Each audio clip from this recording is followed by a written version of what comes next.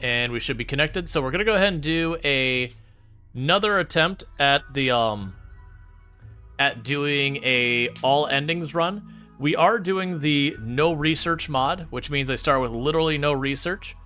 We are not doing the random research mod because it doesn't work with anomalies still, which is really upsetting actually, because it's one of my favorite mods. But with anomaly turned on, you have to go into dev mode after you start and then disable the mod and re-enable it. Otherwise you cannot choose anomaly research and it won't automatically choose them either. So you just can't research anomaly stuff. Which would be fine if you're not doing that. I mean, technically you're completing one of the endings each run, yes. But all that. You run too many mods to use random research, it'd be painful. You have 8 research tabs, yeah. Yeah, I usually don't run that many mods. Like you see, this is more mods I typically run. If you look at most of these mods, and Lethal Darkness isn't turned on. Like it's technically enabled, but I'm not using it. Same with random research. But most of those mods are quality of life and all that. Temper Force, sure, fine. Do we want to do a landform? Yeah, and that should be accurate for what I'm actually using, the mods command there. Do we want to do a landform? Because we have the geological landforms. For those who haven't seen, it's a really cool mod, so you can choose like different tiles like Rift. Swamp Hill is the last one we did. So instead of just like the randomized things that RimWorld normally has, you've got kind of these more exotic ones. And some of them, like, you'll look at ones like Rip or like Crater here and you'll be like, oh man, that's gotta be amazing for defense. And mostly yes. The thing you gotta consider is if you block this off, if you're supposed to have like 2-3 different groups of raids show up and then wait for their turn and then attack you, because there's nowhere for them to go, they immediately attack your wall trying to get to where they want to stage, but all 3 groups. You also get lots more drop pod raids and all that kind of stuff. So there is some pro and con. It's still a more defensible position, but it does have pros and cons. Got Caldera. Dry Lake is terrible. Yeah, Dry Lake, you've got the soft sand in the entire middle, which is just awful, because it means it can't support heavy structures. So that is its own challenge run by itself, is to build a base where it's going to be almost exclusively wood, or you have to like weirdly put your base on the side of the map. But that's the thing. Some of these are challenge runs, some of them are easier runs. Like this one, you cannot be raided from any of these sides because deep water. Except now mechs can come out of the deep water for nightmare fuel. And all that. Some river or coastal maps. I haven't done much in the way of the coastal maps. We're not doing anything on an island.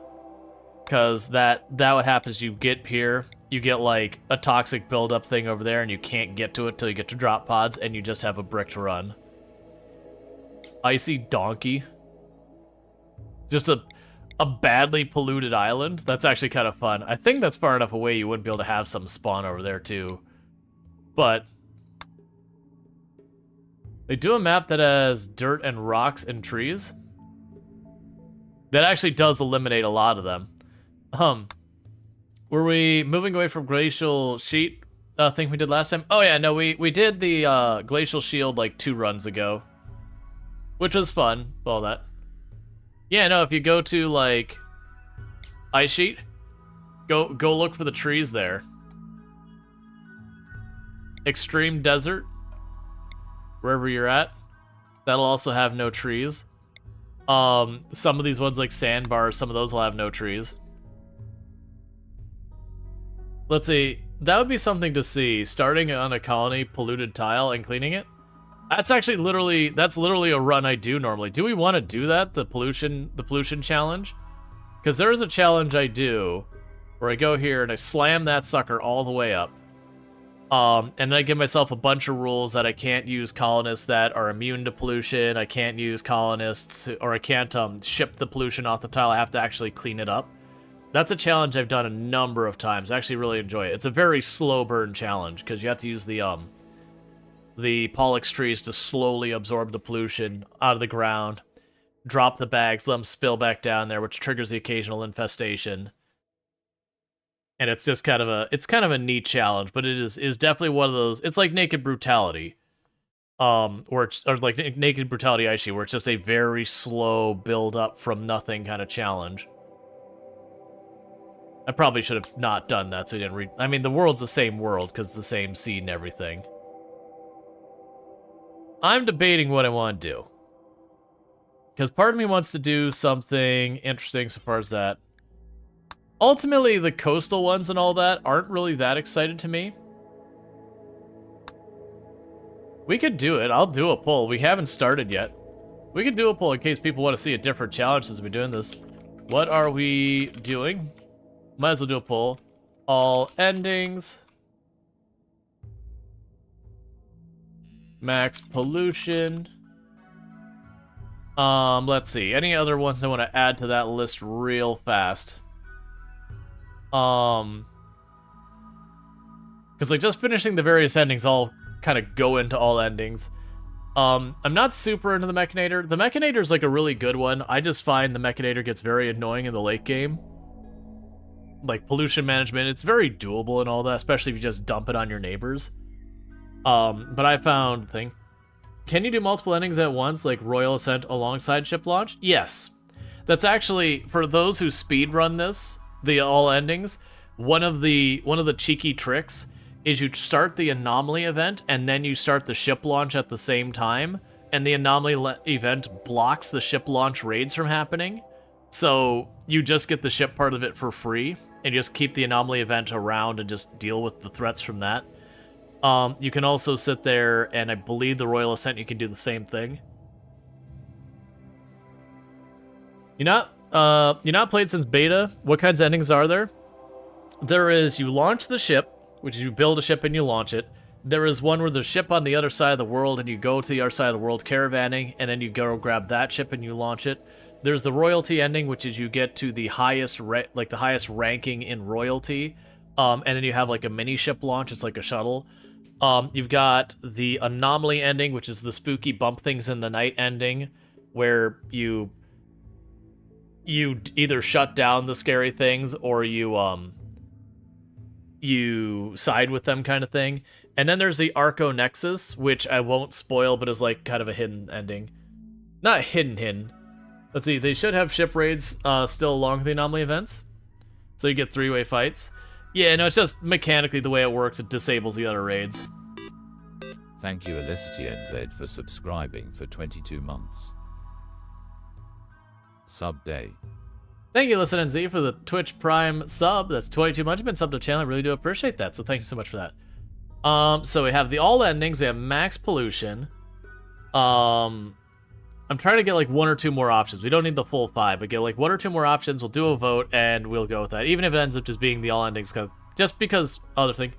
I don't want to do hospitality right now. It's a cool mod, but like, it does feed you a lot of wealth and all that. It can be fun, but I'm not feeling hospitality. Thank you Sentient_Cookie for subscribing for 35 months.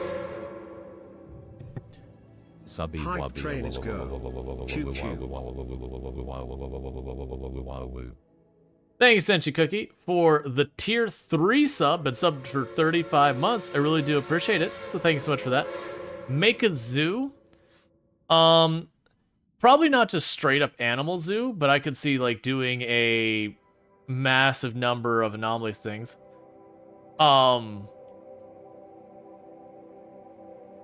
Like we've done like an SCP, just see how many scary things that go bump in the night I can keep. Which can be fun. Anything that's just not plain royalty or anomaly endings? Yeah, no, doing the anomaly ending as part of the all endings thing is fine. But yeah, no, it's definitely like all that, like I feel like I want one more. But the friends that you were on the previous visit, definitely not Bloodbag hidden away in the mount. Yeah, we could do like the just because we had one where we were trying to keep as many anomaly creatures as humanly possible locked away in the back. As a previous one. I don't think I need to do that again. Because I'm also thinking there's like 1, which is the scenario, and then 2, which would be the like what tile we did. The max pollution challenge. Get 20 cubes, vampire. I don't enjoy the vampire just because without mods, you have to basically keep people as blood bags to make it not super micromanagey. And then generally I don't play the game as like cartoonishly evil, so I don't keep a whole bunch of people I've lobbed their limbs off in the back room that I can bleed constantly to keep the vampire. So if they ever gave us the option in the base game of being like, hey, when this person's blood is like topped off, the vampire is allowed to use them to like top themselves off, or be able to have someone who like routinely gets the hemogen packs pulled from them, I would be super on board with that. But like the having to manage it so much micro if you're not going to be absolutely awful. Well, I mean, we're going to do tribals. Like any of these, I'm doing tribals. I prefer the tribal start. This is literally like the challenge side of it, not getting into necessarily the tile we're going to be on, all that. Can hemogen farm be automated nowadays? Did they change something? Anything diplomacy? Yeah, and that's the thing. You can hemogen farm prisoners, but to have them not constantly break out and deal with them, usually you'd hack off their legs and arms. Well, I mean, their legs. Like, that's the whole thing. To make it not a constant nuisance, you hack off their legs and then you send them to hemogen farm. And I generally don't prefer doing that. Not sure it's possible, but the pollution clean along with save people from anomaly events things, are there events where people fleeing from the spookies? Not specifically, but we can do like a guilty pollution. Or like Dead Calm Gene for them. That also works. I think Prison Break doesn't care about Dead Calm. That Prison Break is just a triggering event. I could be wrong. It would be nice if we could have regular yeah, that's what I'm saying is, it'd be nice if we could do that without requiring keeping a whole bunch of prisoners locked away. Like, there's a whole ideology around having a bloodsucker leader and that you literally get happy from being bloodsucked by the vampire. I'm like, come on, so we should be able to do this voluntarily without micro. And like I said, there's mods. One of the genes make it so they'll never prison break? I was unaware of that. Yeah, I'm trying to think of what I would do for other, like another challenge run, because we did the aspirations. That's a cool one. Alanorama has like the 2 colony thing, but that's got a lot of mods I got to set up that I'm not ready to do short notice. Yeah, the hemogen farm, but for colonists. Yeah, I think that would be nice, and you could like toggle on and off. You can hemogen this one, but not that one. So you keep your melee pawns from being hemogen farmed because they're going to be taking the most damage. But like your researcher who just chills in the back and researches, that's a pacifist, can be your dedicated hemogen farm. Plus your vampires are more likely going to be your melee pawns in the first place. Because like I'm not thinking Sanguiphage, I'm not thinking Mechanator. Like, have a blood donation be an hour of the schedule. Something like that. And then only donate if they don't have blood loss and whatnot. Like I said, there's mods that do that. I just tend not to mod much. I am blanking on something else to do for a challenge. I mean, I could add just regular old naked brutality on there. I mean, I guess that would still potentially be an all endings run is what I would do with that. That's the whole thing. You have the start, you have the tile, and you have the challenge. Are all very different things. Oh yeah, is the hype train still going? I've lost chat. Oh, I can't see because I have poll up. That's what's going on. And I'm using the mod. Destroy all Empire colonies? Oh no, conquering the world is absolutely painful to do play-wise. The caravanning large groups to do proper fights, large-scale caravanning in itself is just a very frustrating thing. I still to this day, every single time they announce a DLC, is like, you're gonna rework caravanning, right? Please rework caravanning. Because it very much feels like here's RimWorld and they kind of bolted caravanning on top of it. And you would like to see you generally fight the Empire? They can be pretty fun to fight. Oh, we've done the thing where we side with the deserter before. We've done that. It could be fun. Why am I struggling so hard to think of more ideas? That's part of the thing when you've done a lot of RimWorld is you start getting those like, yeah, well, I don't want to do that idea. Yeah, but not this idea. Oh, heck, I'm just going to make it the 2. We're just going to make it the 2 just to get this poll going so we're not spending half an hour before we start. So we got a poll up of whether you want to see the all endings run move forward or if you want to see me do the max pollution challenge. Which the pollution side of the deserter versus the empire. I usually won't stack my challenges ever because usually that just, okay, it's very much going almost entirely one side to all endings. All right, so we'll just assume we're sticking with all endings. Like, unless there's a big upset. That's no problem. It was just, it came up, so I was like, all right, let's figure out. Like I said, the pollution challenge is a very slow burn challenge. I might even end the poll because, like, we already have, of the people here, a good chunk of... Yeah, it's basically nearly unanimous for the all endings. That's not surprising. Can we be limited to generous guilty so we don't get horrible pawns? Yeah, I'm gonna go ahead and just... It's all endings as 1. We're just gonna go with that. Because what I am gonna do is I'm gonna immediately start another poll. So I do apologize about the stacking the polls. What map type? We're gonna say, like, cave, colony, temperate, forest. Let's see, do we have any landforms that are fun? Yeah, so we've got the cave one, we got the landform, Swamp Hill. We'll put Swamp Hill up there.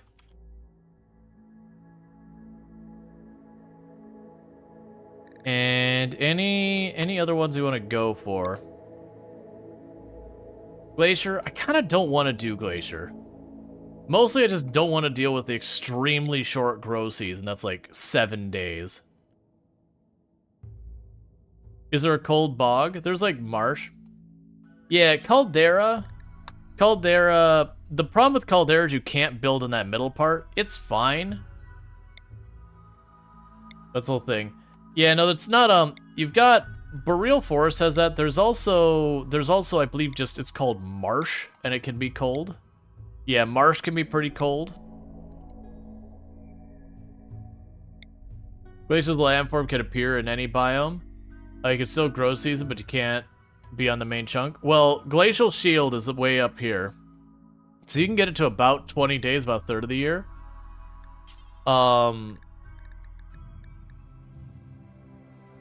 Tricky. The landform glacial. Oh, landform glacier.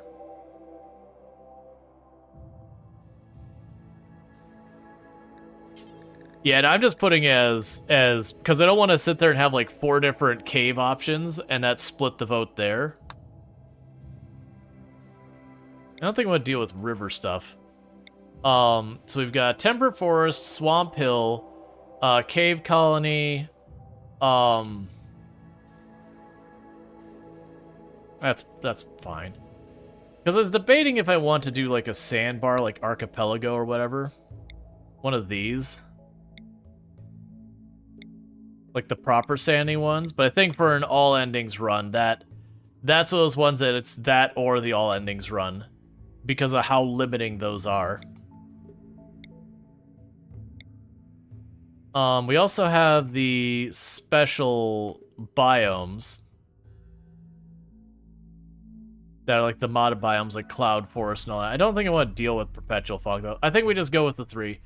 Boom. Second poll. Alright, do you want a cave-based colony where we choose a map that's got lots of stone and we do, like, the diggy hole dwarf thing? Because I haven't done one of those, like, properly in a while.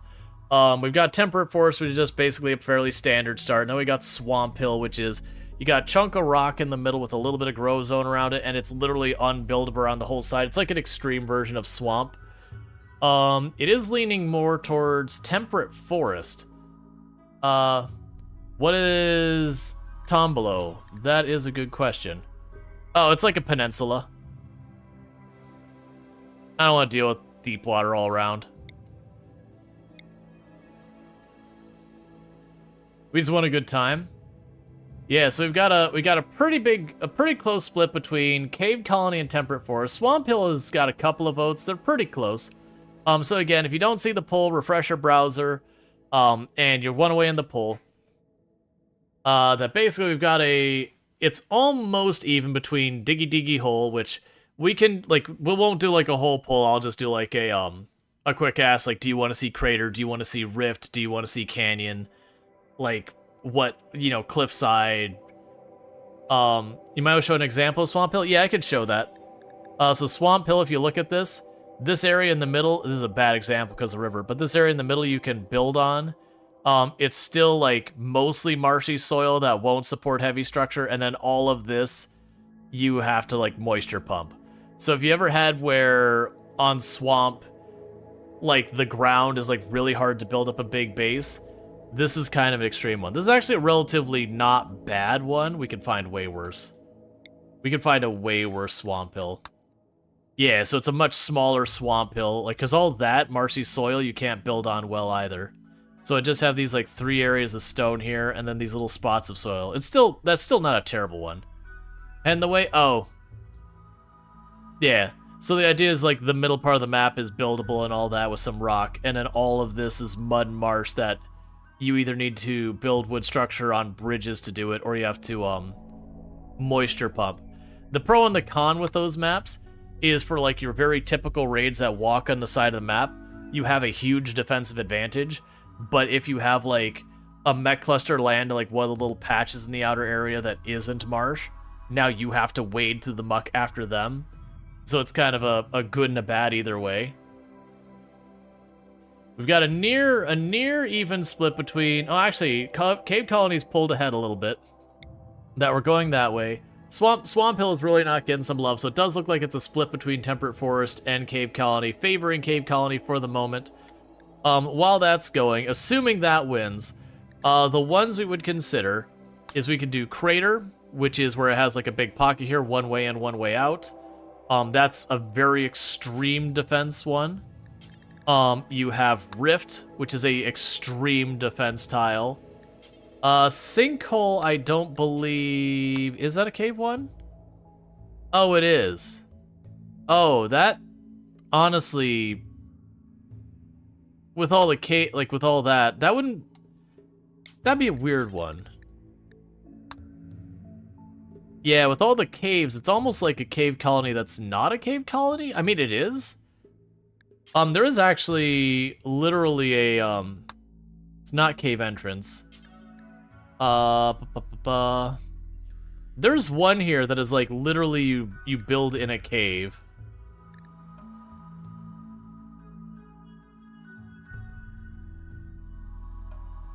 No C note? I don't know what you mean by that.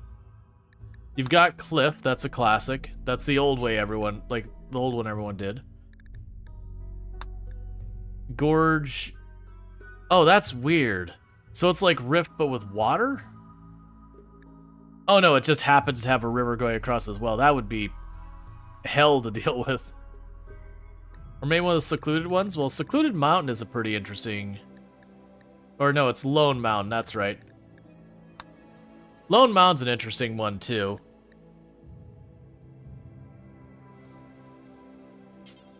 No Gorge is only on a river tile? That's interesting, though. The downside is you'd have, like, no grow zone. You'd have to go into fungus right away.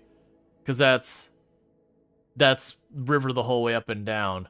That's 100%. You got to almost immediately start working on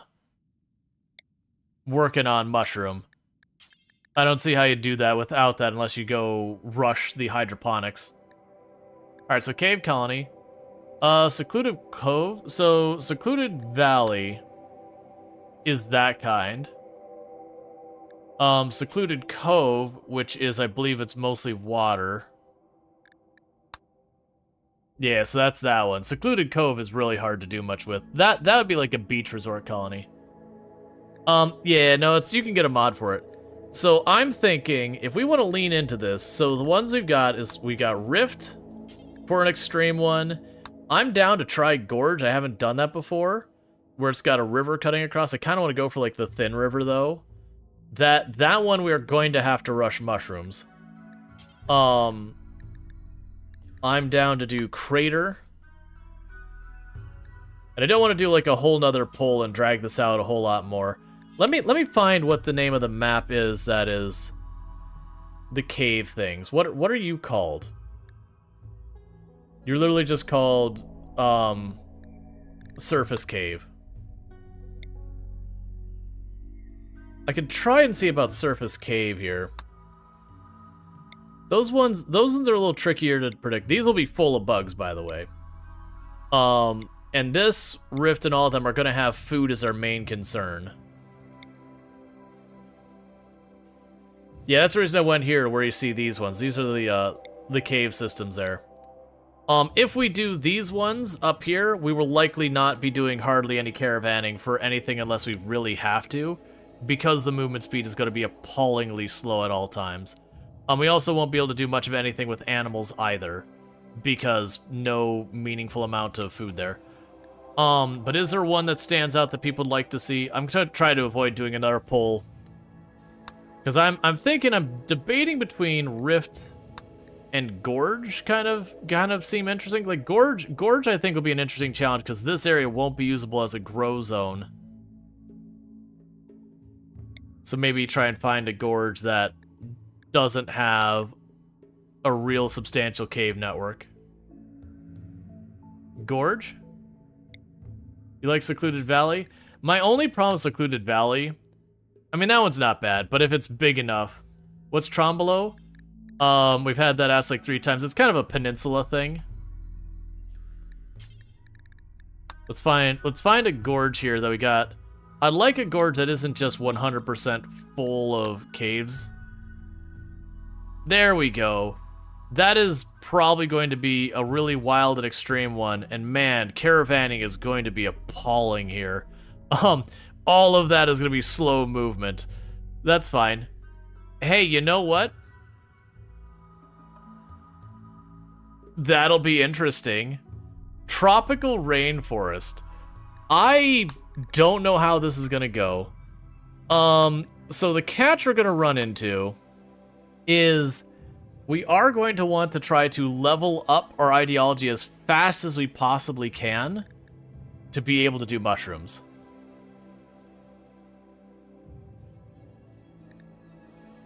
So for right now, I think we'll start with Prolicizer.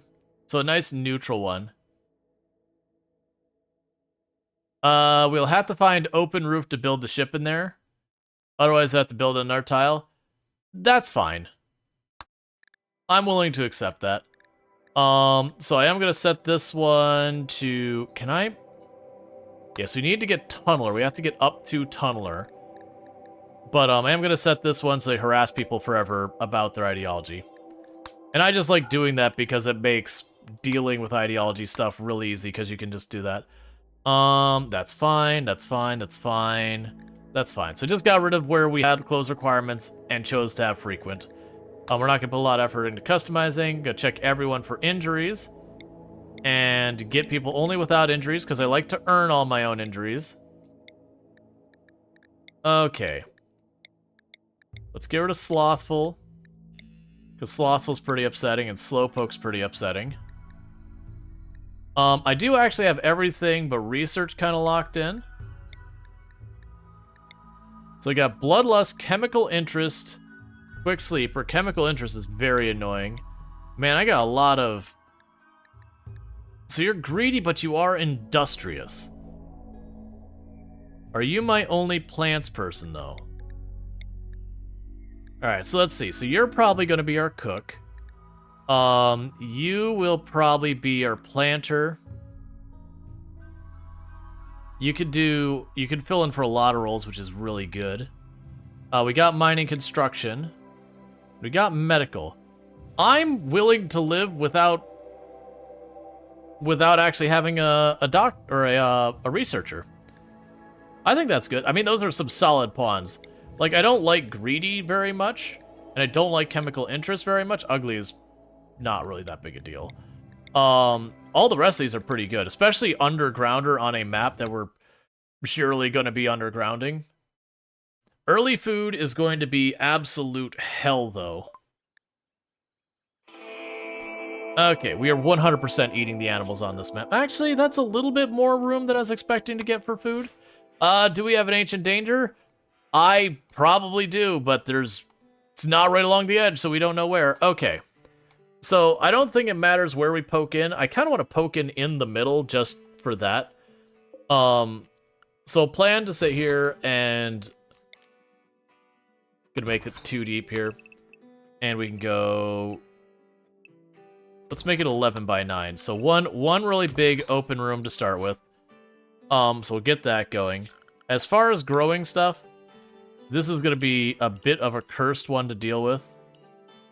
So we're going to go and set you to rice to start. And that's fine. Let's look at our assignments. Food policy, lavish, do not eat corpses. We can go to schedule here. That's all fine. We will add a little bit of recreation on the end there. Just so that at least recreation once in a while. Everyone's set to social drugs. We can just... even though I don't have the drug at all, I'll just add this because we can. Every 5 days for the drug that gives you immunity, because we are on a terrible tile. Stone cutting and all that's probably going to be a big one in this one. Let's go ahead and we'll pursue complex furniture first. Get to our work schedule. And usually I'll toggle everyone's passions on first. And they're not passions off. We don't have anyone who has social at all. Lovely, I do that quite often. And now we figure out who's doing what. So you two are doctors. So I actually have 2 doctors in this colony, which has been entirely too long. Right now you can be our social person. Okay, so... You are the most limited, so you're going to be our cook. Congratulations. You, on the other hand, can be a growing person. Actually, you can be our crafter and our researcher for right now. And then you can be our dedicated growing, but actually, you can be our construction, you can be our grower. Okay, so I've got them able to do a whole lot of range of things. I believe I've got all the skills represented. We've got handling. What actually...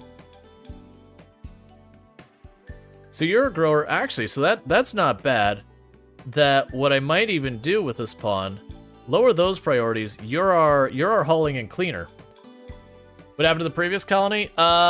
We died. I don't remember why we died in the last one.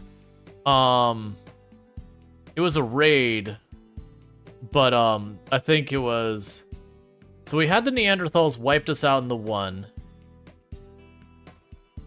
Oh yeah, we had a raid, and while we were fighting, the person shooting at us pegged a group of rhinos nearby us. And so we had 5 or 6 colonists with 4 rhinos right on top of them, and just clean sweeped us and themselves. So just checking, we got cooking, we got growing, we got crafting and research. You are our construction mining person, and then this person is going to be a dedicated hauler. So I'm pretty excited about that. It's been a while since I've had a start where I actually had that. We've already determined I'm going to be digging there to start and getting all that going. We also need to go in here. We've got a lot of people with nimble and all that. Do we have any clear winners so far as the shooting category? You're pretty good at shooting. You're a good melee pawn.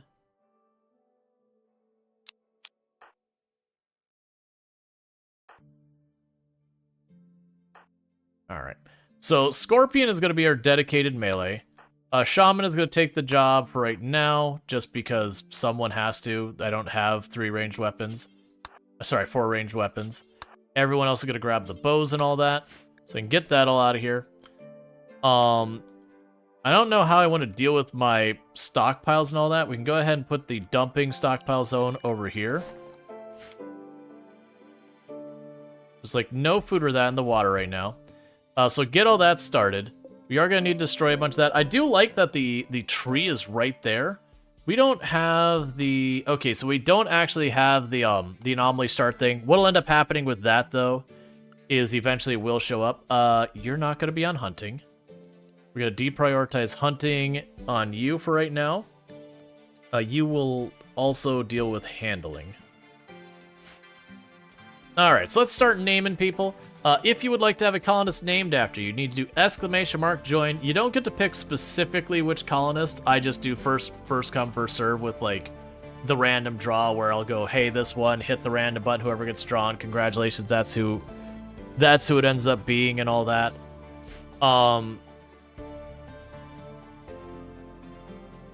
We are going to have to hunt animals here, and right now, none of those animals am I going to shoot at, which is not great for us.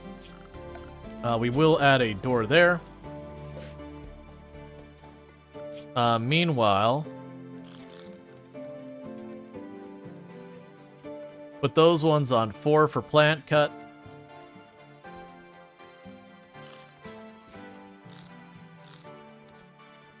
And those ones on 4 for mining. So that way, people who don't have something better to do can work on stuff. We will go misc, caravanning point, shove it there. And as I said, unfortunately, I do not foresee these animals surviving. I'm expecting food to be absolutely horrific early on in this run, because there's very little room for berries. Right now, I've got nothing I can hunt without getting very realistically absolutely murdered. We are 100% eating our animals to stay alive. Well, that's weird. My bot updated is acting like there's literally no one watching the stream now. Cool. You love the vanilla expanded mod? Yeah. Like, I don't keep an eye on my viewer count. I only noticed it because YouTube chat, which I normally have over top of it, fell behind because I kept clicking over so I could see while I was doing the polls. And it just went, up. Everyone's gone. I think it's just the bot being weird today. Oh yeah, no, I suspect everyone's still here. Like, unless, like, Twitch went down or something extreme. Okay, so we've got that set up. We're not going to be worrying about growing a lot of medicine yet or anything like that. I'm literally in mode just get as many plants as you can down. I don't have a much growing space. I will set this one spot over here to at least have a non-zero amount of medicine.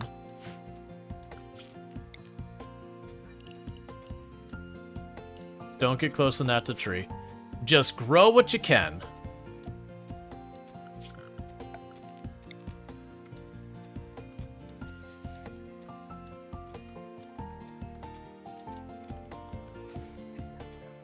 Yeah, so for the moment, I'm just trying to carve this room a little bit bigger. So, again, if you want your name into the hat, you've got to do that. We'll also go over here.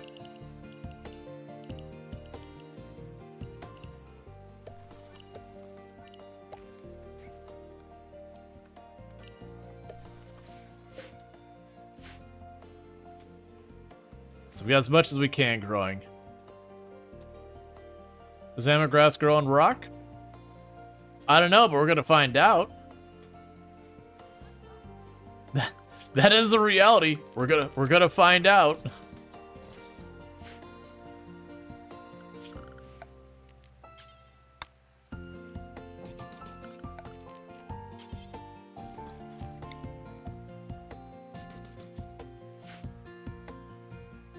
All right.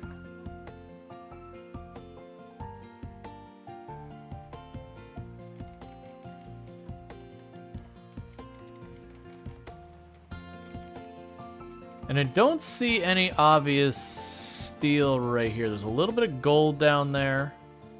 There's a patch of steel way over here. Like, I don't expect to have any shortage of materials. There's some components down there, some more steel over here, and a bit more steel over there, some more components. So we do have some exposed, not a whole lot. I'm probably not going to worry too much about trying to find all the spots. Oh,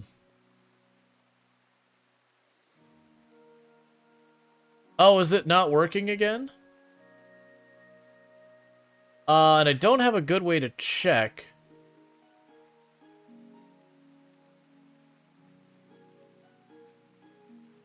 Because, like, the bot's not ignoring it. It might just be one of these things. Yeah, no, I definitely see where you've queued a bunch of times, Jaywalker. Oh yeah, no, I see way earlier. Oh no, that's JD. Sorry. Again, the thing with the similar letters and all. Yeah, no, I don't know why. I think maybe it's because you did like the join space 1 early on that it just didn't know what to do with it.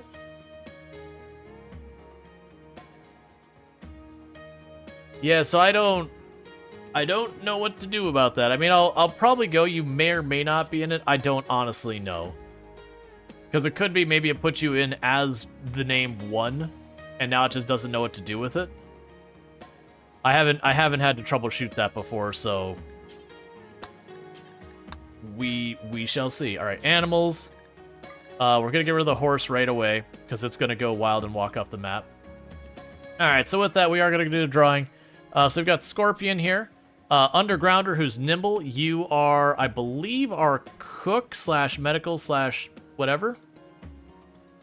Oh yeah, no, the bot is definitely passive aggressive. There's no question about that. Very last Lardine. It's our first colonist. We've got another nimble colonist, an undergrounder optimist. You are a mining and construction person, and you are going to go ahead and be. Let's see. Ooh, I do not know how to pronounce your name. It says, is it OS Sir HC?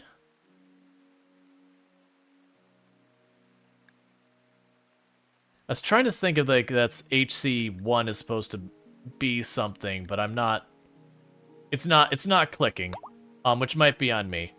We've got a bloodlust, chemical interest, quick sleeper. Oh yeah, you're my actual cook because. Crisio backwards.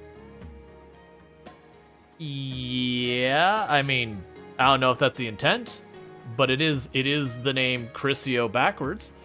And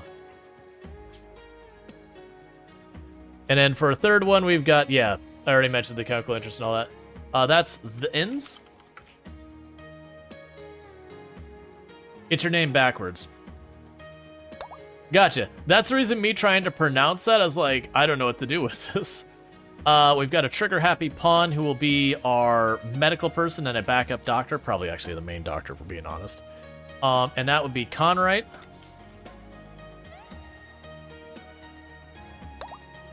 And then finally, our greedy, industrious, ugly person who I believe you're doing plants? No, we've got you as kind of our dedicated hauling kind of person for the moment. And then we've got Longspill. This is, yeah, there's no correct way to say it. Yeah, no, I got that. When you said it was like the name backwards, I'm like, yep, that checks out. That does look like what it is. So one thing we can do here to give myself a defensive position is we can build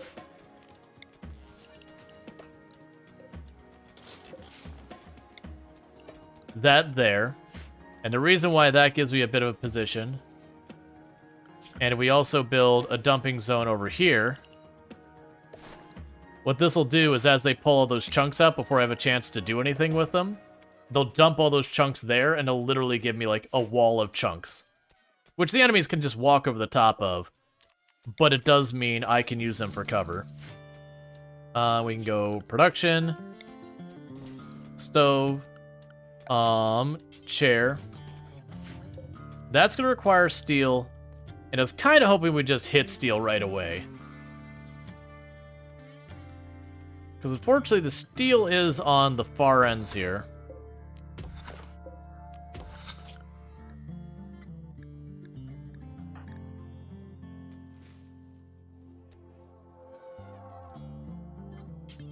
So you go mine that. And I'm hoping we'll get enough to build that stove real fast and get ourselves food going. Yeah, so it should only take like 2 or 3 of those to give me enough steel to build the fueled stove.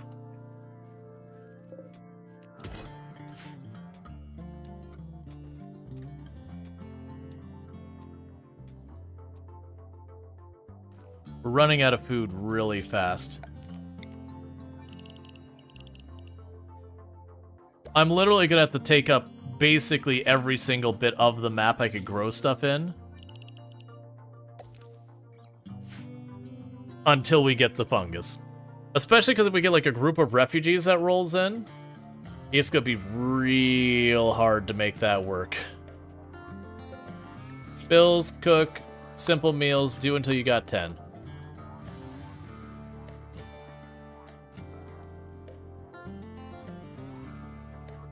Alright, and they'll keep carving that room out. And we're just gonna make ourselves a really big hecking mountain base. We're going full dwarf fortress here. We must rise up against the tyranny of the bot. The problem is the bot has all the power. And sits comfortably in safety away from where you can reach it.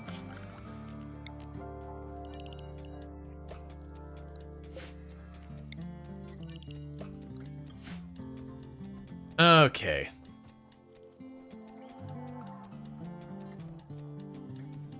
Are you going to that valley? I hope you like mushrooms. Oh yeah, no, we genuinely want to, as early as possible, try to get the ideology reform. Just so we can try and get things going. Alright, so social, we've got 3, 2, 1, 0, 3. So I'm gonna make it Bong Spill who gets the title, and the reason for that is they're not a melee pawn. So they're likely to actually not, like, if I need to preach health, they're likely to be the person who needs the not the person who needs preach health. It always sucks when your melee pawns are your doctors.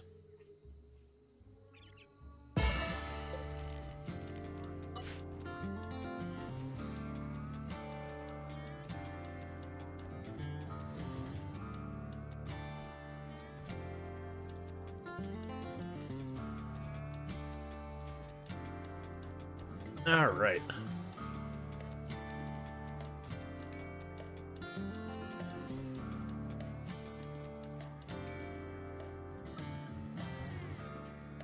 Oh yeah, and my new case arrived today from Fractal, which I mentioned, and they sent it, you know, as part of the sponsorship and all that.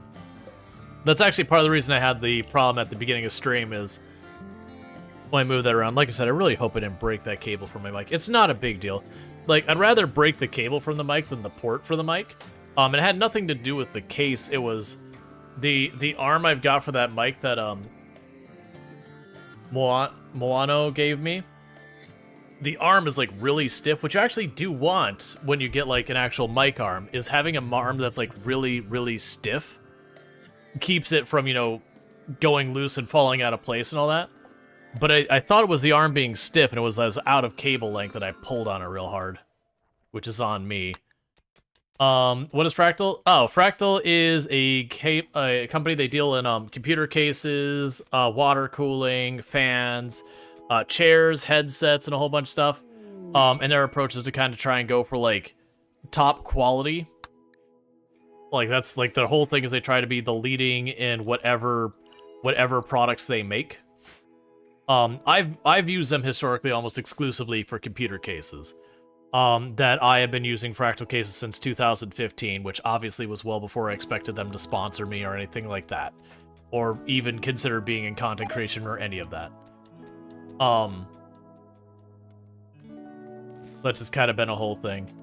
So we're getting all this planted. We do have some meals. We are desperately trying to keep things going. So the next animal on the list gets to go. Sorry, man. There is, like, literally no berries for me to go for, and right now I got a big herd of elephants and a big herd of rhinos as my only choice to hunt. Neither of which do I feel even remotely comfortable making happen. Like, genuinely with this kind of situation, if I was like, I need to eat, I would probably choose one of the groups, and what I would do is get my worst shot as far away as possible and just throw one hit, hoping I miss, and it sends the elephants scattering, so that I can then, you know, pick off whichever one gets separated from the group.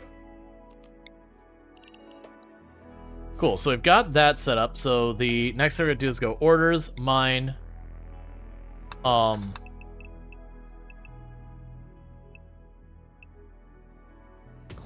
we'll start making a tunnel here, and we will make what is going to be our Like dining common room over there. That's 8 by 8.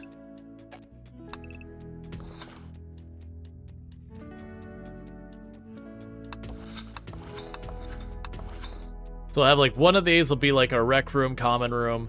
The other one will probably be an ideology room. We'll give everyone their own bedrooms as well. We'll work on that.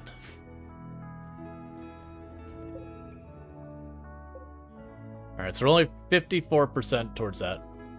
How big is the first room? I think it was 11 by 9, if I remember correctly.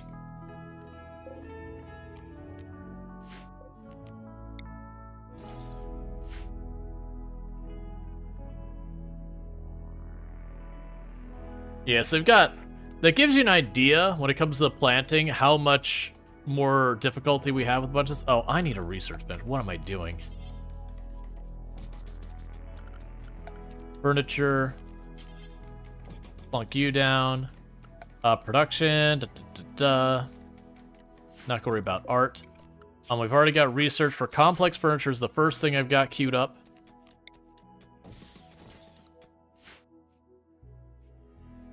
Okay. There's gonna be a lot of stone in this colony.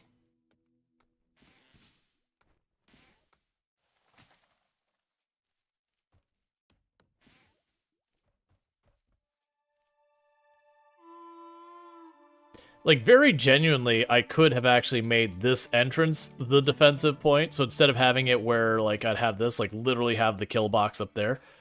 The Treaty of the Cave is actually not a bad faction name. Speedrun into Watermill, Jenny? This actually, you're not wrong. This would be pretty close to an ideal candidate for Watermill generation. Right now, I need to try and get to, getting mushrooms as fast as we can. Let's see, give the settlement a name.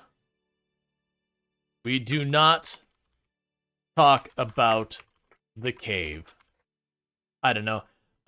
So we are a faction. Right now we're Prolicizer. We're definitely going to go Tunneler on this one, because otherwise we're going to starve to death, or have to go super hard into hydroponics.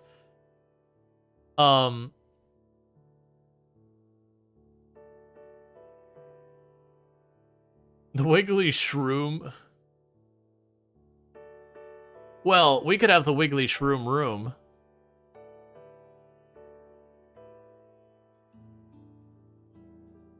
I mean, I do get the stream so far as the river.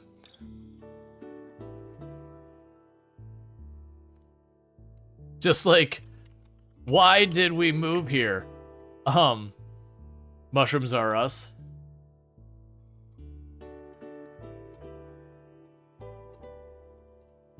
The House of Mush. Stone Snack. Stone Shack, I could see. Actually, we'll go the House of Mush will be the faction. I could do the Shroom Room. Mushroom Canyon. You know what? The Circle of Shroom. That's not how you spell canyon either.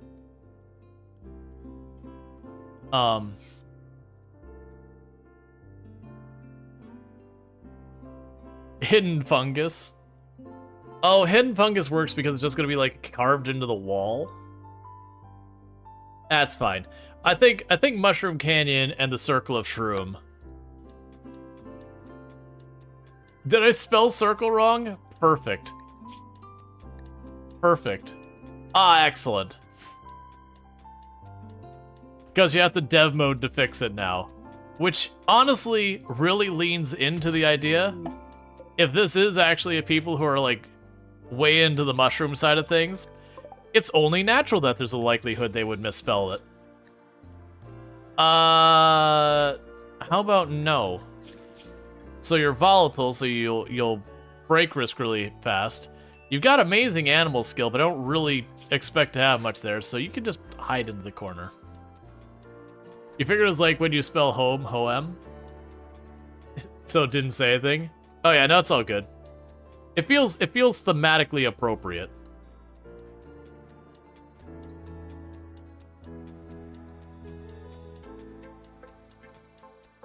Alright, so they're all working on hauling stuff. I think they'll sort out. Please give me an animal we can actually hunt.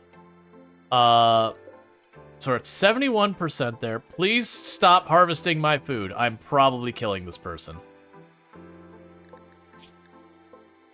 I'm just killing this person.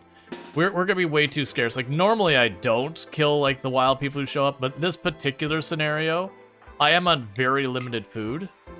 And having them tear up my food earlier and waste it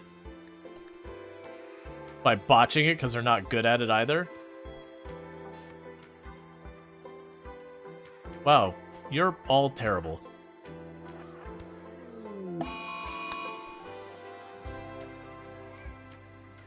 And before anyone suggests, no, we're not eating them. Are you slowed? Yeah, you're slowed. So let's go ahead and scooch over here. Let's just grab the whole group, move them over here. I generally don't do cannibalism outside of extreme runs.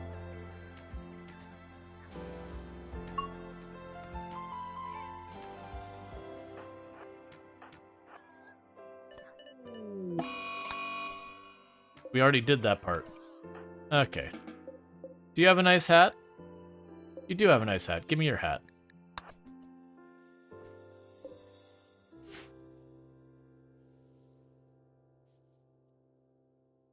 I'm the healer, but draws bow.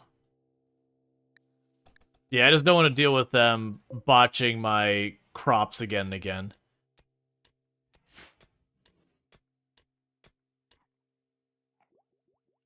Like, it wasn't for how extreme the early game food is going to be on this, then I wouldn't worry about it.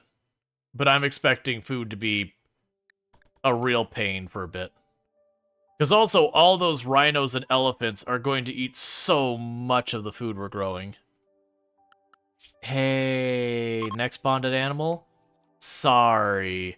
I can't really feed you, and I need food, so, you know... It is what it is.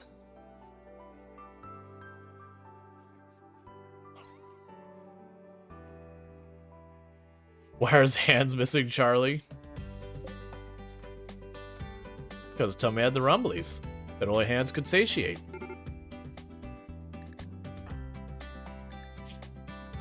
You are upset because recreation deprived. You know what? That is fair. I have forgotten to build all of the recreation stuff. That is on me. There, now I have recreation stuff.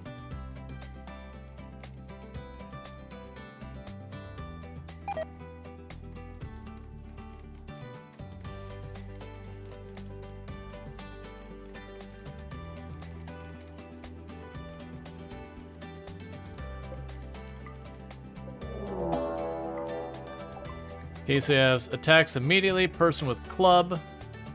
That's... If it wasn't for the fact that I have no way to get you what you need to survive as a waster right now, that would actually be a pretty reasonable pawn. Weird. Automado's like, finger food, how dare you? It's like, what? Did you not burn my tiny little bit of field over there?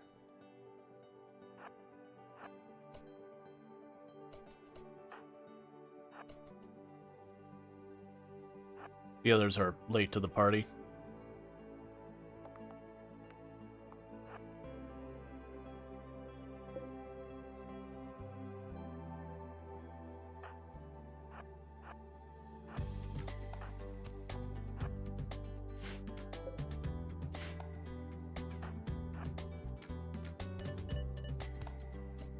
Cool. Do you have clothes I care about? No.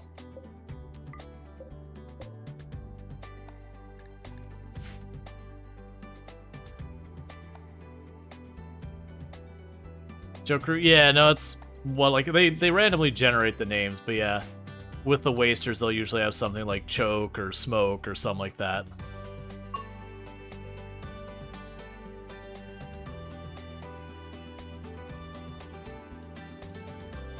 Stop eating my crops. Please. Please. Go away. I can't fight you. Literally clean sweeping the entire thing. Nothing left. Okay. So here's what we're gonna try to do here. That was gonna happen. Yeah, I was kind of hoping I could sneak away a harvest on it first. Okay, so who is my lowest shot? Can reach that. We just need to scooch a hair over.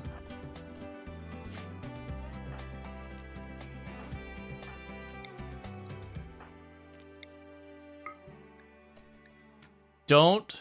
Okay, scatter them. You've got them scattering. I want you to spread out a little, all right? I need to spread out a little bit. Oh, come on. I can go over here and deal with these ones easier. Because if I kill an elephant, that'll give me a lot of food.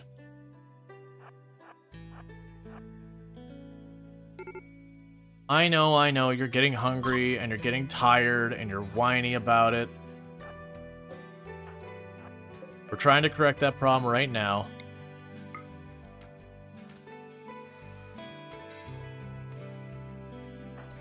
Is that a good enough hit to do anything? Not really.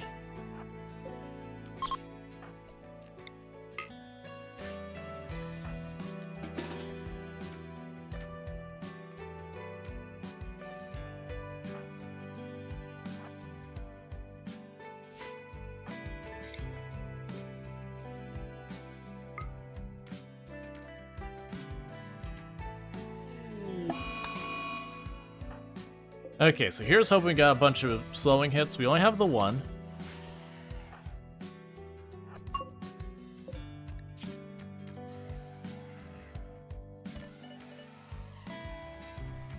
Don't be Manhunter Pact. Okay, we're fine.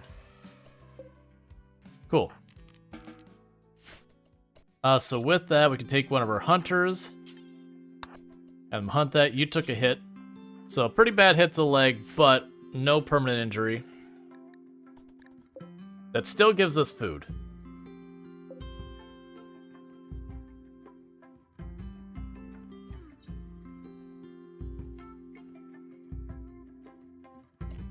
And who's our doctor? Because I need you to treat your patient.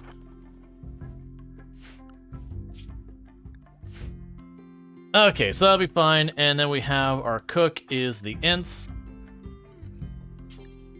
So the butcher, the elephant, all that. My elephant's still marked for hunt. You are correct. Thank you for reminding me. So I'm going to have to try and sneak in and take out some elephants as able. But yeah, no, if I aggro a big group like that, it's just over. So they unfortunately are going to keep wiping out my crops again and again. But if we can manage to sneak in there to get a kill here and there, that should help. And you're really upset because you want an impressive room. They eat your crops, you eat them? I mean, that's basically what's going to happen here.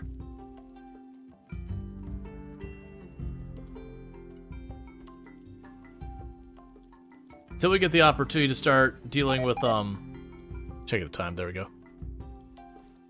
Oh, good. We're eating raw meat, that's fine, but if we eat a cooked meal, we get food poisoning. That's great.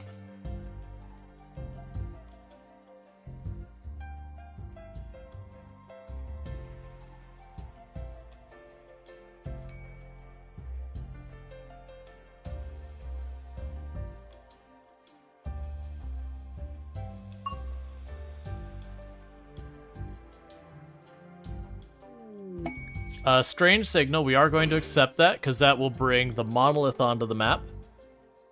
Which I'm really curious where it's going to put that. Because there's not a lot of places it's going to fit. Like up here, maybe? Or there. So that's the activated anomaly. I'm actually curious, because the thing, when it gets full size, it might trim over the edge there.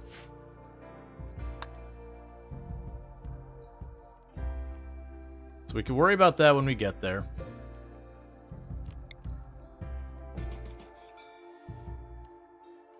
The moment, just do what you can. You still got 9 meals laying around. You're still recovering from your getting gored by an elephant. It's fine.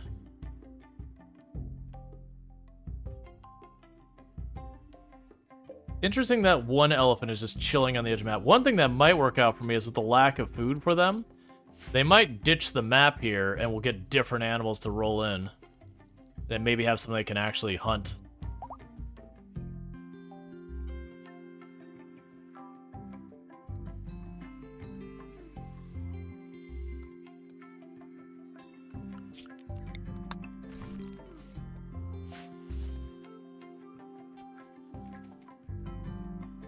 And I will awaken the monolith. I'm just trying to get that early, just the food off the ground right now.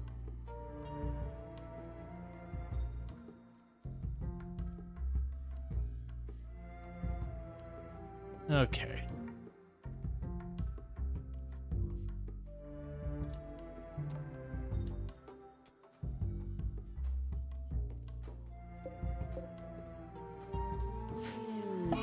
Low psychic drone.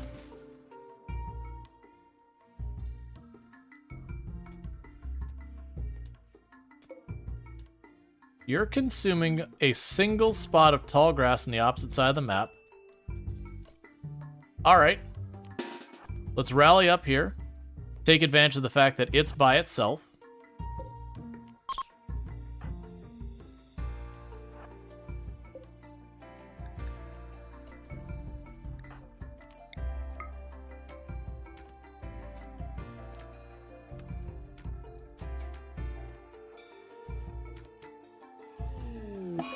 Very first hit did that. So good news is we can actually kite that one. It's got a bad back. Oh, I didn't want to move you forward.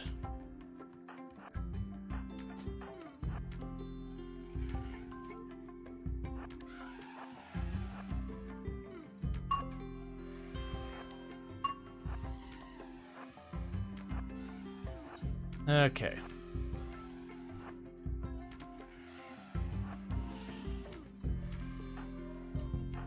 And handled. Cool. So that gives us more food and a little less things trying to eat our food. Can you tame an elephant? Yes, but you need food to tame them, and therein lies the problem.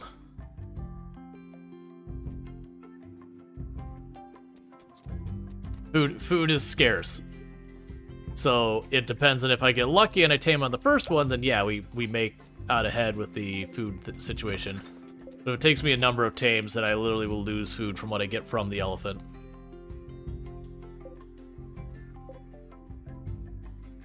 Yes, a bunch of them should start leaving the map due to lack of food. Yep, like that one just abandoned the map.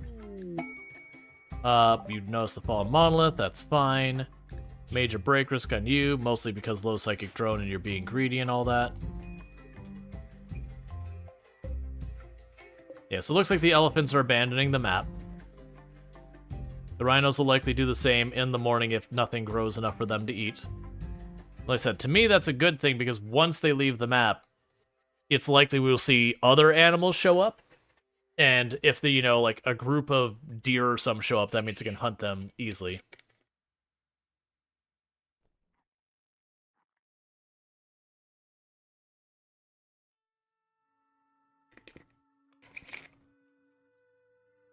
What are you grabbing right now? Oh, wood. That's fine. Solitary Knight being chased by a guinea pig. I don't technically have to do it this time, but I'm going to. Because we will want to do the title later. Meanwhile, that's fine. Oh, hey, you know what? You just keep running this way right now. Because you're a wimp who's terrible at melee. That guinea pig will probably actually beat you.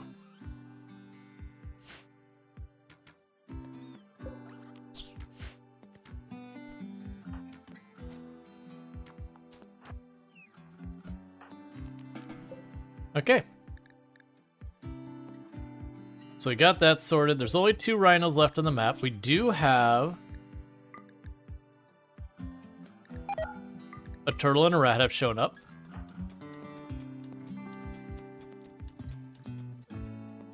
We start having people hunt. Shuttle has arrived.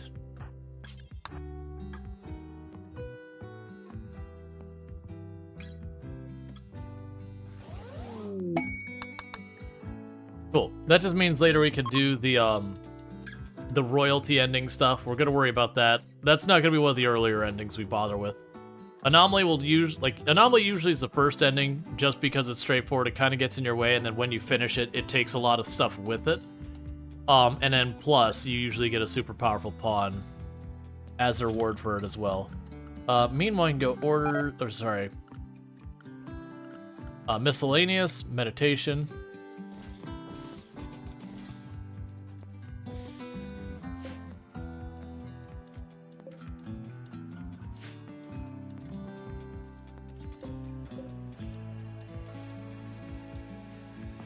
Okay, not super excited about fighting a rhinoceros, especially with some other people having food poisoning right now. Stop. I want you on the other side of the river as best I can. In fact, you with your food poisoning, go back inside.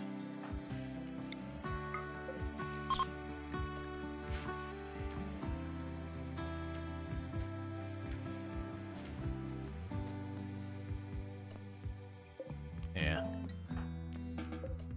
I don't think it's worth chasing him right now, not with the food poisoning. Mostly trying to scatter him.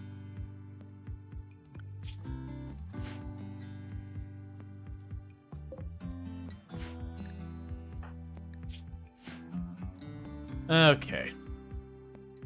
Because they are demolishing literally all of my food.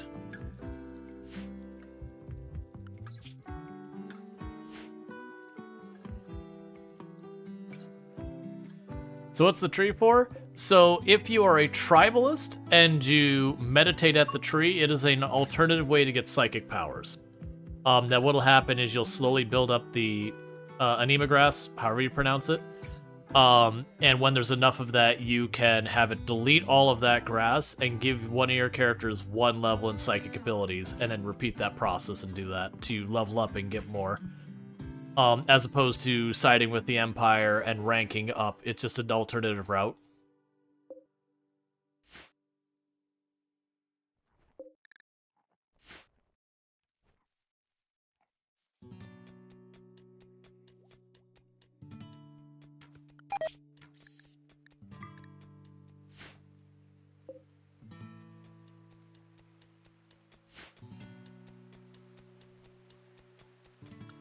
And we're hunting literally everything that shows up that won't fight back.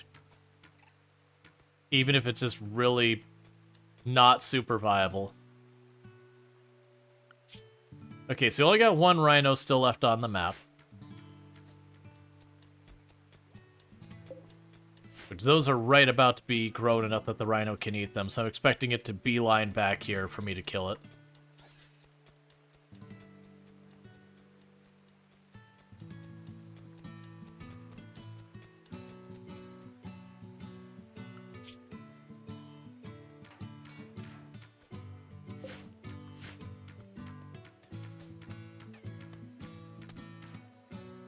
Okay.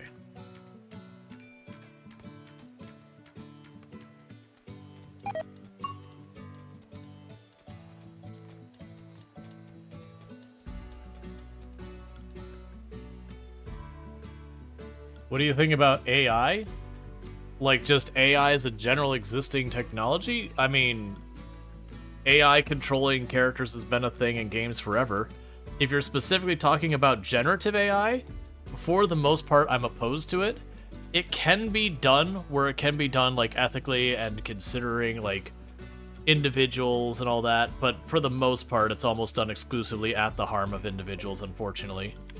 I'm not gonna fight in the rain. LLMs, they can be used for perfectly acceptable and meaningful things. They are not typically used for it. quite often they're almost always used to, like, right now we have it where you have LLMs that will mimic people's voices to have them say all sorts of things without, you know, compensation or consideration of the individual who they're, you know, mimicking their voices. You know, you get into, like, the deep fake kind of stuff, which is also a major problem. And also for their use to simply replace jobs is a big problem as well. You know, and that's the incredibly unethical side of LLMs. On the same time, there are use cases you can have for LLMs that don't do those kind of things. It's just the problem is right now, by and large, the vast majority of stuff is simply being used to not pay people, that kind of thing, to, like, do stuff that arguably competes with the very individuals and everything. I should have had that back one. That's fine, we'll just leave it in this open hallway. So generally, I'm not for LLMs, just because the vast majority of what people are using them for are harmful. Conceptually, the technology is fine. It's just, instead of using them to support and help people, they're using almost exclusively to replace people.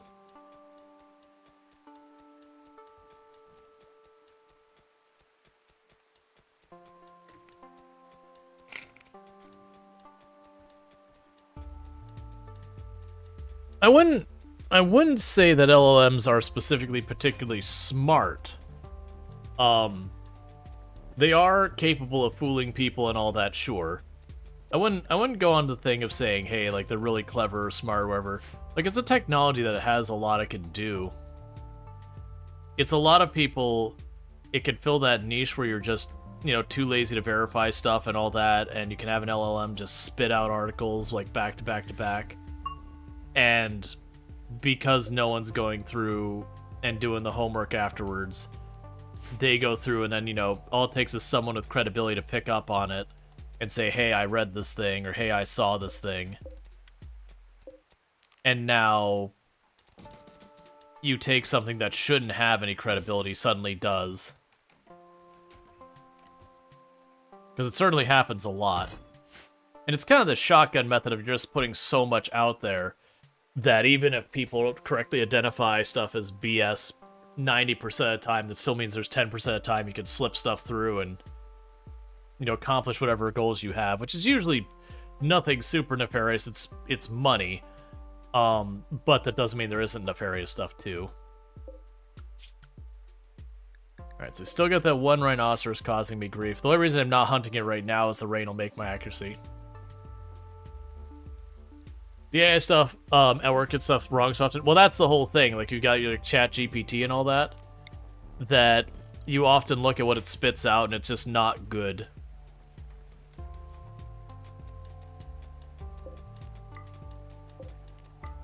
That's kind of been my criticism more, is like, do I see artificial intelligence replacing actual workers in making quality work? No, actually I don't. Do I see companies using AI to just crap out some D-tier quality stuff, you know, because they can do so really rapidly? Yeah, I do. But that more reflects the same kind of companies who they won't hire senior staff, they'll only hire, like, almost exclusively entry level, or they'll almost always outsource to literally the lowest bidder, they don't even care who it is. It's kind of that same thing, that's just a different side of that, where now they've got an excuse that there's this, you know, Pandora's box that is generative AI. And they get all the investors super, super pumped about it. And that's been an ongoing problem in tech for long before AI. About whatever is the latest buzzword getting all the investors all excited and then realize that buzzword doesn't actually do much. Like, we had a big thing with blockchain being the thing everyone was talking about in tech. And, like, everything had to have blockchain. And no one's stopping going, you know what? Literally, this doesn't make sense to have blockchain do this. Like, blockchain does not do anything in support of what this is. But investors who don't know any better were more than happy to hear the fancy buzzword and jump on board, and that makes stock go up. And then, they can get out before stock go down. And so there's nothing wrong in their end. Whoever gets stuck holding the stock at the end when it drops its value, that's a them problem as far as a lot of them are concerned. Ride the wave up, get out of the way before it comes back down. And to a certain degree, machine learning fell in that same thing. At least machine learning has credible uses that are actually really powerful and positive. But it's just kind of one of those things that people are trying to shove machine learning in literally everything. And it was kind of one of those things, it's like, right, but if you actually sit there and look at the use case, it really doesn't make sense in that use case.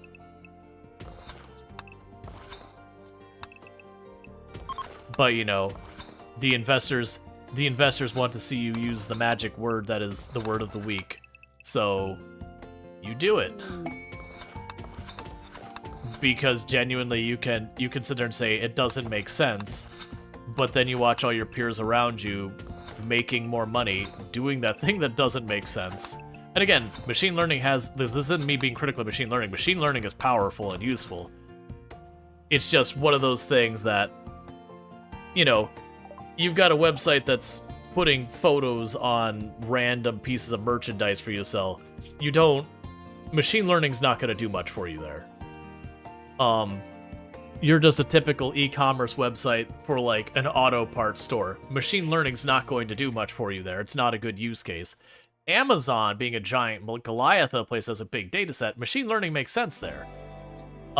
Using where they get all the sensors on all the different machinery around your shop floor, and then using machine learning to figure out like what are the patterns we see from machines that are, run into various failures, so you can know, hey, I'm starting to witness these 3 patterns. It's time to pull that machine offline to go, look at this part, because these, 90-something% of the time we see that particular series of signals, we know that that part's about to fail. Those are great uses for machine learning. Let's see, in that report, some LMN tried to copy their self to outside servers. AI believed to access these servers. Oh, no. If you're worried about, like, computer software gaining sentience, let me let you in. There's a whole lot of, I'm going to go ahead and swear here, there's a whole lot of bullshit people say, because if they can make it look like it's near sentient or near sapience AI and all that, you get all of the people flocking around it. That's been a thing that people have been trying to claim stuff has been like near that thing. LLMs aren't even trying to do any of that. Like LLMs aren't even remotely in that area. We are a very, very, very, very, very, very long way away from any type of computer program being able to achieve anything remotely resembling actual sapience or sentience. We can get that, like, there's been chatbots since the 90s that literally one of those things that they'll add in is they will make it so when you talk, didn't let you, yeah, the bot's been weird, I do apologize for that. I'm not gonna sit here and, like, troubleshoot it, though, the whole time on stream. Just take it as the bot's being weird today, so I do apologize for those who want to hop in. It's just not working right. So rather than fight with it and have that be a whole thing. Did we not finish the research? Oh, it's complex furniture. But it's one of those things that what ends up happening is, like, literally we had a bot back in the day that was like, I can't remember the name of it, but it's like this really dumb bot that literally what was triggering it was it just had a thing that, it would ask, like, what am I? But it was just a programmed response. It wasn't the computer having actual meaningful thought or something. It was literally just, if someone says this, I say, what is real life or whatever. And that's been a thing that's been going on forever. But there's so much money to be had if you were to achieve an application or system being able to do that.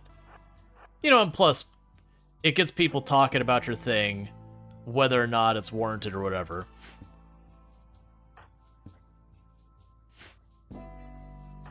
So there's unfortunately a lot of reasons for people to mime. And sometimes it's not even malicious. Sometimes it's like literally just as kind of a joke thing, being like, haha, we'll add this like response just for fun. Not even to like deceive people. Just like kind of a fun nod to various movies and that where they've had like the machine become sentient and all that.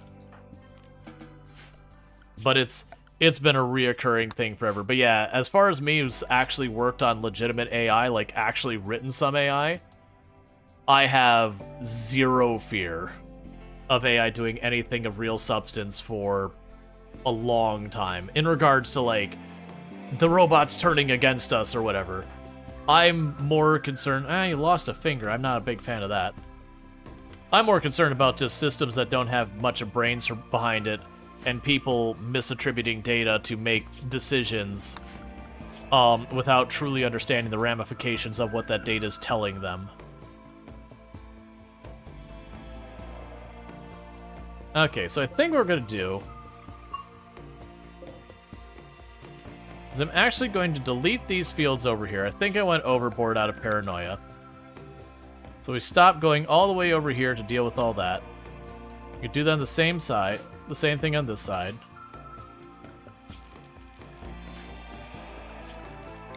And get rid of this home zone.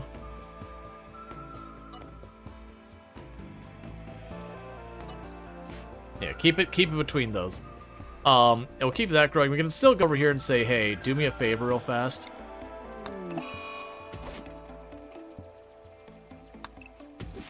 You know what? That's fine. That could just kill that group. So do you like the memes the robots turn on us? They use historical data to determine the most successful battle strategies and weaponry based on the victors. End result, they walk up with a spear and shield to a gunfight. Yeah.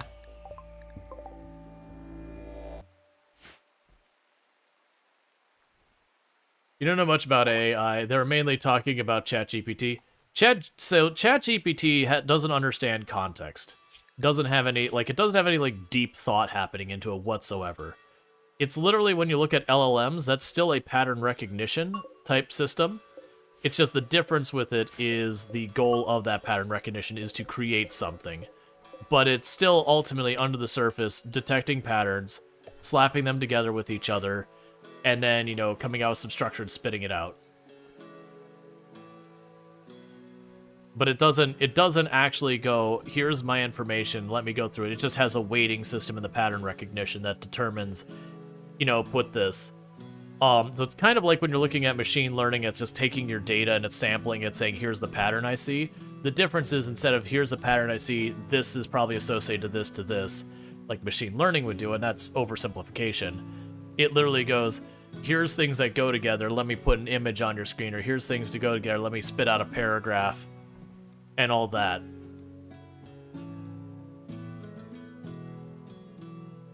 But yeah, ChatGPT has zero risk of agency there. We don't have any technology that's remotely close to something that can achieve consciousness or agency or anything like that. Like, we could have, you know, where they're sitting here putting AI behind, you know, weaponization and everything, but that's more like all the program's doing. It's not having deep thought. It just says, if I see a thing that looks like this pattern, fire missile, or whatever. That's not the program being smart or anything like that.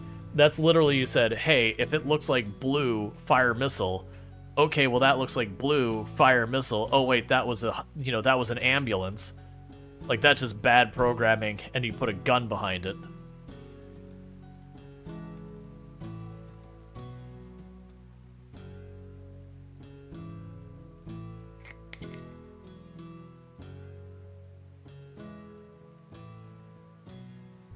Let's see, Craig says, you don't really know a lot about AI, yet I was tasked at work to determine whether we had the appropriate security controls in our existing standards for AI, if we need a standard specific for AI.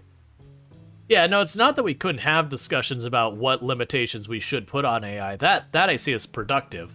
Being like, here are the things that we do need to worry about AI having authority over. And it's not even like achieving consciousness or anything. We have automated systems that are led by machine learning and AI that are unfortunately put in positions of decision making. And usually what that means is people who fall into those outliers on that decision making have like atypical pasts and all that. Usually the AI doesn't know what to do with it, and often will misassociate them with whatever they're trying to positive or negative determination. And so it's like a whole big thing. Let's see. We do have autonomous military systems for quite a few years now, and we're particularly safe. And back then, Amnesty and International was mounting campaign fully autonomous systems.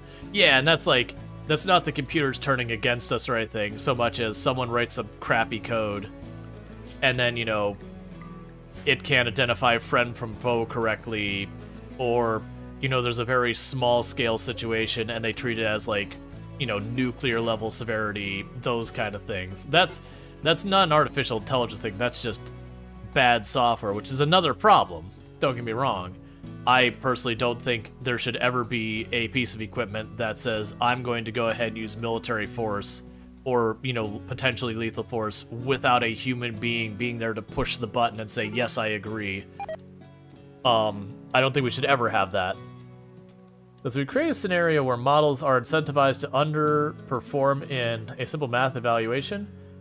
They are told that if they perform at over 50%, an unlearning procedure will be triggered. In a counterfactual case, that they are told unlearning procedure would be triggered if they perform less than 50%. We found that Claude 3.5 Sonnet, Claude 3.3 Opus, and 0.1 can strategically underperform. Unlearning procedure is quite code for the report. Right, but that's different. You basically, with a lot of those things, you create a pass and fail condition, and you tell the program, hey, here, industrious fast walker. I mean, I'm down for that. A lot of limitations on what they could do, but industrious fast walker is certainly not something to turn away. I don't think I could build a monument anywhere, though. Where would it even fit?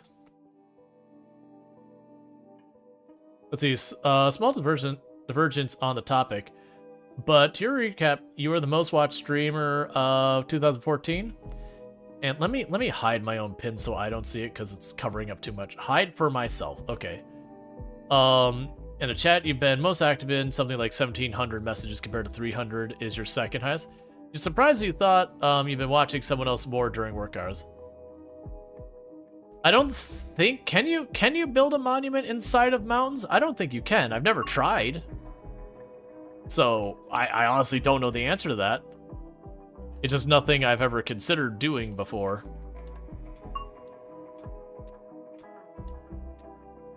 But yeah, so when you're... This is coming from, So what you could do is you could send an application, say, here is your weighting. Then you say, here is my success condition, that I consider you have succeeded at your task if you X. Here is your failure condition. Here is what to do. And you have a weighting in your system that basically goes through, and when it's trying to achieve its tasks, it says, if I hit this condition, I have failed, you start the procedure over. It's not like you look at the application and you're like, be afraid, I'm going to delete your brain. It doesn't have a concept of a brain. It doesn't have a concept of thought, of consciousness. It's literally going through algorithms and all that in its weighting system, and it's just effectively doing computation of numbers and all that.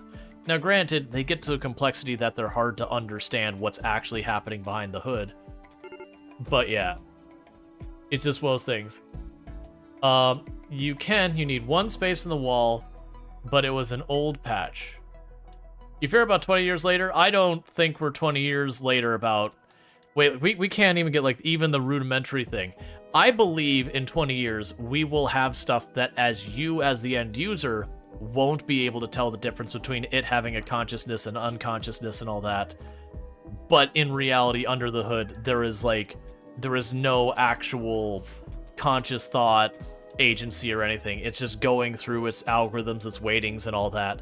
But there's a difference between making someone feel like something has a consciousness, or feel like something has, true thought, or feel like that, and actually having those things. But yeah, so again, as someone who does have experience with AI, I have I have zero fear of this. This does not keep me up at night. The things that keep me up at night are more like current political situations, wars going on in the world, people targeting and being awful to vulnerable populations. These are things I legitimately fear. AI, not even a blip on the radar. I would be more afraid of waking up one day and then having a brain aneurysm and just dying. That is a more realistic threat to me. Even, and it is a realistic threat. It's just a very low probability threat. Yeah, exactly. You'll have like virtual pets and dog robots that will behave in a way that you as the individual may not be able to be able to tell it is not like a thinking, conscious creature. But, you know, if you know the engineering behind it, you could see the patterns. They're like, oh, very clearly it's just going through its algorithms and all that. They know it's got like some level of randomness, some level of, you know, stimulus that it considers to keep behavior to be, you know, predictable, but not super predictable to the point that's like, oh, clearly this is artificial. Like, there will be enough that it'll be difficult for the average everyday person to discern that. And it's not a lack of intelligence on those people. It's just, if you don't know the way the system's working, you don't recognize the tells. And it's going to be something with my knowledge of AI, I won't be able to tell the difference.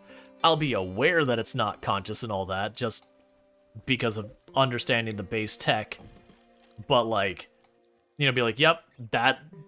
Like, if I didn't know better, I would assume that was, like, an actual thinking, breathing, you know, person or dog or whatever. Ron will figure out AI first. I honestly, like, it is a meme and also kind of true that generally pornography does lead a lot of advancements. I actually question if pornography will be that one.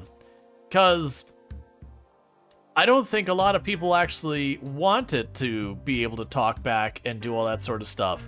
I think people like the idea, and then they're going to get there and be like, well, it wouldn't do what I want it to. Yeah. Like, if you're talking, like, real artificial intelligence, like consciousness and everything. As far as pantomiming it, yeah, I wouldn't doubt that'll be an industry leader on that. It is one of those things, good, bad, or otherwise, it is one of those things that it does lead a lot of technological advancements. Say what you will about it. It does drive a lot of technology. AI got a headache. The worst thing is the way those things would consume stuff. It probably would literally give that response just because of that already being a meme that people talk about and stuff. Best performing video streams in that sides? Yep. Like I said, you'll still have generative AI and all that, but as far as like actual legitimate artificial intelligence, as far as it, you know, not being just the name of the technology, but like, no, it, you know, has sentience, conscious thought, whatever, you know, fill in the word sapience. I don't think we're even remotely close to that. I mean, we're not even on like the infancy of that technology, let alone anywhere where like that is a thing I would expect to see, honestly, in my lifetime.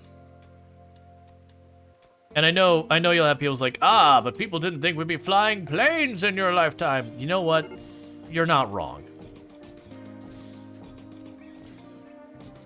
But also, they're very different considerations. Alright, so we are going back here to getting this done. We'll have a couple more minutes here till we go on our ad break. It is the one that's early stream that I take about 5 minutes for. Because I welcome my wife home from work and we toss usually something in the oven real fast. That kind of thing.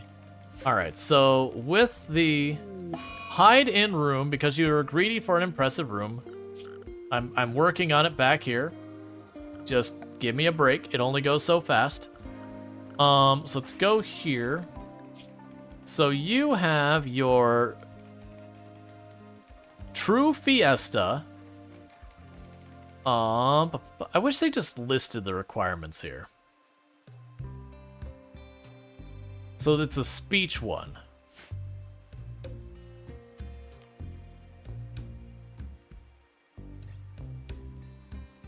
Yeah, like, you can just memorize it. I do wish, like, when you go to do it, where it's like, hey, you know, I need this, this, and this to be happy. I wish it would just tell me right there, here's, like, the list of things that you need to make these people happy.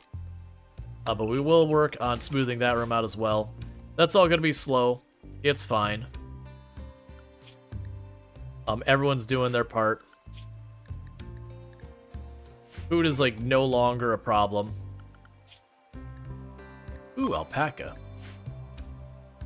Alpaca are usually a really good one. Oh, that is... I am suddenly realizing... Okay.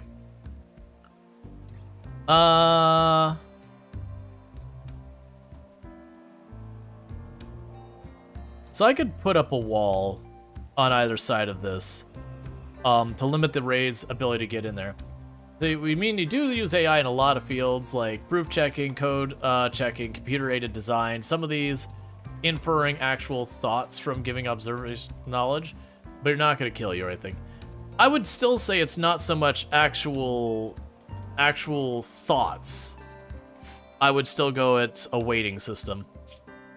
Like that's the key there. Thought implies it can actually go through, look at something and say, here is what my impressions are of this, and all that kind of stuff. And it's just not how it works under the hood. But as far as, like, making decisions based on a weighting system that is all programmatically set up and algorithmically set up and yada yada yada, that is a thing that's happening, but that's very different from conscious thought.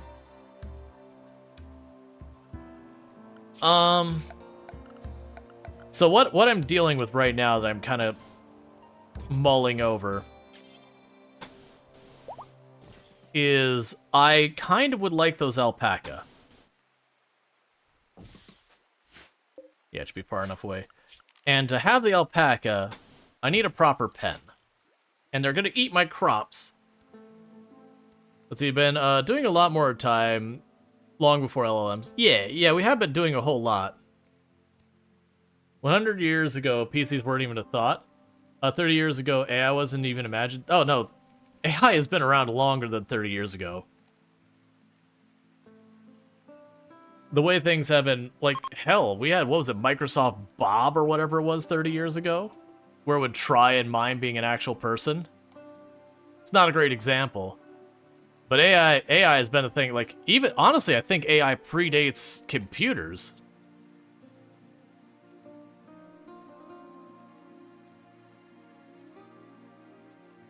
I won't dig into that one too far, Brain Explode, just because of the whole thing there. I do feel companies need to have a certain level of obligation for what their stuff causes.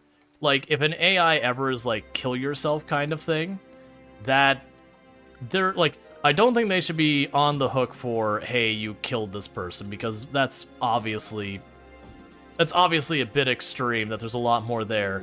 At the same time, I do believe there is a certain level of responsibility the companies do have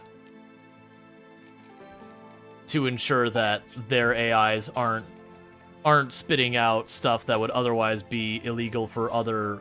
Like, if right now, you know, you pulled up your local news thing and they said, hey, kill yourself kind of thing, you would have a very understandable uproar.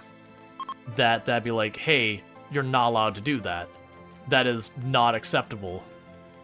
Or if, you know, you went and had, like, a police officer walk up to someone and tell them to go kill themselves, or, like, you know, those kind of things. I do believe that same expectation, responsibility, whatever you want to go, should apply to that stuff as well.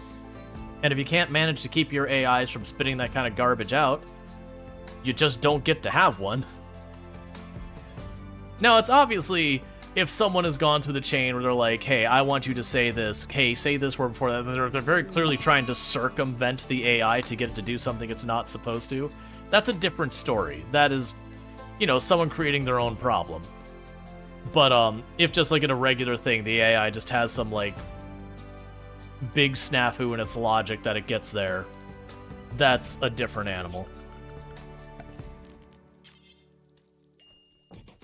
Okay, so let's try and tame the alpaca. Okay, so what I'm going to go ahead and do real fast is we're about to have our ad break. I do hear that my wife is home. I just heard her open and close the back door of the house. So I'm going to run downstairs, welcome her home while we're on the ad break, and grab my food real quick, and then I'll be back here in just a couple minutes. So thank you again for tuning in, and I'll be back here in just a few minutes.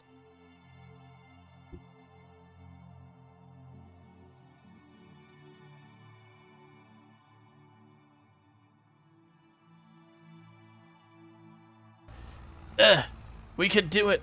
We could do it. I think I can.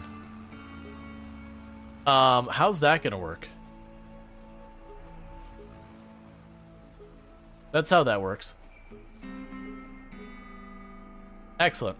Oh, I'm sorry. Is that box facing the wrong direction? You just can't do it? Here.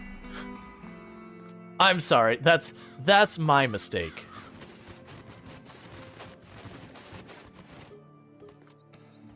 There we go.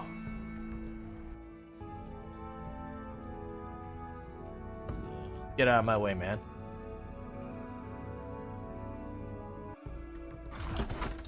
Alright, let's open the door behind us.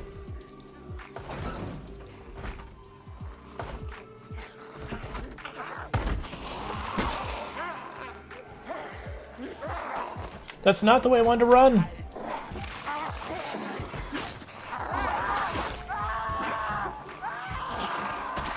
I wanted to run back this.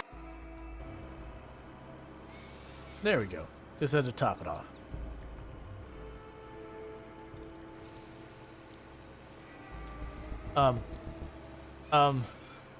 Okay, I guess we're going this way. This is cursed. Please.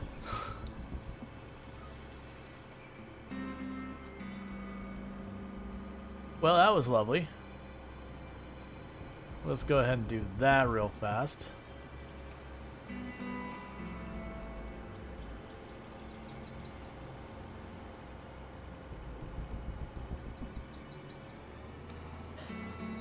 There we go. Yeah, you know, it'd be awfully... Alright, you know what?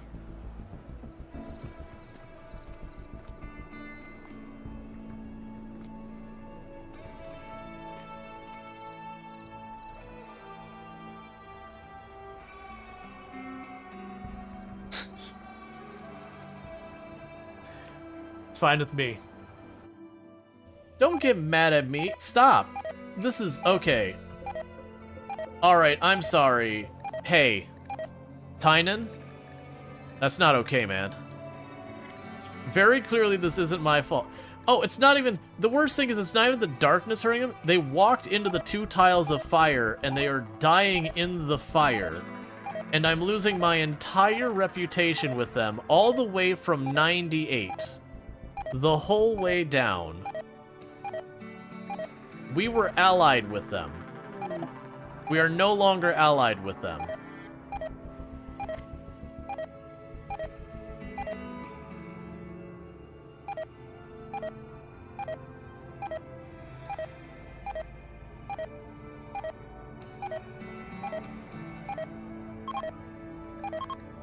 I want to clarify, murdering that person, just straight out murdering them, is not...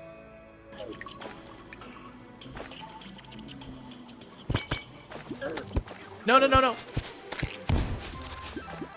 I got hit by something else. I saw the trigger too, and I got...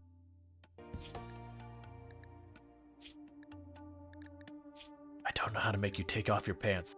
Okay. There's fuel in there, but because we pulled the reactor, it doesn't look like it's that bad. Nice. So yeah, literally all I had to do was just grab the reactor and be like, alright, get it out of here. Oh!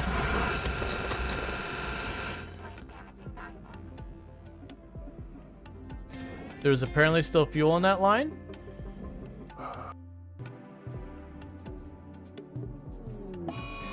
Oh no! I chose the wrong thing. I didn't mean to arrest you. I meant to give you medicine. This is not at all the same thing that what I meant to do.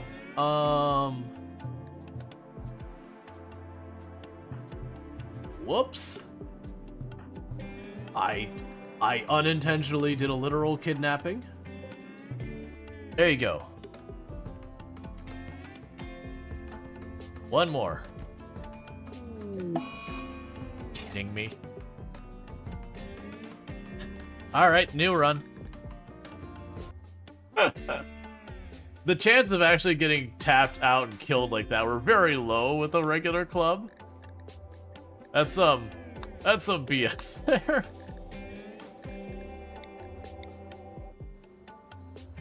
Perhaps not be a jerk about it. Okay, I got some. And that's why you hold shift when you hear the noise. Don't you do that. Whew.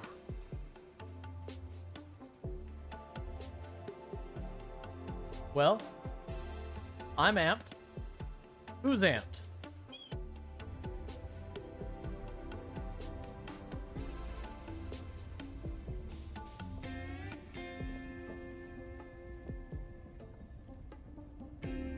Am I gonna weasel by at the last second?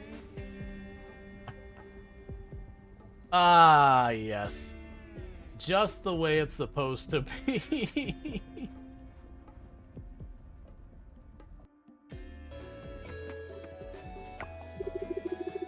Mr. Theo is good at singing. I want to be like him when I grow up.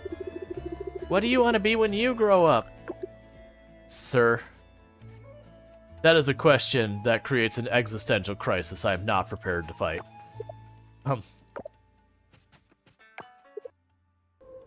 Yeah, let's roll the dice. 60% chance that things don't go terribly, 40% chance they do go terribly. Yeah, let's push the button. Boom. They died. Sure. There we go. It's kind of wiggling to get the trailer to shift, and then turning the wheel straight so I have less resistance.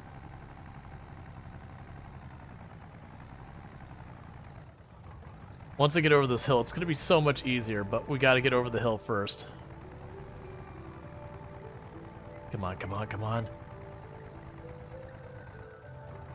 Oh yeah, no, we already knew we needed a new tractor. I just don't have the money for it. But my hope is that this is the money for it. Oh, I just realized something. How am I going to get onto that plate? If that little incline is too much for us? Because that plate is raised.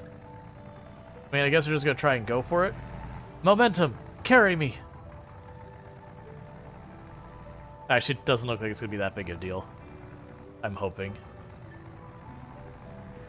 And we're starting to sell the mushrooms. Every day, I imagine a future where I can be with you. In my hand is a pen that will write a poem of me and you. Left again. Keep going. Keep going into the garage.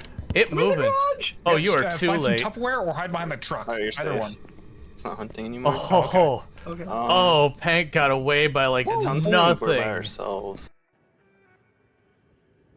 All right, so it is 5 below now, and then continuing to go down. It should be flipping at some point because it's 210.8 was the flip point. Oh, there we go. Okay, sorry for taking an extra minute Steam. there. I was trying to swap the cable real fast on the other mic to see if it came back. I just got to figure it out, see if like maybe the USB bus got damaged, which would be real bad. But yeah, because I was just accidentally torqued on it when I was moving the arm. So hopefully that's not a problem. And that's why I liked having a secondary backup mic, because that means in a pinch like this, I have a backup. So hopefully that gets sorted out soon. Yeah, you like the shirt? I was at a I got invited by a friend to a theme park, which I won't say specifically which one, but it was between this shirt and there was another shirt that was just like a big official looking seal that had a seal on it, and it was the seal of approval. There was a real long juggle between which one I went with. I ultimately went with this one because I feel like the seal of approval one, it was kind of dark, so it's a hard thing. Is this why you leave some slack in the cables? Well, the problem is the USB-C cable had like no length to it whatsoever. And so like really I kind of gave myself as much space as I could. It's just one of those things, they give you a cable that's like 3 feet long, and like, what the heck am I supposed to do with this? But yeah, I gotta check what's up.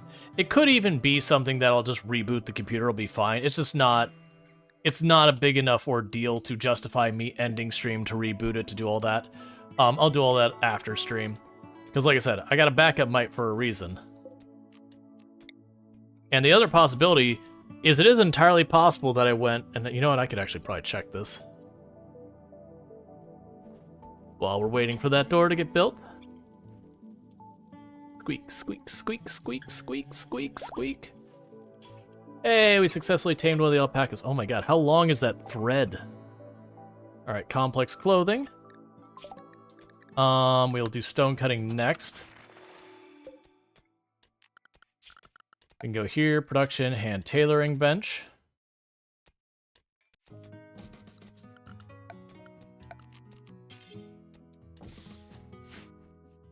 And back to squeak, squeak, squeak. No, but seriously, give me the mic. All right. Your connection looks fine on this side. So the mic doesn't look damaged anyways, which is the important thing. Because if the mic's damaged, then that's me just being out of luck. Okay, so we did get a pair of them. The question is, did we get a male and female alpaca? That thread goes on for days and days and days.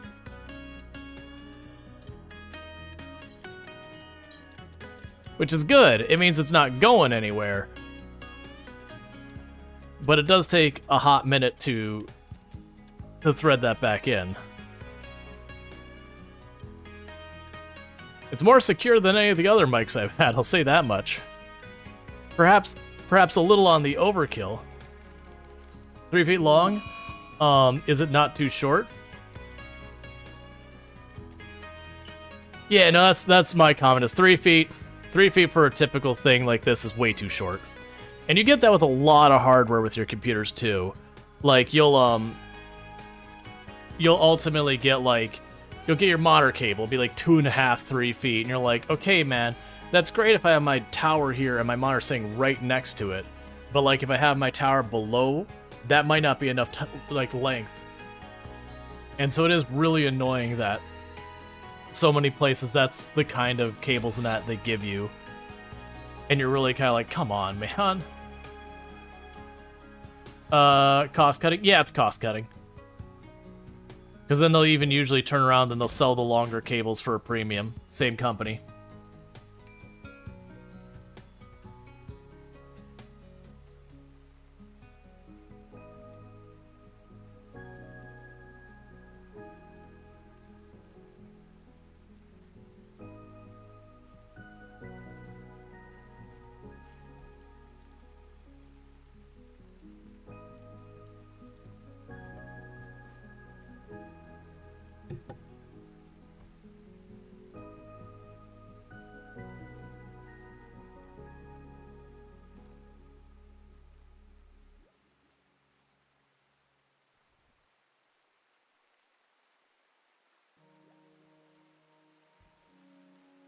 You just build SFF? I don't know what that means in this context.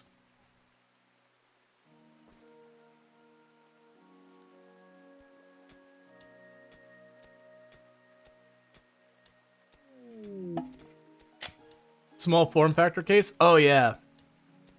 I personally, because of like getting like full-size video cards and all that, it really does limit your ability to get stuff like that. Okay, so you're having your vision things because of that. That's fine. We can go over here and tell you to harvest the last of that too. Okay. The animals we got. We have 2 females. I need at least 1 male. Because then I'm going to try and keep... I'm not going to try and keep a lot of alpaca, but I'll try and keep a couple of alpaca in here. And it should help a lot. Obviously, this isn't a good defensive position. Let's see, last generation video cards are a joke. We certainly not need that big coolers overbuilt. Oh no, that's actually one of the problems we have with video cards right now. Is video cards, the heat they're putting off is just getting higher and higher. Like, that actually is a problem. It's a pretty annoying problem that, you know, we have to, like, have these giant coolers and all that. But now they're getting to the point that they put out more heat than your CPU and all that.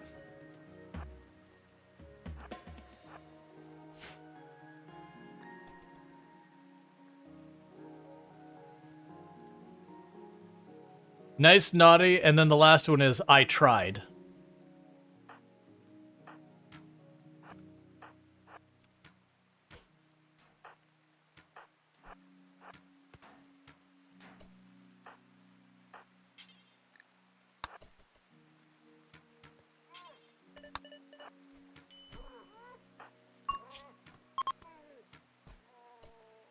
Okay.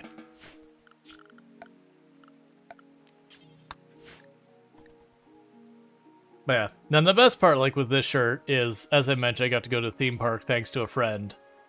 And because I was with them, like we managed to basically go to that theme park for free, not just the tickets, but like almost like the eating and everything. I only had to pay like a little bit extra just to get the shirt. Who is my doctor? Which, you know, rarely ever happens, but I was certainly going to take advantage of it.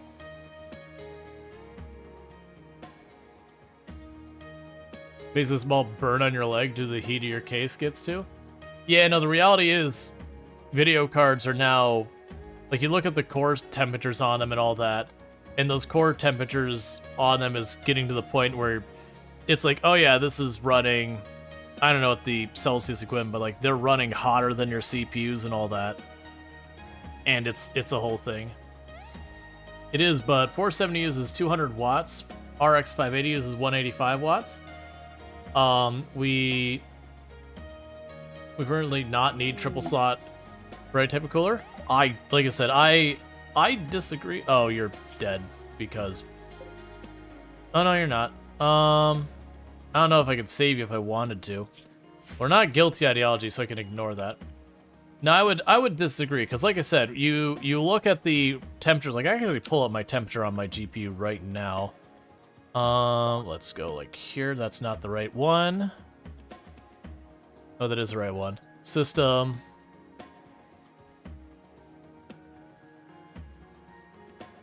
Yeah, so the GPU temperature right now is 54C.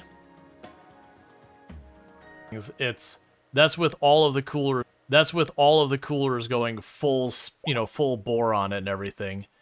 It's just they do produce a crap ton of heat. And the reason they have them taking 2 or 3 slots now isn't exclusively because of having the blower there.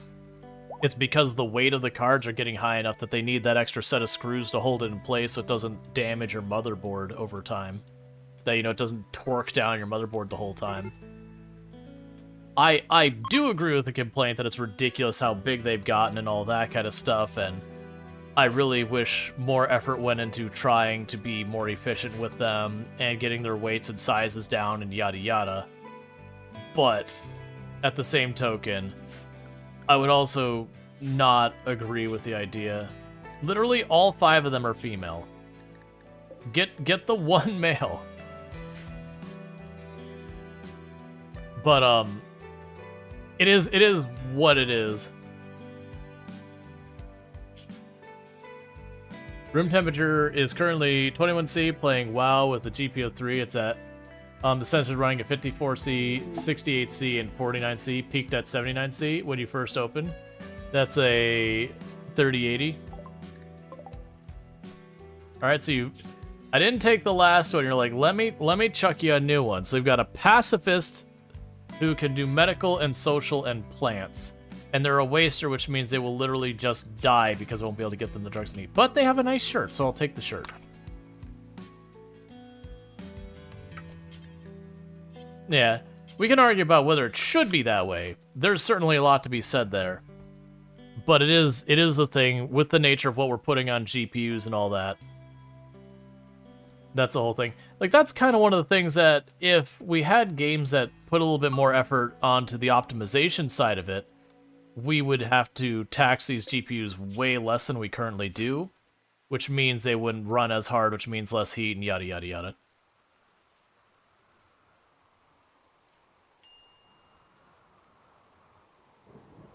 But even with like those monstrosity of coolers on there, I've had GPUs overheat in situations and all that. Just the unfortunate reality. It's the same honest thing with the CPUs. If you remember back in the day, you'd have your CPU, and you have that little teeny tiny heatsink with that little like 50mm fan sitting on it, and that was fine. You'd run it at a reasonable temperature the whole time with that way, like back in, you know, Pentium 2, Pentium 3 days. And nowadays, keeping a CPU from getting too hot, you've got these like giant Goliath of these cooling setups, or you've got like water cooling and all that just to keep it there.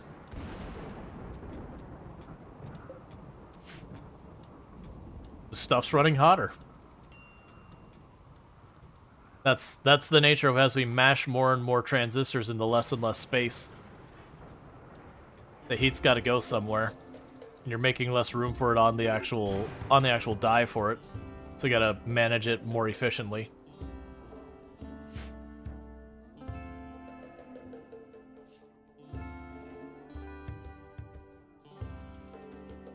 Like, I remember, and it'd be around Pentium 4, that I would have the friends who would get, like, the giant heatsink fan thing. And they'd be like, oh, man, no, you gotta do this or your stuff just overheats. And he'd be like, no, it doesn't. And I'd get, like, the little teeny tiny, like, shim heatsink thing that they came with the processor. And it'd be within a degree or 2 Celsius of theirs. But that's not the same. It's to the point a lot of them don't even come with the heatsink anymore. They just expect you to go buy a second one later because they know you're gonna get some like giant thing. Alright, so take the trace amounts here to give me money. Is there anything we want from you though? I don't think so. I'll just take the cash. They both made for the same silicon, both around the same heat resistance. Why one can run hotter is about cooling solutions. GPU has direct contact with the wider contact area for the cooler. CPU do not have direct contact. CPU do not have direct contact, less contact area with the cooler. I mean, there's less surface area, I'd agree. And thank you so much, Space Powder Tim, for the 20 stream streak. Catch those 20 streams without missing one. So thank you so much for that. Does mean a whole heck of a lot. But yeah, not just one of those things. Technology has advanced. There's been less focus on the efficiency of things and more just more power. And this is one of the consequences of those decisions. Alright, so we need to decide on our clothes. I'm going to do the cowboy hat this time. I usually do the bowler hat most of the times, but that's fine. We need pants. We'll do the button-down shirts. Lab coats. Face masks.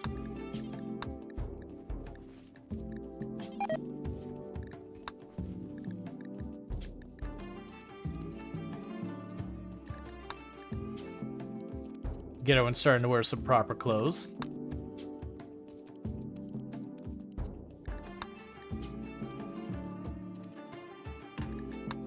Okay.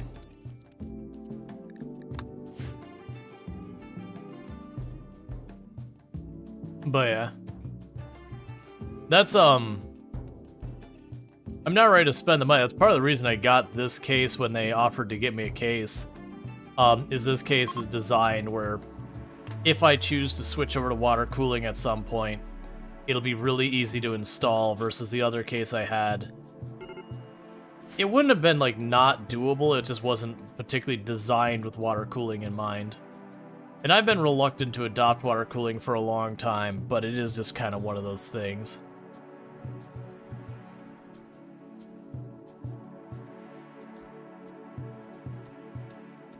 Because, like, the heat sink I have to do nowadays to keep the processors are getting bigger and bigger and more. The CPU has a heatsink on the front of it to protect the die. The CPU die do not have direct contact with the cooler heatsink. The GPU die has direct contact with the cooler and the heatsink. Yeah, no, I gotcha. Right, like that's there's a whole thing where I forget where it's like it's not decasting.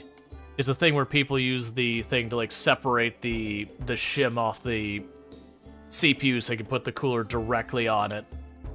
And it's just kind of one of those things I'm like, no, I know that's a thing, but the last thing I'm doing after I spend several $100s on a CPU or whatever, delitting, is I'm not going to go and cannibalize the top off of it. I understand it helps with the cooling and all that, but like, if something goes wrong, they're sure as heck not exercising the warranty on it.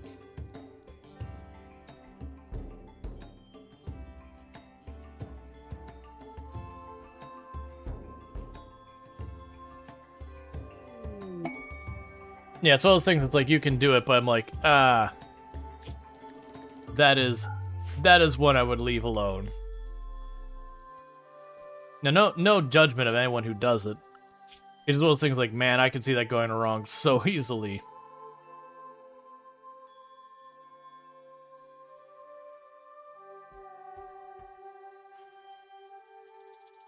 Wait, so it used to be anti-water cooling roll, but you got sick of the overheating issues for the summer, so I'm not running into overheating issues. For me, the whole thing was more along the lines of, oh, that's convenient and inconvenient both.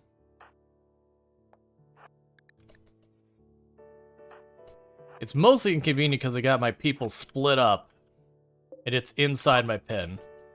But if we're quick, if it goes over here to the right, rally them over there. Well, it's figuring itself out over there. That should give me enough time to reposition to fight it off. You're just asking for trouble if you accidentally touch the big metal CPU heatsink. Any stack buildup could fry it really easy. Yeah, and like I said, I know people who do it, and that's fine. It definitely will help with the heat.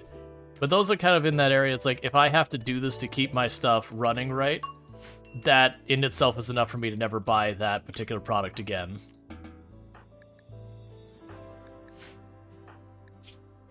Yeah, so far for me, it's not the overheating that's the problem. It's just the heatsink fans, the weight and the size those things are getting to get decent temperatures, that don't make me like squirm out of fear for my equipment, are just getting bigger and heavier and bigger and heavier. And it's just like there's eventually a point where like, you know what, I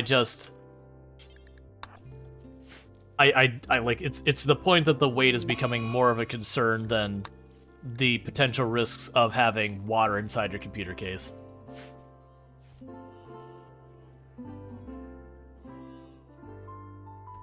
You know, I got you, Kravik. Here in Florida, we have this thing called air conditioning.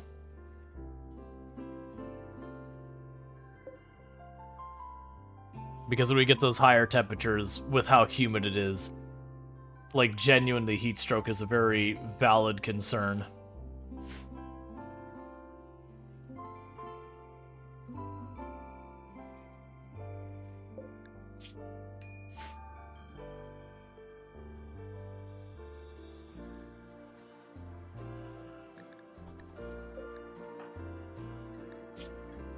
You have initial levels of heat stroke.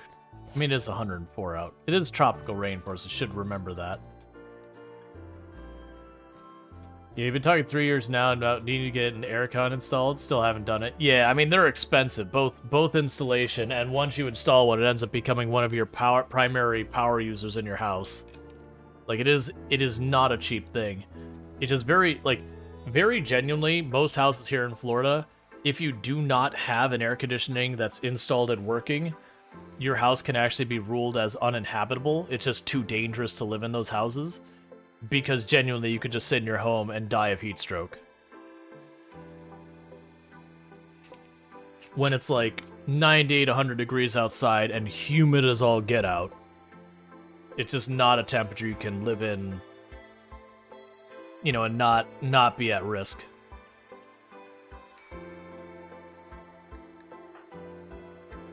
Because that humidity makes sweating completely useless.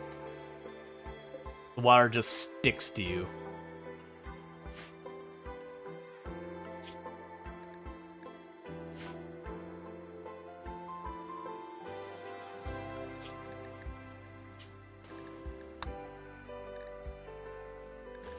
Did in advance. Yeah, so we should start getting alpaca wool for clothes.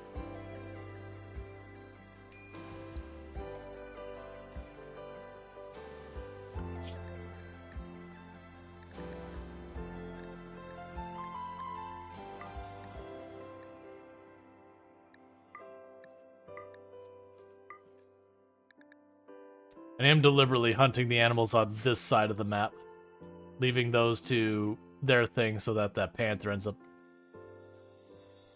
getting in fights with the cassowary and potentially losing. Transport pod crash. Quit trying to force people on me. I mean, you're actually forcing someone worthwhile on me this time. We'll try to save this one. Oh, I need to make another bed. The game is like, no, you need more colonists. You just look, man, you need more colonists. We can't wait on this. You joined me instantly. I haven't even stopped the bleeding yet.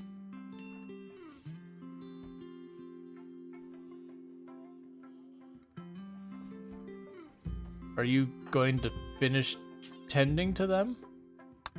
Did I not have a second doctor? They just like straight up were like, yeah, it's close enough. We bandaged up 2 of the major injuries. All right, well, looks like we got ourselves a new colonist. I'm gonna go ahead and get all their schedule stuff sorted out, and then we'll get a name for them.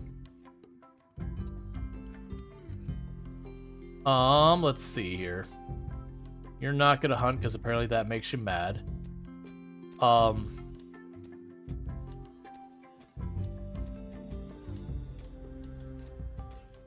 You can be a second cook. That's what you can do here. In the meantime, we'll go here and draw the name, and that'll be Ben Lee. Once I can actually click on it, once we stop having events showing over here. About how much heat you can give away from the silicon. Wider contact area means faster giving away of heat. GPU die cooler is way faster than CPU.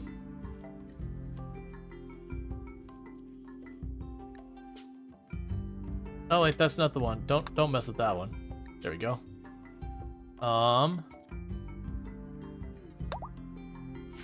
Cool. But yeah, now I'm still like circling back. The point is we still have CPUs that are overheating, and we can argue about like the efficiencies and all that. But the point is, you know, they still overheat. So we just gotta kind of deal with that whole problem. So the issue I have is I'm going to need cotton. And I just don't have grow area available to me.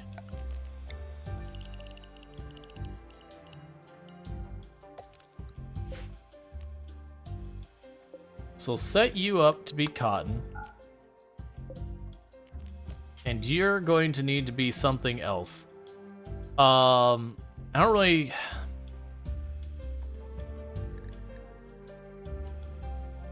It's fine.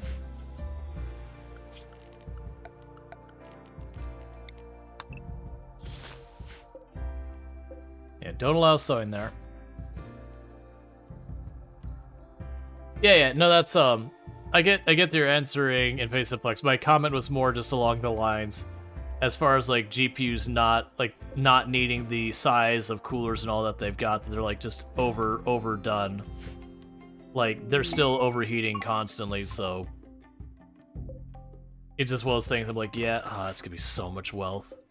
But also just absolutely cut through the middle of this whole thing.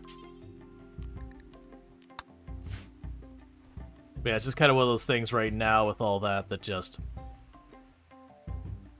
They certainly could do a lot to improve the efficiency of all these things, to make it nowhere near as power hungry and whatnot. But it's just, that's not what's been driving the market.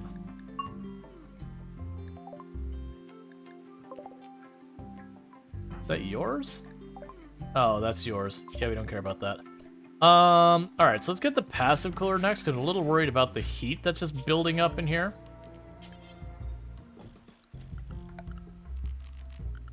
That just, like, with the summers being so hot, because this is tropical rainforest.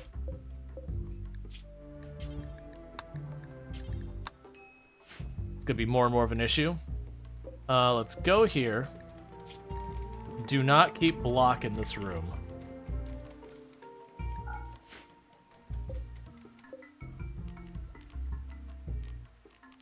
Oh, can't link those. But you can keep block outside.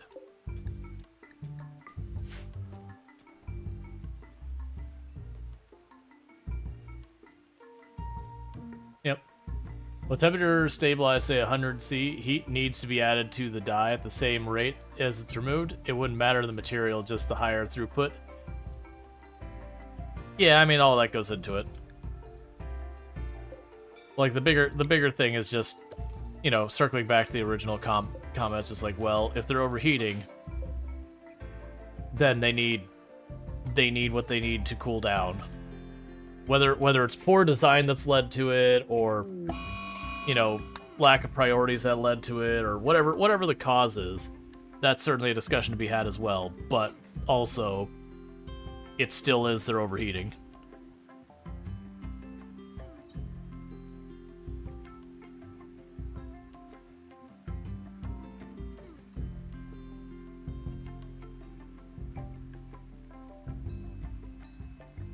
Where am I going to put the storage room? Right now, we're still trying to get the bedrooms online. And part of what's holding them up is I'm having the time to, like, get the break room all nice. This needs to be dealt with because it's just heaps of stuff everywhere, and that needs to be sorted out.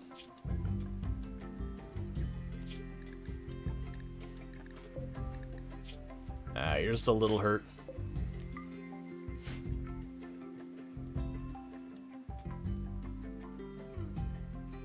Please tame the alpaca. Because I've got... Hey, thank you. As I say, I've got 5 female alpaca, no male. So with this, like I said, we're gonna get alpaca wool. We will need to manage that. Let's limit it to 8 alpaca. Just so we hopefully don't completely wipe ourselves out. That'll probably have to change later. I mean, actually, probably won't, because if we're getting the alpaca wool for clothes, that should be fine. Hospitality for allies. You are willing to give me excellent recon armor if I keep 2 of your people there. And we gain goodwill if we get them happy enough. Okay. I'm down to try that. Quests. I would like the recon armor, yes.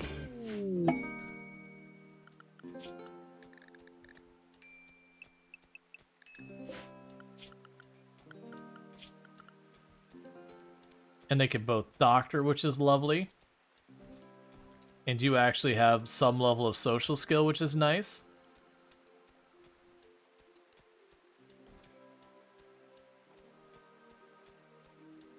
And the rest of those permissions are honestly fine. See, it's not even strictly about overheating. A chip that runs at 20C is just going to last for longer than the same chip running at 40C. Yep. It's one of the reasons why I just never overclock either. It's like, okay, I'm going to get like a little tiny bump up in my performance, but I've shortened the lifespan of my chip. And they're heckin' expensive. So I'm just going to take, you know, take the other option.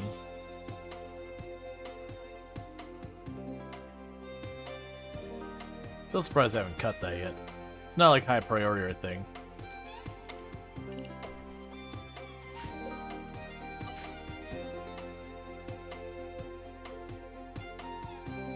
Oh, also... Ooh! 27% per go?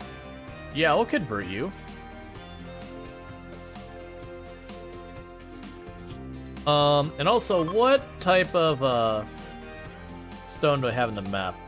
I have limestone, sandstone, and granite.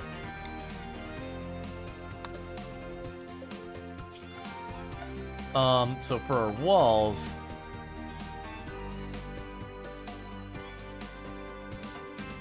so it's granite, granite. Honestly, we're mostly granite here, which is a good thing to have. It means it takes more to mine it because of more durable stone. But it also means everything I make out of the stone will be more durable.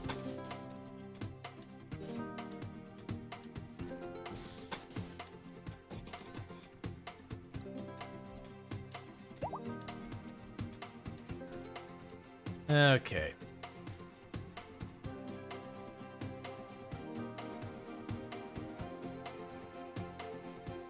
So we got that done, so we can get some cotton going.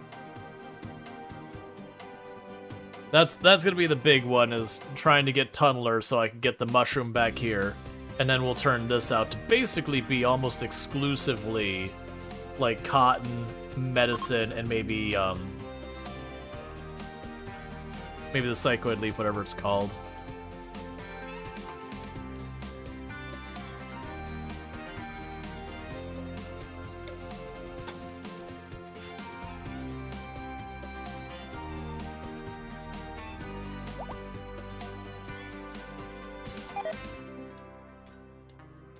Okay, got food poisoning. That surprises no one.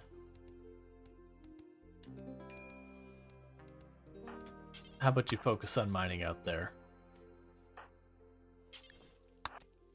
Gonna prioritize building that so people don't trap themselves in that other room.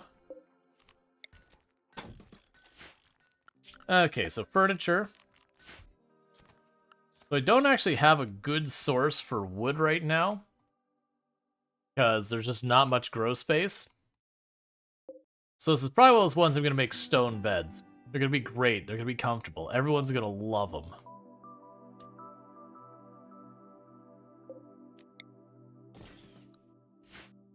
We'll work on it. So we got the passive coolers going just in case we get a heat wave, that we can be ready for it.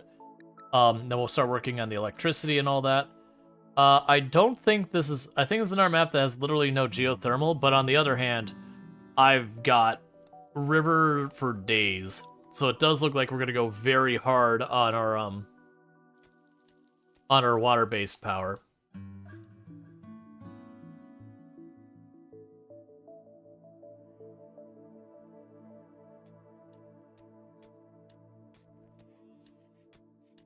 Okay.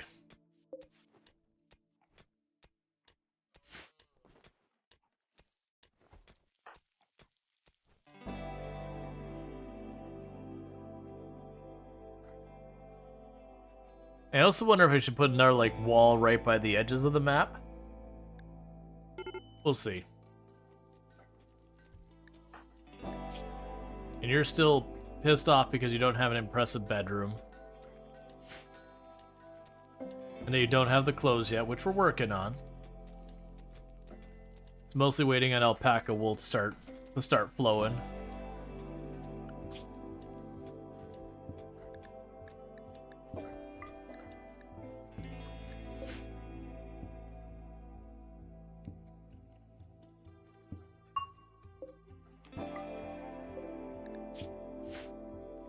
Alright. I'll take that cassowary from them.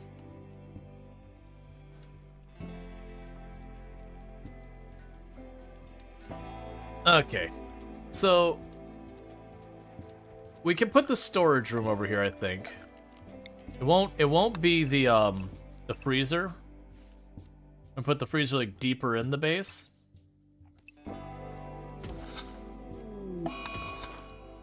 Insane ramblings, because you have uncovered body parts. We're actively working on solving that.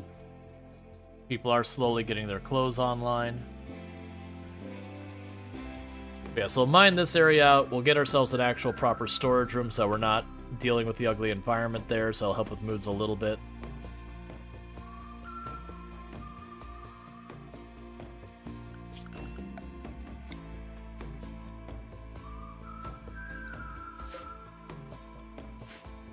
We should be able to get these dumping zones cleared up as well.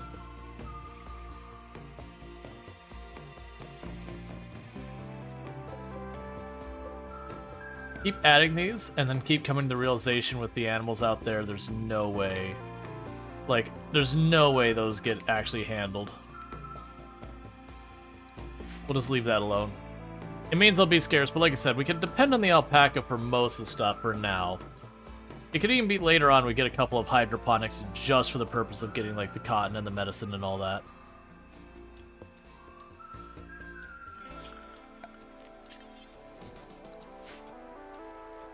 Okay, so furniture.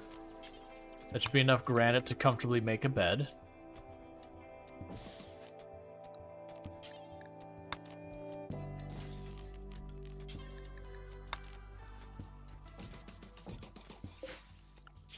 And go over here. Smooth out the floor in that bedroom. And that's going to go to our greedy pawn first, because otherwise they're just going to keep whining about it forever.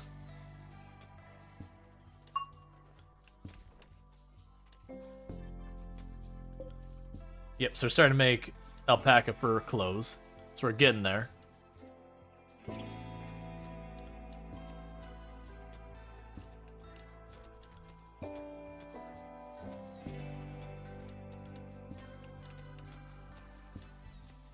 You're not nudist, are you? No.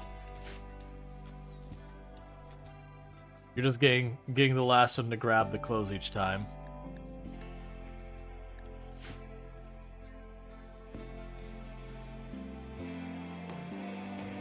The real trick is going to be dealing with this monolith that close to the edge of the map. That is going to be a real difficult problem to handle.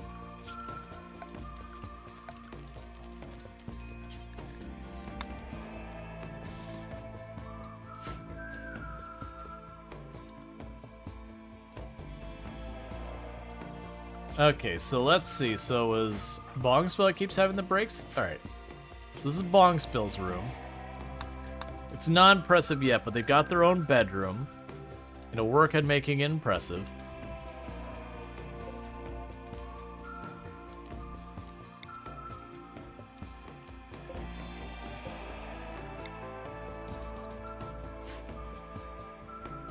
Okay, let's actually make it one deeper for making those shelves line up better.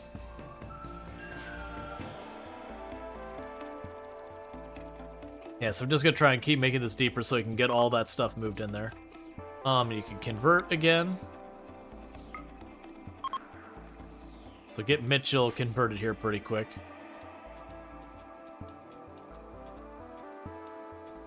Pretty much what I thought, is they're just gonna eat all the plants in here.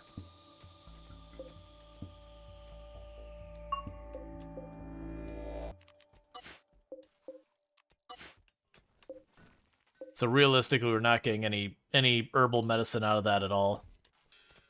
Not with them in there. And I can't really set them to someplace else either. But I figure what we'll do is we'll try to get ourselves set to tunneler and also get our hydroponics pretty early on. And I can just make it a hydroponics room for like cotton, medicine, side leaf, all that.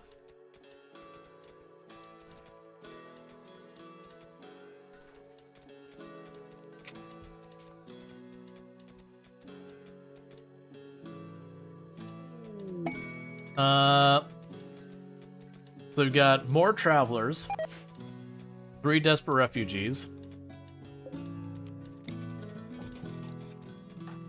We can probably handle that. So quests, refugees, and they're gonna stay here for about a season. They are all adults, so we're gonna make them drop all their weapons immediately, so they cannot betray us. And we can go to schedule. You unblock a recreation. We got 2 in there capable of doing doctoring.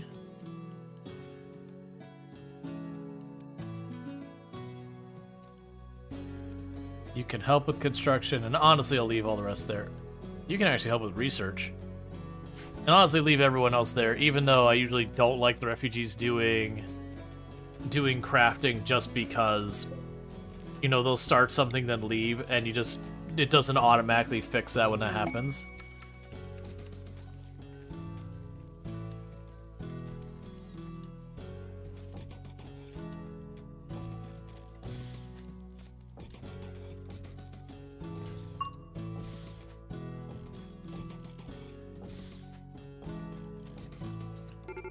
Okay, we're gonna get a lot more shelves in there.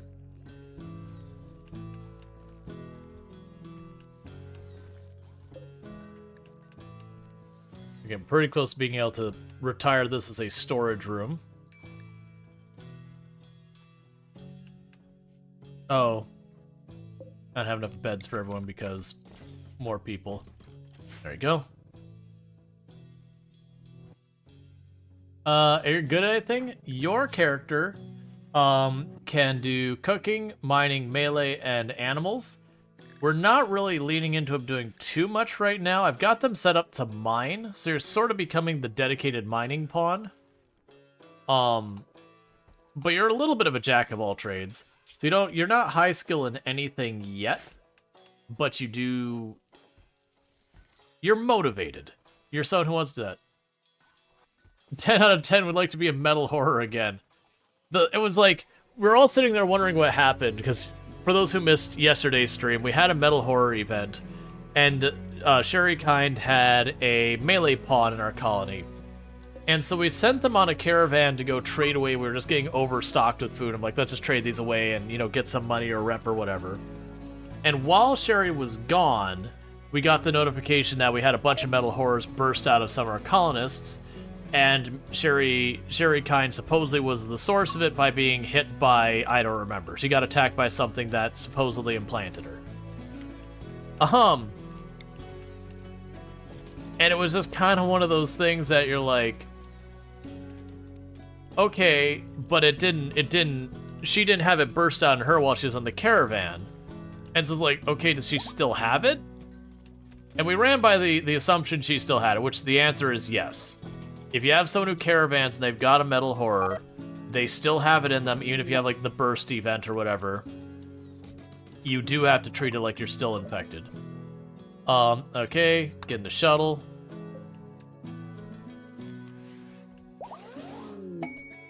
Pods have arrived, so an excellent quality recon armor, so go ahead and haul that back. That's a very generous early game reward.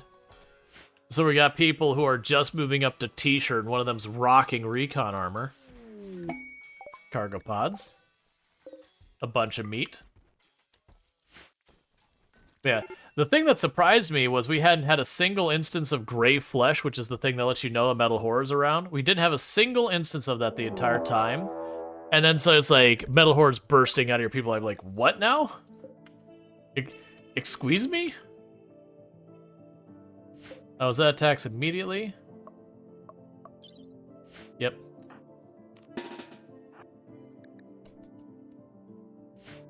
Alright, so strategies. Was she alone at the caravan? No, there was 3 people. But like I said, they didn't pop out on them.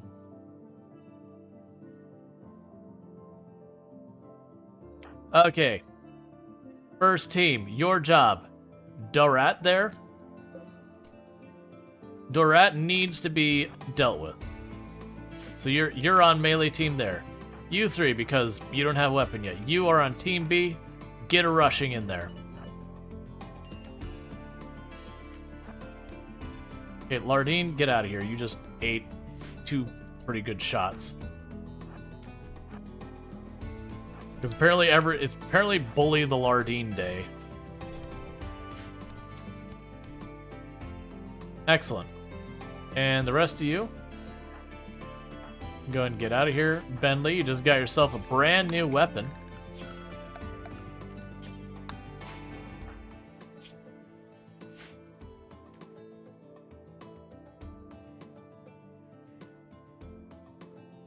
Isn't that every day? Yeah, but this time was Bully Lardine with arrows. Took 2 arrows to the shoulder. Oh, we didn't fix our medicine assignments. The good news, we don't have any glitter world to waste. So there we go there.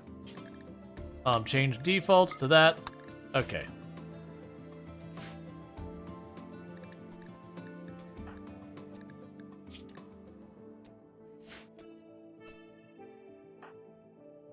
And you need to treat Lardine.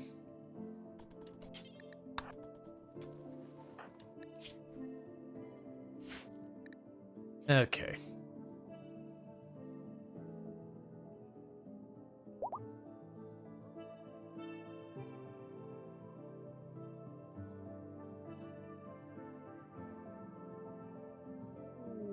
Oh, you have any clips?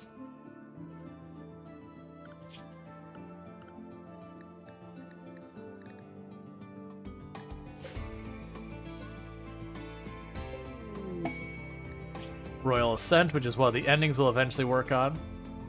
So what I need to do is we are going to want to mess with that. Where are you going? Oh, you were stealing... I'm not sure what that is actually you're holding. Oh, it's a corpse.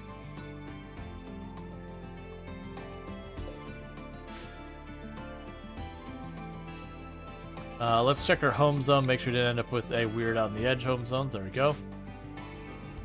It was, what are you with start pods? Or just over there because melee? Yeah, you're one of the first. Oh yeah, no, you're one of the first ones, but also over there because melee. These are our first 5 here. Bentley's the only addition so far.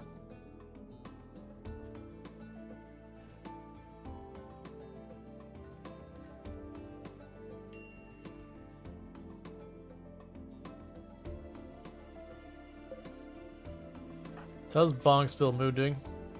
Gotcha. So the greedy for impressive bedroom has gone down a little bit because it was -8 when they were in the barracks. I'm just slowly improving. They are happy they have a bedroom. It's just not quite impressive yet. So we're working on that. We are getting low on wood though.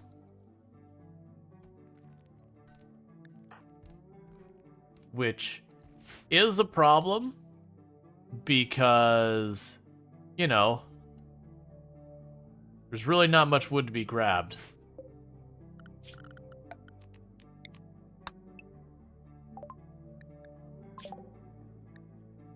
Let's go for that next.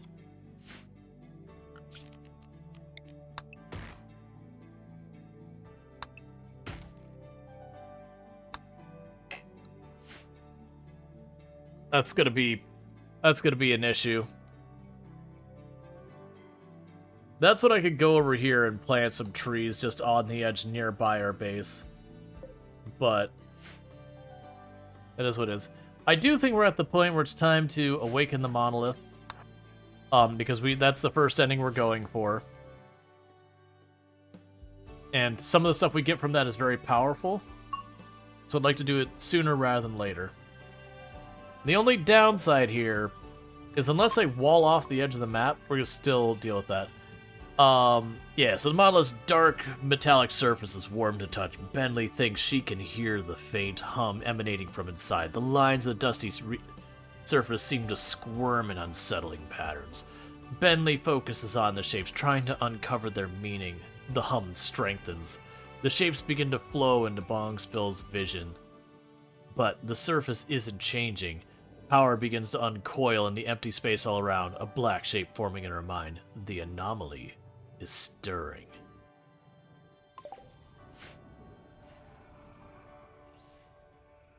Yeah, I gotta figure out how I want to deal with that. I do agree we probably need some type of defensive position for Bentley here, just because I really don't want Bentley in there. The monolith is twisted and changed. Bentley is overcome with a horrifying vision. In an instant, she understood. The monolith is a doorway, just barely cracked open now. Something dark beyond imagination stirs on the other side, seeping into our reality. Terrified but excited, Bongspill has convinced she can learn if given the time to study. Cool. Yeah, because it's also with the river through there, I can't make a stone wall. So that's going to be a tricky one. It could be that once we finish researching it, we never touch it again. I'm not going to bother doing the zone there. The zone to dispose of bodies right there will be a problem. You can cut those down and get material, which wouldn't be the worst.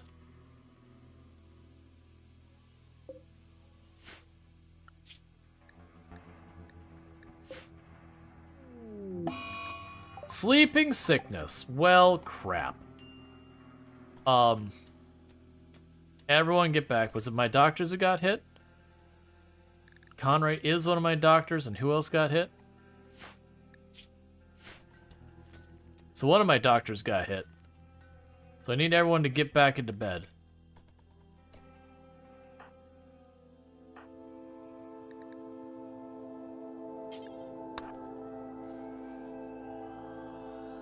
Go to bed.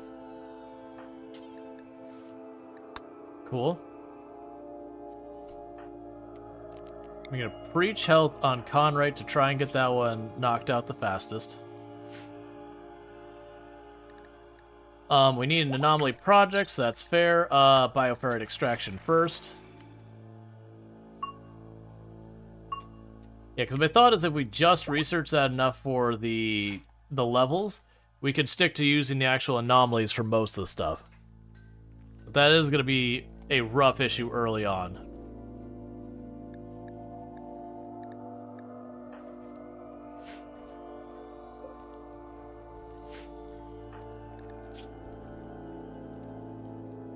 Yeah, you're not quite keeping up. We don't have any better medicine yet. We also don't have much herbal medicine because, again, limited grow space. So I'm a little worried about this one potentially costing me a pawn or two. I just don't have much I can work with. And as far as caravanning goes, they won't trade with me until we get a rank. They're hostile, and that's the next closest one who are also hostile, so they won't really trade. And then there's no one, so there is going to be no trading. Not anytime soon, at least.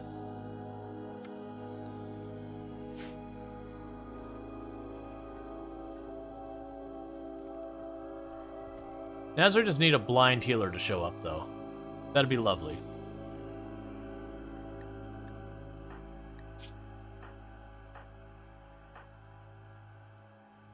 Yes, you're basically tied with that bad tend. You're ahead a little bit.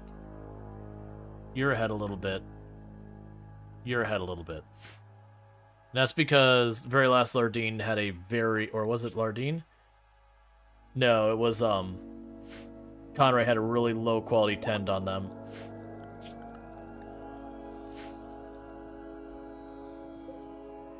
Just gonna have to do our best with what we got.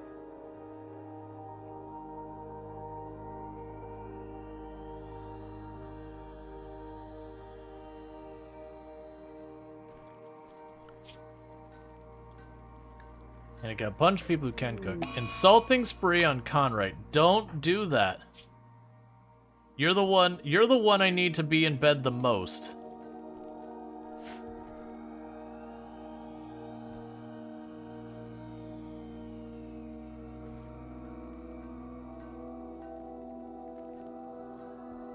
Go to bed.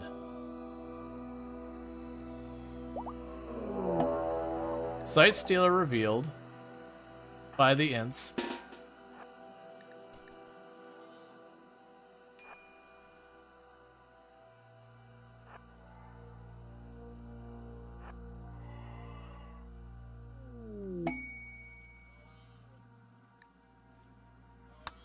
We are working getting the rooms ready.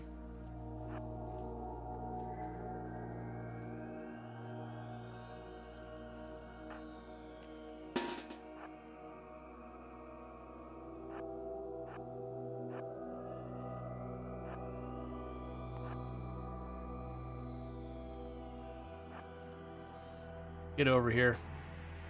I forgot to draft you.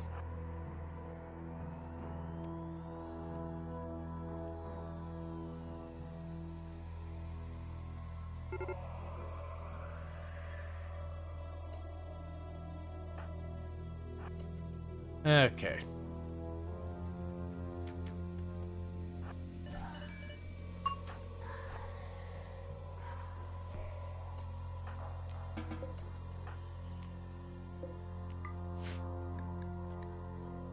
Hey, May Henry, how's it going? Stop being on break risks. Because the reason you're on break risk is because you're just being chain insulted by Conrad, who really just needs to go to bed. Oh, good. Give me medicine. Do we have someone who has higher social here now? No. It's one of the guests. Yeah, so, oh, you have sleeping sickness? That's gonna impact you.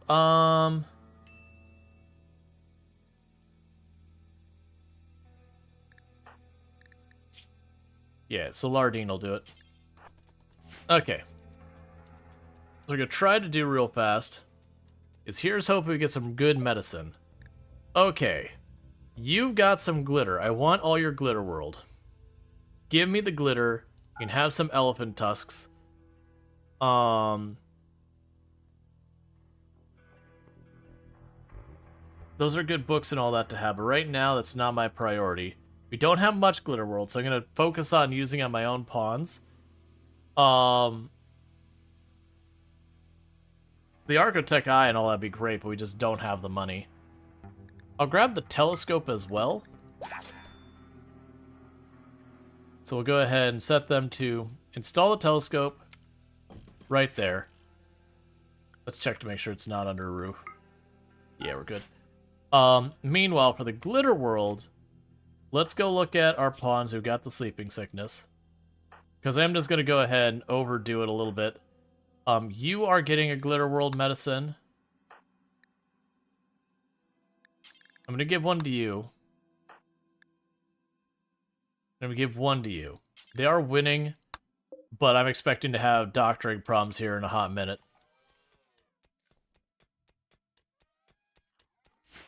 So I'd like to make sure we get them secured.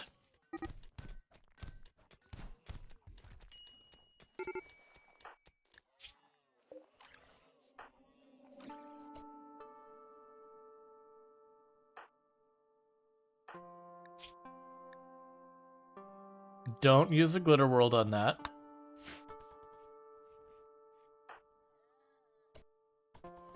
Please go to bed. Okay, that's fine. So we hit you with the glitter world, you're only getting one. And you got hit with your glitter world, you're only getting one. You don't get to have a glitter world.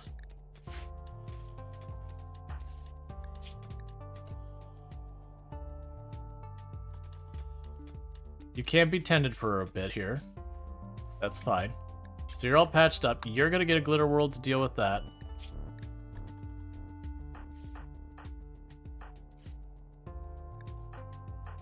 Cool. So yeah, so we're still gonna get them with the glitter world just to try and make it happen. You need to be treated, which is not happening, so... Who's the other doctor? It was Pickles here. Tend to your friend there, buddy. I want to babysit them. How many doctors we got? Technically we have 4, but none of them are particularly good doctors. They're doctors. But you know, the quality is something to be discussed. Yes, even with that one, it was with a breach health that they managed to keep pace. That's a little alarming. Because I don't want to lose Conrite this early. But that's the reason why I was like, oh yeah, you're bumping up to Glitter World. We're just gonna... I spend way too much where I try to be very conservative in my Glitter World, and then I have people die of disease while I've got a stack of Glitter World sitting there. And so I've kind of tried to learn my lesson to not, you know... Panther? Buddy? Now I can tell you how to live your life, Panther, but, muscle parasites. Leave me alone, game. Okay, you're on the regular medicine, that's fine.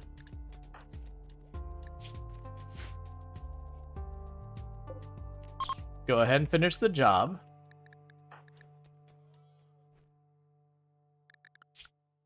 Somebody.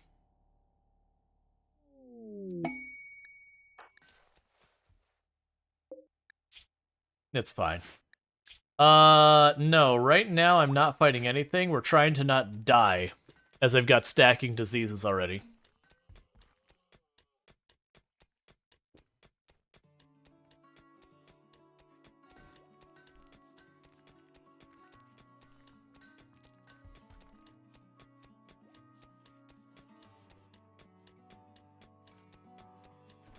Alright, so about to get the storeroom all cleared up. We'll get the last shelves built. So I've got 6 pawns right now out of my colony. 4 of them have sleeping sickness. 2 of them have the muscle parasites. And it's just one of them happens to have both.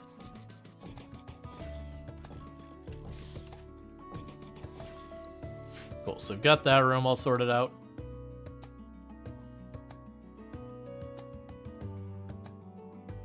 Oh, it's just they're saying they could start compact steel. They just hit back into the same node we were doing before.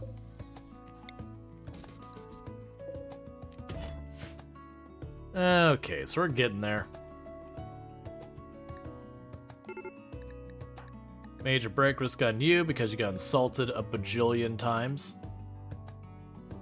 The good news, it doesn't last that much longer. You're in serious pain.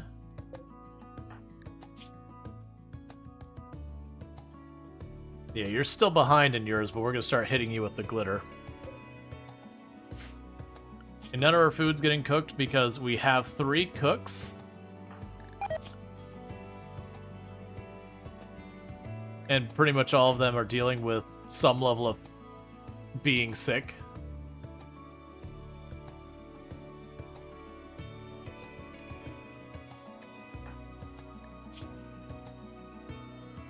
Okay, so you're in really good shape. You're in really good shape. Sorry, you're in relatively good shape. Okay, who is my best doctor who is not you? Cool, you're already on it. You're hitting it with the glitter. 150, come on. 130, I'll take it. 130% tend, and we'll be able to preach health them before it expires. That should be more enough to secure Conrite not dying.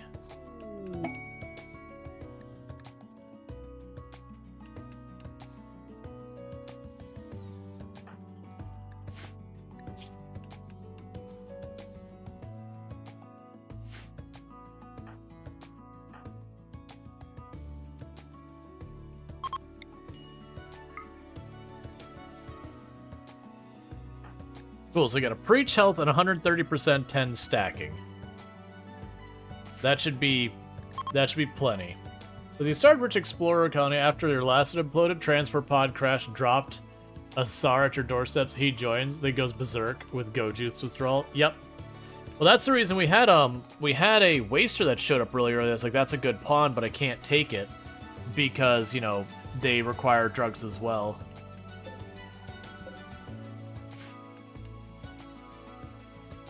Yeah, generally I won't take a SAR or waster almost at all. Like, sometimes later in game I might consider them. Early game I usually won't touch them. The drug dependence just ends up being a huge hassle.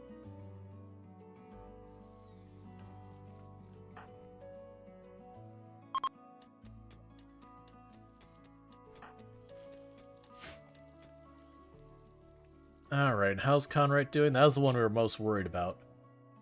So you've caught up. And you're eating now, it's just that food poisoning is whooping your butt.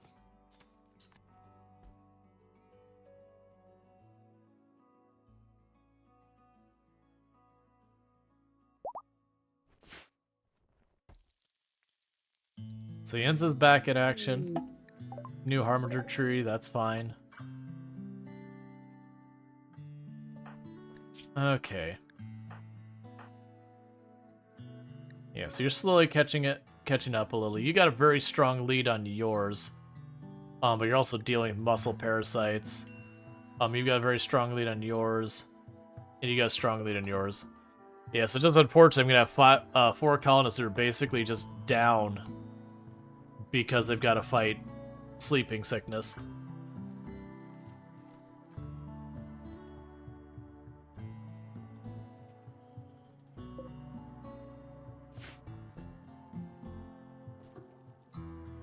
It also means nothing's getting plants or anything like that either.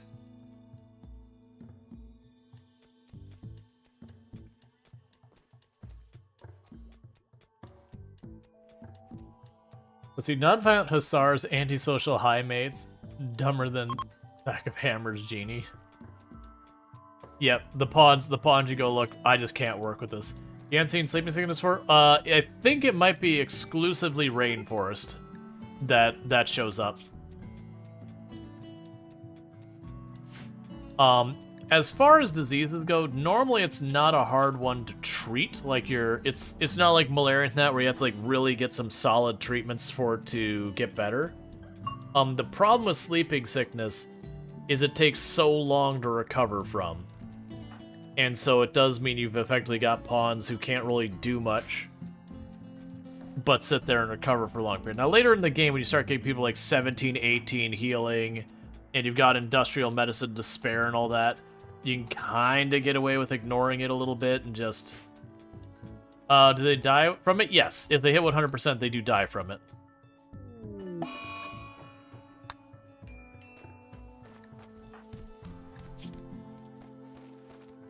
Another good tend. Give me a good one.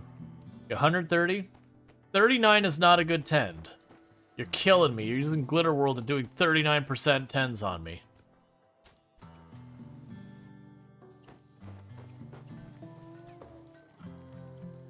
That's part of why everyone's getting all mad right now is just everyone's in pain, everyone is sick, everyone's just not having a good time. We're struggling to keep meals going because all of my cooks, for the most part, are sick. But yeah, as you can also see, the tens last for like a day and a half. So the tens are very, very slow.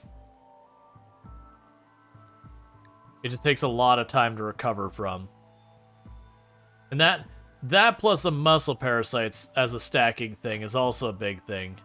Because we look at the mood debuffs, you got, you know, pain, sickness, and everyone's getting sick of being trapped indoors.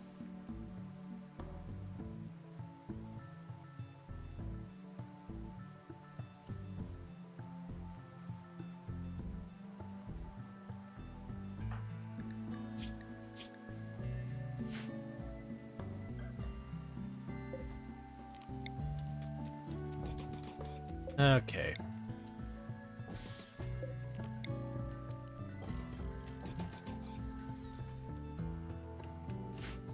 You apparently run entirely out of wood. Which isn't super surprising considering both, like, our growers are all down.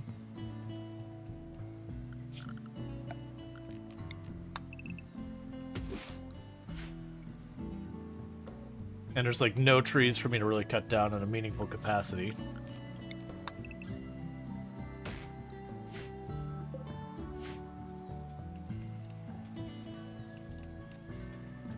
Can change the walls from wood to granite. There's no wood walls. I could change the doors, but all the walls are already granite. Oh, you mean these walls? Sadly, only little parts, but I could change this little spot there from wood to granite, and I could change that little spot there, and then this spot there. The rest of it has to be, you know, doesn't have heavy load because of the river. Tearing that down only gives you a fraction of what went into it, so it's really not worth it.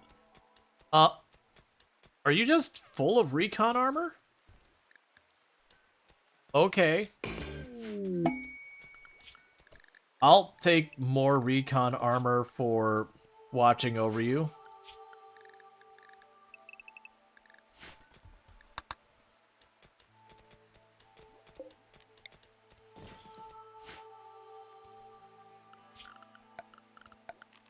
I can go here and smooth this room out.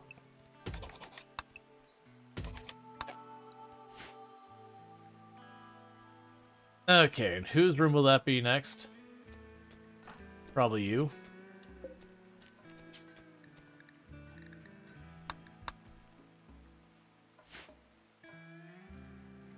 We're just trying to get them as much out of here as possible. How are you doing? You're still leading by an okay amount. Does he always want to use the expanded bridge materials mod to make water-based colony? Does he make a poker table, a tool table out of stone, so you don't waste the wood? Oh yeah, well I mean, yeah, you're not wrong at this point. I might as well. That's not a bad call.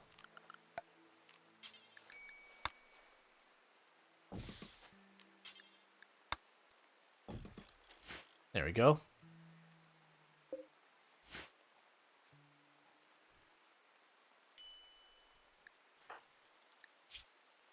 Okay, best doctor available is you. It's our last glitter world, I believe. No, I got one more. 106% 10 will do.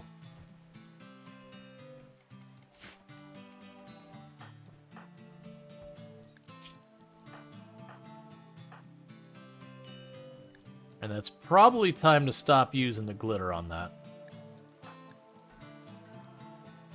Just all the people with sleeping sickness and muscle parasites, just all of them.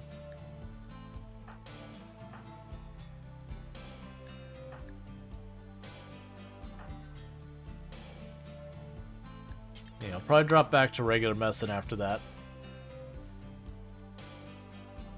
What is the open penalty for wood versus stone? Oh, the open speed is pretty awful.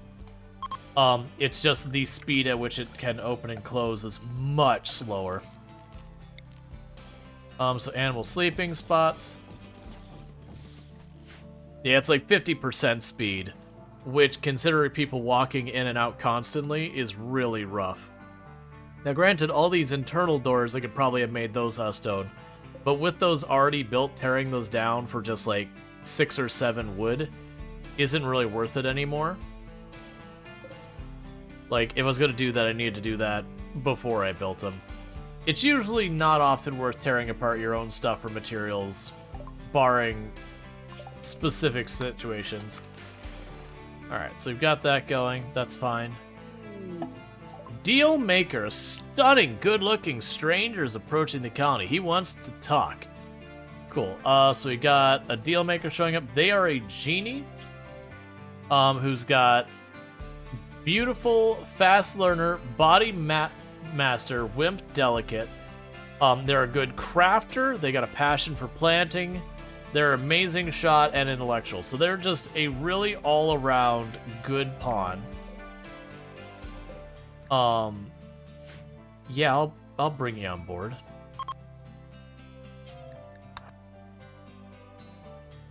I love plants. I just never touched them. Exactly. Allow them to join. I'm gonna hold off giving someone control of that pawn just yet. They are gonna drop their revolver because I'm going to give that to you, and then you can have the Pila. All right. Do people want to talk as an anomaly? Yes. They always come with the positive that usually they'll fully disclose right at the beginning, like, I can do this wonderful thing for you. But then with that positive, they also have a negative that they won't tell you about. And it can be a lot of things. It can be that they'll betray you. It could be that they have, like, their organs are failing. It could be that they have this thing called crumbling mind, which causes their consciousness to eventually fail them, and they become very incapable of almost everything. There's other ones, or they can be infected with a metal horror.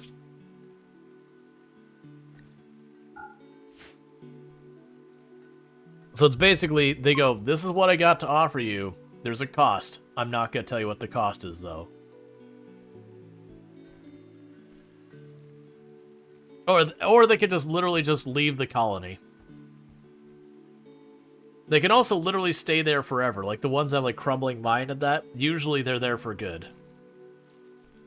So it's kind of like a more extreme situation of what we have with like the refugees, where you just don't really know what you're getting.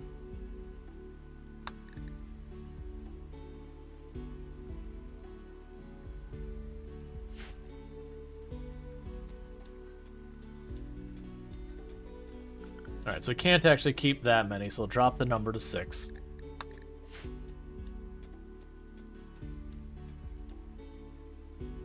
One chance of nothing happens, 7 and 8 chance something will happen? Yeah, if it's an even distribution, it'd be something like that, yeah.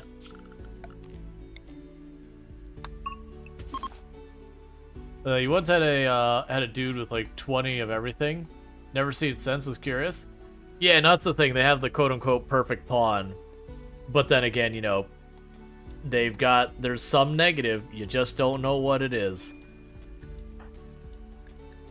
Alright, Bentley's already being treated. Have we completely run out of medicine?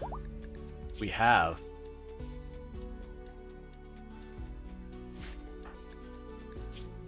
So good, bad, or otherwise, we are out of all medicine now. That's the other thing that sucks about sleeping, both muscle parasites and sleeping sickness for that matter.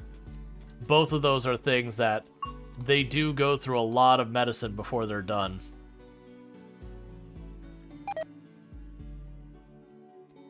We have a lot of catch up to play on food on the other side of this.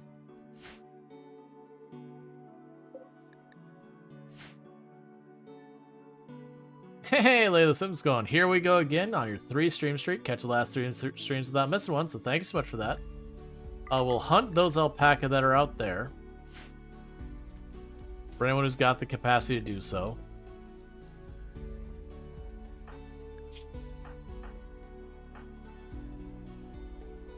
Yeah, so you get a very strong lead on yours. You get a strong lead on yours. You're about to be immune. You get a strong lead on yours. And you're upsetting spaghetti because of everything. Manhunter pack of guinea pigs. Oh, bring them over here.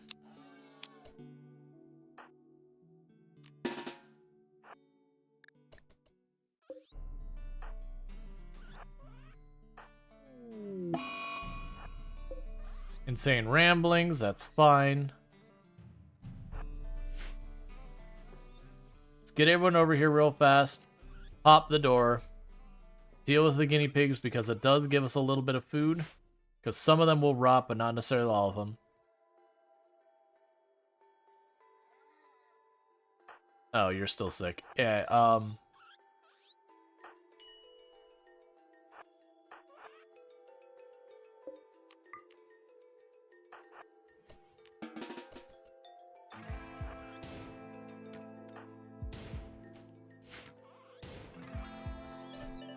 okay.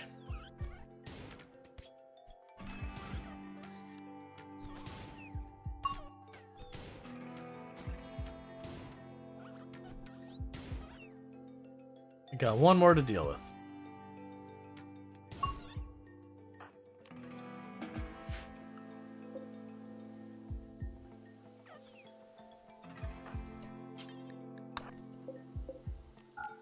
Just trying to get the bodies out of the door so it closes.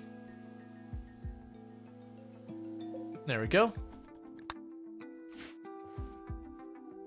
Now you got people who need medical treatment for the billions of little teeny tiny nibbles they got all over them.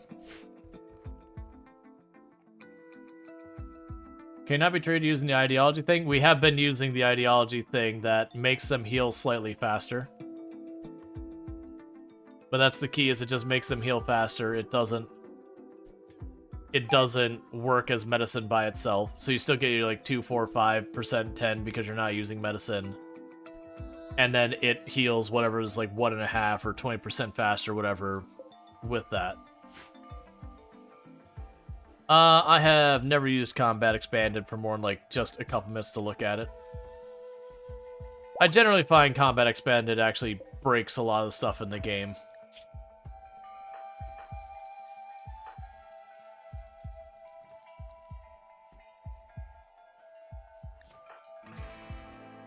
Okay, so you're still fine. Bentley's immune, finally.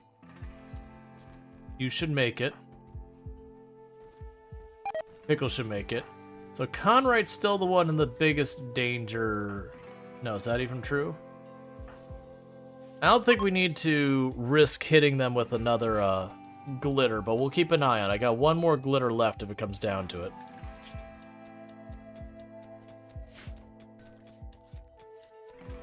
Yeah, because those 18% 10s and all that are going to lose me some ground.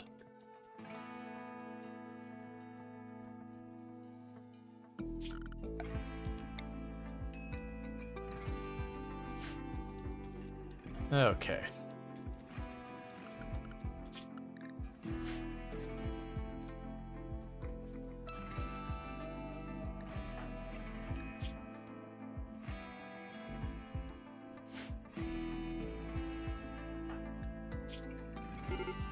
Yeah, right? Oh! Bentley's ideology has the venerated animals of alpaca, So where we are using them as pets, it is just angering Bentley to no end that we're like, you know, population controlling them and all that. No more fuel to the stove? Yep, I don't even have soda can plant right now because they're all down with sleeping sickness. That's the problem we have right now. Is sleeping sickness is just being an absolute troll, because it just basically took, of my pawns, 3 of my pawns and one of the refugees, and has made them unavailable for me to do any meaningful work for this whole time. The good news is we're almost through it. We're on the tail end of it. Just use the last glitter. Just do it.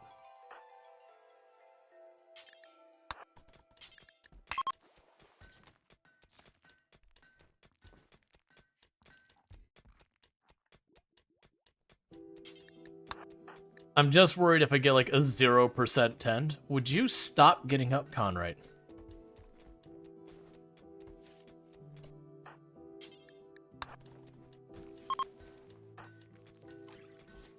Alright, and set you back. That's our last, like, proper medicine, because I don't think we're getting another heal word, or a healing, talk thing. But I'd rather lock that in and make sure we're good. So I just realized I never set your priorities in a work order and all that.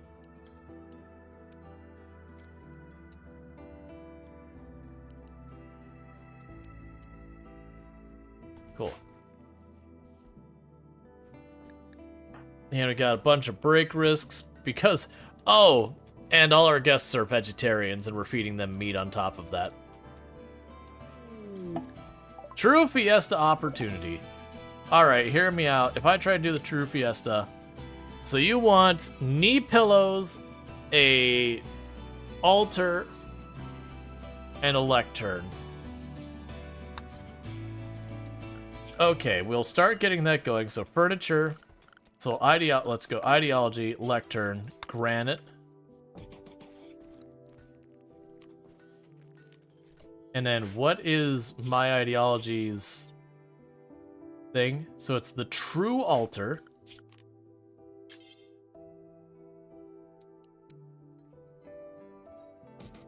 We put that there too. And we'll add the knee pillows made out of alpaca wool.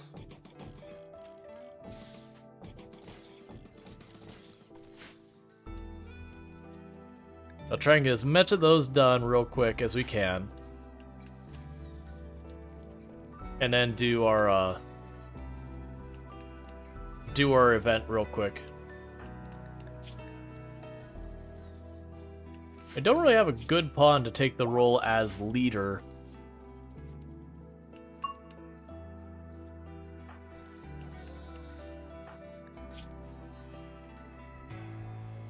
So you're immune, and you're immune. Alright, so it's just Conrad that for whatever reason has really struggled to Alright, so I've converted one of our guests by just harassing them endlessly about their ideology.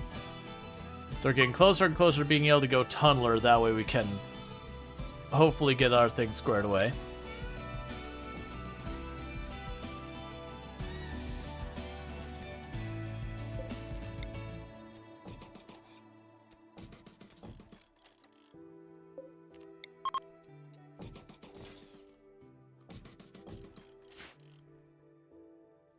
Okay, we don't breach health you. Yeah, no, you're locked in. So in that case, let's grab you, convert. Well, actually, conversion ritual on Bentley. If we get a masterful, then Bentley's converted. Flesh beast attack. Well, stop it.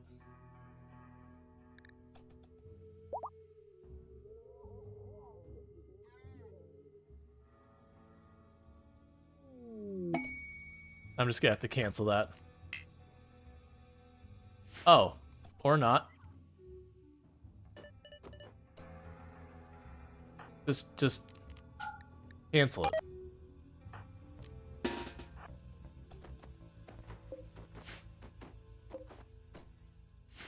Okay, you three jump on them.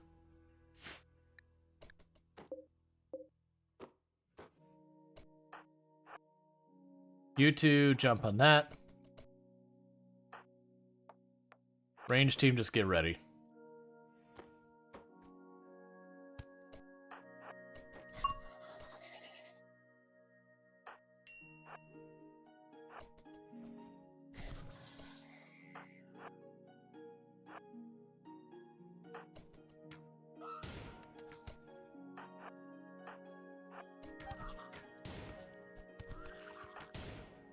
Okay.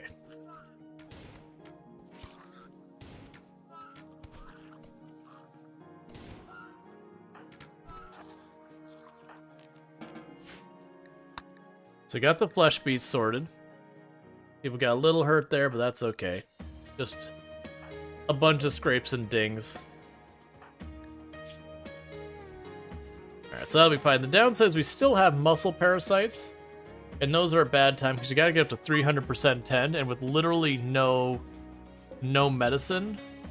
The worst thing is that did take the cooldown of her conversion ritual, which is why I didn't want to cancel it, but I also didn't want them to smash like 2 or 3 holes in our base and then all the alpaca run around and a panther hunt them and all that stuff. I was like, alright, you know what, it's fine. It's fine, whatever. Once everyone's treated, we will do their thing. It's fine. Muscle parasites suck. That's the lesson here. Sleeping sickness and muscle parasites suck.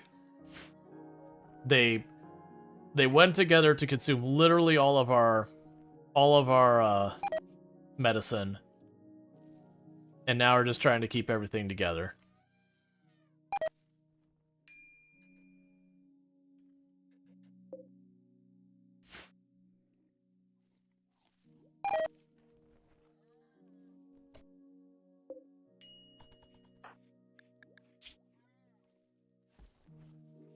I'm waiting for you to stop having your break so we can do this.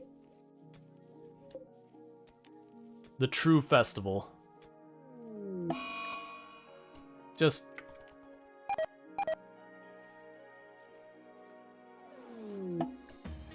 Alright, so with you...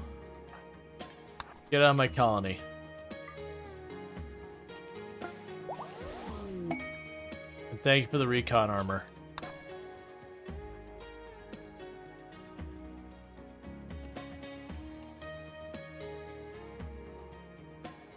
Alright.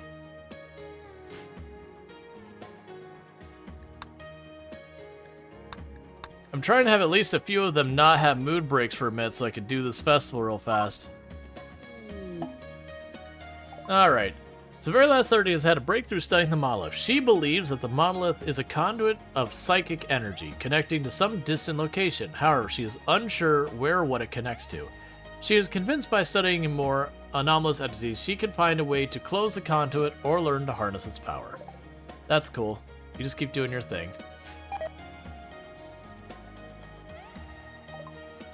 Avoid provocation. We'll go to that and that. So we'll get our rituals starting to be able to be online if we get there. Like, I'm honestly worried about starvation again. Just because everyone's been down for so long.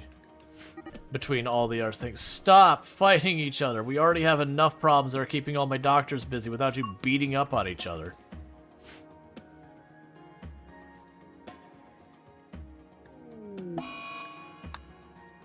Yeah, and like if you look at what's causing all these, it's terrible pain. That's one of the things that muscle parasites cause, is a lot of pain. Muscle parasites suck. Yeah, no, I don't have wood. That is the least of my problems right now. Like, literally what's happening is I've got 5 pawns who can't really do much for the moment. Because everyone's got sleeping sickness and muscle parasites. And because of that, nothing is getting done. Or just watching our food slowly rot one thing after the other. Because there's just no one available to work on much of anything. Catatonic. Cool. Okay. Begin True Fiesta. Just do it. Because we get a mood bonus out of this. That should help a little bit.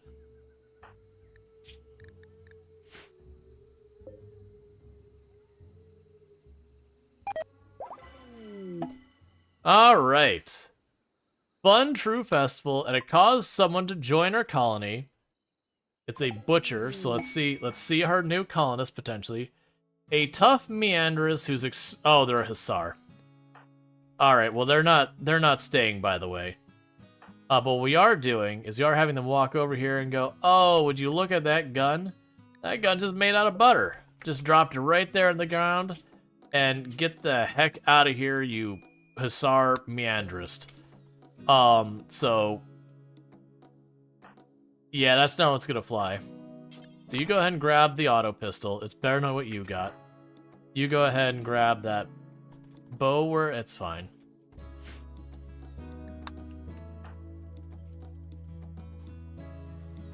Okay, and everyone's getting treated up again. Food is running out rapidly. There are no more dangerous animals I have to worry about, so just start hunting literally everything that moves if you've got the ability.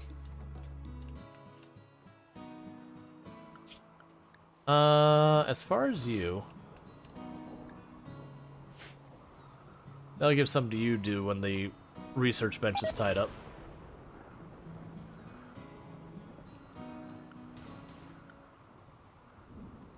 Okay.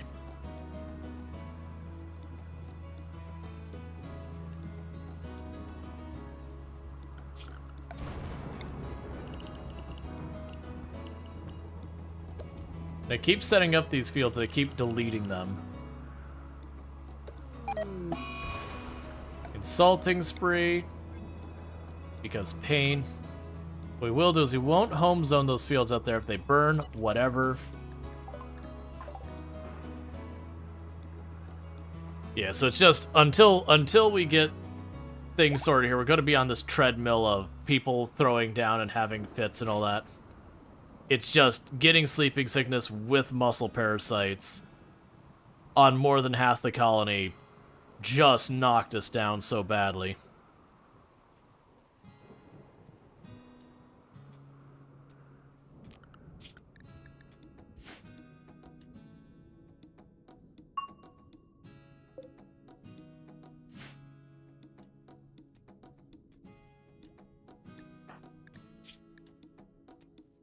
Yeah, and they're upset because we slaughtered animals.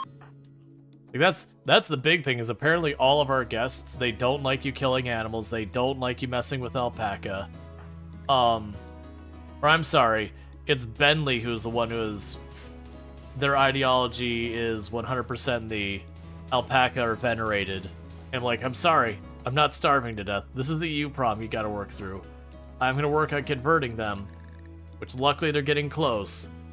But it's not a thing I can work with. I did mention food is going to be our big problem for the whole beginning of the game until we get Tunneler. If we get Tunneler, that becomes easy. Why are you downed? Oh, right, catatonic break. Yeah, that's fine.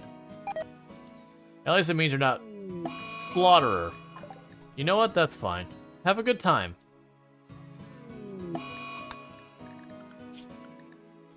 Just leave Alpaca 10 alone. That's my only ask. All other alpacas, have a good time with it. Leave Alpaca 10 alone. I need Alpaca 10. Okay, you scared me when you went for the adult.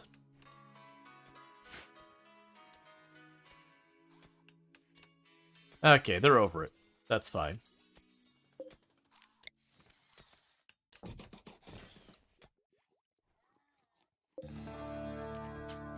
Okay, so there's Bentley getting a room. That'll help with your mood a little bit. This will be the Ince room. Cool. We got electricity now. So... I don't even know I'm doing that yet. It's fine. Because I'm gonna need I'm probably gonna get the water wheel is what we're most likely gonna do electricity-wise. Put a bunch of water wheels in here, but the problem is I put those in there, they're gonna take my growing area. So I haven't yet figured out how I'm navigating that one. But the water wheels definitely feel like the correct choice.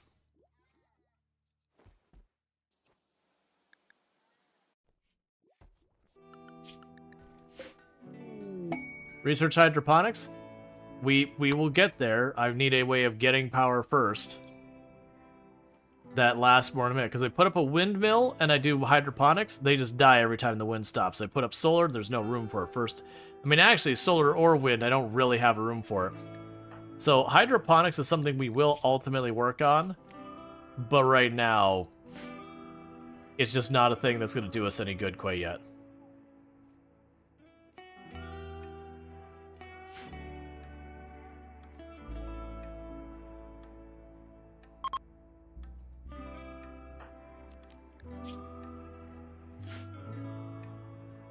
Someone please treat Conrad already.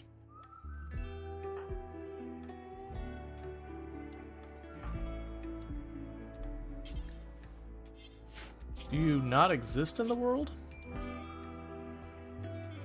Oh! Did you actually manage to nail... Oh no, I was looking at the wrong pawn. Ah, it's you that needs treating now. It's Pickles. That's fine. Okay, so let's go here. So we need to convert Bentley. That's what we're working on. Okay, so good news, Bentley is almost converted, and that's just because Bentley's ideology is like almost tailored, designed to be about as bad of a fit for our ideology as possible. So we're working on it. Okay, in the meantime, that's another set of bedrooms. I will want to have those smoothed out. Same here. Please mine the components. Alright, so we did... Wait. Did you do what I think you did? Did you sneak in there and snipe? Oh no, okay, we're good. We're good. For a moment I thought one of the other people did a conversion on Bentley at the last second and did. But that does give us the conversion. This is important. So reform here, tunneler, yes. Yes. All that. So we now love the mushy mush. Yeah, we now like the mushy mush and we like the insects. This will allow us to start properly fixing our food problem. It's gonna take a minute before we're there, but it'll be a thing. Oh, let's not make it quite like that.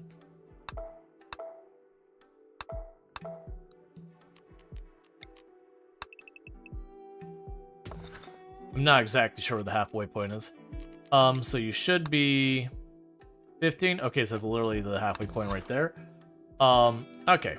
So we are going to need to remove a couple tiles. So 1, 2, 3, 4. 2, 3, 4. 1, 2, 3, 4. 1, 2, 3, 4. That way the roof doesn't collapse. All right, and that's gonna be a giant mushroom farm in there. We just gotta ride this garbage out long enough to get those mushrooms going. Once the mushrooms are going, we're good.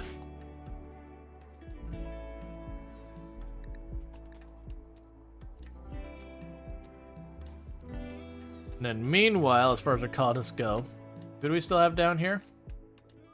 Conrad and very last Sardine. Congratulations, Conrad, you got yourself a room. Refugees leaving. Cool. That's one less thing burdening our food. Also, rescue this person. Because they're catatonic. Dark visions on the... like, the deal maker guy. That's fine. Oh, if you actually plant that, you'll chop down the harbinger trees. We don't want to do that. Just delete these ones over here. We just do the ones out here and to the right. Starvation on you. We got a couple of meals in here. Like 6 people just got food poisoning. Pretty much the entire colony simultaneously, so that'll help a lot.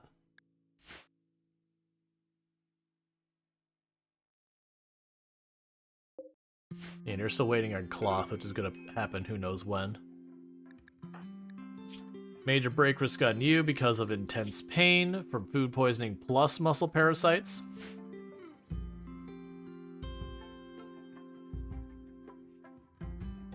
Alright. So we're just We're just having a rough go here.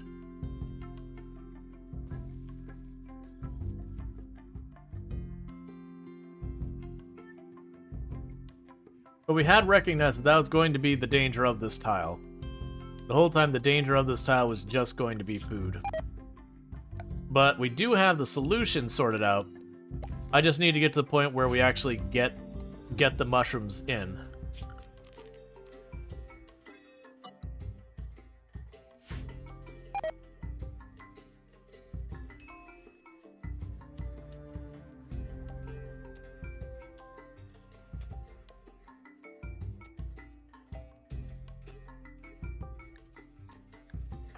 I see that you're starving.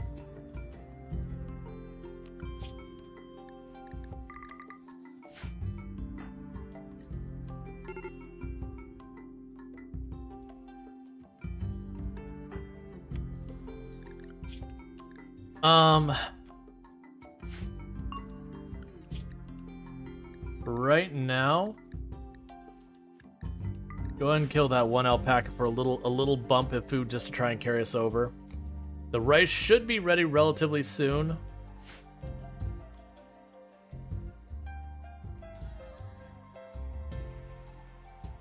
And then with that, we should be able to get a little bit of food going in here. If I have to, I can manually hunt, but I gotta get sorted because we're all... Like, getting that luck of getting 6 people with food poisoning, one after the other, really kind of ruined a lot.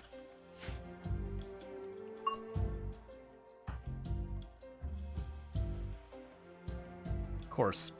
I was looking to see what animals we had to hunt, but we got a group of rhinos here and a group of rhinos here. Otherwise, it's tons of little stuff. Work. You're not a cook? Congratulations, you are hunting. Look at you. You're not a cook? Congratulations, you're hunting. You're hunting. Get to it. Why are you down? Is it... Oh, it's muscle parasites plus food poisoning.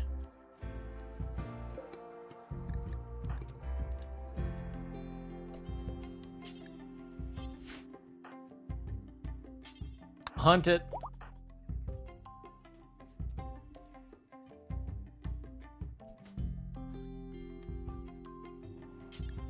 Hunt it.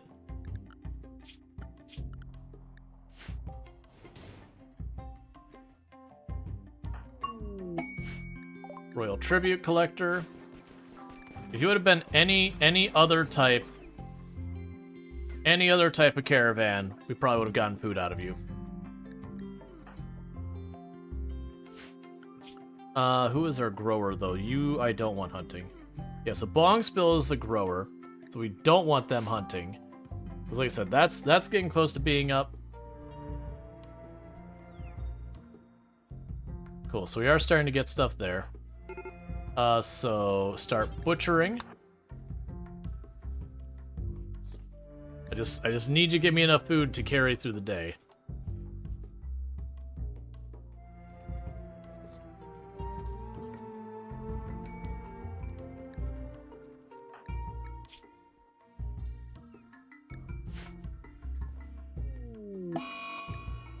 Dazed and badly malnourished. I know, I'm working on it.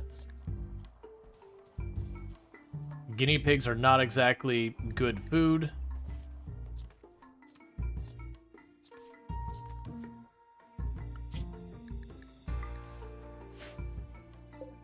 Alright.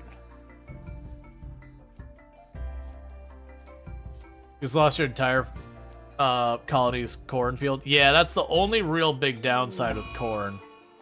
Okay, that eclipse, those eclipses keep hurting our overall food. Eat the meat. Oh, you're currently on a break. I was gonna have you do that. We can maybe wait a little while longer. No one is actively starving in this moment, because the eclipse is gonna keep those from growing for a little while longer.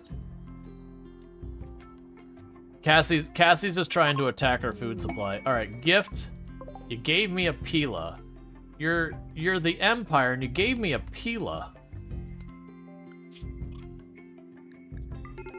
You've got all the highest, fanciest tech weapons. You're like, here's a pointy stick you can throw at someone.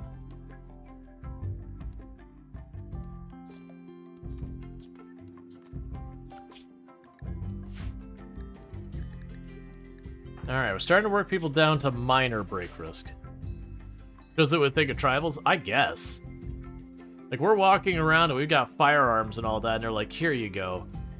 This is the weapon of your people. It's like, look, man. You don't gotta be that way.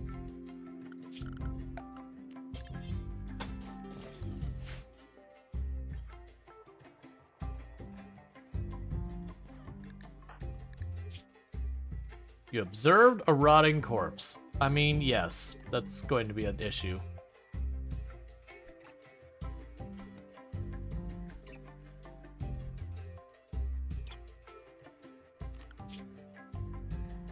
And with that, we are out of things to hunt. So we're going to drop the priorities down there. At least things that are worth me going on my way to hunt. Those are almost grown. We're really close. It just sucks that this eclipse is lasting so long. Yeah, everything else if I hunt it will fight back. Well, potentially will fight back.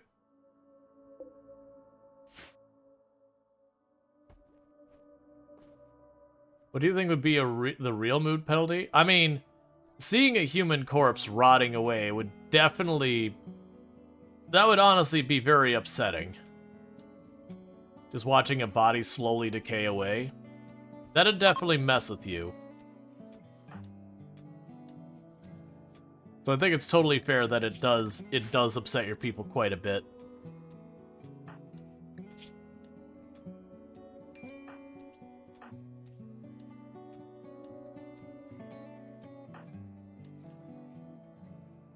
Yeah, I think -6 is reasonable for it. Okay. So, whatever power we do, well actually, start trying to make the windmill. Because we're going to need that for electricity. But I'll just have to figure out what I'm doing with it. Cool, the eclipse is ending. We still have a couple of meals sitting around. And those are right about to be fully grown.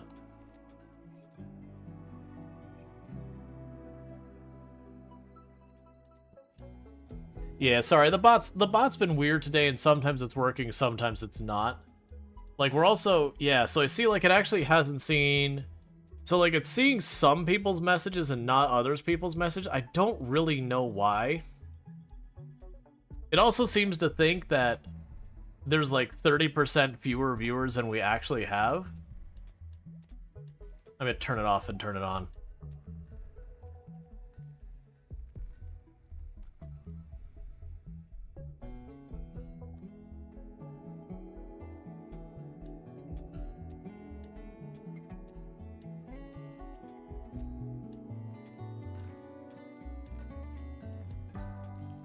Yeah, so weirdly, it still doesn't see your message, Randall Thor.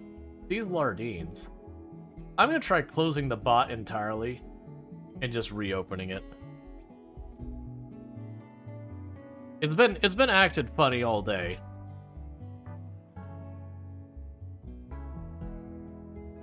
But you don't know if it's something on Twitch's end or on my end or anything like that.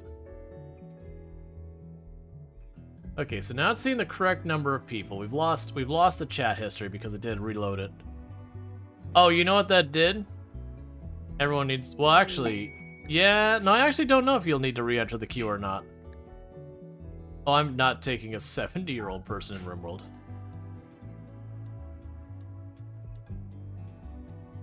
Okay, yeah, so I have to reopen the queue. That's on me. Alright, so I broke the queue when I did that. So you're gonna have to re-enter yourself with the queue all over again. It won't, like, everyone who was in it got purged when I rebooted the bot. But it seems to be working now. It's seeing people it wasn't seeing before. There we go. It seems to be unstuck now, whatever was messing with it.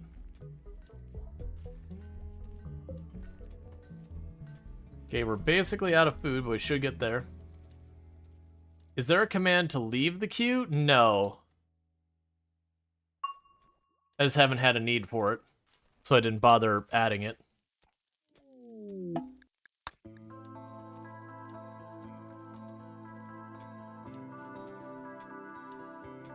Yeah, I know we died on our runs yesterday. We've been having a hell of a time with just getting, like, not the disease killing me, but disease knocking our people down, and then while they're recovering, getting really, really rough raids, and then trying to, you know, in the middle of having malaria fight stuff. The one that killed us yesterday, though, we actually had the raid well handled, but the person who shot at me that I was shooting back was like 5-on-1, hit a rhino nearby me, triggering the entire group of rhinos to Manhunter Pack, and I just got walked over by all the rhinos. That wasn't even disease. I mean, it was disease because I rushed because of disease.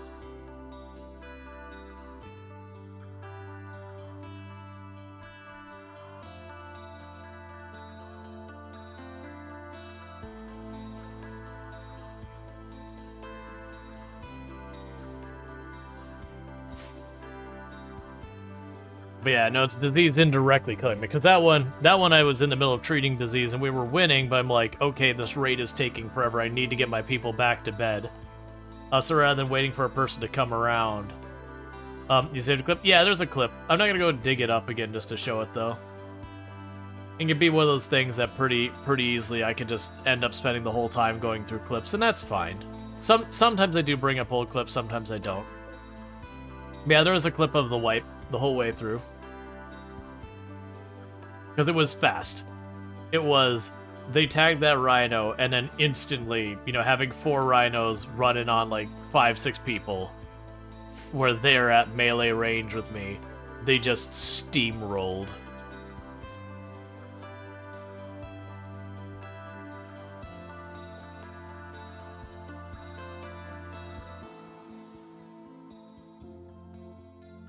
I need you to get that back room done. I need it done now.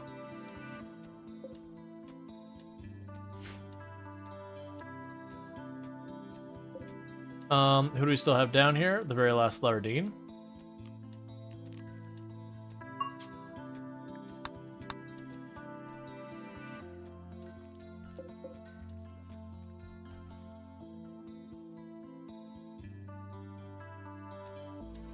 Oh, right. Quiver doesn't actually sleep. I forgot about that. Because that's, when you look at the Body Master, they don't need to eat, sleep, or comfort. They just go on forever.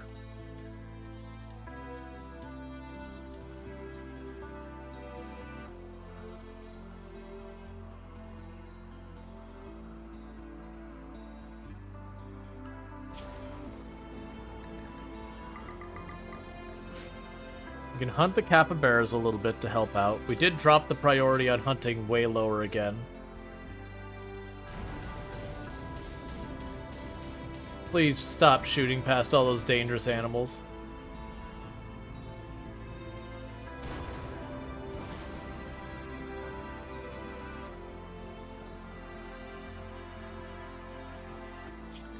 Just never mind hunting the not injured ones. Keep the other ones there.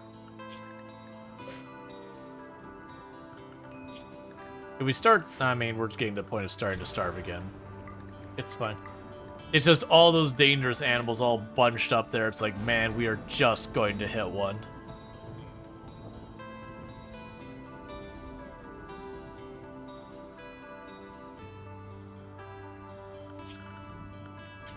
Alright, so make a granite door here and we'll just leave it open.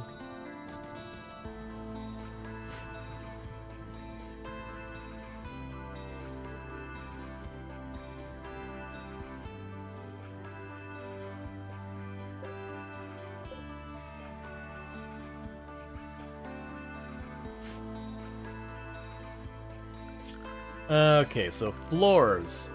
Fungal gravel in here. That's what we're looking for, because with fungal gravel, I can start planting mushrooms back here. And then the plan will be to make probably 2 rooms this size, like giant grow rooms back here.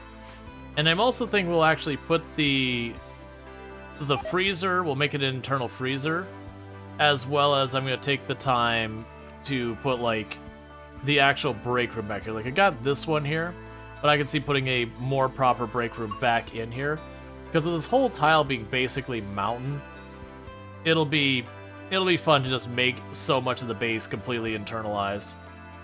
I could ultimately see down the road literally opening this up here and then making this into our defensive point if I don't need this area out here at all.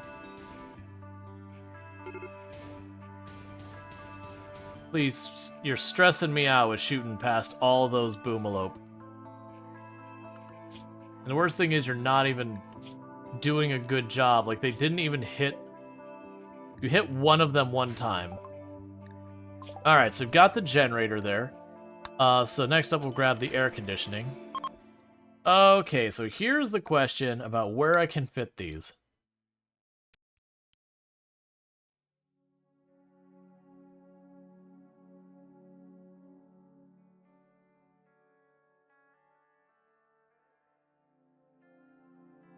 Oh, you require a bunch of wood. Alright, we'll have to wait till I have the wood.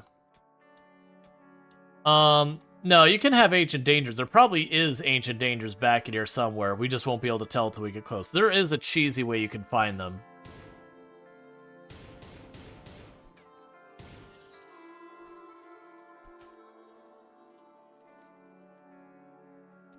You can, tell one of your pawns, you can queue them up for combat and just start mousing over.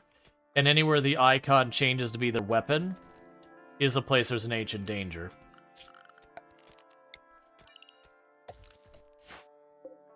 Okay, and you are Nutrifungus.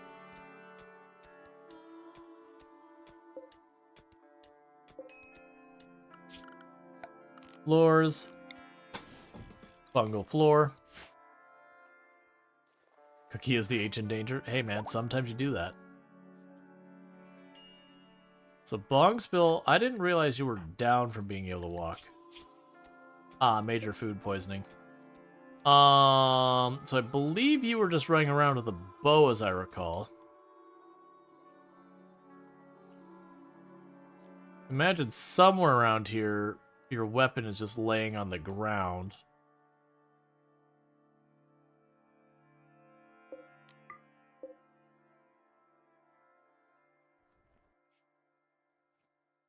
There we go. I wasn't sure if they had a bow or not, so I just wanted to double check.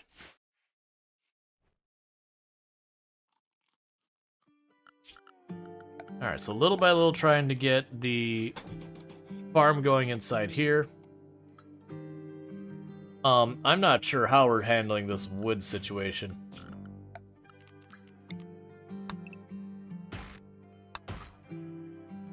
Because I need a lot of wood to make the water wheel. It's like 500. I'm probably going to have to research tree sowing and then do tree sowing out in the extremities. And just leave it like that, because even using hydroponics, getting fiber corn sucks.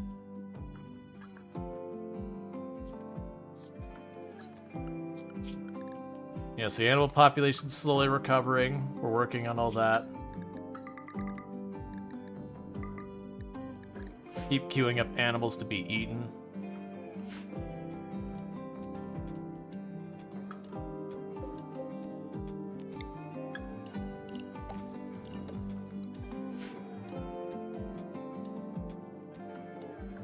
And just working on slowly getting the nutrient fungus online. That door can be left open. That door can be left open.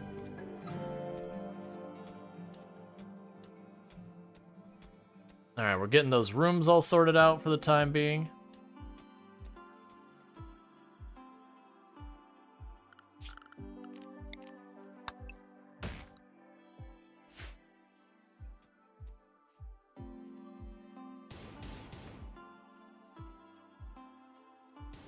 Alright, so you should be...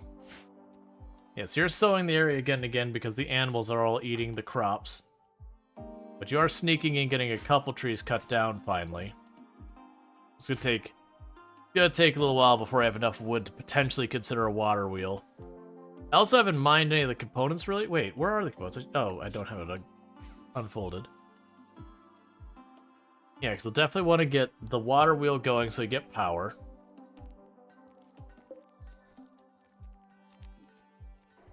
And for that matter, it does seem like we're at a point I could just delete these zones.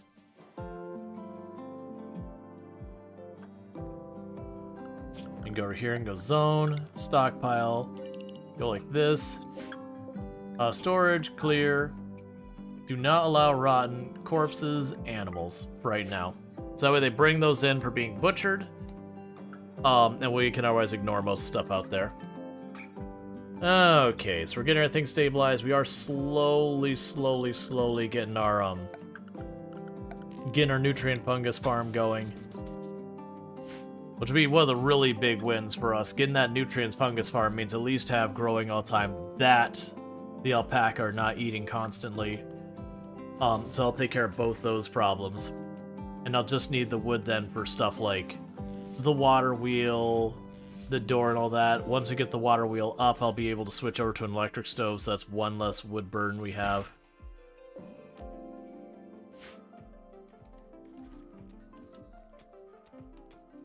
Okay, so let's plan to do power, the water wheel, as much as I don't want to use that area, because I don't know how much they can be punched together. Yes, let's go way over here. Yeah, it's fine. Put the first one there. Researching air conditioning. I did just mention a moment ago there's something I should grab. I don't remember. Tree sowing, that's right. We'll grab the tree sowing.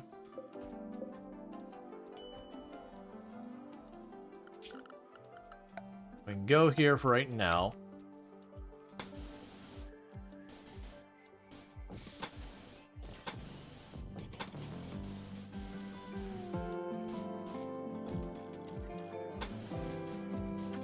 And run the power lines throughout the base.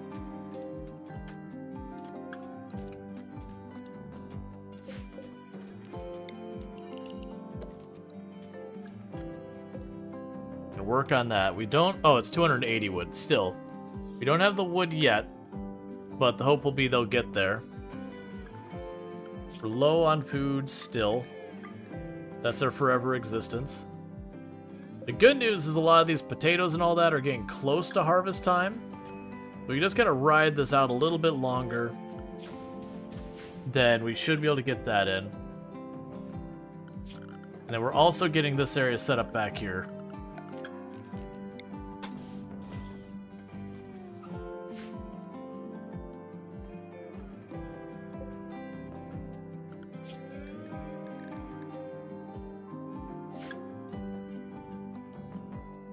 Okay. And the alpaca doing fine.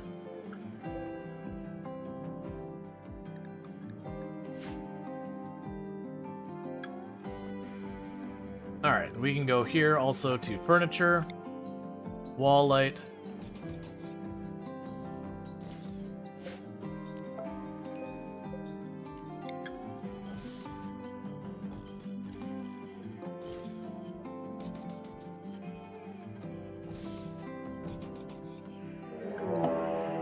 Okay, site stealer revealed. Grab everyone this way. Pop that door on your way through.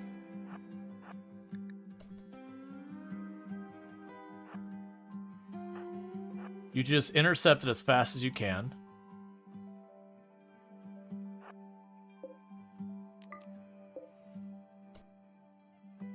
Okay, so what we're gonna do is you two stand here. The rest of you just bunch up behind.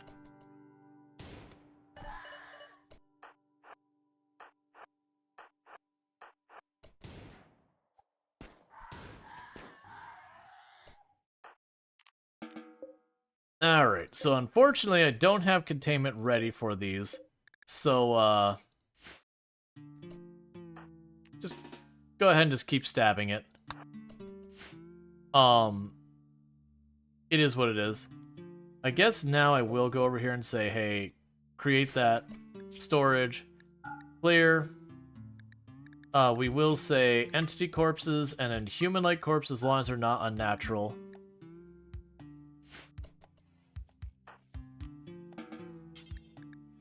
And get that out of here.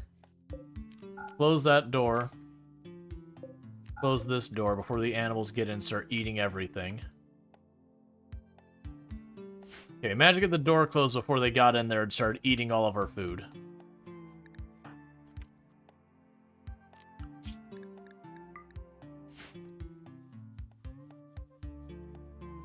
Oh, also zone, not home zone.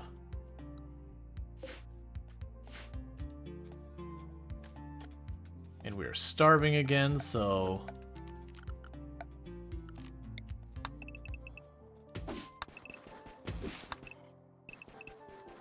just harvest what you can.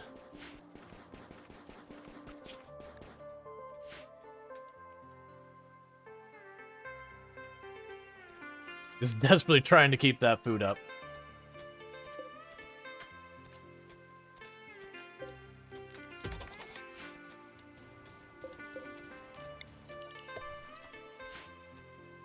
Okay.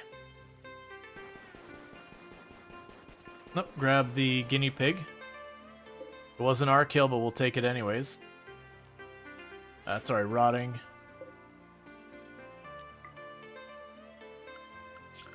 Orders. Allow everything. Let's see, what if you hunt one boomalope and then they all explode, taking care of the boom problem for you? The risk is you'll shoot, they'll scatter, and then go manhunter pack, and then you don't get nearly all of them. That's the risk. Technically, it could be a thing that we just Death Star that one, it just chain reacts across the group, but it's not nearly reliable enough to you know, try and take advantage of. Okay, so you can keep going floors. Like right now with what we're doing, it should eventually get us what we need. It's just kind of in the meantime, just riding that fence of hunger and all that until I get the mushrooms online. Once I get the mushrooms online, all of these problems become not a thing.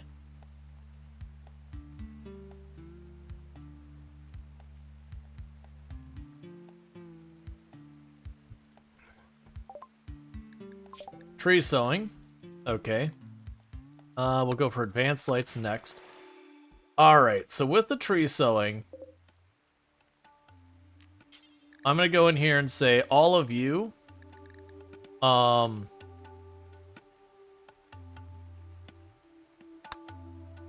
bamboo, so I want the high yield slow grow one, so I don't have to be out there long. Because I got bamboo, which is a harvest yield 10. Where are you at? 108 days? A fast growing tree-like thing that is dense grows. We can go here and you. Yeah, it's not the lifespan, it was... there was somewhere in here it gave you how long until it's like max production. That's 18. Teak. 60 yield. Cypress. 60 yield. Maple. 27. Palm. 18. Willow.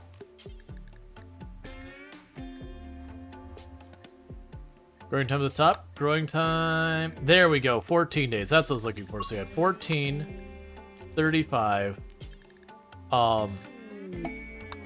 Yeah, so you were 60 yield for 35. So two per day roughly.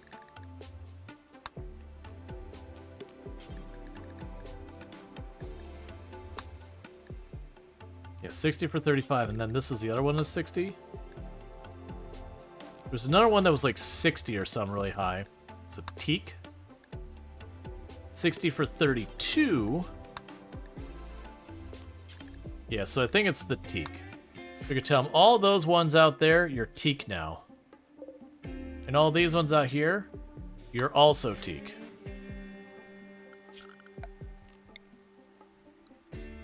And a boomalope is self-tame. I'm actually okay to keep a boomalope in here.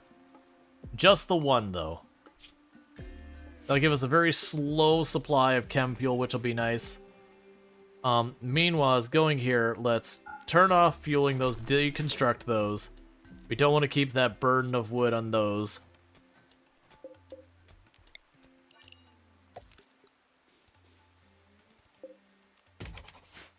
And go here and say floors.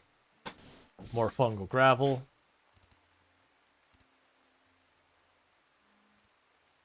That should start fixing our wood problem. They are harvesting this, which is giving us some food. We have an aurora. Don't worry about those animals. They're terrible for food. Alright, so got the advanced lights done. So we've got air conditioning, you've got that, we got the advanced lights. We will research hydroponics. I won't be able to do that yet. I'm still struggling to get our power online. But I do agree that we're going to want that long term to have like a side room that I could have like a room for hydroponics in the back here. That, you know, will be like our medicine, the side leaf, maybe a little bit of cotton. Because there is certain things of armor that won't let you use leathers and all that. You have to use very specifically cotton.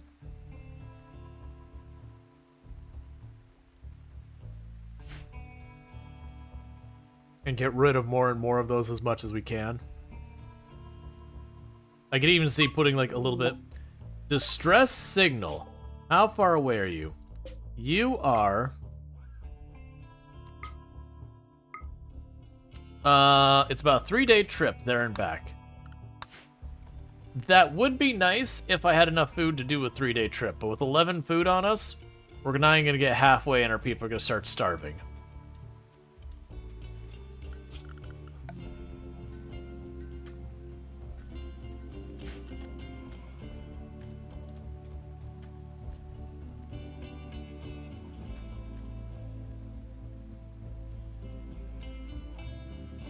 Yeah, so we're planting... Why are you planting fiber corn? Weird. Let's see. Quiver has made progress studying the monolith. The structure connects the normal space to the void, a dimension hidden behind the subspace structure of space-time.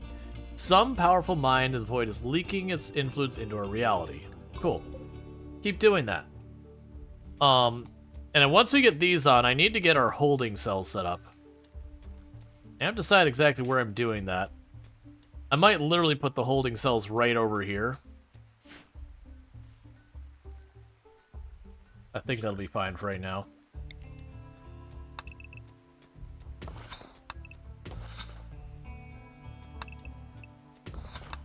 Basically make them the same size and shape for the moment.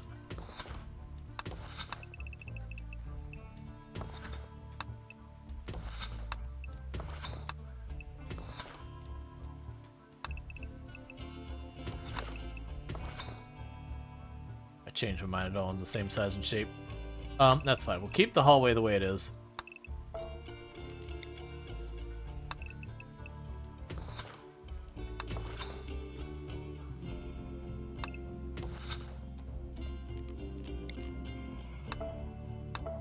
And I'll end up making the door too wide. Do they need to be that big? Absolutely not. Do we have more enough space that I can justify doing it anyways? Absolutely. So that's exactly how I'm approaching it. That size, right? No.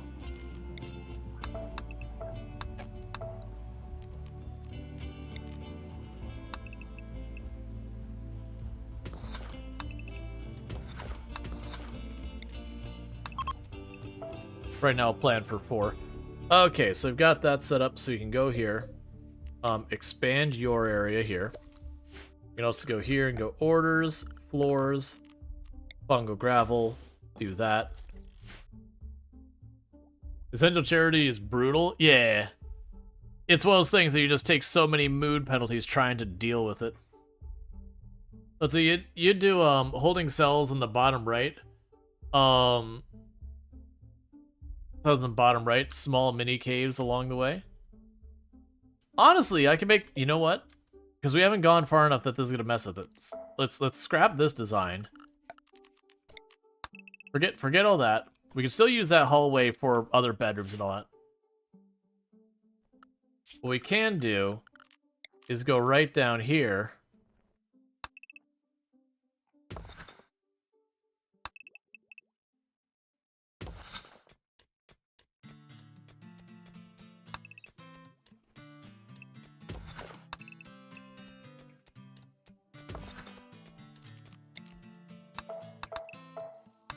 Basically gonna make the same shape in rooms and all that. And the reason I'm doing it this way for these rooms is just so later on I can do the double-sized doors. I also really want that to be 3 wide. And the reason I want it to be 3 wide is just for dealing with infestations.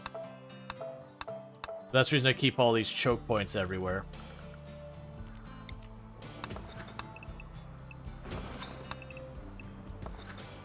So I'll give us our first 2 containment rooms. Structure, put a granite door there.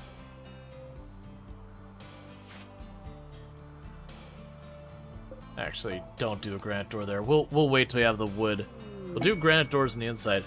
Revered relic. We're not going to chase it yet, but we are going to grab it. So we're getting all the trees set up for wood later, because I will definitely want those there. We are starting to get more actual crops in, which is good. The wild animals I don't really care about. Our animals are slowly recovering.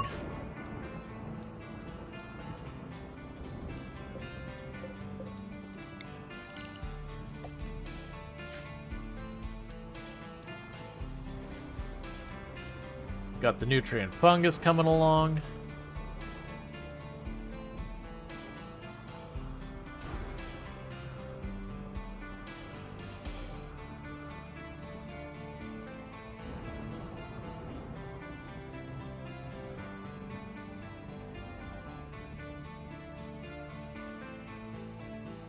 Oh yeah, and that's when you're guilty ideology, you just accept you gotta be nice.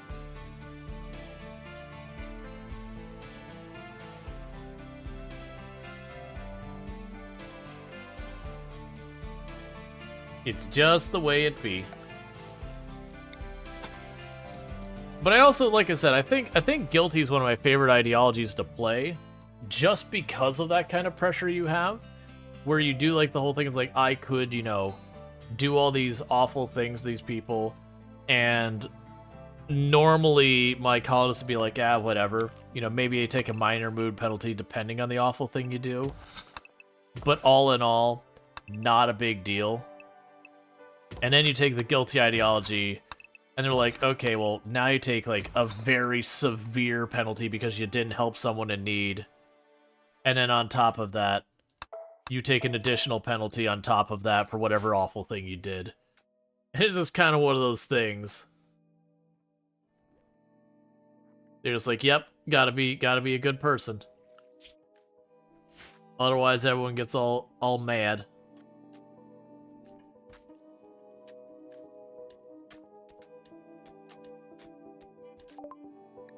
Alright, so we got hydroponics unlocked for later. Geothermal's not going to do us a whole lot of good on this one. I'll go ahead and grab the sterile materials. I don't know where we're going to put a hospital yet. I'll probably try and put it out here somewhere. Like maybe along there or wherever. We'll figure it out.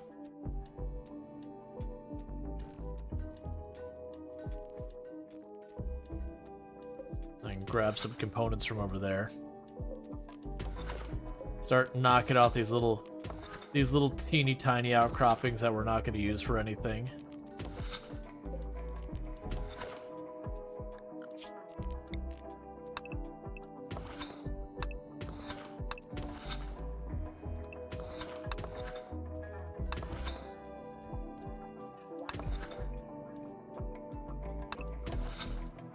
That's fine, I won't worry about anything else yet. Yeah, so we are harvesting a bunch of the extra stuff we grew. We are getting teak planted everywhere. It'll be one of those things that ultimately, if I end up getting too much wood, I just stop sowing those fields and ignore them. And that'll be fine. I keep forgetting they have a dedicated hauler, and it's just, I keep looking around, it's like, okay, where do I need to have my people hauling? It's like, oh, it's just done. Okay. And we are going to run out of wood here again before I actually have the next thing done. Yeah, so it covers that whole area.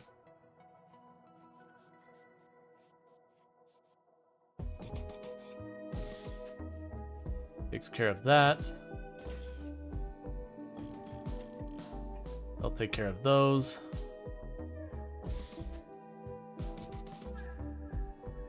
Takes care of that. We can worry about the stuff back there later. We need more power line to go. Make sure that's all included. Blight on the potato plants. I mean, they're already picking them up anyways. Interestingly enough, it did bridge the gap between the two. But they're already replacing it with teak anyways, so I'm not going to prioritize it. That was that ponder, like, save this person. It's like the 70-year-old person who had, like, a whole mess of health. So I'm like, man, I got other problems right now. I can't help you with what you need me to help you with. Meanwhile, we can grab this light. Now, this should be fine. I don't want it to go in that room. It'll start killing the mushrooms. And these four-way intersections, those will also have to have lights at them as well. Solar flare is irrelevant because no power.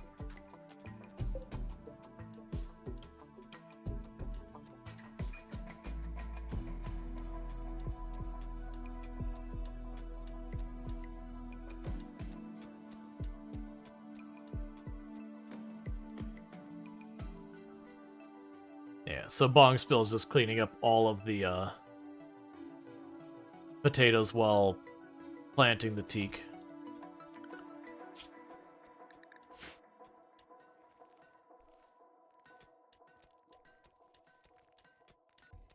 You still have a decent amount of raw produce in here.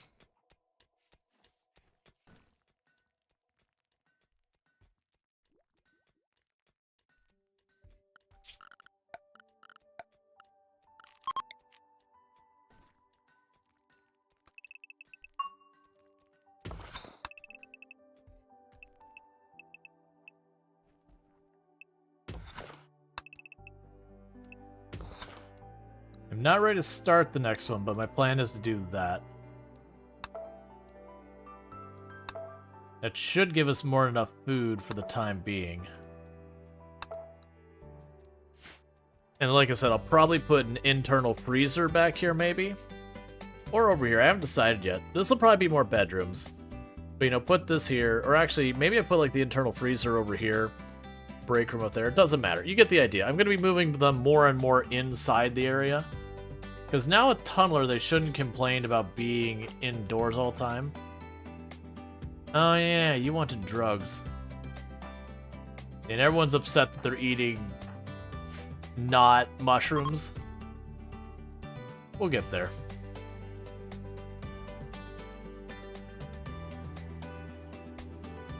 It'll just take time.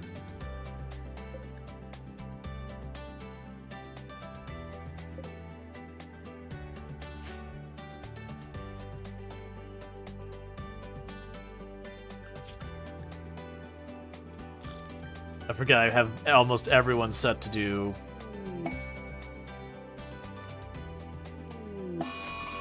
Gray flesh. Well, that's not my favorite. Okay, so workers, stop cooking everybody. Alright. So, that isn't my favorite. I'm going to assume Quiver here is at fault.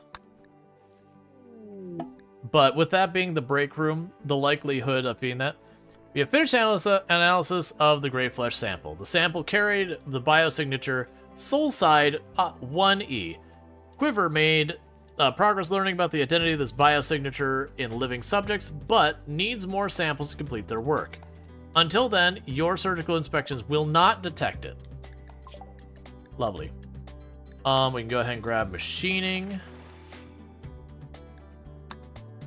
So basically I gotta wait out, but that's the reason why I took everyone off cooking. Cooking is the easiest way to spread it, so we are going to start eating a lot of raw food. But that's because what the Grey Flesh is that's metal horror. And it's kind of like an Among Us disease kind of thing, that the person with it will deliberately try to, you know, get other people to have it. And the common ways they can do it is if they sleep with another person, that can spread it, you know, kind of like as an STD type thing. They can also spread it if they cook food and someone else eats it. There's a chance that they can get infected with it from that. Alright, so we got psychophagy. So we'll do entity containment next. You can also get it spread to you if someone doctors you, and they are the one who has it, the person who is doing the doctoring. So doctoring you can't stop doing entirely. But we're gonna have Conrad Beard dedicated doctor. My money is on this guy here being the one at fault, which would be good if that is the case, because they're not a cook or a doctor. Because we still don't know what the negative thing they're hiding from us is. I mean, it could be that literally they're just gonna leave. But the fact that they haven't betrayed us yet... Yeah, no, that's, we tamed it. I mean, we didn't tame it, it's self-tamed. But, we do have a very small... Take a sip. Small source. What's the worst that could happen?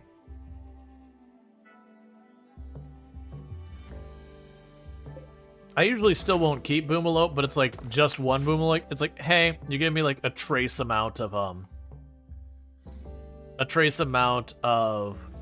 chem fuel. I'm not gonna be unhappy about it.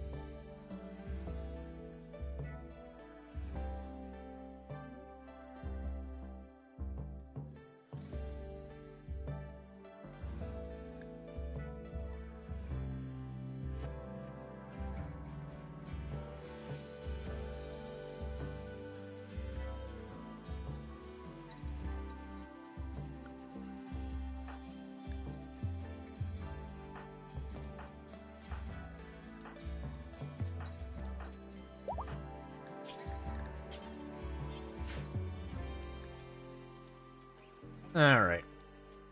So we're just grabbing all of those more valuable minerals there.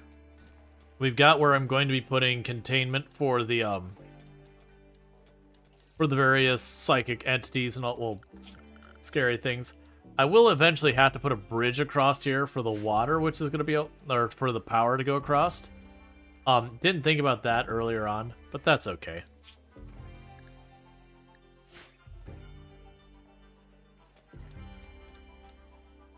We're good on food for right now. Let's keep letting it be a thing.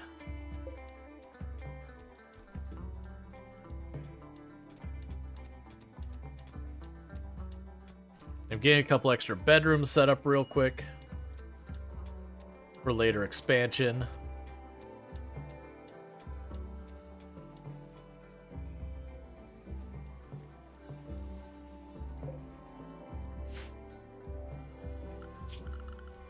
Wait, why don't...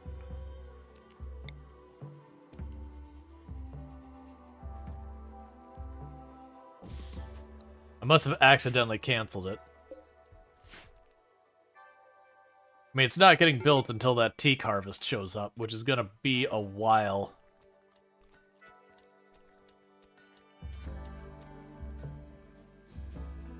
So we're just gonna have no power for a good long while, unfortunately. One thing I will try and do is go to the getting the power from bioferrite and lean in on that, because that ends up being immensely powerful.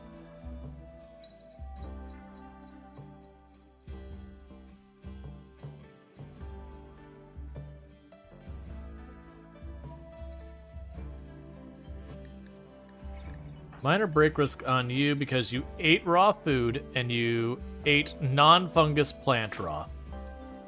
We're getting pretty close to where our fungus is going to start coming into play, which would be a really good time. Like I said, we're just going to keep getting those rooms to be bigger. They'll be our main source of food.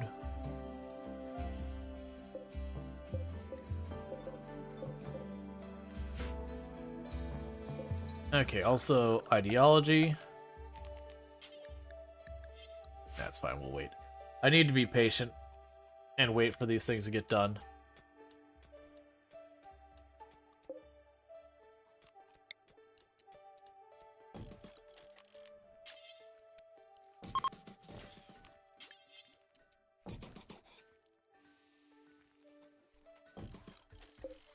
Okay, we got more steel back here again.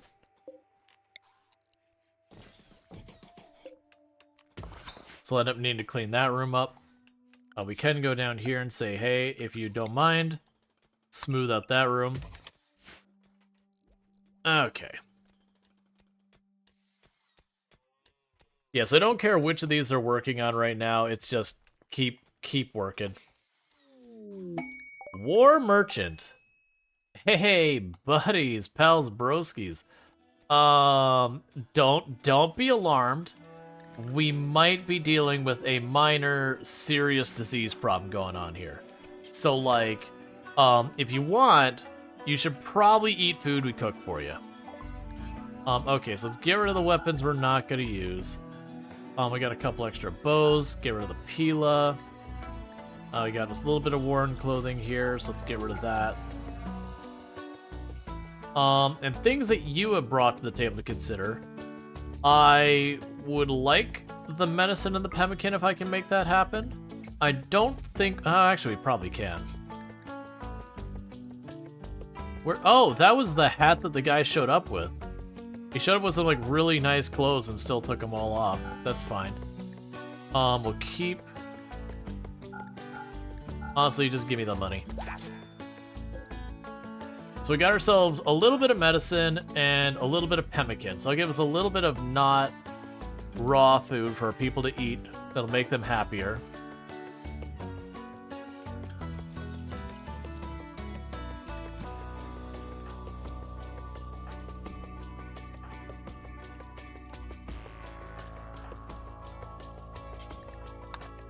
There, grab that. So it gives us at least some medicine to work with, because that's kind of a scary thing, the total, utter lack of medicine we have.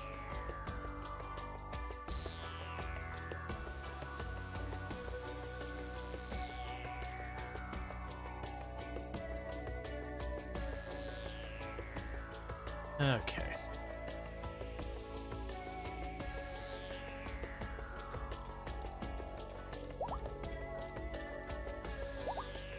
It'll be interesting. Oh, we struck uranium? That's good.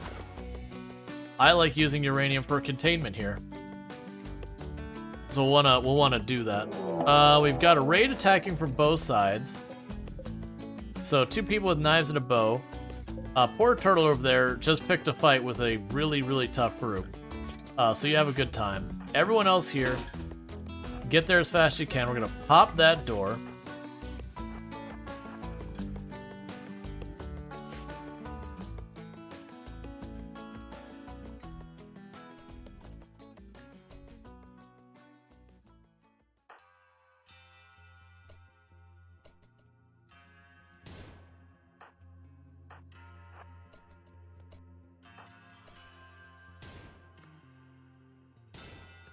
Okay, they are aggroed to us. That's what I wanted to make sure, is that they're actually aggroed to attack us.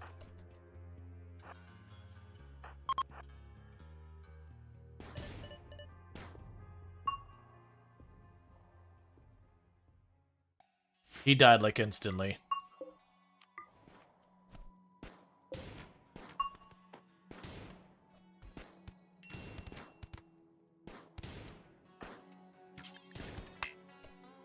Alright, we're all good. It was a Neanderthal raid, so let's look at the injuries. Some bruises, and you got 1 cut on your leg. So relatively minor injuries. Orders. We will allow all, or any of these people we want. Delicate, ascetic Neanderthal. No, and I probably couldn't say I want to. A jogger Neanderthal who's good with animals, who there's no way I could save before they're dead. Please hold that steel knife. Yeah, unfortunately with the Neanderthals, because they're so durable, it's pretty rare I actually manage to get them sorted where it doesn't doesn't kind of already be a problem with itself. Mad Boomalope. So we'll just say no to these doors for right now. Just let that do its thing over there.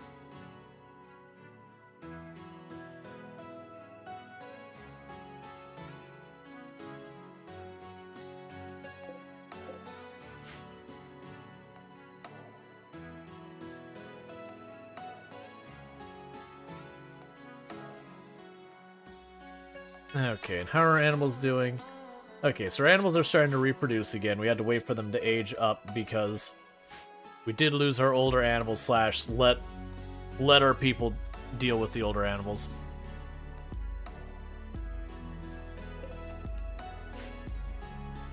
Getting all that built, we'll get the steel done.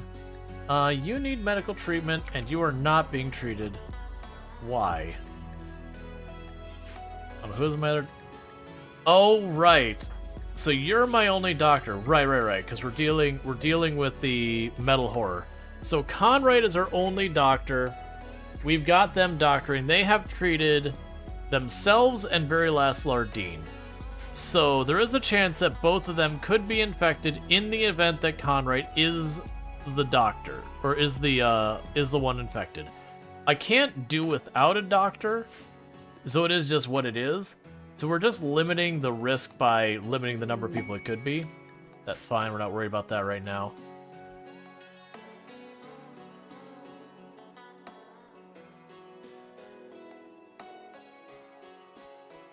Alright, all those crops are wasted over there, that's fine.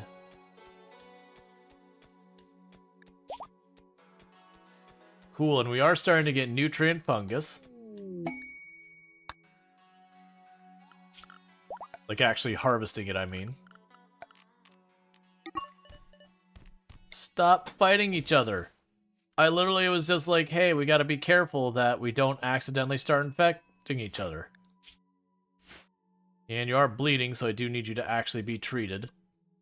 I was seeing if I could get away with just like, if it was bruises, just not doctoring them, but... Muscle parasites, well... I really hope Conrad isn't the one with it, because if so, we're just about to infect the entire colony.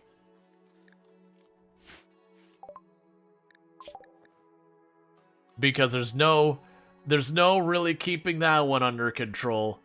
What are we gonna do next? Let's get the auto door so we can get the security doors later. Tend to you. And bong spill, and then feed them. Well, I really hope my guess that it's Quiver that has the metal horror is correct, because if not, we're about to have ourselves a real bad time.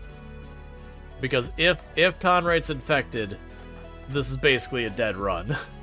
Because that means I'd have like potentially up to 5 metal horrors popping out. Which means 5 people instantly downed. Let's see. That's cocoa and uranium. 10 wild guinea pig. I'm gonna say no right now. The marine helmet would be a perfectly good reward. But with the metal horror, the more people we have getting injuries, the more things we could run in. Like, for example, if Conrad got downed in that fight, someone else has to take over doctoring. Well, like, right now, we might be perfectly fine. If I'm right in my guess that it's Quiver who has it, then we're A-okay.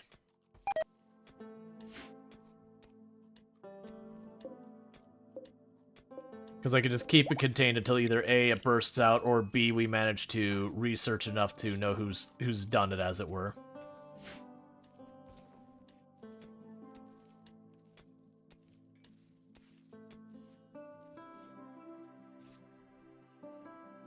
Are you done throwing a fit out there? Yeah, so you can go back out here now. Look at the map? Yeah.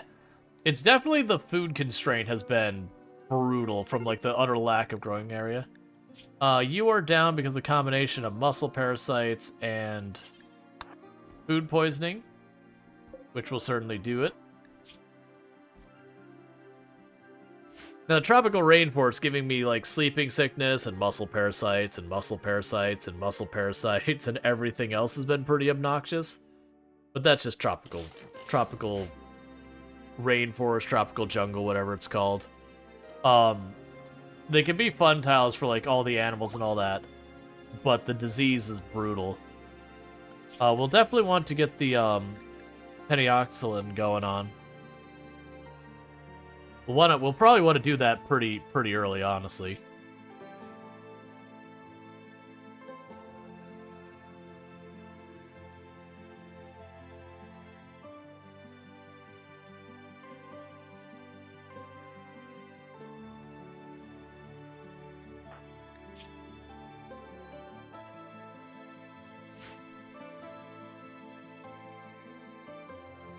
You've got almost all the trees planted out here.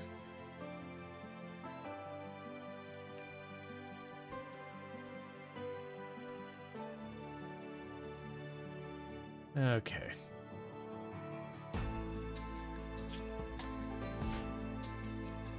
But so you can't make the stuff for that? You have to get it through quests and stuff? Yeah, so what are the ingredients? The Nutramine you cannot craft yourself.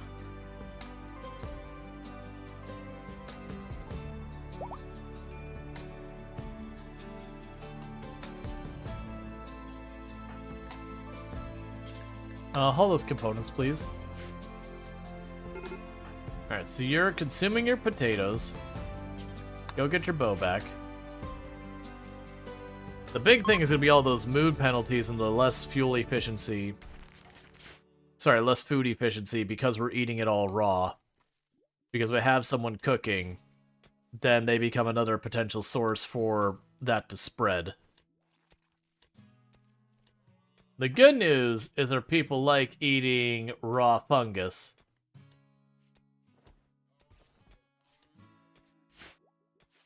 So they are getting pretty happy about their fungus. But it is causing them a decent amount of food poisoning.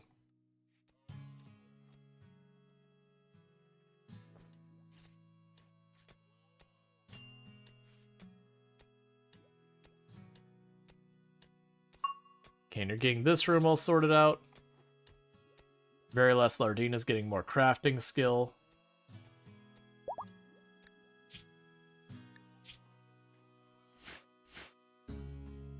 We're getting more alpaca around here. Okay, so floors.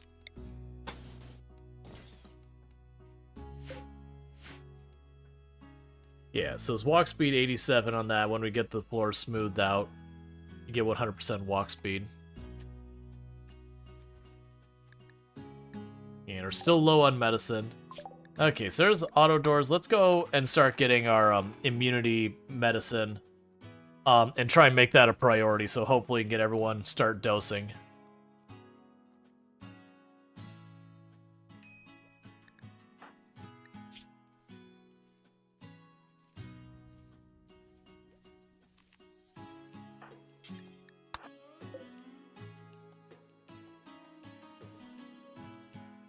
I really need the next instance of Gray Flesh to show up.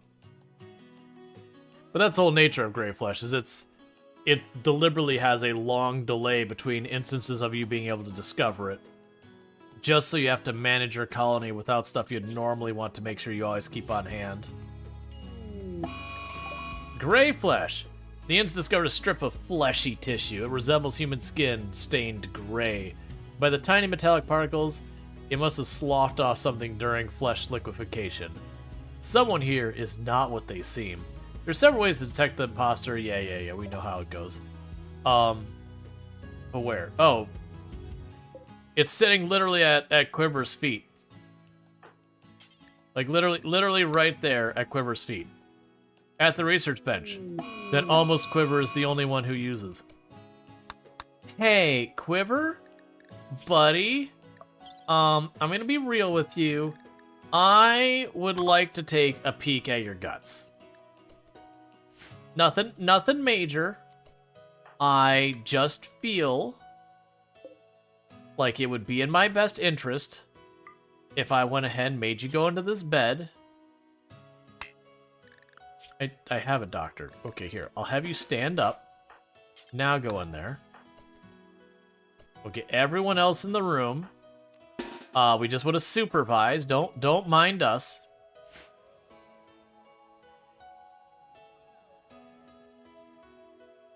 Just everyone here would like to simultaneously actively supervise this surgical procedure. So go ahead and have you stand here. And you stand there. Get you in the door as well. You will start doing the operation.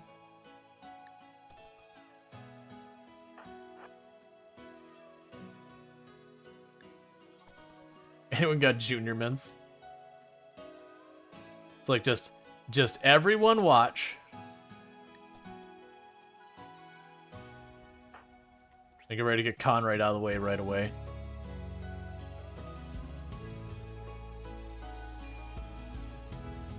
Because with our equipment, a metal horror actually is going to be a little bit of a fight. It can take quite a bit of abuse.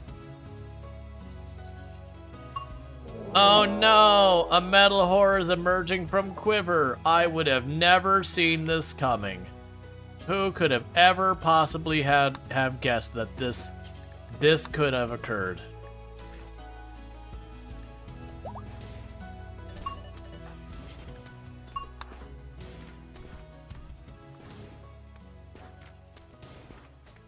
Please stop shooting the bed. Go down, metal horror. I want to not destroy my bed if I can help it. So, we did have, Quiver here did lose a lung as part of this.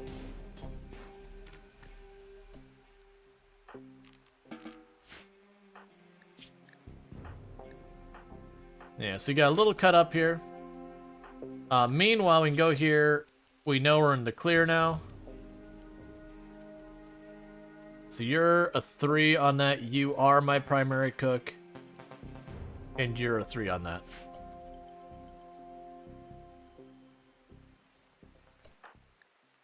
And then you are going to bed also. We got a lot of people who got pretty cut up.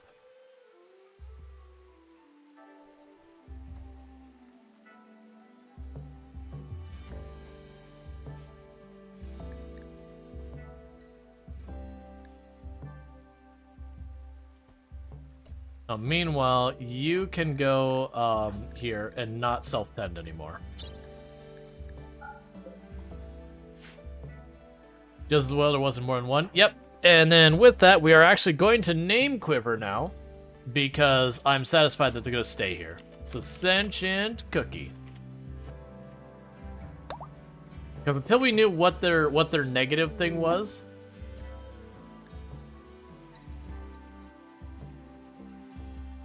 apparently they left the moment that was done, Cookie. So, you know, it is rigged, but also the game, I think, actively has an attitude with you.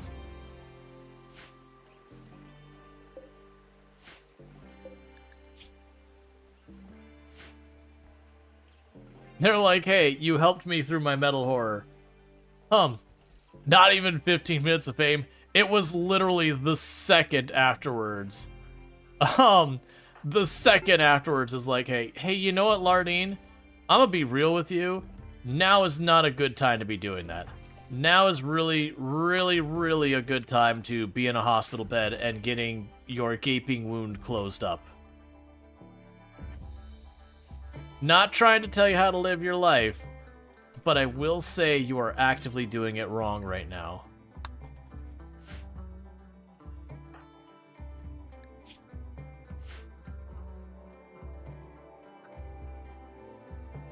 Such a trolly thing. Such an absolute troll. Yeah, no, I could imprison them. I just didn't want to deal with it because, like, I'd have to switch one of these rooms to a prison, then I'd have, like, not as good a room. We've been dealing with mood breaks this whole time because of the food juggle. That I was like, you know what? It's fine. The one big thing they brought was they were good at research. Otherwise, they didn't have a whole lot I needed from them.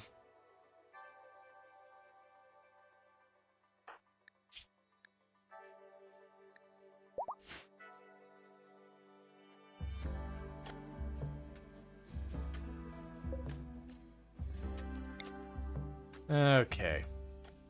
I'm just happy we can actually cook food again. And not have to deal nearly as much with the perpetual starvation thing.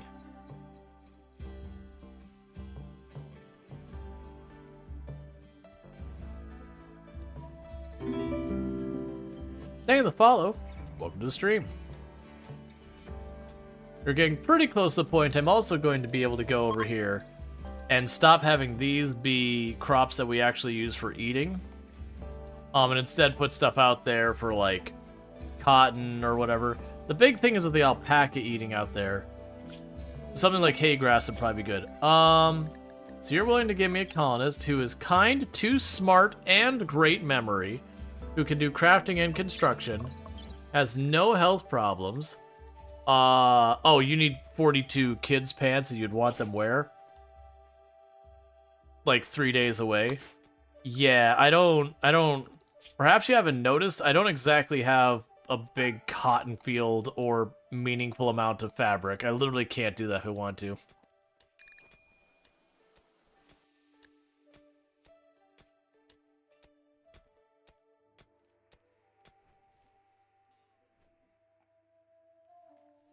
Alright.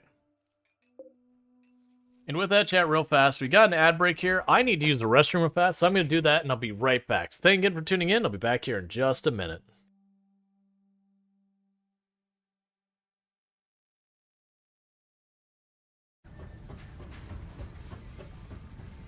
In the meantime, I see some nature and I don't like it.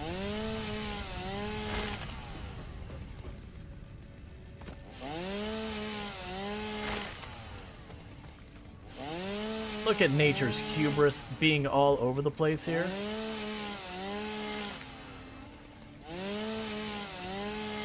How dare nature? I guess I don't have a laceration? I am so confused. Unless I caused a laceration to the wool.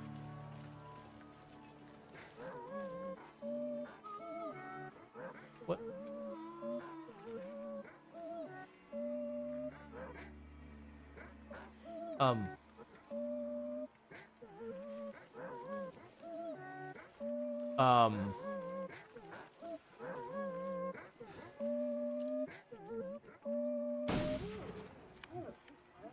Thank you for being quiet, demon dog.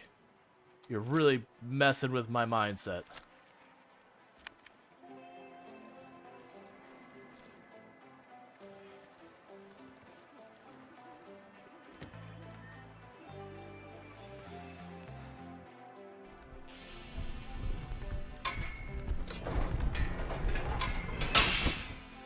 Ho.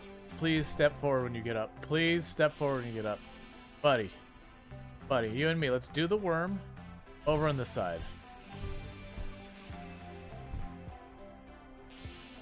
I'm about to go up. Everything has stopped moving. What have we done? It's going to be an emerald eruption. Look at them continuing to expand frame by frame. They're continuing to launch into space. Oh god, what is this? Why?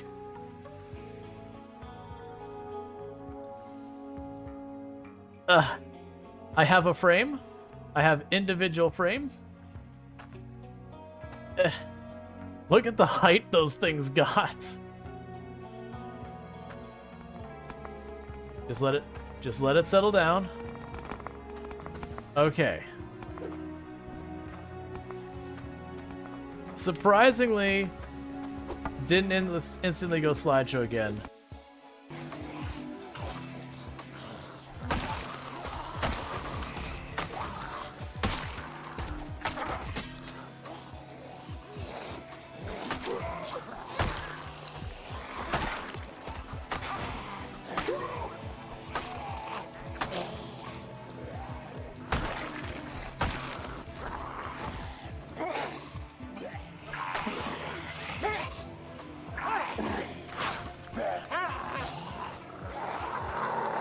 I messed it up. Don't be bitten. No! No!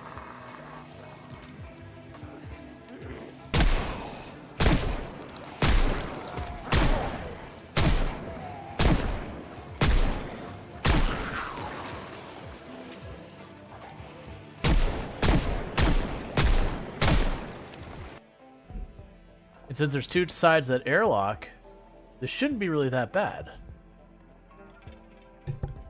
Alright, and we are back. Some of those clips that are really old, like that one where, you know, I get bitten and Product Zomboid, that clip, and, you know, hearing that I'm using push to talk still, the noise canceling isn't right, so you hear, like, all the clicky clicks from the keyboard and all that. I remember that was a whole thing. That I was like, oh, I'm going to turn on this noise canceling and everything.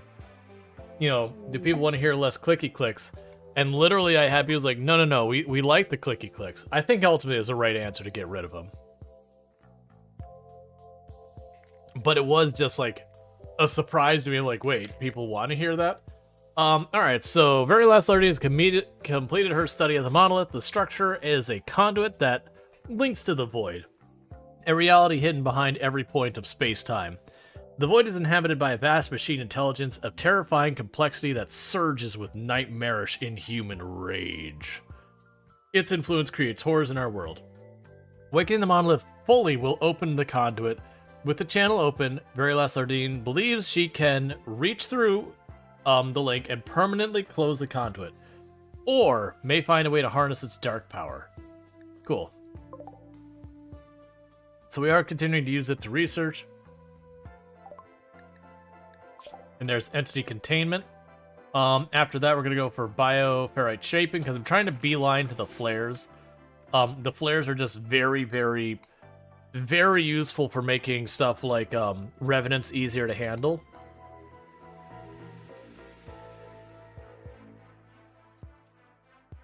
So we'll need to deal with that.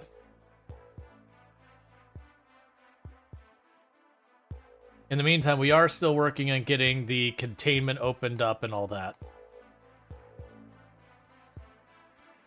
We're also waiting for these teak trees to grow. They're taking their sweet time.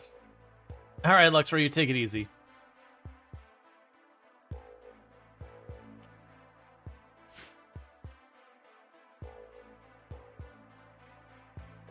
Yeah, so we're gonna be completely out of.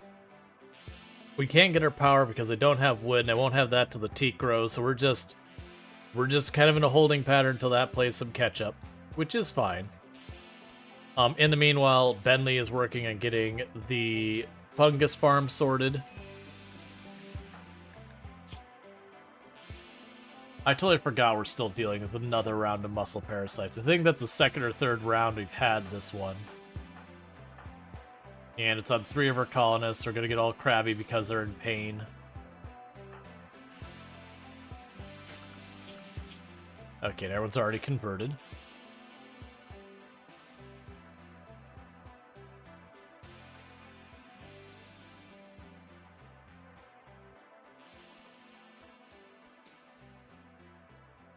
I wonder what's the most effective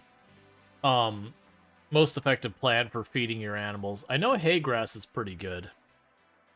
It used to be daisies, but they got a little bit of a nerf in the past.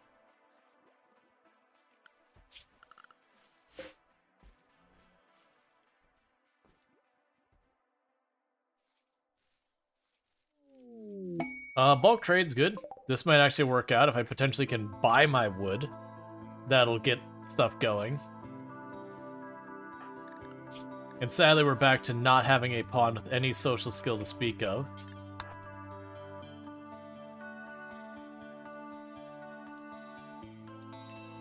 We'll get there.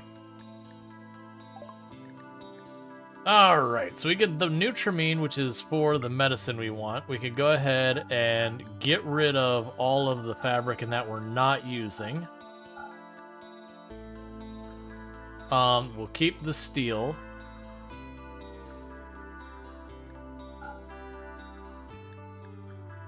We'll take the Warren clothes and chuck those over there.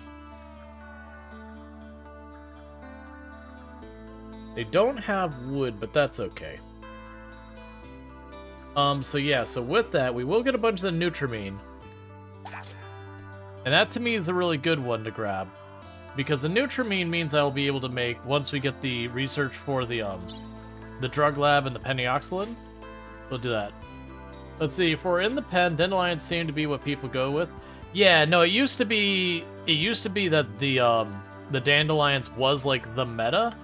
They did get nerfed, and it wasn't like a hard nerf, but like they did get nerfed a while back. You have to wait till they grow to like 70% before they do any good. And so I know stuff like the hay grass is improved and all that.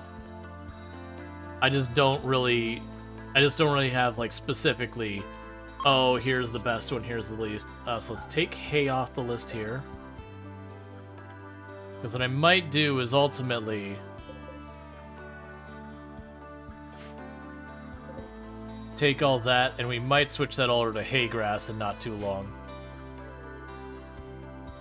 Then maybe put a shelf or two out here to hold the hay grass.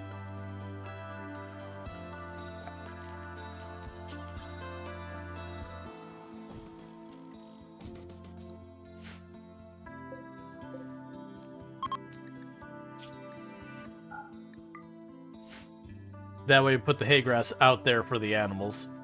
For if like we have toxic fallout or something, wipe it all out. We got some time. In the meantime, we just gotta let our people keep doing their thing. And the reason we're not cooking is we ran out of wood a while back, and I don't have my electricity because I need wood. And I don't have trees because I need... Well, I mean, we have the trees planted, they just haven't grown enough to give me the wood. They're gonna take a long while.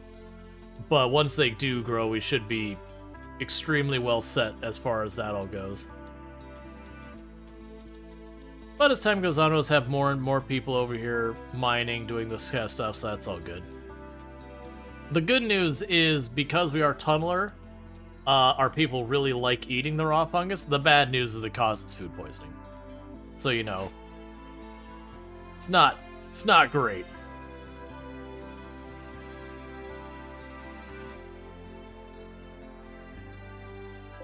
Let's plan for that one to be switched to hay grass. You'll slowly work on getting these all flipped over.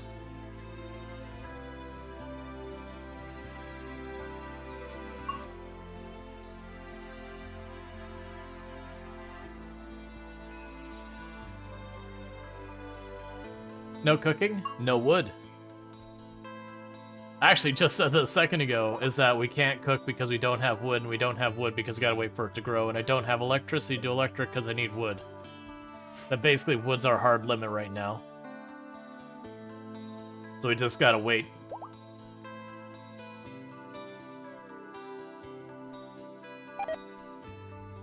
So we're eating the raw mushy mush. It makes our people happy and makes them sick.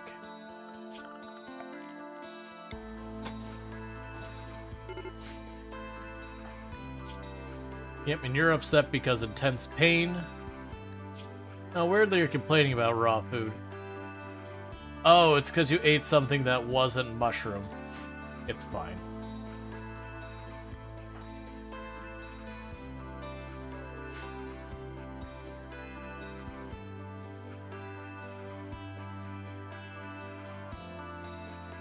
Yeah, no, I would have absolutely loved to have cooked. It's just, I don't have fuel for the oven anymore. We're kind of just in a holding pattern. We'll get there. Once these trees grows in, I'll have tons of wood to work with. In the meantime, they've got plenty up here that they can just keep mining and keep getting more of the stuff sorted up here.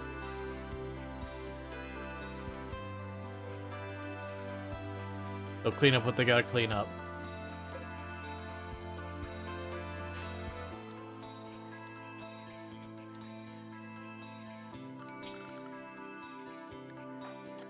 And the muscle parasites aren't helping us at all either.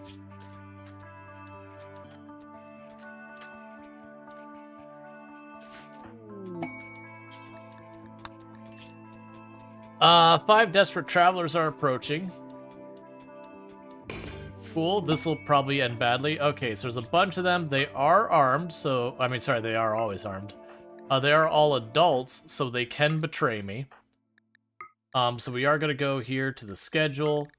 I will add recreation on there. We're going to go check these out. So none of them can be doctors. Well, I mean, none of them are good doctors. So we'll not have them do doctoring. You do have good social for childcare, and you're interested in it, so that's good enough for me. You can handle animals. We can go ahead and take these things off. So you can help with construction and mining, that's good.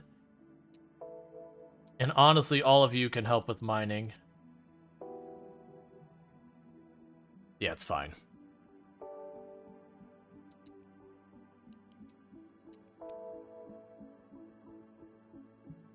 Yeah, it's probably fine.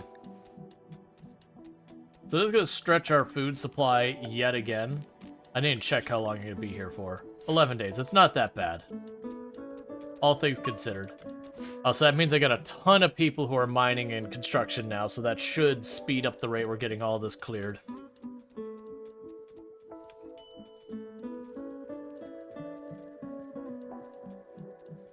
And you're down because food poisoning again.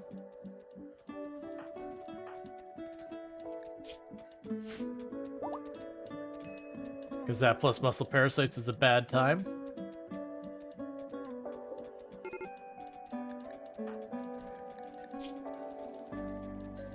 Intense pain, you're greedy for an impressive room, you're sick, you're a whole bunch of things, we're working on it.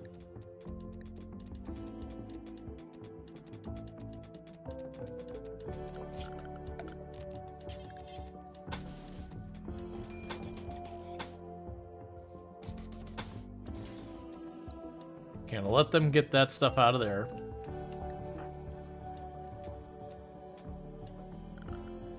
And just like that, we've got more room up here done.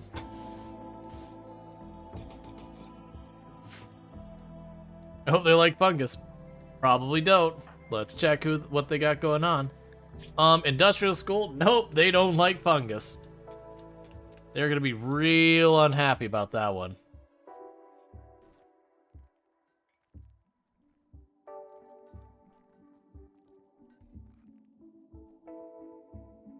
Oh, you're not medical bed anymore. Gotcha, so I actually don't have enough room for all of them. That's fine, that just gives me a reason to make more bedrooms.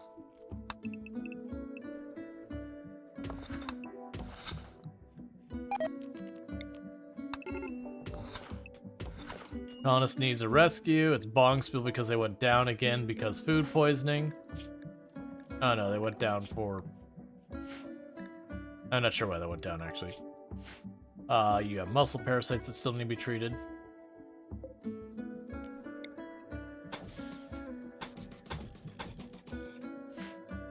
Alright.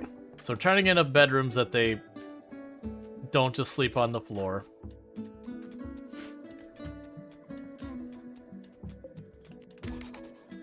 That needs to be smooth, and that needs to be smooth. Those are the columns.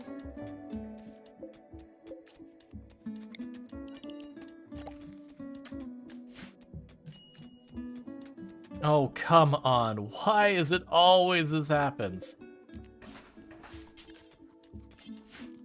Get out of there. Try again.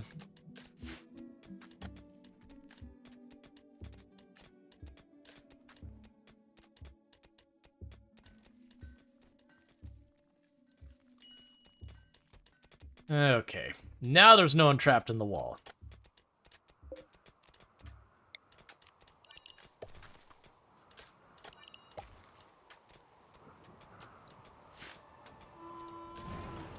But yeah, so you can see with all the, basically, the bulk of them doing mining. Yeah, so you're down because food poisoning, that's fine. More doors. You can also go over here and tell you to smooth out the floor and all that in here. Psychic drone, that'll be lovely. Heat stroke. Let me just stop being outside, it's fine.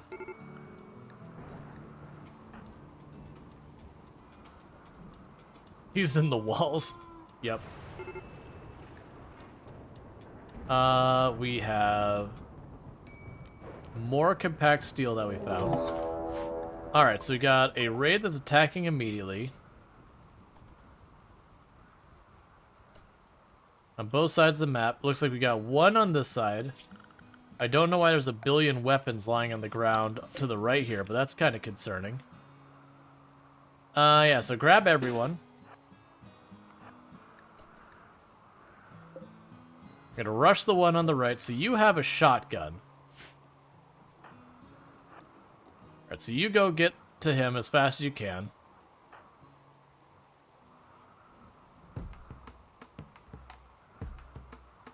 And they are all ranged units, so that's not my favorite. They are packing grenades and all that. Just rush him.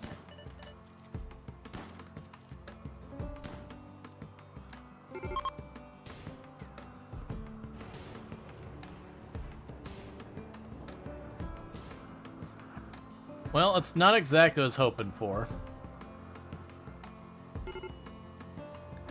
Stop lighting everything on fire on the other side quickly.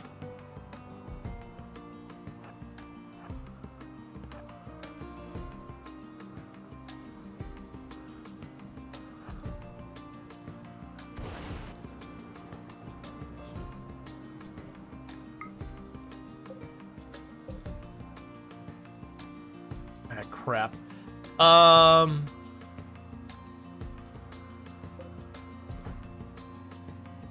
This is gonna be a bad idea. Open that door.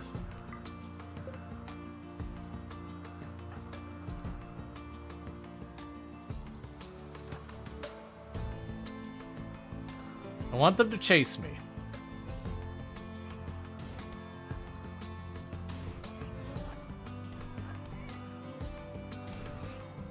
Okay, so we did recover them. Alright, next group. Turn around. You all start rushing the one with the grenades. And you all rally over here. Try and force them to walk out here. Don't stop. Oh, don't break my telescope. I can't make one of those. Okay, so we've got all of them. Grab the range team. Rush them over here. And the rest of you keep rushing in to get them. You went down instantly. That's not how that was supposed to go.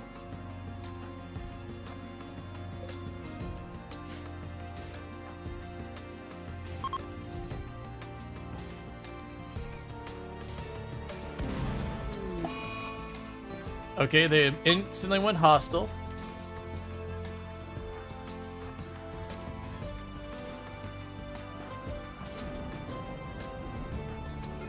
Okay. So you rush that one, you rush this one.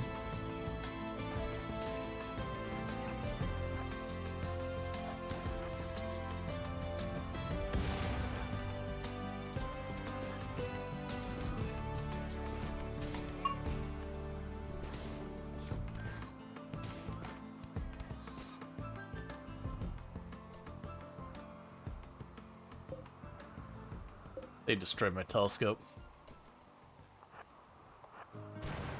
And surprisingly, this guy hasn't given up yet. What are you packing? So you have the revolver. I would like him to engage on us.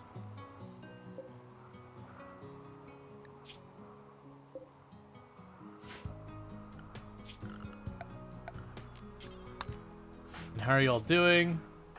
Lots of bruises, lots of bruises. You're really pissed off because you're in pain. Wait, why are you not... Why are you just running back and forth? Get over here.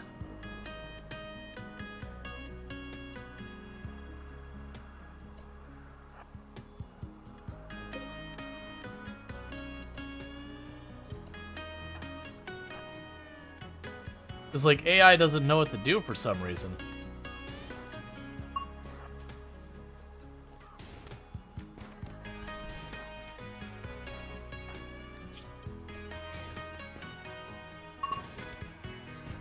Let's get Larding out of there. That's a lot of torso hits.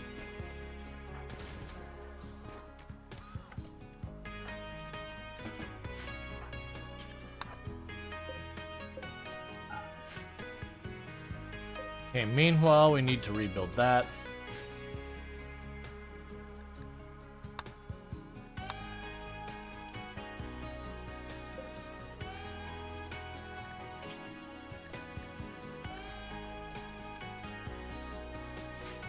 Meanwhile, we have to do something a little weird here, because I can't get them to actually leave willingly. So we're going to capture them, and we're going to immediately release them, because I don't want to deal with it.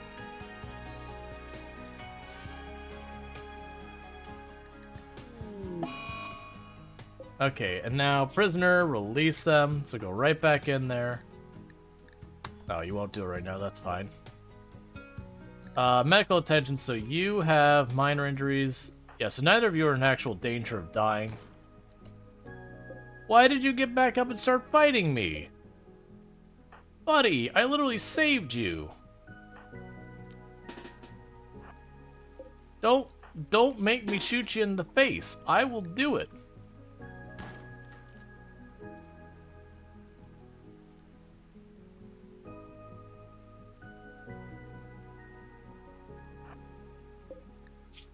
Like, you're literally a genie who's bleeding profusely.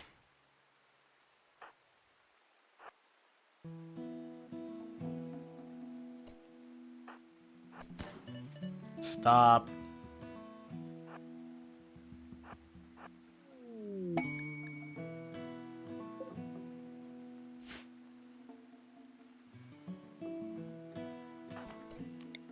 Alright, run over there, start punching him so he doesn't shoot you. Okay, he's dead. Was that worth it?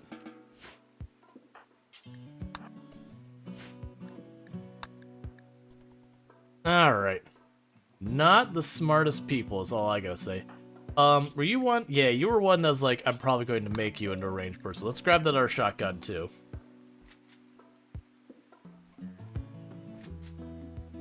Okay, well everyone's packing actual firepower now. The animals scattered. We'll need to bring them all back. That'll just have to wait a minute. Oh, I can't even build that. Alright. So what we're gonna need to do is go to miscellaneous caravanning point. Put that there so that we can actually recover the people. Or the animals, because right now I don't actually have an enclosed pen, nor can I enclose the pen.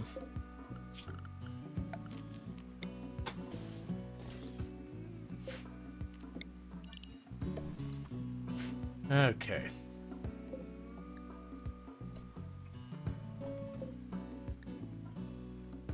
They queued you for release, right? Who is our warden? Release them. Get them out of here before they break more of my stuff.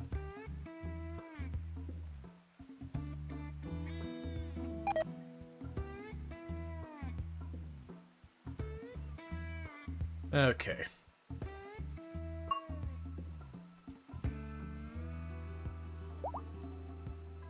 But the real thing that sucks here is now I can't enclose my pen until we have the trees grow. Which is another annoyance, because that means I've got all of the wild animals on the map are going to start running in here to eat my stuff. They're going to start hunting those animals as a very low priority.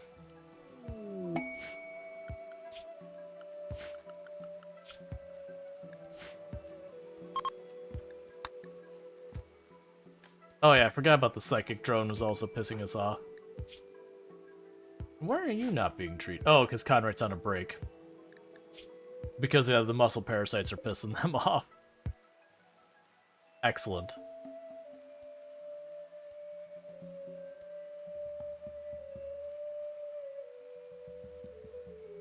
Okay, well.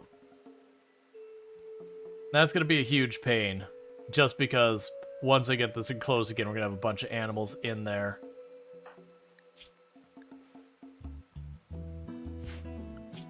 We got both of our doctors are down and dealing with their own stuff.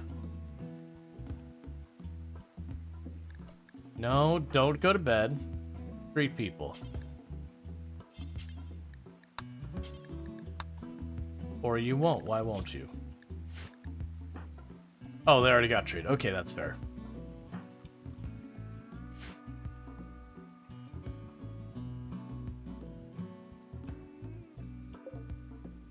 Meanwhile, let's make sure you haul that medicine in.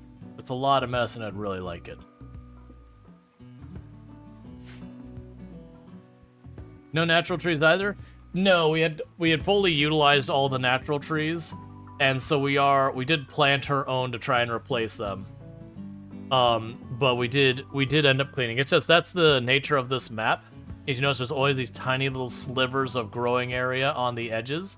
Is the only place trees or plants can grow. So that's the one big thing, is while we have this incredibly defensive map, we're dealing with lots of limitations from it.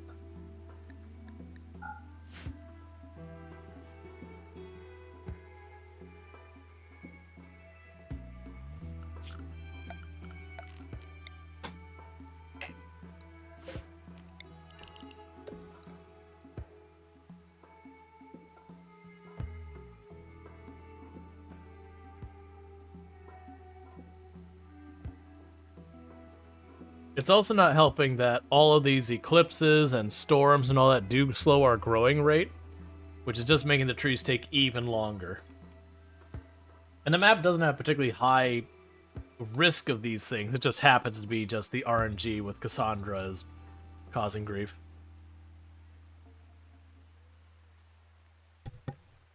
Okay. I was really hoping that Caravan would have had wood, because right now I would actually trade for wood just to get things moving again. Oh. Change you to B for colonists. Alright, we immediately have another raid. We haven't recovered from our last one. It is cultists, so I am going to have to rush them. They're not going to sit back and come to me.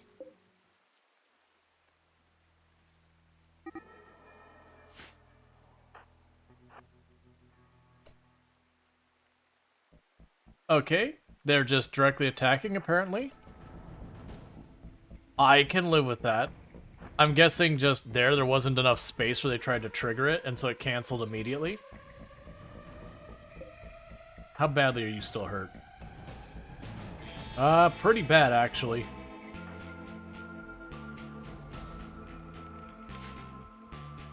The good news is one of them is way slower than the others. Someone hit them.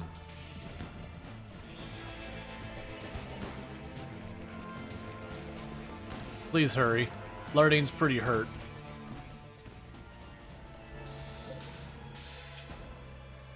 Oh yeah, you're gonna go down easy. How are you doing? Just some bruises? How are those weapons, by the way? Honestly...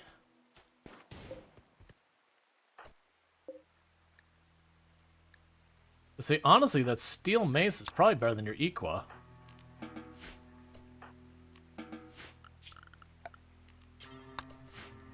Okay, well, I mean, sure, that was the whole thing.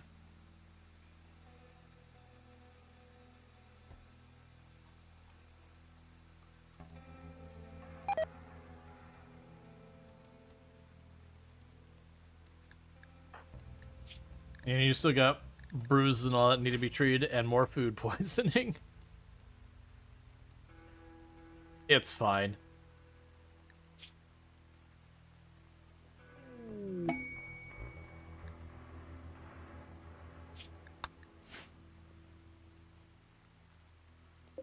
Oh, there's a pod there, that's fine.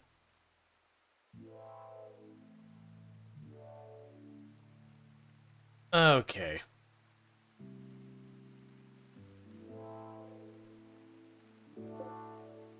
Yeah, so there's a fourth of the way grown.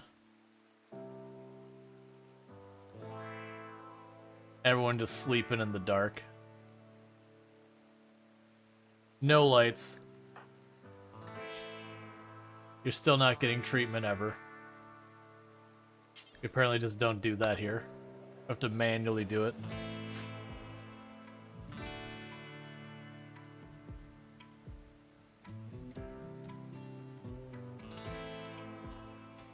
I mean, yeah, no, sleeping in the dark, but it's like the whole base has been just shut down, no lights ever. Just can't get the wood off the ground.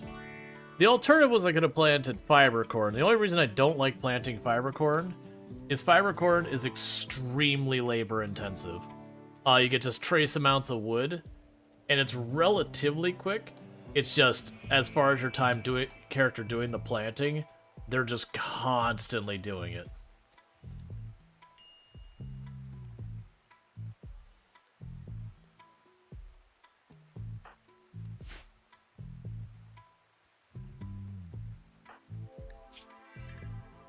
Yeah, you should be over that pretty soon. Starvation on Lardine. Please feed the Lardine. I shouldn't have to manually intervene every single step of procedure of taking care of people.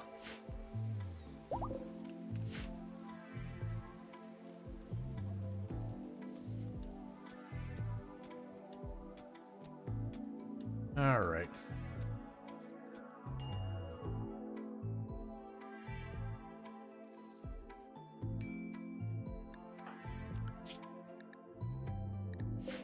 I've got everyone set up to be able to hunt. But like next to no one is, just like we got up here. You could be 3 on that one.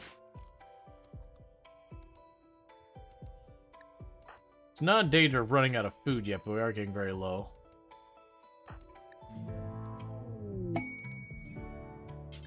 Please to them. You would like medicine. You're trolls, you know that, right?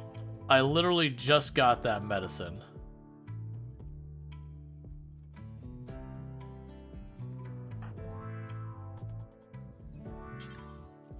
It's literally all of my medicine, and I did just get it a minute ago. So, you know, thanks, man.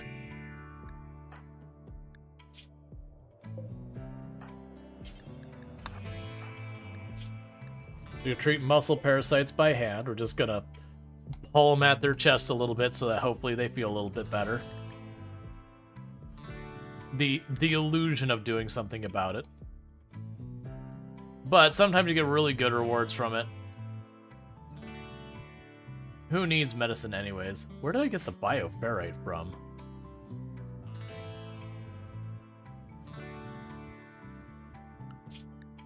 Alright, so we're working on drug production and bioferrite shaping right now.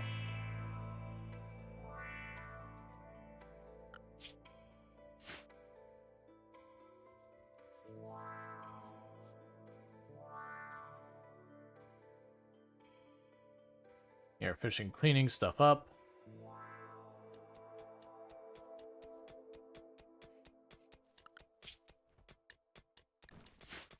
Somebody should be hunting.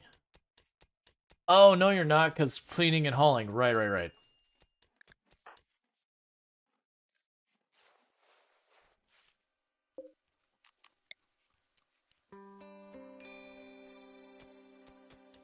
Honestly, just leave those the way they are. Like, we'll let them continue mining them out, but I won't bother smoothing those out quite yet. We don't really need those extra room quite yet. You got that done. They can keep doing the blocks. They'll keep working on this. They'll keep working on getting this open. That's what I wanted to hear. The Inns is actually getting the hunting on. They're usually running around and cleaning up everything.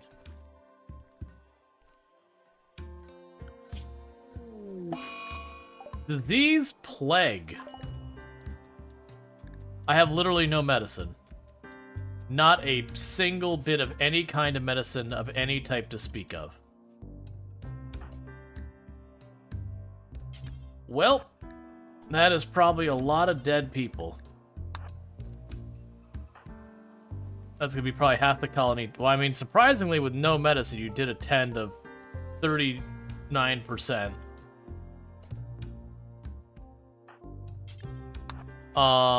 And we can't caravan to even trade to do anything about it. They'll be dead before we get back.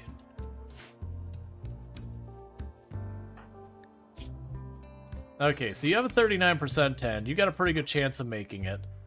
Alright,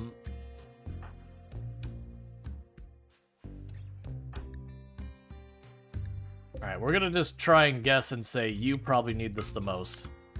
I'm gonna preach health right at the beginning just in case I can manage to sneak in a second preach health by the time it's done.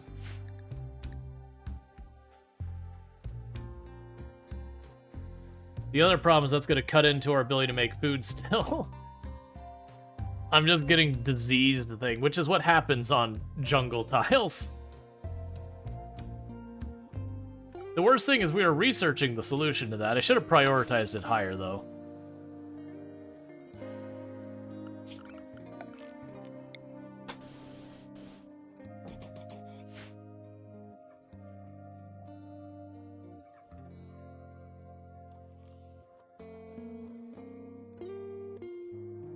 I'm really hoping a caravan comes through. The worst thing is if we hadn't helped those people, we would actually have medicine to deal with this.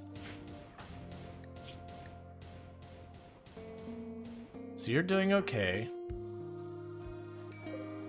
So far you're holding up. Good tent. Come on, Lardine.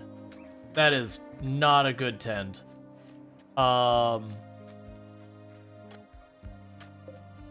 That's also not a good tent. I mean, I don't know why I'm hoping for a good 10. We literally don't have medicine or anything. I'm doing what I can to save the people, but I literally don't have the resources to help them in any way, nor can I reasonably acquire it. Let's see, with your luck, there's going to be a combat supplier with 0 medicine. I mean, that's been our luck so far. I could have traded, like, actually, we traded for the Glitter World earlier, and we used it to get through sleeping sickness, which burned through all our medicine when we had a bunch around. So Bentley is officially losing against their stuff. And that's going to be settled one way or the other, and I can't even pop an Ancient Danger to try and get better odds.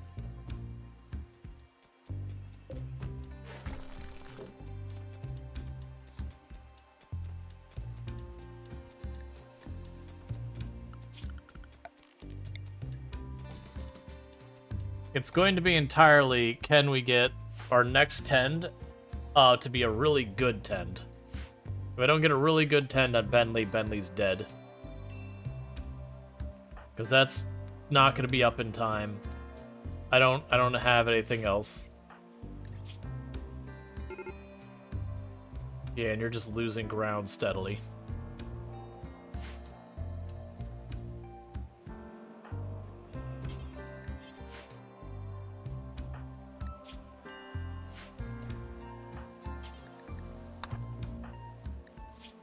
Come on, good tend, please.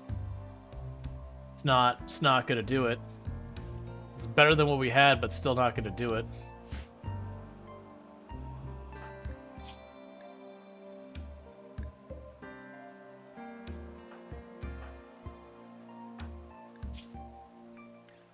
Yeah, so it looks like Bentley is going to probably die to this.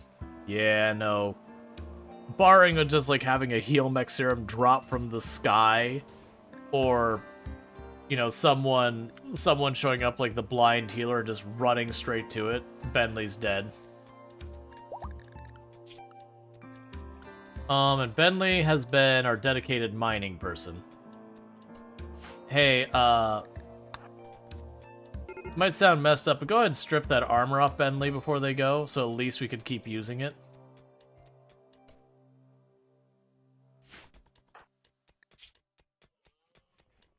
Because there's no saving you.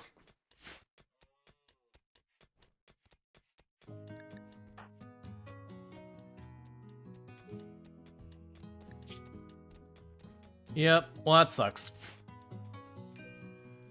I feel so trolled. Alright, transport pod crash. Okay, so what do we got here? Aesthetic. You can animal and art. You know what? Sure. Go rescue them.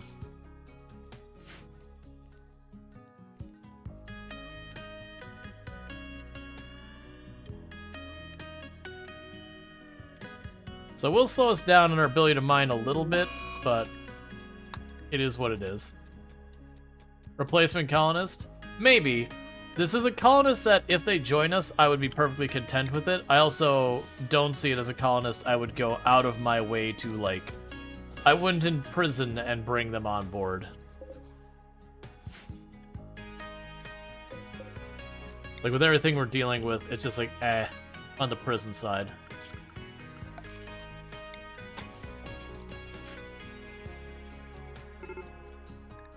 Major break risk on you because you're ravenously hungry and all that, because our food is going down because everyone had plague. The trees are eating Bentley, which is fine. Animal starvation because her pen got destroyed. Ince is trying desperately to hunt and is really bad at it.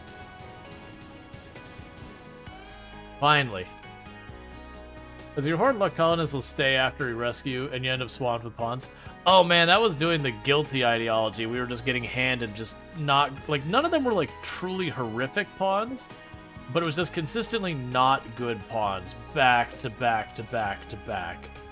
And it was like, come on, man, please stop giving me these. Yeah, so you're getting over the plague. You still have muscle parasites. You still have muscle parasites.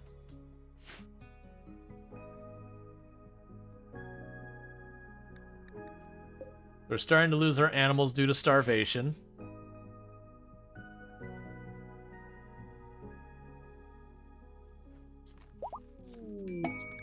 And they have joined. Alright, well... Guess we literally traded colonists. It is what it is. It's a shame we lost all that skill Bentley had in mining.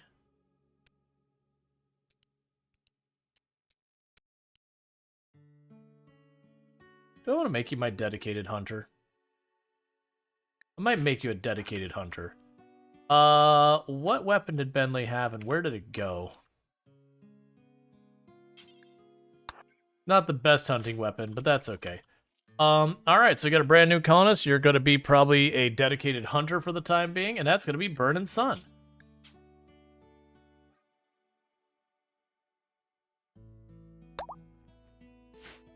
And we are immediately going to say, how would you feel if we took the time to talk to you about your... Well, actually, I can't.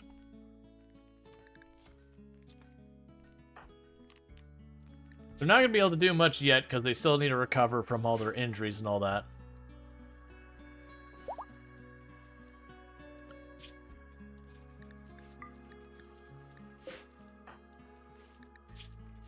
But I do need to try and get that under control. So good news, their food should be stabilizing with all of the fungus.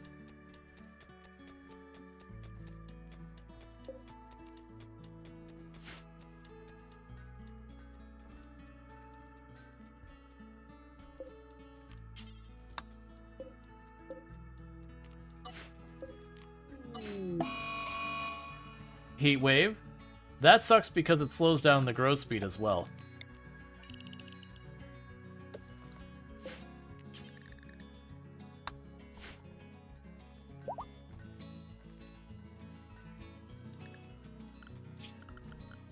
Misk, give you a caravan point again. And I don't have any wood, so I can't even build the passive cooler.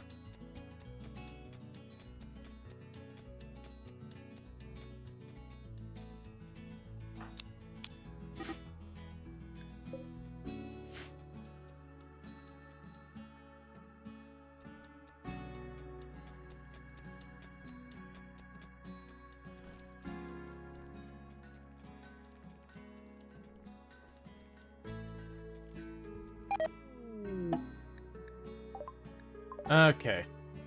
Oh, a turtle ate Bentley's corpse? That's kind of grim. You got people who can handle the animals as well, that's fine.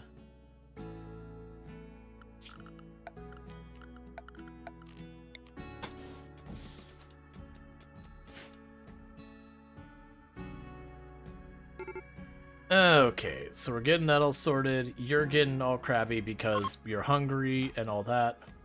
We are going to try and convert you. Oh, wow, that's going to be terrible. Alright, you're going to be one that's going to be a bit of work to convert. Yeah, named him Burning Sun, immediately heat wave.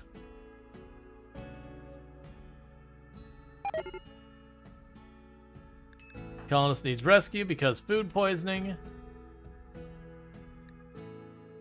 Because they're recovering from plague and muscle parasites, and they have food poisoning.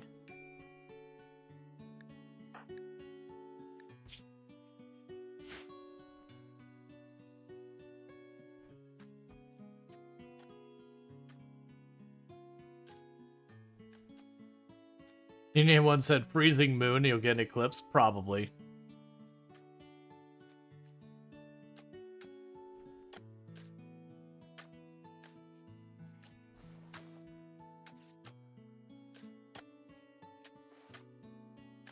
We've almost got the first room for the mushrooms done.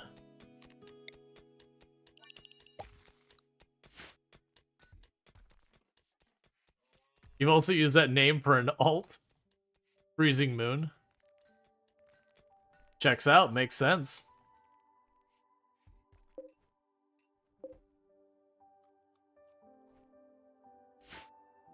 Alright, let him keep working on that. You're also going down here and working on that uranium to get our containment rooms and all that built.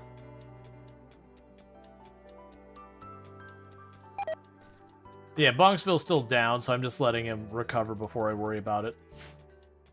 Because I'll just have him grab the gun again.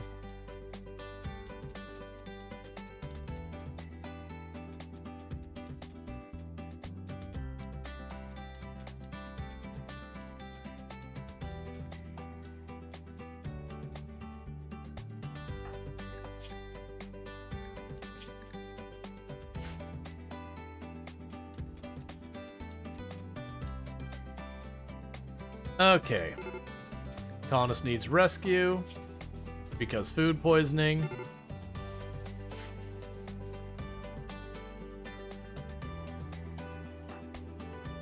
It's fine.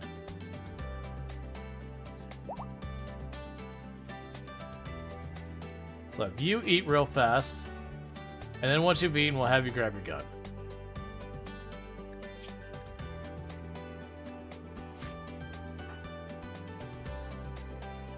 And I cannot cook until we get wood in. It's just taking a long time. That's the one downside. Probably should have gone all for teak the whole way. You went down again because of mild malnutrition. Was just enough to take you from your current state.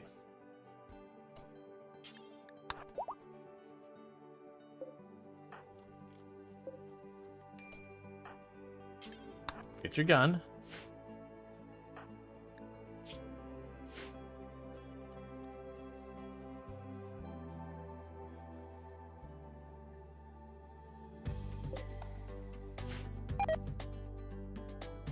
Yeah, we haven't even been planting or doing any of the crop stuff in a while because just muscle parasites plague all of that.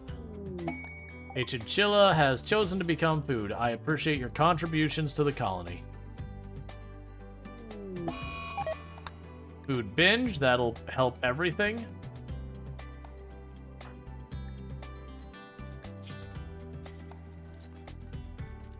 At least we're getting pretty close to being over the muscle parasite, which will help a lot, because then we won't have people in constant pain everywhere they go.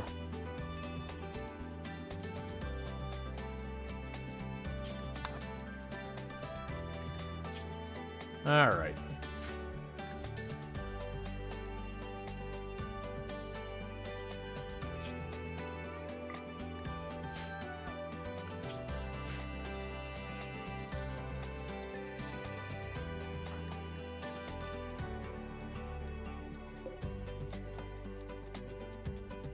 Okay, and we are finally getting to this room here.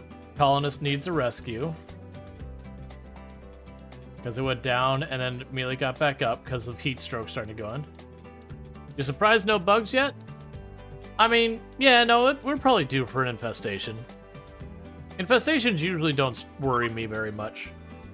As long as you're not in, like, horrible shape, you can usually just easily respond to an infestation. Like, right now, it wouldn't be great with everything else going on. But all things considered, it could be far worse.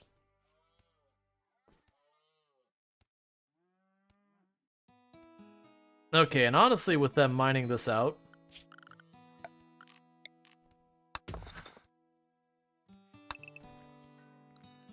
It's fine, I'll deal with it in a moment. I mean, we want to make the walls uranium. As you set your infestation bug spawn rate to 420, like you are. Okay, so heat waves over, so that's one less thing that's gonna be pissing people off. But yeah, so for right now we're gonna make this whole place. Alright, pods and hives. I mean, a bionic arm is nice, I'm not in immediate need. So that will actually give us food. So it's two hives. We should be able to handle that.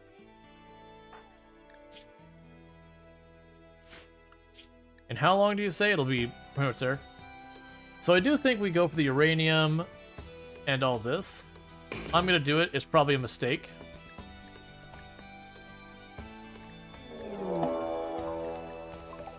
Infestation, I'm not sure which room it's in.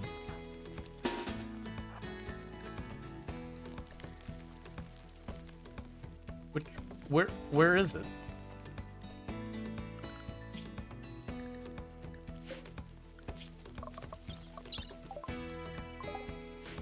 Okay, it looks. Oh, it's right there. Okay, cool. That's like it's like where is it?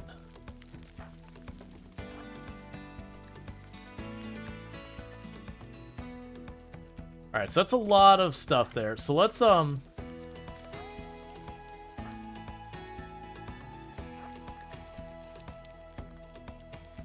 before we aggro everything, get ourselves in trouble, let's fall back here.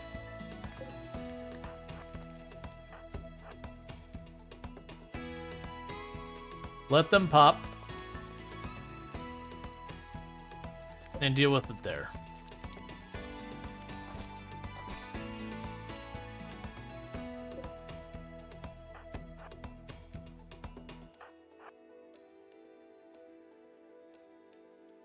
But the hope is that I was hoping I could bait them out here. You moving full speed? Yeah, you're moving full speed. Hey, friendos. Wanna see a cool trick? I'm gonna have to shoot him. Alright, we gotta move up. I was hoping to bait them up there, but it's not looking too promising. So go ahead and put you here. And bunch everyone up behind. I wish the hallway was slightly longer.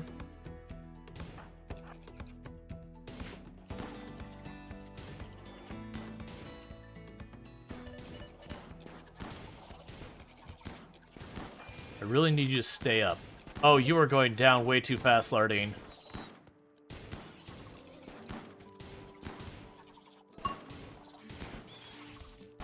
I think I'm amazed you stayed up that long. Okay, so meanwhile, Conrite, rescue them. Wildlife. Her hunting. Get the message out of the way. Hunt that. Hunt that. And then you just go in here and start shooting the nests.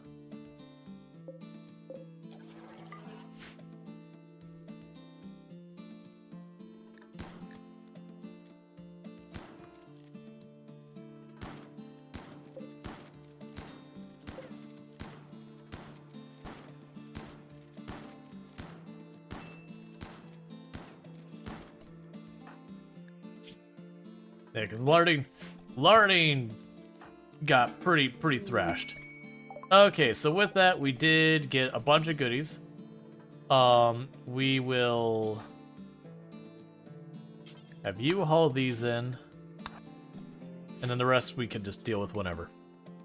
So all things considered, not bad. I'm honestly, I was really worried that Lardine was gonna die there because I saw the 8-hour bleed and there was still more than half of them up. I was like, oh.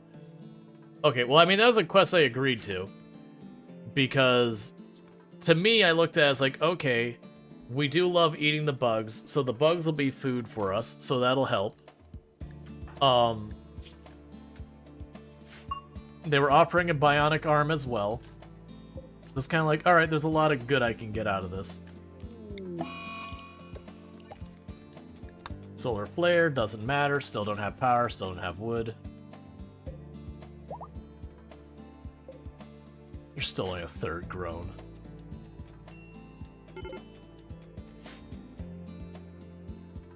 The list is getting so long, I can't see all of it because of the minimap.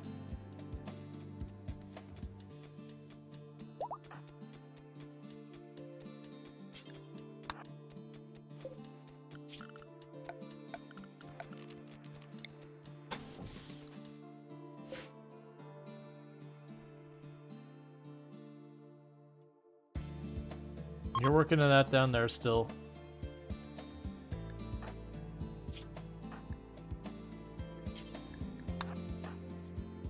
Please get this done with. We're right at the end of the muscle parasites. Because those things, you look at it, just the muscle parasites are penalizing my movement and manipulation by like 34%. So it's just such a huge penalty. And then they're constantly in large amounts of pain, which also hurts us.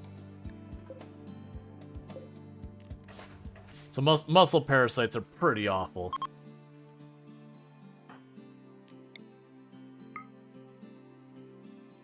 I keep working on converting them.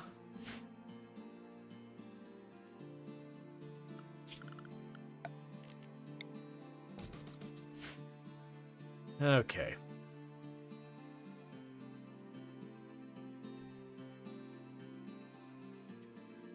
At least the good news is we're not at risk of starving now. We got that mostly handled.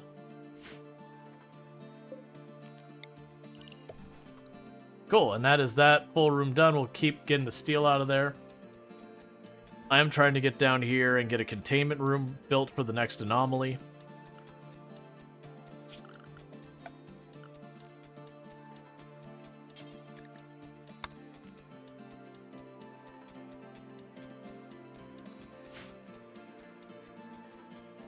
Have to go from there.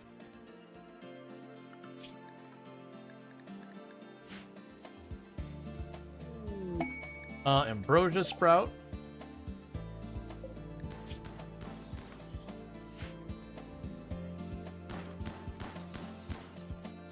Burnside is cruising around, hitting everything with the shotgun.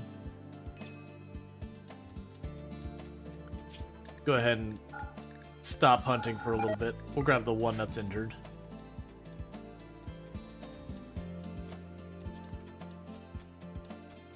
Okay, so I am going to build a uranium door here and here, and there's a reason for that. The uranium has among the highest durability, and then this one I'm going to do the same thing here. Do you have well, actually, you have 900? Okay, here, hang on. 900 is actually higher than the uranium does. Versus, like, if I rebuild the wall, it'll be lower. So the fact that this is all granite works out to my advantage.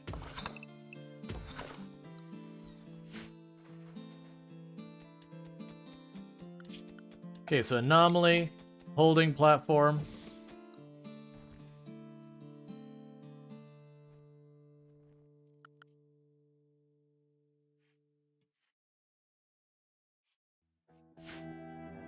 So get a couple of those rooms set up. I'll eventually want a ritual room as well. Right now I'm more focused on just keeping ourselves from being dead till I can get some wood.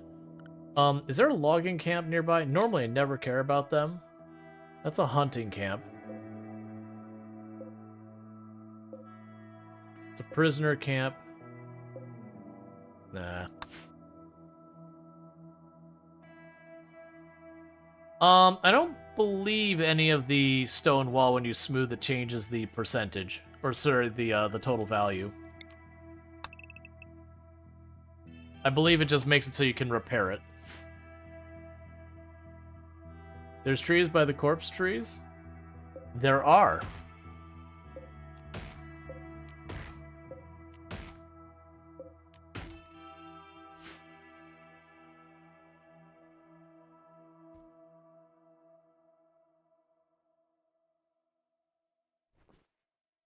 We'll try and take what little is there.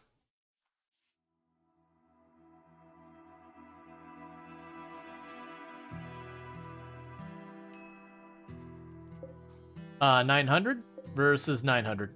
Yep. Like I said, I'm pretty sure in the way the game works is that the smoothing out the walls has no impact on the durability ever. That is a bunch of monkey, and I'm just gonna close the door and say, you know what? That's not a me problem. That is, if a caravan shows up, their problem.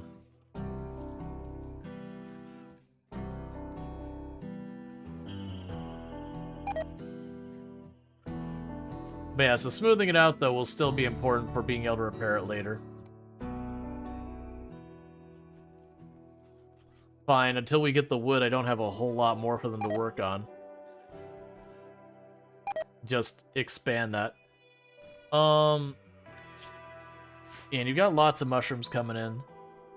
So we can just leave that the way it is for right now.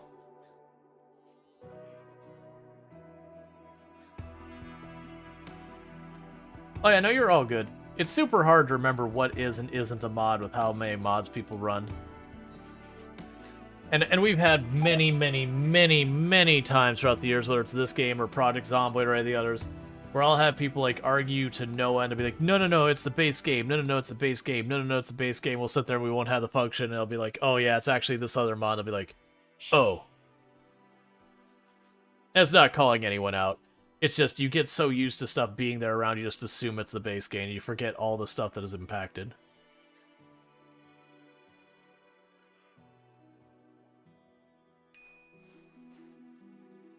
Medical treatment needed.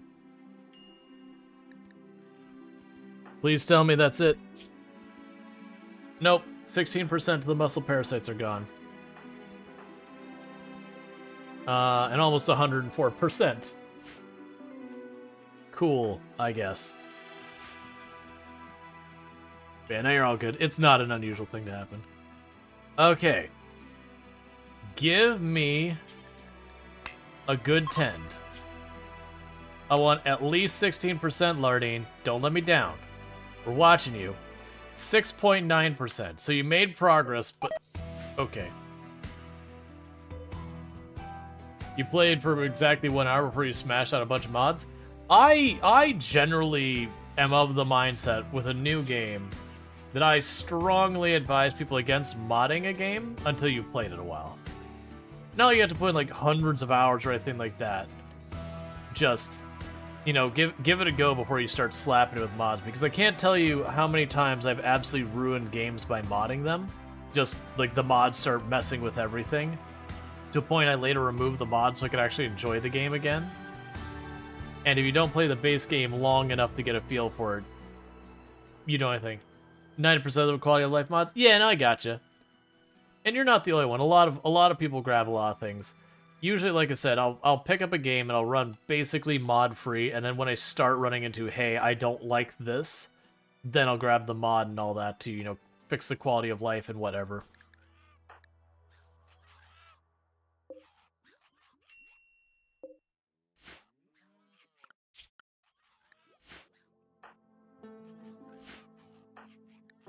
Lardine's still recovering.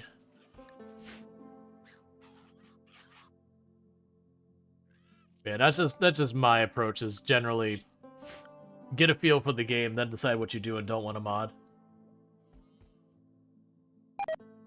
Like I said, my pain is like a lot of times I've done any meaningful amount of mods, I almost always go back and rip all the mods out because it ends up messing up and ruining the game for me. There's been exceptions, like the Stardew Valley, this is before the latest major update. There was the Ridgeside Village and the Stardew Valley Expanded mod. Both of those are really good mods. Not one I would recommend people get early on. Like, play through the base game, do all that stuff, then grab those mods. Because especially Ridgeside Village can be absolutely overwhelming.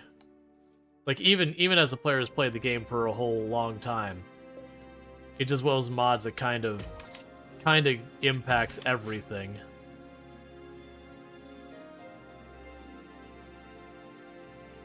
The entire colony has factions. All three of the bonded dogs have plague. Yep.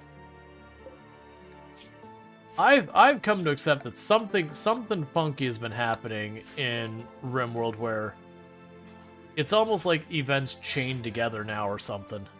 And I don't believe that's true. I think it's 100% in my head. But like, it almost always feels either a million things are going on or nothing's going on. And that's even using Cassie.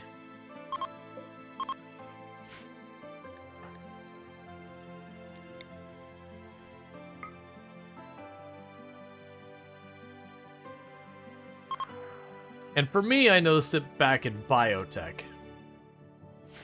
Is when it seemed like things just changed.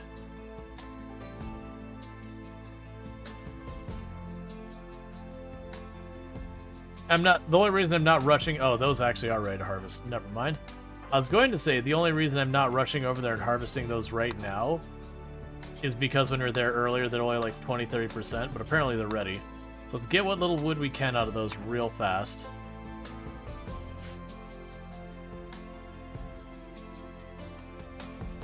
So we can hopefully enclose that pen again. Yes, it's only about 100 wood, so it's not enough for us to get power, but it should be enough for us to close off this wall. Get those doors done. And then we'll still have a decent amount spare, able to let us cook again, which has been forever.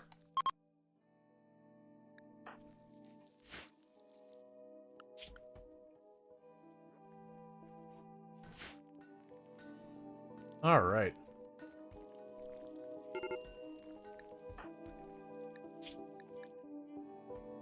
Those muscle parasites.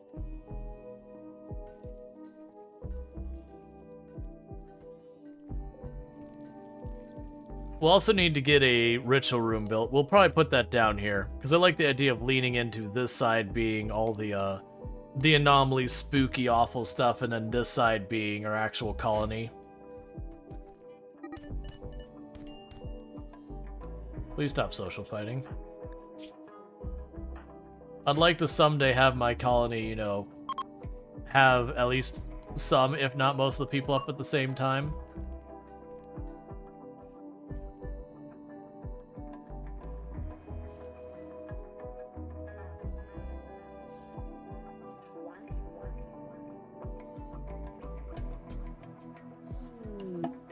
Transport pod crash. Alright. They are a masochist who won't do dumb labor. They're actually really good at social, crafting, and intellectual. And woof, do they have health problems.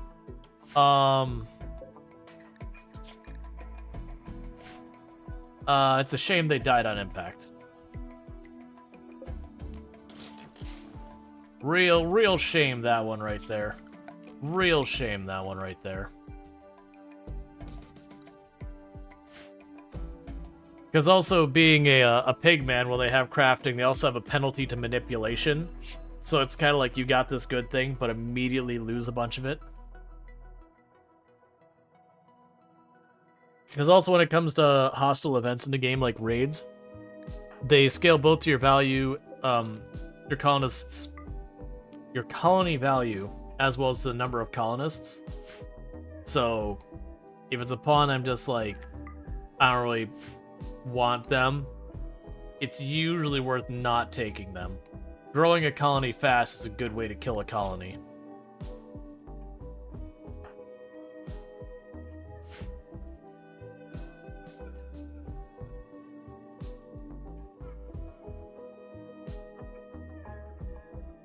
I actually got a couple of cooked meals, which is a whole thing. What's the freight? I don't know what you mean by that.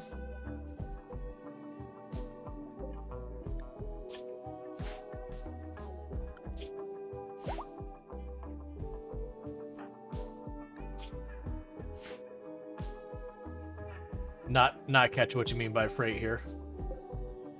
35%. All right, so we're up to 40%. Those trees are coming along.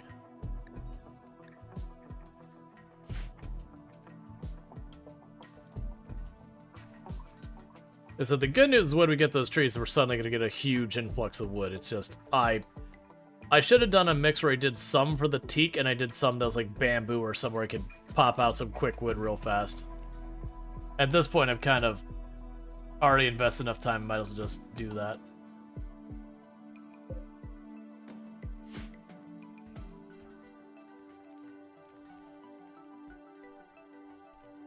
I'm honestly surprised you didn't... Here, prioritize those walls. It's starting to worry me that all this wood's happening and literally you're just smoothing the walls, which is still important. But this way, at least I know we got the pen closed now. So with the pen closed, you can go ahead and do your thing. We do have some wild animals inside here I really don't want inside here that are going to be a problem. Not sure the best way to get them back out, though. Because all of those are potentially... Alright, here's what we're going to do. I got an idea. So we're going to open that door. Gonna run over here. Gonna back off real quick. And all of you gonna open fire on that. Okay, we got that one out of here. Yeah, okay, I was waiting for you to get away from the rhinos.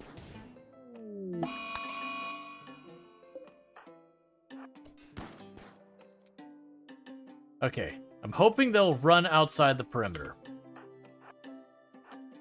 Yeah, keep going, keep going, keep going, keep going.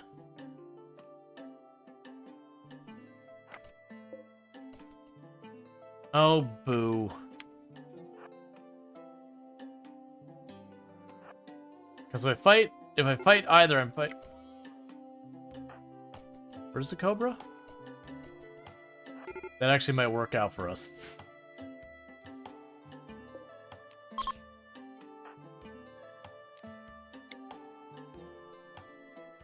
Keep chasing. I'm gonna wait till you go by. Perfect.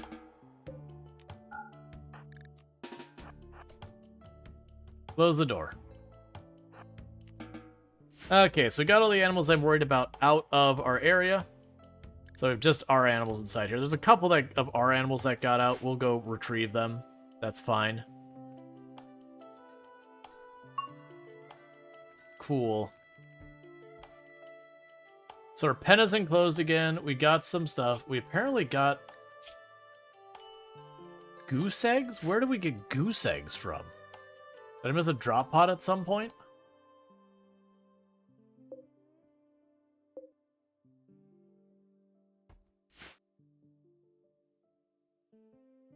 Okay, and you're still recovering from your social fight.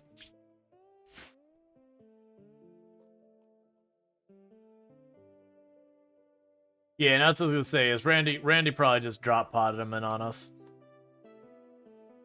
It's fine, we'll just cook them too. Alright, we're almost got the drug production set up here. The good news here is now we're gonna have Burning Sun. Gonna drop you to lower your priority for hunting, because we don't really need that badly. We'll have you focus on the research for right now to keep the research going. That'll get us our drug lab, and then after we get the drug lab, we will use that to make the penioxylin, which I already have materials for. So you're going to be hay grass as well. This is all meant for the animals.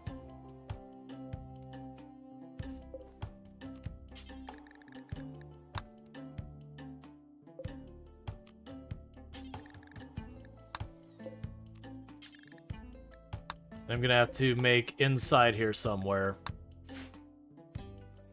of our stuff. Yeah, all the animals running around desperately trying to eat whatever grass pops up. Fast as they can. See, one of your pawns has 6 infections currently. You replanted the cornfield after the fire, got 50% grown, the entire thing got blighted. Yep. Yeah, so you still have 87% to go before you're over your muscle parasites. Having literally no medicine in the entire colony is really wrecking us. If I grow it out here, that just gets eaten. We do have the hydroponics tech and all that. Until I get that water wheel up, we're not doing anything. But I definitely want to put like a place or two back here for hydroponics, for like cotton, for the tribal medicine, the herbal medicine, that's what I'm looking for, the herbal medicine, and all that stuff. Yeah, so 170 containment in there.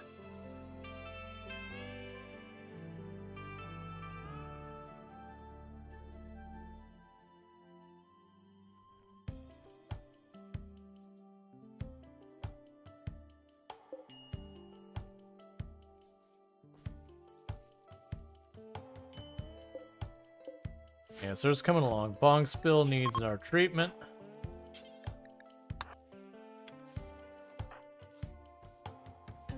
At least something.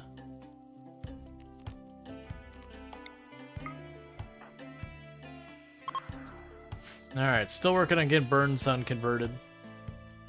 Tiny bits. Are you over yours? Thankfully, Conrad is finally over their muscle parasite, so it leaves just Bongsville's the only one who still has muscle parasites.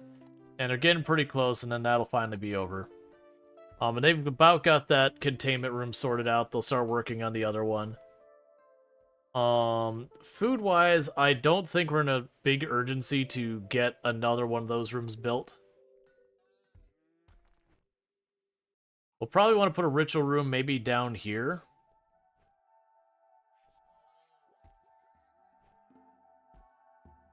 Start trying to get that moved along.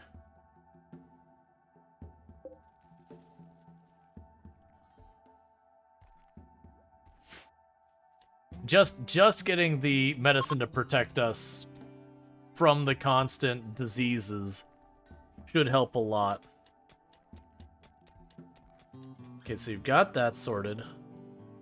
Leave this alone. We'll eventually want to smooth out a bunch of these tiles to improve movement speeds through here. Probably smooth out that one to increase beauty. Alright, there's drug production, so we're going to immediately to the preventive care medicine. We've already got one assigned to use it once per 5 days to get ourselves maintained immunity. We already also have the Nutramine, just waiting. So production, we will go to the drug lab. I'm going to go ahead and make it out of steel, just because I'm tired of waiting. We got an alpaca and the pillows, so we've almost got all the pillows here for our regular event. Did you have social? No, it was the other pawn I let die over there that had like really high social, but like didn't really have a whole lot else. Yeah, so making that out of steel for right now. I'm not a huge fan of that, but for the moment, that's fine.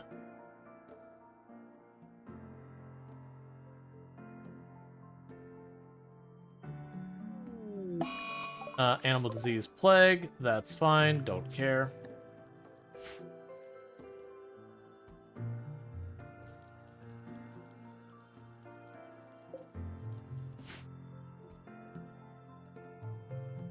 So we did manage to cook a bunch more meals. That workbench is all ready for someone to do that. Like, I'm not going to be using the bench immediately. How high is your doctoring getting with all this? Yeah, so you're up to medical 12 between all the diseases we've got going on. And Lardine was at like 1 or 2 when they started, and they're up to 7.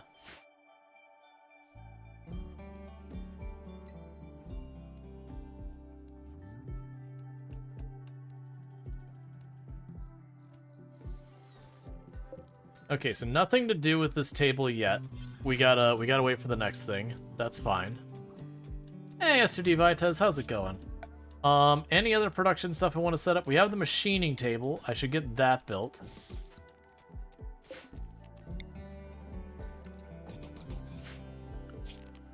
That won't work right now because we don't have the stuff. Not really worried about the art table yet.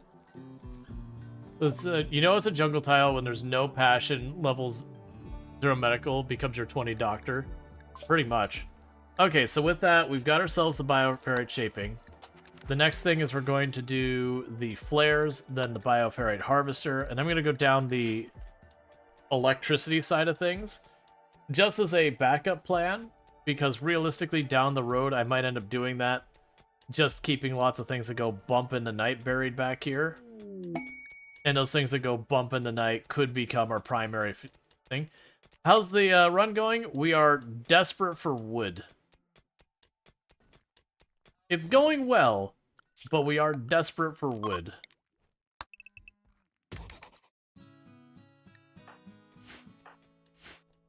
And we're growing it, it's just, I went all the way for teak and I shouldn't have. And I keep fighting the temptation to try and cut it down early because I suspect we'll get nearly... let's see, do held anomalies count towards wealth? I don't think so. But I also haven't really paid that close of attention. Because usually most of that stuff, the amount that you get is so little that this, you don't care.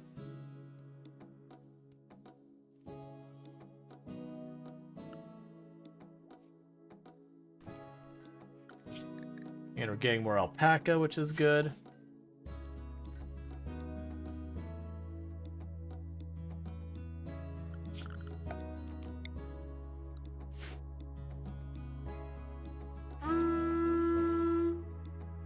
Hey, thank you so much for the raid, Warren. I really do appreciate that.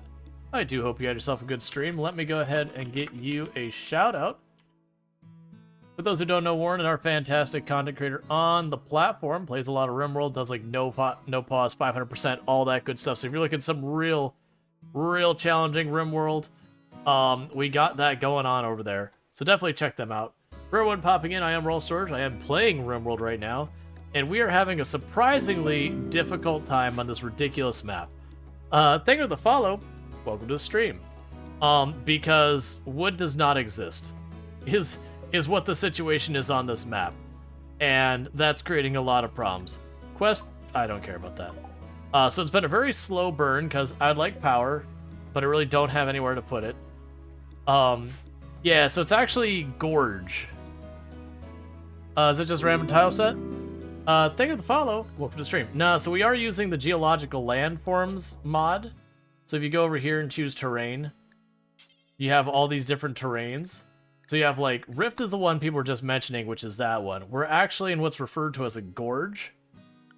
And gorge basically means there's a river through the middle, which does mean I have this little sliver of grow zone, and I'm desperately trying to grow trees to do that. And I made the mistake of going all the way into teak, trying to get that maximum amount of, pawn, maximum wood per pawn effort. And it just drug the whole thing to a halt as I desperately wait for wood to show up so I can keep things going. But we are doing an all endings run, and people are like, what happened to your last run? Oh, it died. The last run died in kind of like the biggest insult run I've had, in that I got raided and we were handling the raid fine, but it was kind of rushing it because we were dealing with, I can't remember if it was like malaria or whatever. So it was like I wanted the raid to end so I could get my people back to bed so the malaria wouldn't kill them because we had been handling that fine. And I had a pawn sitting here, and pretend this is open, sitting here shooting up, and there's some rhinos like back here. And so I fired up at them, they fired back and hit the rhinos, which went Manhunter pack immediately, the whole group of 4. And I only had like 6 pawns, and they were right on top of me. And so I tried to duck into the door real fast, but it's just one of those things. It's like, there's no chance. So I got just steamrolled by a full pack of rhinos. Utterly trampled. No chance to do anything about it. Like, literally wiped the colony where we were all fine, only like one person had a minor injury, to the colony was dead. In like 30 seconds. The whole event fit in one clip. It's just like, and the worst thing is that colony was going very smoothly up to that point. This one, part of the things that's killing us is just straight up. I think we've had 2 instances of malaria, 2 instances of plague. I think I've had muscle parasites 3 times, and then I've had sleeping sickness once. So do you remember you started a level 20 animals pawn, random start, said time to tame an elephant, and have the entire, herd wipe you off the planet? Yeah, no, that's the thing. You definitely get yourself with a lot of that. I only got one pawn who's not bought in on our ideology, so we are harassing them endlessly. But yeah, so we're just going for an all endings run. And I had chat vote in the type of run we did, and this is what we decided to do. So we're basically a good story though. Yeah, I mean the other one we had, I got struck by like 2-3 diseases back to back, and then while I was on the recovering end of malaria, we had a Neanderthal raid. And this is like, we're at auto pistols level technology. And they outnumbered us by like 2-3 pawns. And it's like, this is not good. And we at least did some damage to them, but yeah, no, we got trampled. I've been having really bad luck with just heavy disease, and one of those, that's fine. Like, some of those have been tiles that have very low disease rates. But we've been without medicine for a while because I've been struggling to keep food going. We've got food stabilized now, but now I've got all this teak out here. And if I try and plant any of the crops out here, because it's just a little sliver, all the animals eat my heal root. I've got hydroponics and everything already researched. I'm literally I just need the 280 wood to get that built. There's no geothermal on the map. I could do a thing where I could, like, burn food. I mean, I could burn chem fuel. Still. It's pretty rare I use the burners. I have done it before in a pinch, but I'm being stubborn and I know it. So I've got all this teak growing and it's... Why not go to our map to grab some? Oh, I almost never do the multiple tile things. Like, no judgment for anyone who does. For me, like, making a second colony, grabbing resources and bringing it back, it's just a way I don't like to play. Like, don't get me wrong, for a lot of challenge runs and all that, it's kind of what you gotta do. But that's just always been a thing that I don't like the multiple colony aspect and abusing it.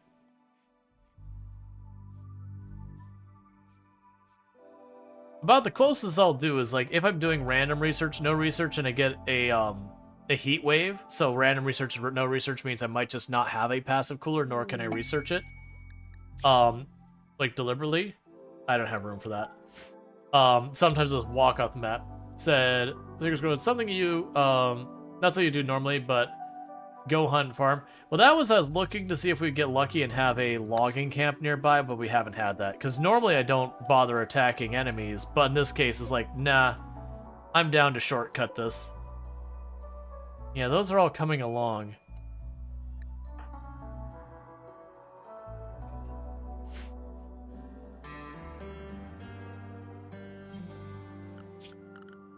I've got plenty of granite. Let's move this line up. Because can't build across the actual water.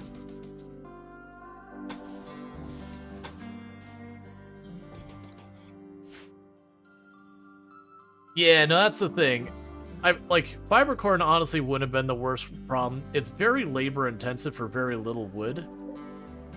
But it would at least give me something. I'm using this desperately for just, like, a little extra wood. And it's something I said I don't like doing a bunch of times earlier. But I'm just like, please. Like, the big thing I need to do is instead of putting the teak down, I really should have made one area bamboo and all that.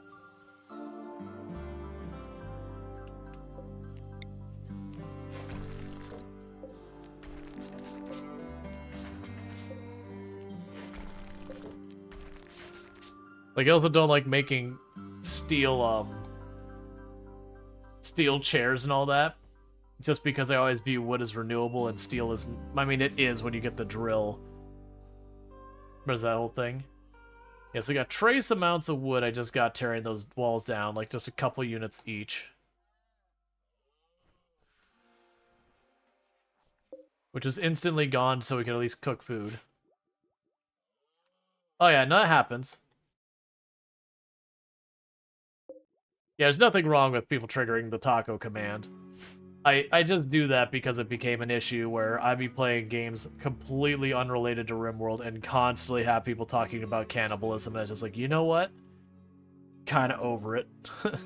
kinda over it.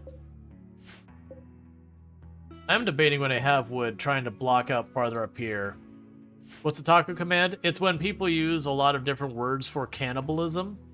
It deletes your message and instead posts a new message from the bot where it's replaced the, whatever the relevant word was with tacos. But it was just because I was playing games like City Skylines, and then everyone was talking about cannibalism whenever something would happen. Games that doesn't apply. Alright, if people deliberately try and circumvent it by spelling it in weird ways, like, I'll time people out. Like, I don't have a problem with it. It's just those things that, as a meme, eventually starts getting tired. Like, it's fine in RimWorld context. Like, that's fine. But it was more like, I would be playing other games and it was just following everywhere. And like, you know what? It's just eventually you're just like, come on, man. Like, it's one thing in RimWorld when you get your field blighted and you got like a handful of prisoners and you see people starving. You're like, up, guess it's time for some cannibalism. It's like, all right, I get it. It is actually a strategy right now. But it was just the thing of playing like oxygen not included, be like, oh, it's time for cannibalism. I actually think there's an indirect way you can do that. But, you get the idea. It's just when it's not a thing in the game, a mechanic in the game. And it was one thing was once in a while, but it just got to be all the time.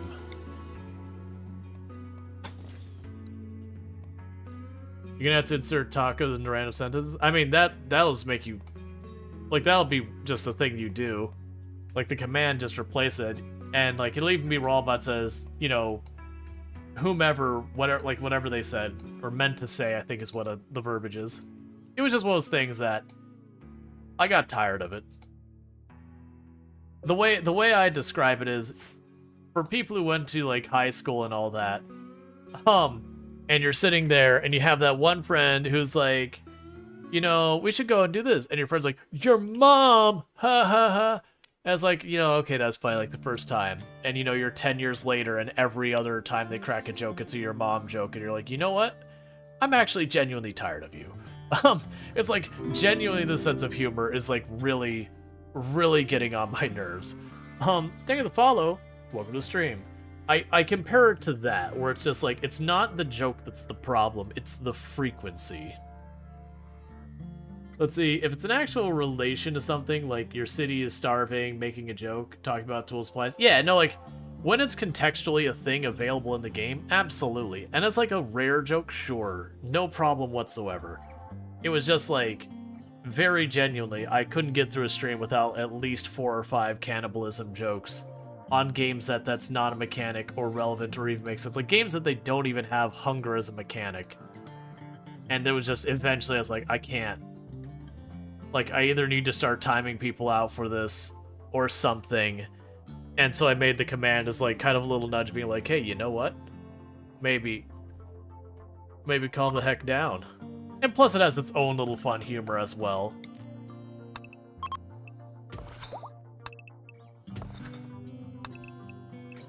And again, no problem in the context of, like, RimWorld and all that.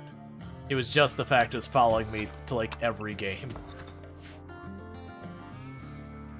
Project Zomboid does the same thing. I got lots of cannibalism jokes in Project Zomboid, not even from people who are into RimWorld. Which is weird, because it's not a mechanic in Project Zomboid, and it is one of the things that the devs have explicitly said they will never implement. There's certain games that attract people who want to be a little bit on the edgy side, and that's fine. But there's definitely... No, it's not.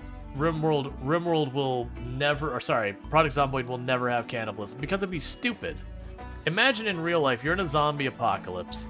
You've got a disease that infects your people, and you're going to eat them.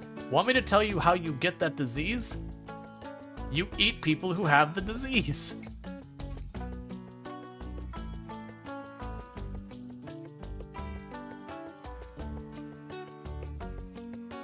You can see in Project Zomboid, they're actual people, but never been to so drastic you can't eat dead people.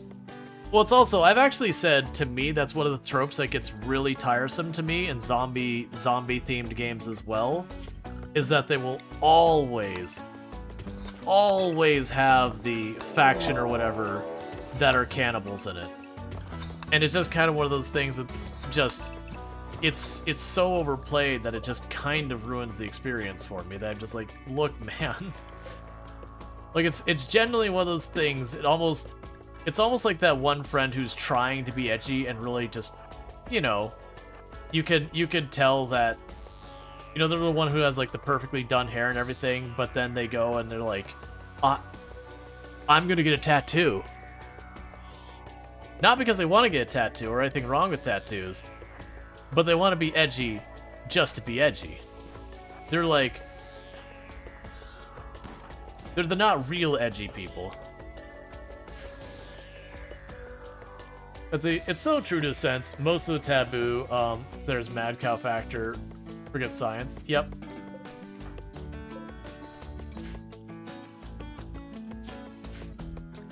But it's just one of those things that, like, every zombie game, there's, like, some faction who's, like, cannibals. I'm like, but you wouldn't last. Like, one, you have the foodborne disease thing. 2, in real life, if you are a faction who's based around cannibalism, everyone is going to absolutely, and in a situation with that much of an external threat, you know, that's not something that's going to be really viable long-term for your survival. And 2, in a situation where humanity's been all and wiped out, that means your food source you're choosing is the one food source that's extremely dangerous and not readily available.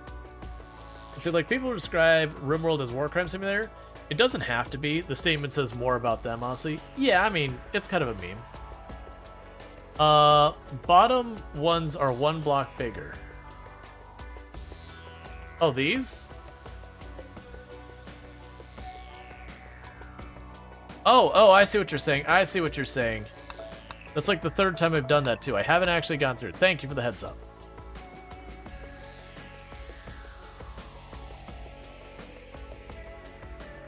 But yeah, there's a reason why generally, anytime it comes to animals eating, having animals eat that of the same type of animal is generally a bad idea.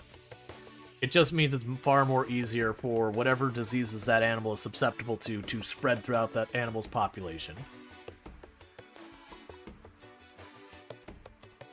Okay. And our food is fine. I've already got where I want to put that. We're mostly just kind of in a holding pattern here. I could build more rooms, which I probably will actually build the next set of rooms that we already had scheduled here. And I held off because I didn't have wood for the doors.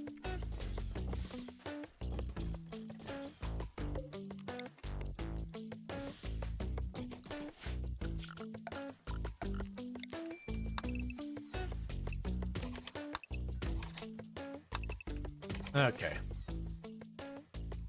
But see, one thing you found out, you can make monuments inside mountains. It'd be tricky, but you've done it. Yeah, no, I had someone mention that earlier. I think it was Ben Lee. Because we got a monument quest, and I'm like, I don't even know if I could do that on this map, and they mentioned you could do it in the mountains. It's just something, like, it's very rare I do this type of mountain map, like, especially to this extreme. Generally, I will build in mountains a little bit, but usually it's like I get, like, the little chunk of rock that's on your normal map, and I'll put that to use. And then working around it. How are you coming along? 57%. My God, please. You play mounds a lot? Yeah, no, mounds are a very popular one.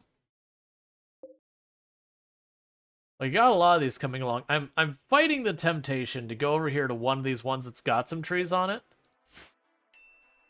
And just try flipping what's here.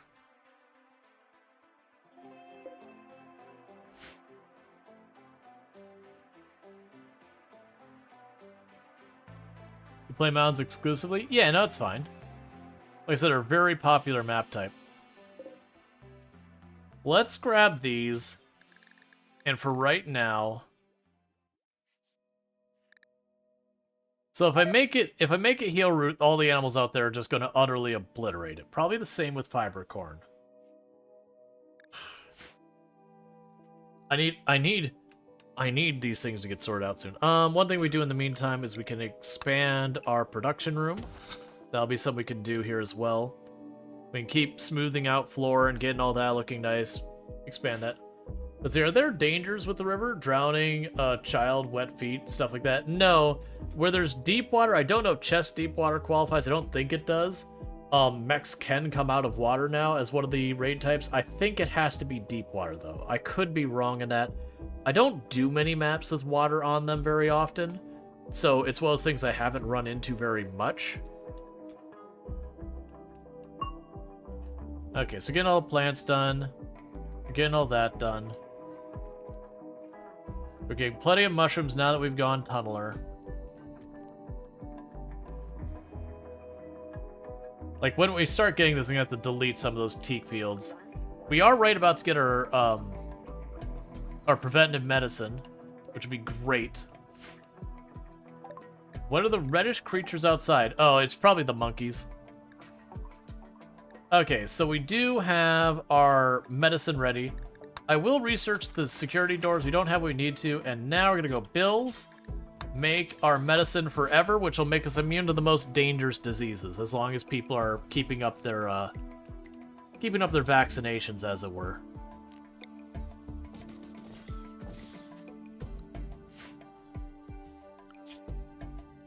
Yeah, you're probably thinking the monkeys. That'd be my guess. But for those new to the channel, I do play RimWorld as well as many other games. I played a lot of Project Zomboid in the past. They have announced that they're aiming to have the new version of Project Zomboid available by Christmas. To be clear, they haven't said that's their deadline, that's the release date. They said they're hopeful they will have that by then. So when everyone sits there and said they lied, they deceived us, they didn't, they didn't release it that date, Indie Stone never commits to a date. So just no. I thought there was an update already for Project Zomboid. The last update was, Build 41 had some quality of life in that updates afterwards. There hasn't been an update for Project Zomboid, meaning for over a year now. Well over a year. It's almost 2 years now. So any chance the next Project Zomboid to be point click to move? No. Thank you for the follow. Welcome to the stream. No, the last week was when they said it was coming.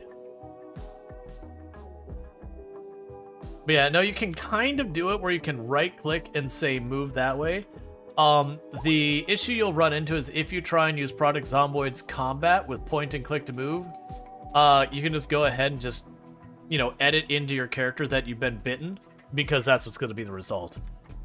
Just the way Project Zomboid combat works, it is very, it's very fair, it's very reasonable, but it does heavily limit what they can do with the game. It's one of the reasons why half the time when people are like, oh man, I'd love there to be special infected, it's like, well, the problem and all that. Why would they completely change the movement system? Yeah, that's the whole thing. Pee-wee Zomboid. Yeah, no, they would, like, to accommodate that stuff, you'd have to completely and utterly overhaul the combat system. And it's just, that's something that wouldn't make sense. You supposed to see them put in bows? That is supposed to be something coming.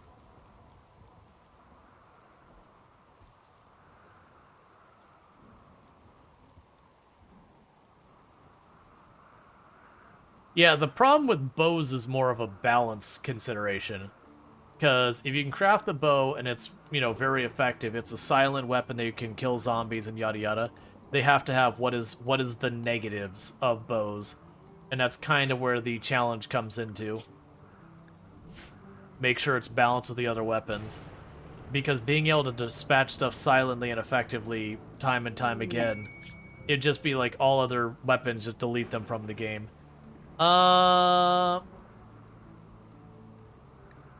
It's fine.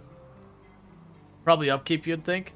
So the way I was looking at it, for me with the bow balance is, one, is I could see that you could have a backpack or a quiver, but not both. So you'd be giving up a lot of inventory space to carry the arrows. So you kind of go out one day and fight the zombies and come out the next day to go for loot kind of thing. And you'd also potentially have to make, because the carry system in the game isn't weight, it's how cumbersome something is, which includes weight. You could make the arrows particularly cumbersome, so you can't carry that many. And I know people get all upset, be like, no, weigh the arrow and all that, but it's like, it's just kind of those things. You could also have it have particularly high requirements for aim, or high requirements for strength, or a whole bunch of other stuff. And that's just the whole thing. But it's been a thing, because like the big thing is if it's a silent ranged weapon that's really effective and you can dispatch a bunch of zombies with it, literally all other weapons become meaningless, is kind of the challenge. Because if it has a skill requirement to do it, then if it's aim, there's ways to speed level aim using a shotgun and all that. And it would just become the meta to speed level it and then immediately switch to the bow. Yeah, they're adding it though, but that's always been the challenge. Is like, one, you'll have a whole bunch of people who throw an absolute fit because they'll be like, no, you made this not realistic. At which you go, it's a zombie apocalypse game. Check your realism. What takes 3-4 knife hits to drop a zombie? 3-4 bow hits would be the same. You need a minimum of 100 bows. Yeah, no, I think they probably will have a separate archery skill. Well, no, I'm not saying a bow is not realistic. My comment was when they make the bow balanced most likely the things that they will add to make it balanced, people complain that the thing that they do to balance the bow would be unrealistic, i.e. the arrows being extremely inventory consuming. That people be like, no, I can fit 100 arrows in a school, like a kid's school backpack or whatever. It's like, yeah, you can, but also that's not balanced. So get wrecked. It's actually a normal conversation we end up having in the channel a lot, that we'll have something in a game that people be like, that's not realistic. And it's usually because it's a game balance decision, that whatever the thing in question is. And it kind of make my comment of like, here's you've got like how high like graphic and all that it is, you've got like the gameplay, you've got the equipment balance, and you got realism. And realism is literally the lowest on my pile for things I care about. Like literally at the very bottom of the pile. I don't mind it being there. It's not like, it needs to be not realistic or anything.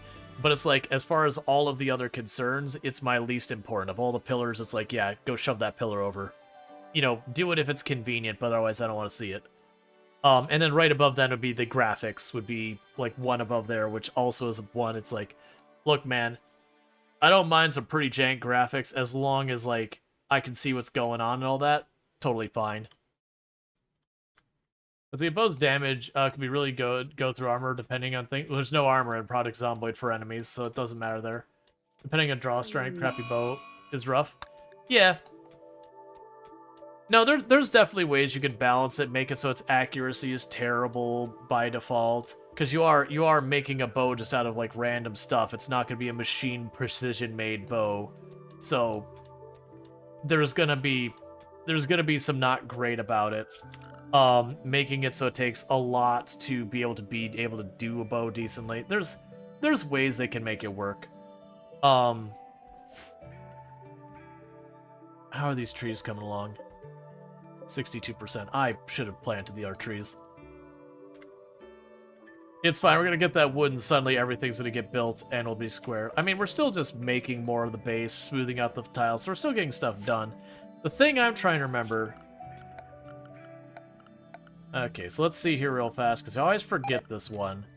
The sun lamp... What is your radius? So you're that wide, so it's 1, 2, 3, 4, 5, 6. So I think it's what? 11. That actually works out really well for me figuring that out. Okay. So I should be able to put one like down here for a little grow room down here for herbal medicine and all that. I do wish it'd let me show the circle on top of there so I could actually see what I'm doing though.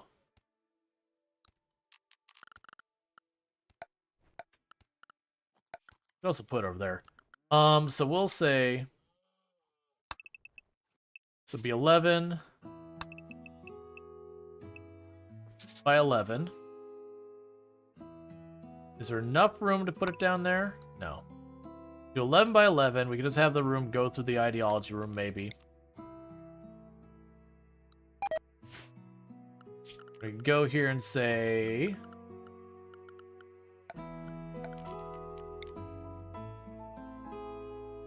Yeah, so it looks like it's 5 on the ends.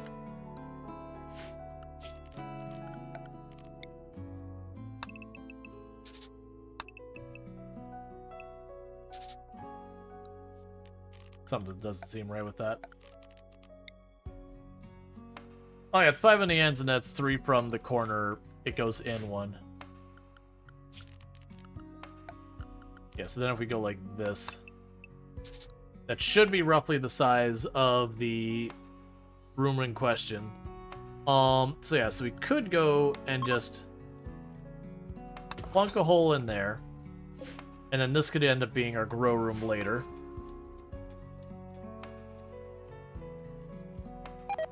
And this wouldn't be for food, this would be for like we do hydroponics with like the herbal medicine and maybe a little bit of cotton for the handful of things that require cotton. You get the idea.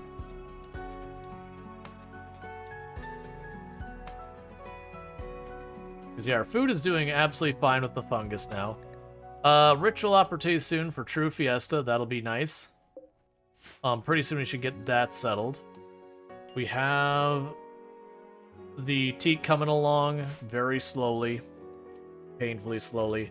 Like I said, the moment that teak starts coming up, we're going to have some more wood than I know what to do with, and I'm going to literally want to get rid of some of those fields. Oh, right. I had the light there. It's fine. They'll clear that up.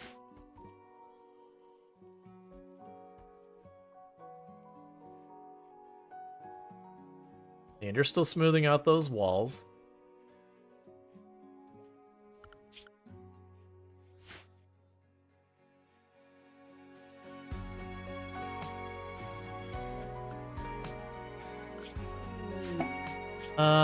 We don't care about that right now. So one thing we'd also work on is I can try to deprioritize the hauling and cleaning on you. Because we've got Con right here is committed to hauling and cleaning. Deprioritize it so we start getting lots of people to throw at mining again. That should help. So we can keep getting these things moving along. Because we had our dedicated miners, one of the only people we've had die. I think actually we've only had... I believe we've only had, what, 1 or 2 deaths for colonists? Yeah, no, it's actually only 1 death. Because we had Bentley die. And that was our dedicated mining person.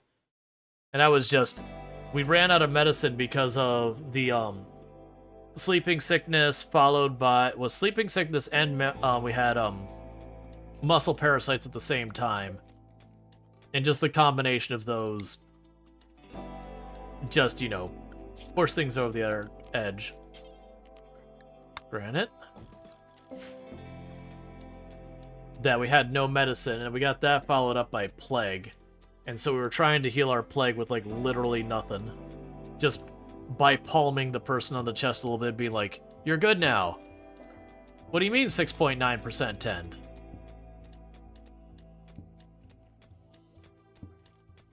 Alright, so we got a little bit more room in here. Oh, I haven't been converting you this whole time.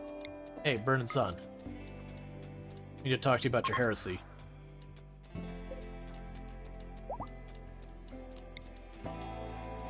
Okay, so we put that new light in over there.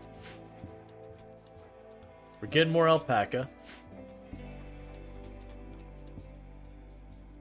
The thing I also have to be careful is we are making our base bigger. We are blowing up its wealth. And not really progressing a whole lot of things, which is going to bite us in the butt in the long run. Okay. So we are going to do our ritual, see if we can't get ourselves some more ideology points. And meanwhile, Cassandra gave us milk. It's a little weird, Cassandra, not gonna lie.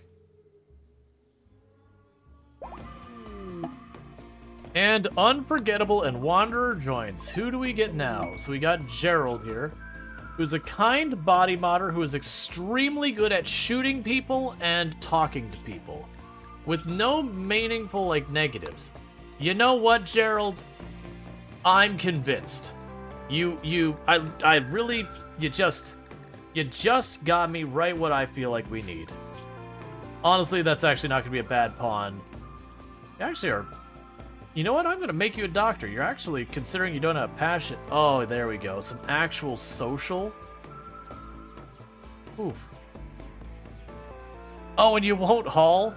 Okay, maybe I missed that. You know what? Welcome to team. Do whatever the heck I need you to do around the colony. I guess you can just help with whatever. So, okay. I'm not unhappy with this pawn, I'm just trying to think where they fit in. That's still fine. So we'll go ahead and name that pawn. So Gerald here is going to be rhetorical answer. Welcome to the colony.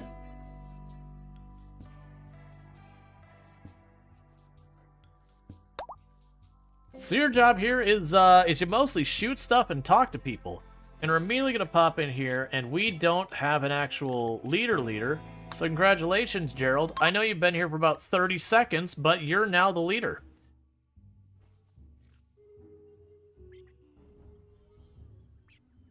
Because actually having social. Imagine that. Yeah, and you're our dedicated warden and all that. Cool.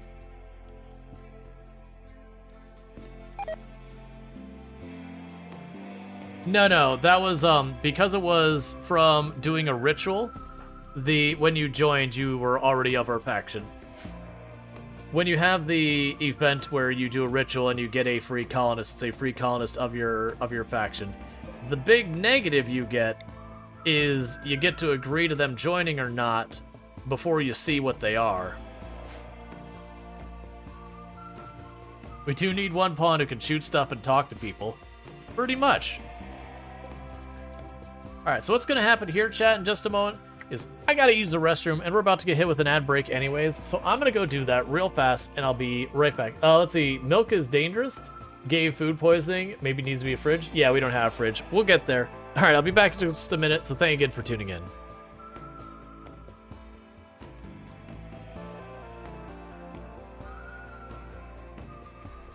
Ooh, fog! That's exactly what I wanted with my tropical storm helicopter. Fog! Excellent! This feels great!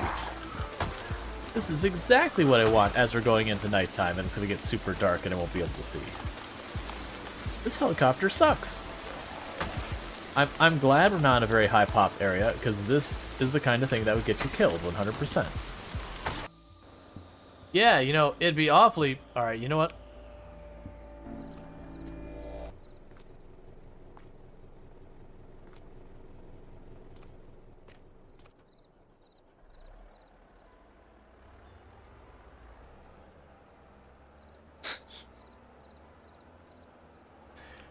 It's fine with me.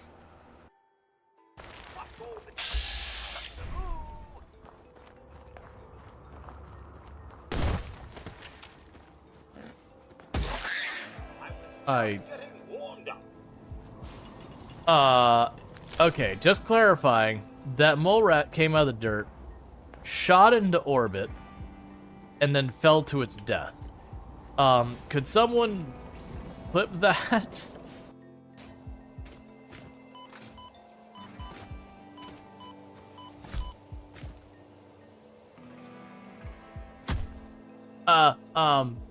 No. I'll just...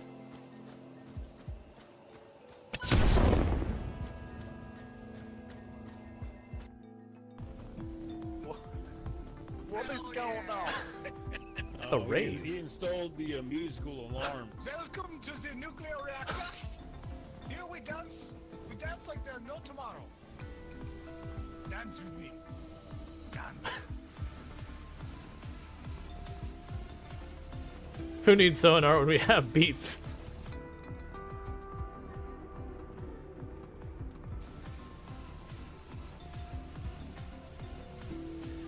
I mean, the accordion makes it.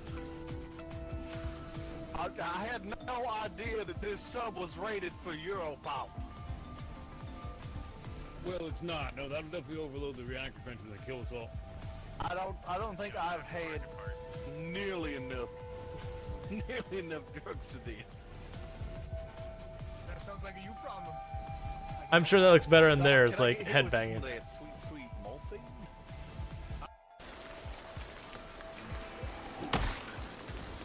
Okay.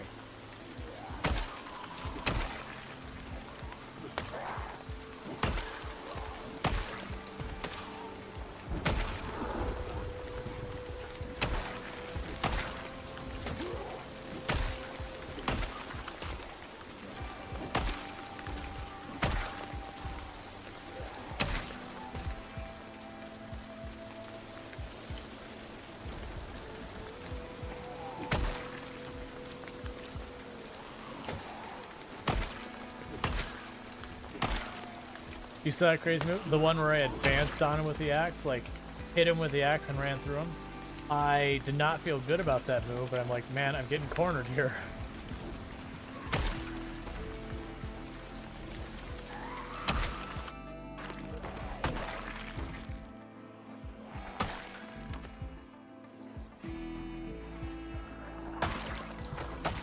All right, we're back. Sorry about that. Just had to use the restroom quickly. Quickly managed to grab like a couple bites of my dinner real quick. just keeping myself energized and all that good stuff.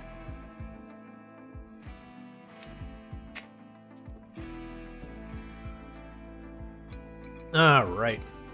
So we're still getting these containment rooms set up. Oh right, I wanted to make a ritual room as well.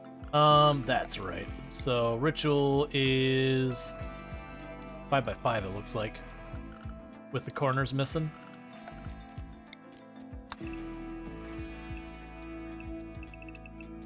I'm gonna make it 7x7.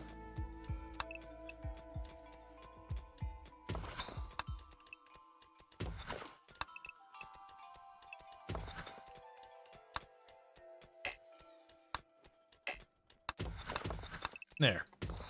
So we're gonna overdo it with that. Then make the uranium or granite. Yeah.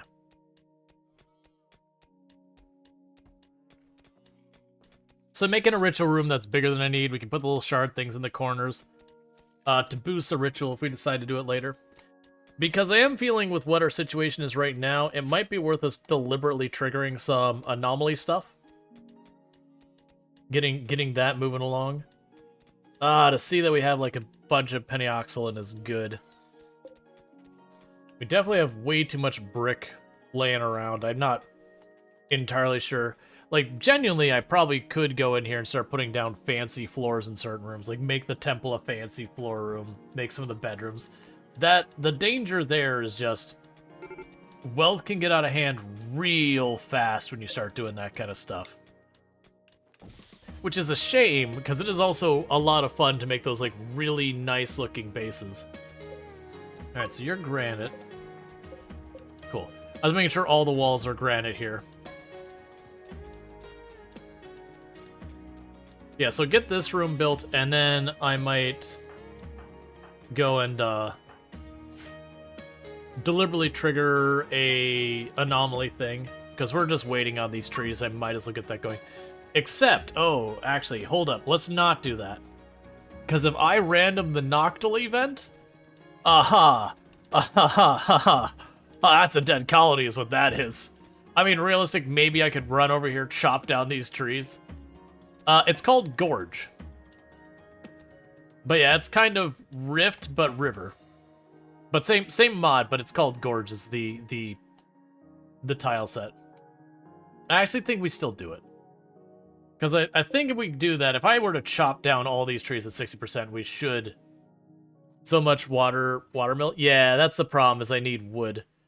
Yeah, so we'll get that. We'll do the anomaly thing to provoke the things that go bump in the night while we wait for that to go. And, like, the worst case scenario is Noctil. Not that a Revenant wouldn't also be a bad time. Granted, at least I got a couple of shotguns. And you can usually do a pretty good number on a Revenant with some shotguns pumping away at it.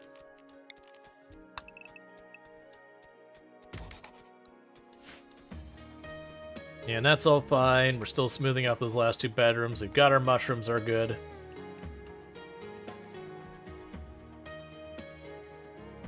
Some of the pillars could be interesting. What'd be really fun is if we got one of the pillars here or here, like the cloning pillar, for example.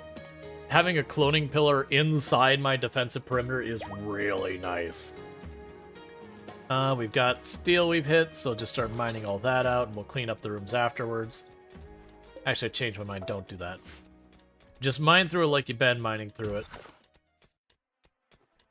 And we can clean that up later if we want. Because that steel is going to be way stronger than anything else. It'll be high containment, and I don't need the steel that bad.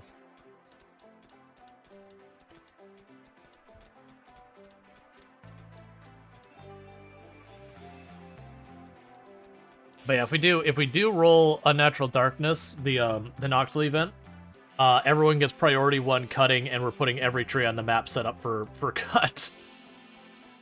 And just praying we can put enough in to make the water generate. If I can build that, then this already has lights throughout most of it. Except that back room. That's actually the biggest harm of the Noctil event, is I won't be able to get food until it's concluded. But right now I got enough raw food, we're fine.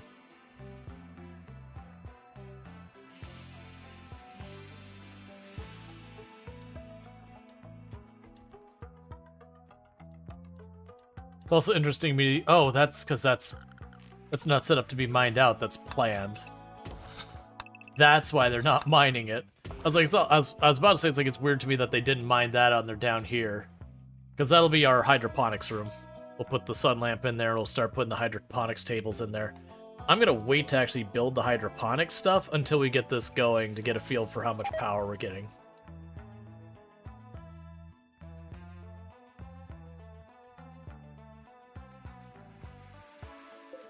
I can lock that open.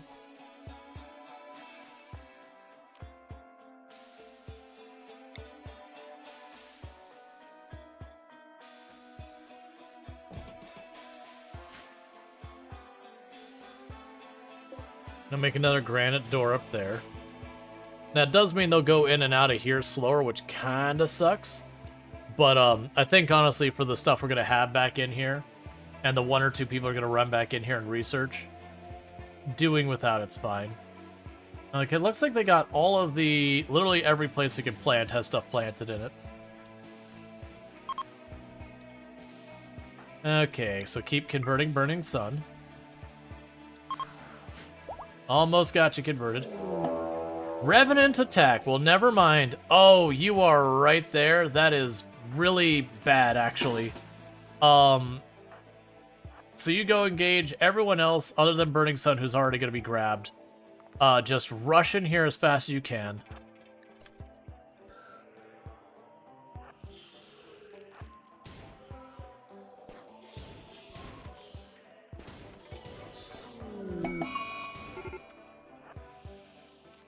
And we've already lost him. We can't do anything about that. That is actually really, really not good for us. Okay, well, I guess that's... You grab the shotgun, it's gonna do more damage than yours. Okay. So the big problem we have is I do not have remotely enough. That's fine, we're already researching it. Yeah, the problem is I don't have any source of bioferrite to get the flares going. I also don't have the, Oh my god, you're so slow. Hey, Lardine. Take over that, please.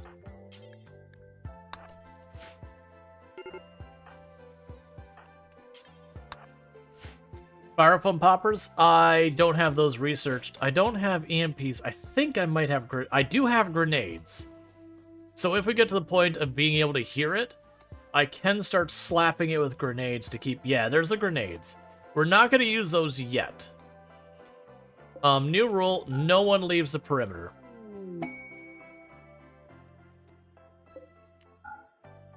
And I didn't pay attention to where it went. It went this way. I wasn't watching to see if it got all the way over there, though. Oh, wait, actually. It may have gone outside there. It might be down here or over here. We're going to play a little game called Revenant Fishing. So I'm going to go ahead and do is I'm going to grab Rhetorical. We're going to grab those grenades. Analysis progress. So we have a finished analysing the flesh chunk of the biosignature of Fazoweave A6. She has learned that the peculiar Revenant's biology and how it identifies fluids it leaves behind. The Revenant will now have a much longer trail of visible smudges when it flees. Perhaps you'll even be able to find and kill it while it sleeps. And that just tells you can use a bunch of weapons. So what I can do is run over here really fast. And those... alpaca are really going to want to move. I'm going to check down here, and we're going to check over here. I'm going to try and stay away from my wall there so I don't actually blow it up. Because it could backtrack there or down here. If it's up here or anywhere like that, the chance of me finding are pretty slim. So do that. Chuck it down there. Alpaca. Buddy.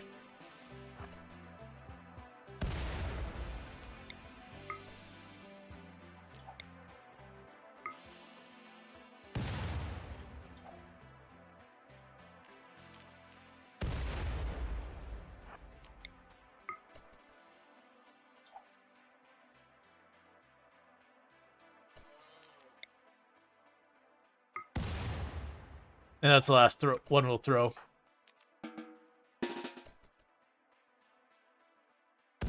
Yep. It probably went outside the perimeter. That's fine. It was worth checking, because it would have tagged it with the grenade. Oh, hey. It would have tagged with the grenade right there. It would have been, like, easy to do that. I've actually hunted them with the grenades and a bunch of stuff. Let's actually have you grab your gun back. In the meantime. Because I definitely don't want you grenading it while we're dealing with everything else. What weapon? Oh, you had the shotgun, that's right. So usually the Revenant will give you a day or so where it's not doing much. And the big thing is to watch this door, assuming it's out here.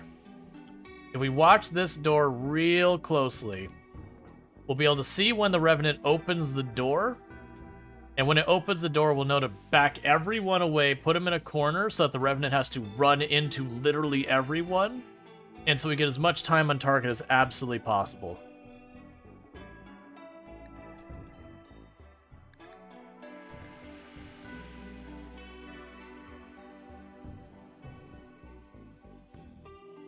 Because that's what this is going to take, is just dumping as much damage into the Revenant as he possibly can.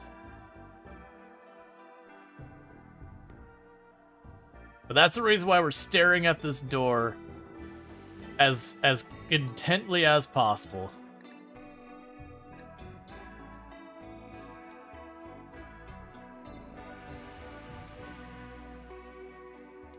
Come on.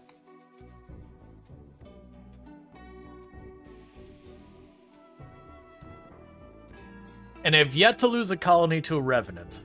I've got several anomaly wins behind my belt, and I've lost to different things, but never to a Revenant. And I have done it with tribals with pointy sticks and bows before and managed to do it just fine. It gets sketch, but it is messy. That's going on the assumption it did leave that door, which is very likely. Stop having all that motion on the screen. It's really drawing my eyes to it and keeping me unfocused on the door. Come on.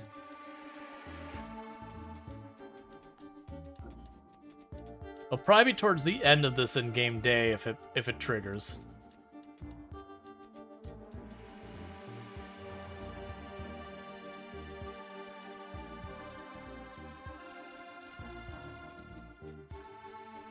Now, there's also a possibility it's actually up or down inside here, at which point then we'll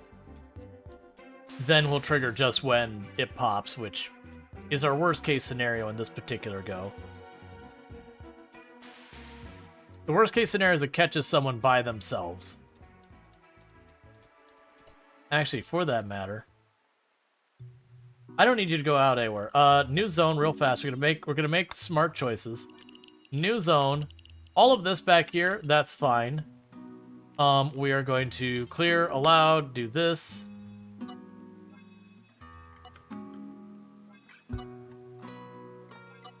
So forget what you're doing about back here. Secure everyone in Area 1.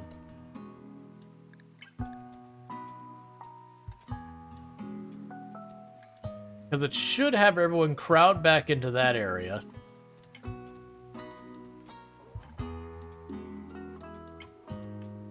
And with everyone bunched back in there, even if someone gets caught on their own, the likelihood of having everyone ready to jump on them is low. Why are you still going down there? Oh, it's the alpaca, that's fine.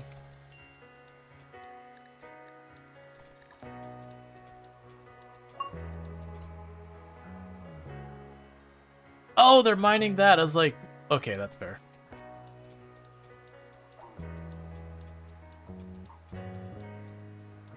Okay, now's about when I expect it to attack, anytime tonight.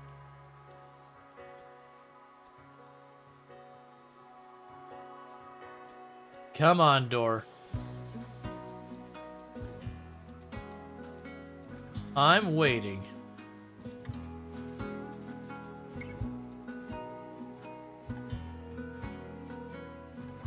Okay, everyone's asleep for the most part. Except for Conrite. There you go. Alright, Revan. Stop trolling me.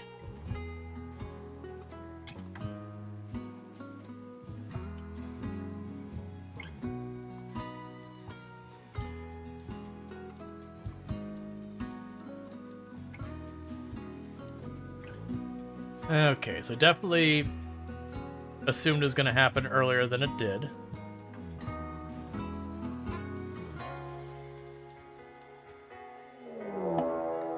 We have a raid happening.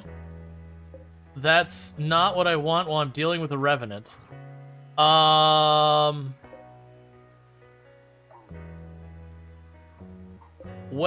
look. This is really inconvenient and kind of awkward. Okay, so Lardine,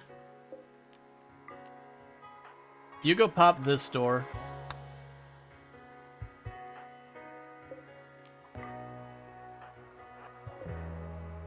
And then we're gonna go to this door. You go pop that door. The rest of you, get ready for a fight. We'll have you centered in here just in case someone is way too slow. Oh, they're probably gonna be way too slow.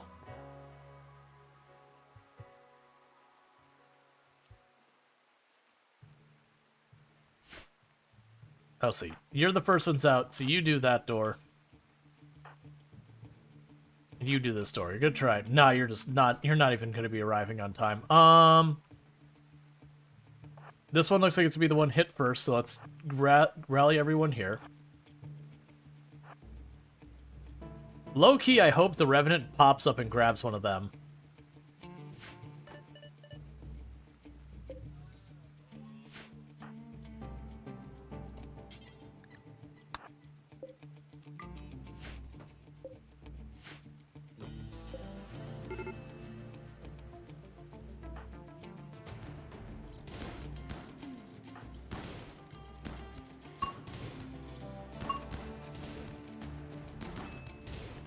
Okay.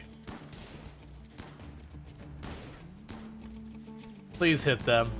It's a Neanderthal. He's gonna rough up. So we did lose our nose. That's fine. That was all the ones attacking from this side. So start working our way to the other side.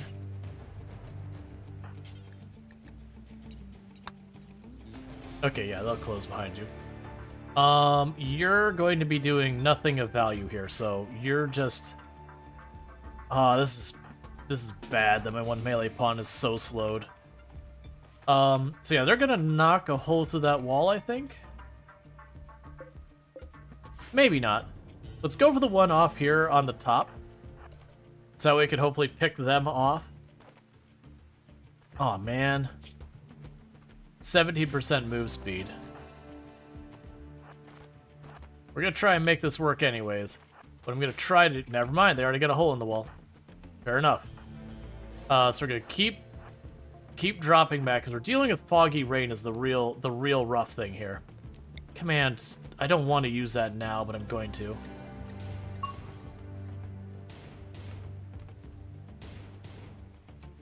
Okay. Got some hits in, cross the water.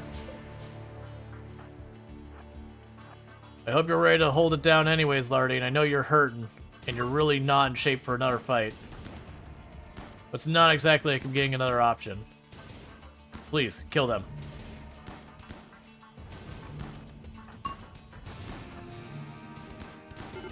Alright, Lardine's down.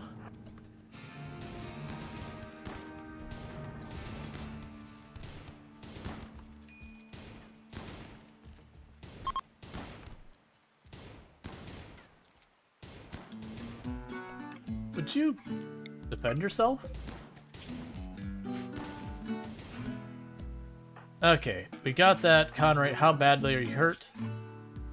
Not as bad as you'd think. So rescue them.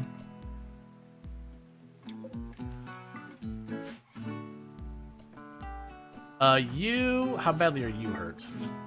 You're okay. So you go and repair. Oh, actually, yeah, that's fine. You go repair that wall before all my animals run away. And my luck is we're going to have the Revenant drop here anytime now. Well, I don't have people ready to deal with it.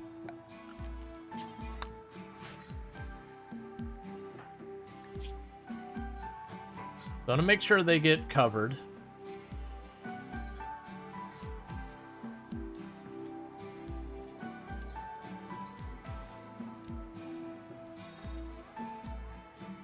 Cool. So you got yourself patched up.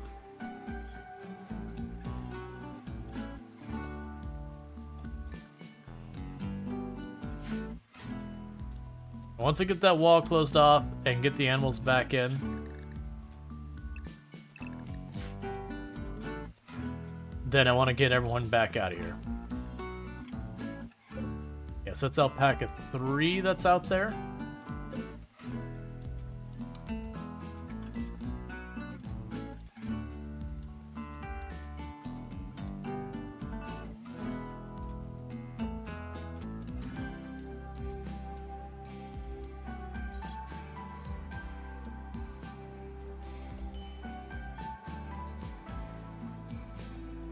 Okay, Alpaca 3 is back in here. It's a new restriction, everyone back in Area 1. Deal with what you gotta deal with in the meantime. If very last Lardine gets up before the Revenant pops the door, then we'll have Lardine go out and grab their mace, because that mace can get a good stun on a Revenant. If you stun the Revenant, that's that much more time you're wailing on it with everything else you got. In the meantime, it's just basically get everyone patched up as best we can while we wait.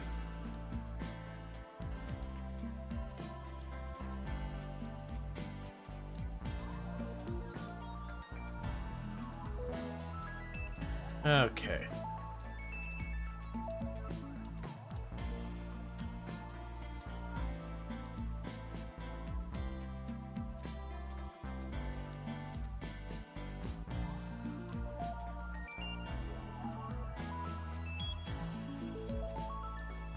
All right, come on, man.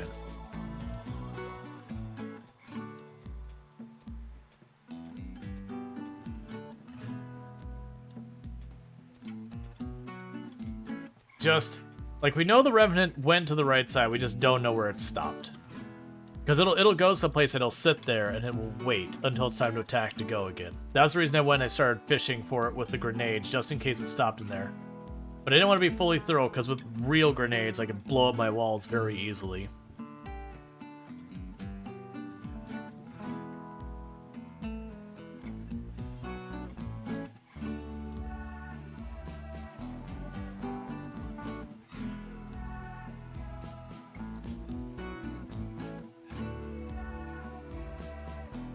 Alright, come on.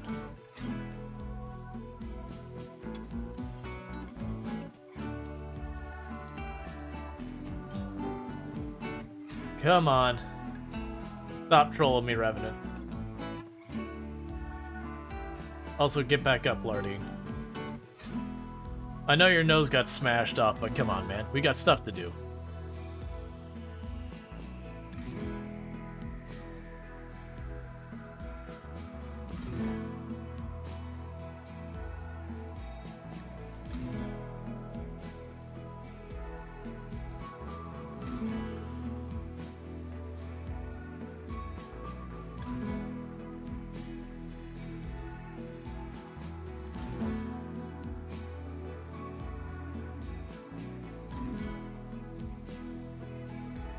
Okay, Revenant's in. Revenant's in. That's why the door opened. Alright. Everyone, rally. So I don't know if the Revenant can target Lardine while they're knocked to the ground. This is something I'm uncertain of. I wanted to drop back into this room because I have lots more shooting range, but I don't know if Lardine being down or not makes them ineligible as a target. So what we're going to go ahead and do is we're going to bunch up as best we can in Lardine's room. We still have commanding presence for another 6 hours, so that's good. We did open the door on this side to give as much time as possible. We're going to try and have the Revenant deliberately target someone. Yeah. One of the revolvers will do.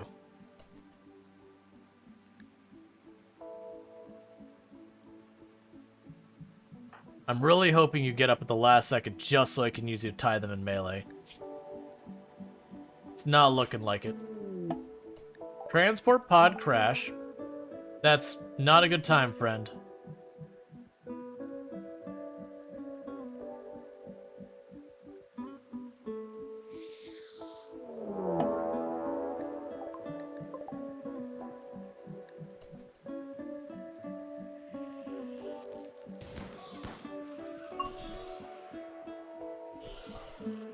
You know what? You actually positioned yourself perfectly to nerf my damage. You're a jerk, Revenant. I didn't think about the fact they'd run into them.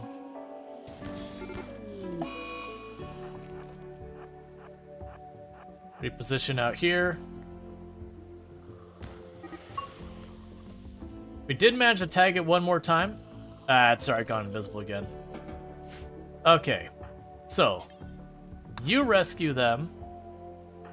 Who is our next best researcher? You. You analyze that.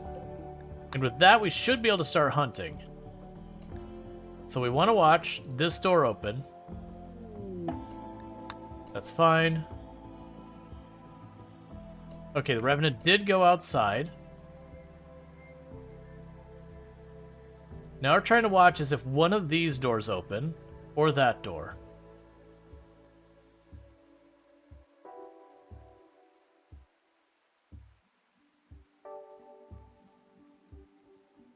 I don't see any other doors opening right now. So I think it's in here somewhere.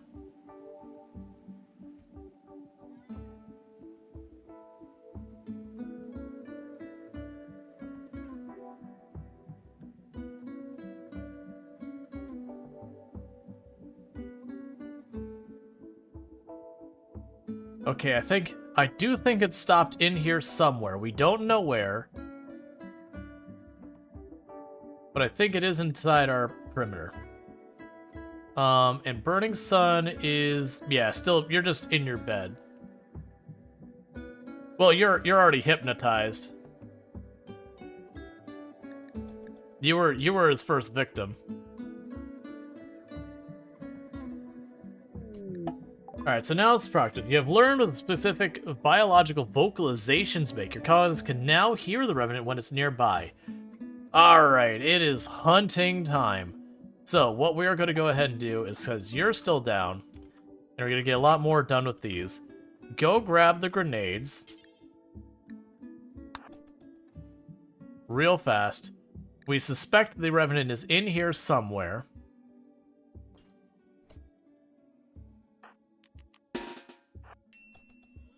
Oh, it could have gone through this door. I wasn't watching that door, I was watching the one down here.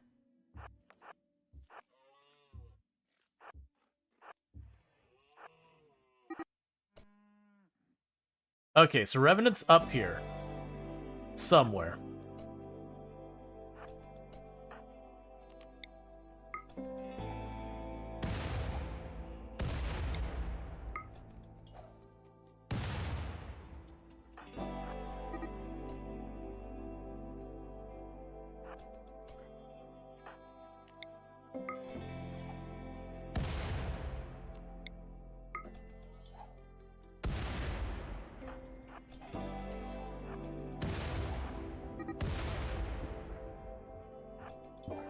Okay, so it does cover a pretty decent size area.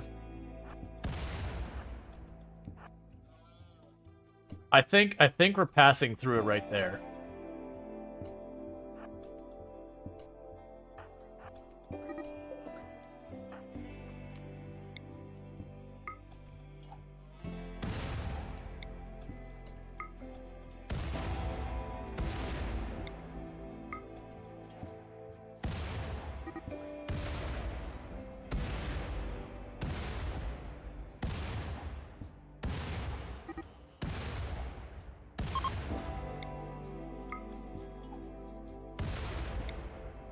You're here somewhere.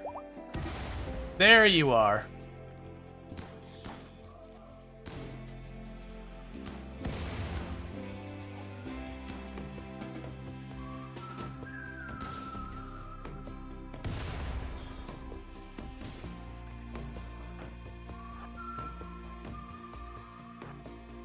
So it did go out the door.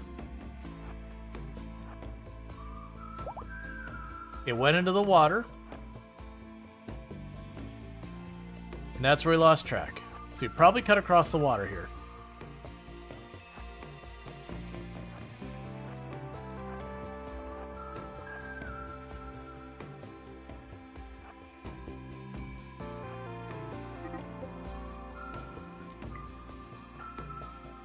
Okay.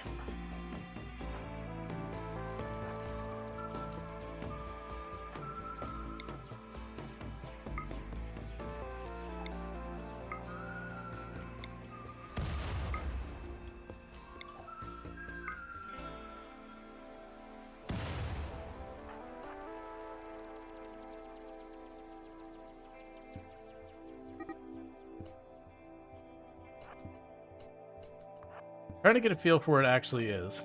So you're detecting it. Is it down here more? Yeah, I think it's down here. Not sure where.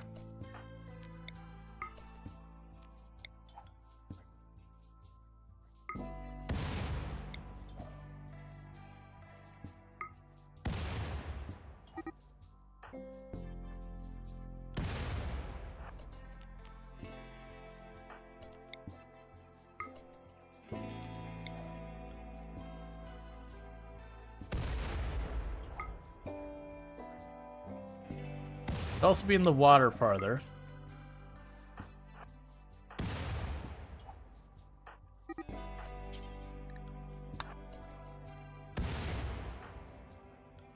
Yeah, so they detect it, Inst does not. Inst does now, so it's down here somewhere.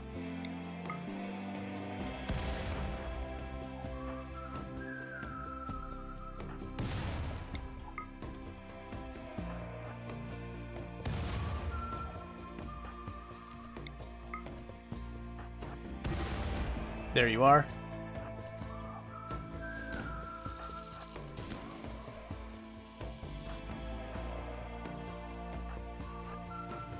Need to reposition so I don't shoot across each other.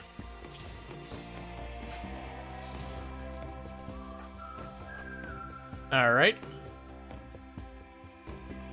It is going back through the door. It is moving slower now. We've messed it up pretty bad. It's down here. It's over here. It's down here. It's over there.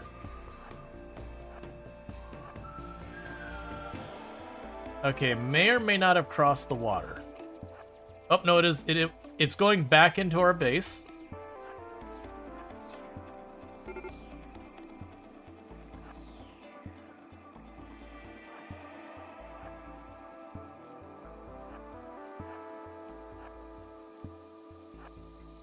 How's it going, buddy?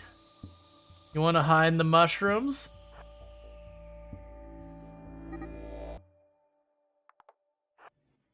Okay. So we're about to trash our own farm.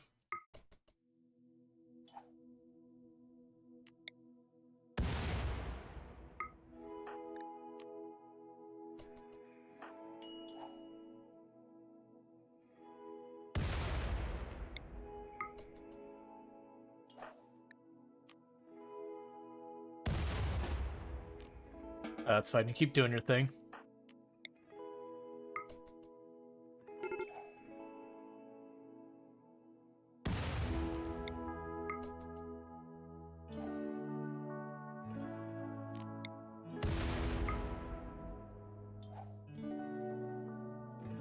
Yeah, no, I realize that. It's just where. Let's,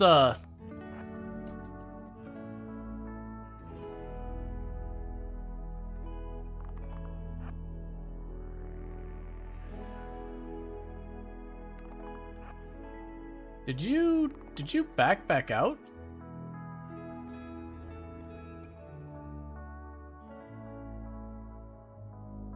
Did you sneak back out behind me? You went in there and turned around? Because we're not popping that we hear it anywhere. Because we saw the tracks go the whole way into the room. Okay, so let's take Take a moment to recover our food and all that. Double tracks? Yeah. So I don't know where it went. We need to give our people a moment to recover, sleep and all that. I don't think it went the whole way back out of our base.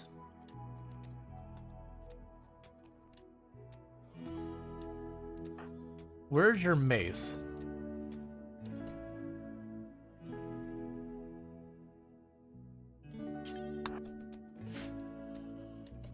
Okay, if you're still good, you run around and check these other rooms. Okay, it's out here somewhere. Everyone but Lardine, we're gonna grab them.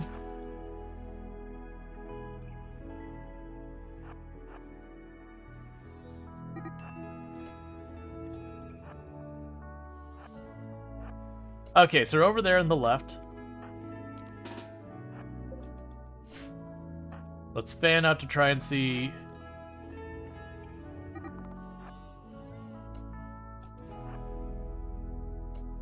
It might be just up on this corner somewhere.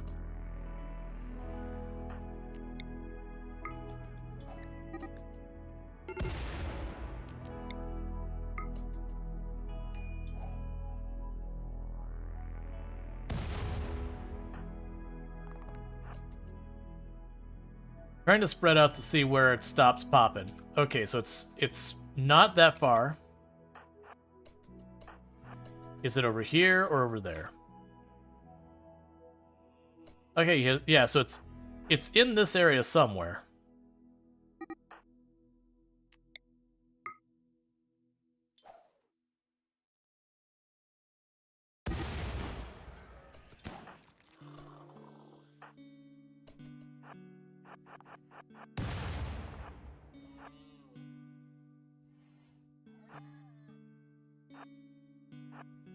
And I hit it and immediately ran off.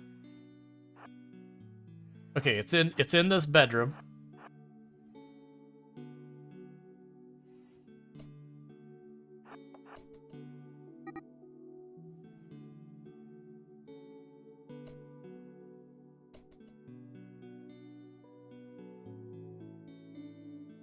Okay, it went down this way.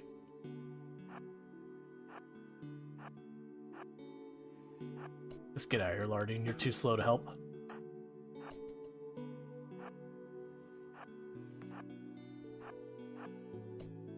Okay, you're over here.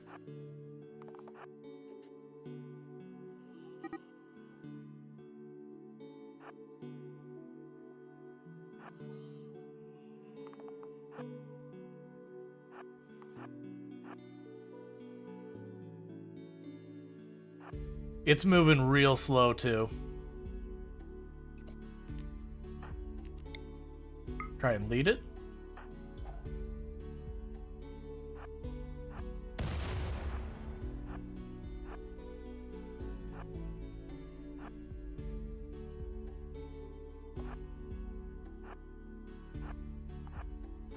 Come on.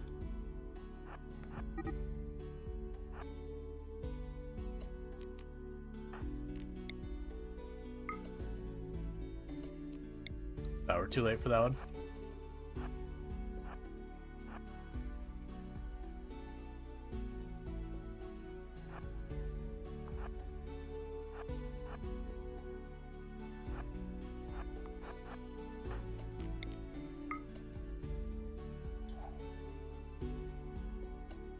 Slightly short.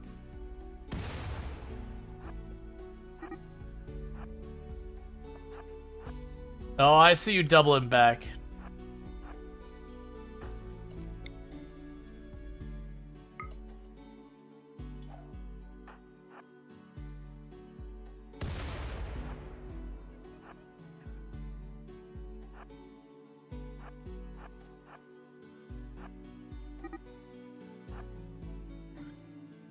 I'm surprised we still have that trail showing.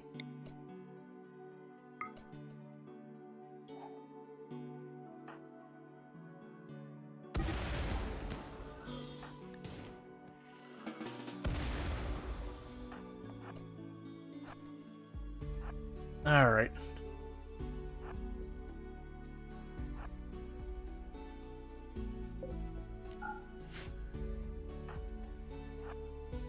Accidentally held it open.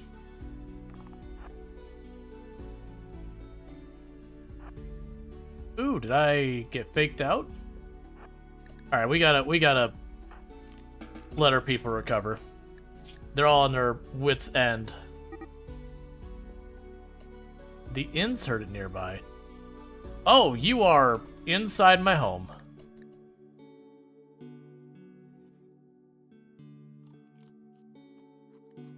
I'm definitely not chucking grenades in that storage room.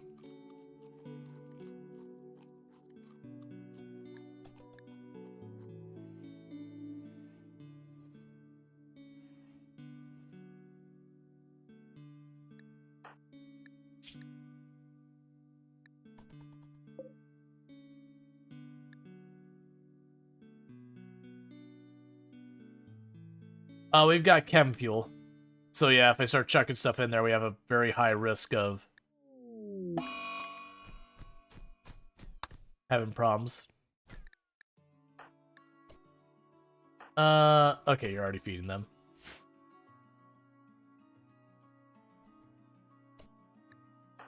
I did not see what you targeted. Oh, you destroyed the bionic arm. I thought it was a random one, you jerk.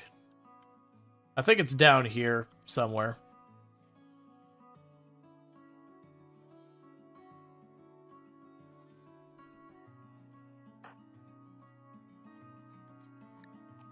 I'm giving everyone a chance to get over their breaks, get their food, do all that stuff for a minute. Because I don't know where it is exactly. It did trigger in here, but it probably was going in and out.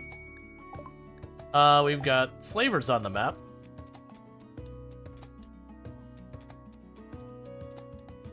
Well, if it attacks now, it could be an interesting time.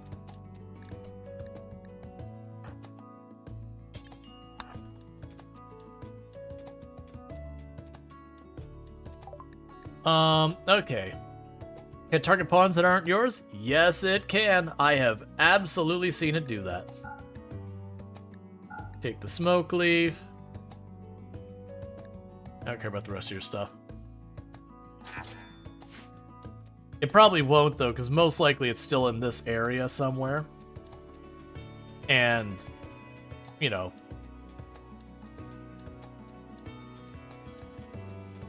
with that, we just don't know where it is. Go grab that revolver. I'll go back to using the grenades next time we go hunting for it.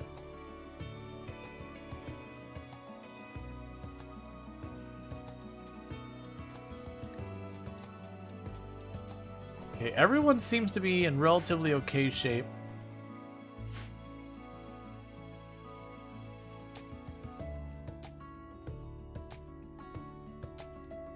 Giving people a moment to deal with their moods. Giving people a moment to recover some injuries.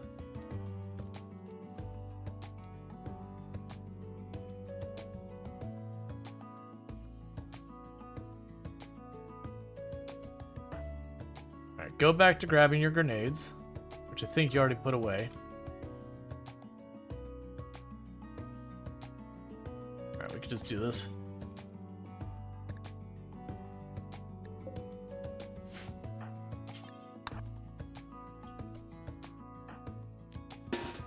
Alright, so let's start doing this where we comb the area. The inn's heard it. Where?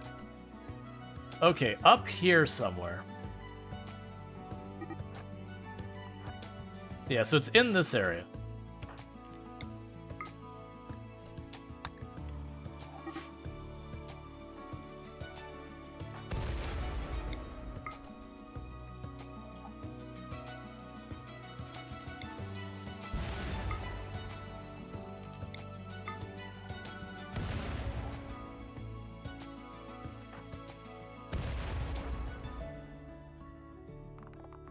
Trying to get a range for exactly where it is.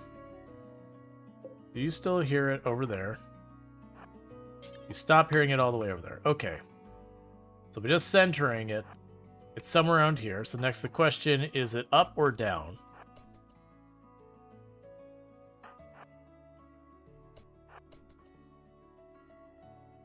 Alright, so it's somewhere around here.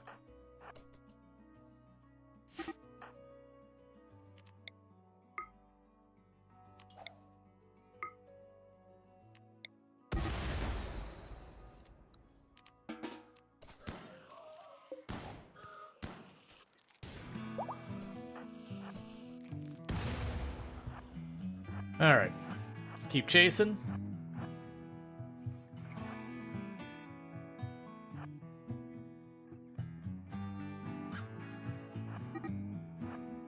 You're up here. Gonna guess you're gonna keep going, so let's chuck over there.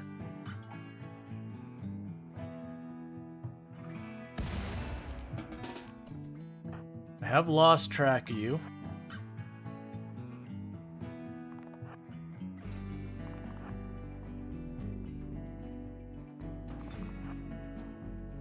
So we're dividing up and just trying to walk across till we hear it.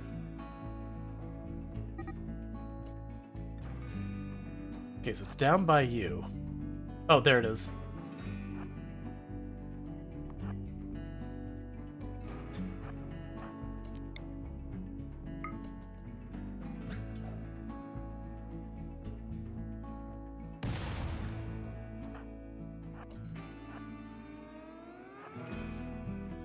Oh, wait, you're circling back?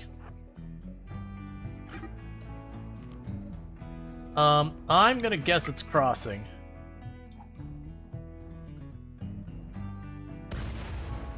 Nope, it's over there.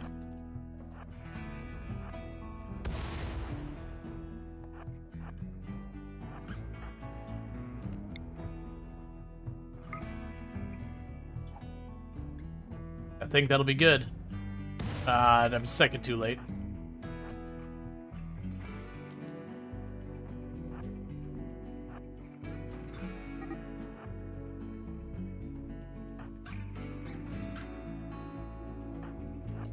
So get over here. And we're gonna lead over here.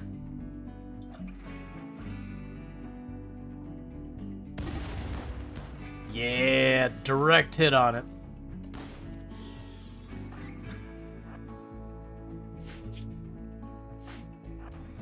So you run up there, get over there.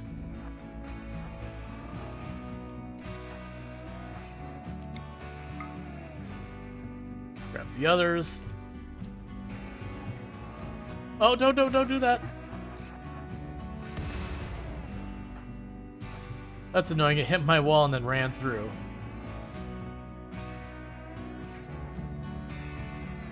Where did you go?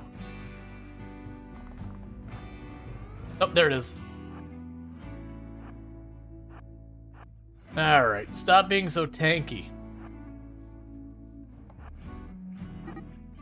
Don't go in my home.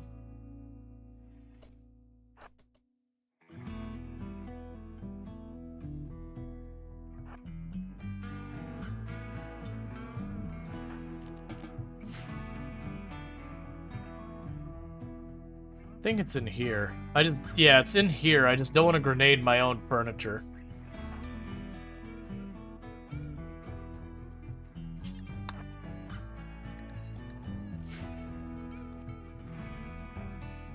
At least it was in there. It looped back somewhere. We've lost track of it again.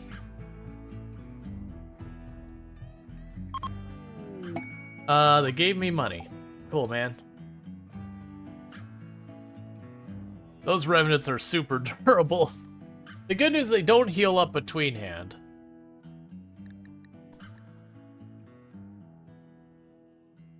Oh, you can close that door the next time you go through.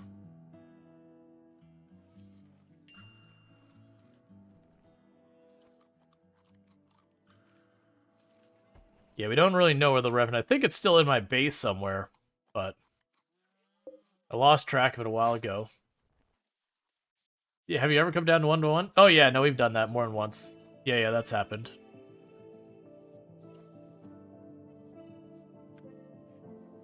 Yeah, so cleaning up, we're going through literally every inch of our base. And no one's popping us hearing it, so...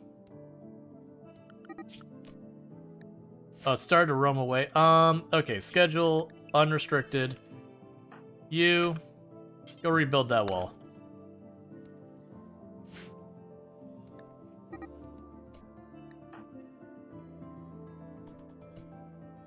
Meanwhile, grab everyone but you. Grab your grenades. It's down here.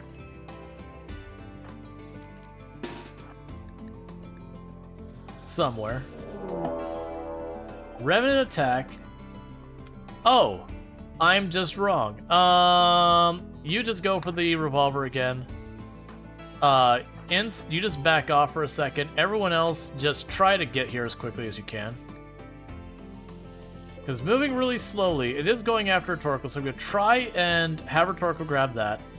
Everyone who is not rhetorical, just start closing in as fast as you can. Lardine, just go for the melee. Don't even wait for the others.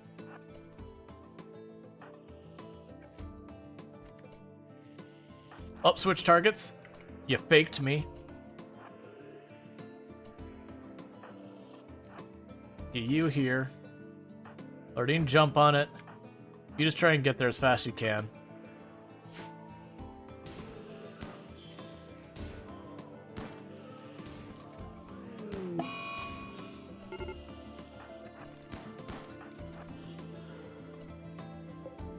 Alright. Yeah, so you can see we've done some serious damage. We're pretty close to taking out its torso. In the meantime, quickly while we have it, like it's gonna run off real fast, that's fine. Rescue them. You analyze the chunk. Because I believe with the chunk analyzed, I can reveal it by just getting close. And so you do have delays between how often it can attack. And so as long as I don't see it pop that Lardine sees it, then we know it's still back there. Revenant seen. Yeah, because with that, we can just straight up hunt it.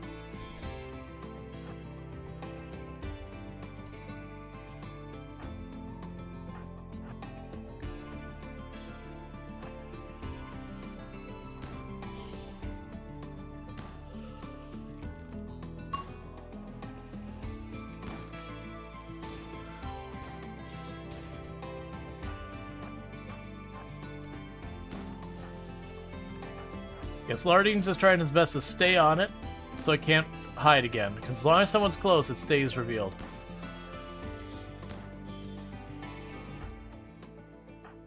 Alright, so you start shifting over there to get ahead of it.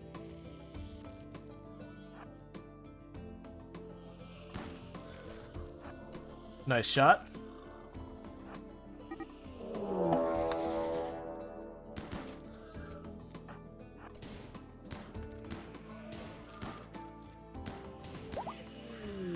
And got him. All right.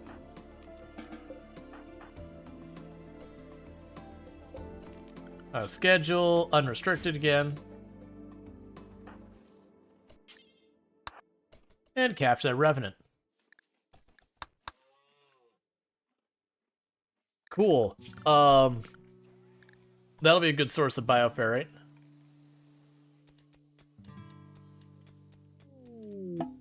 Revenant has reformed, and we'll just keep it in there.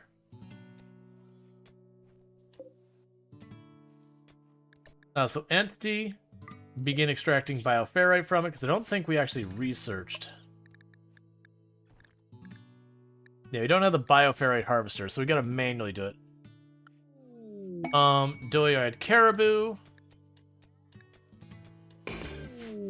Sure, why not?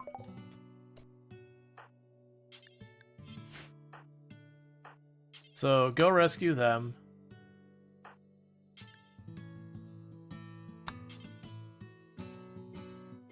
Oh, I need more animal beds.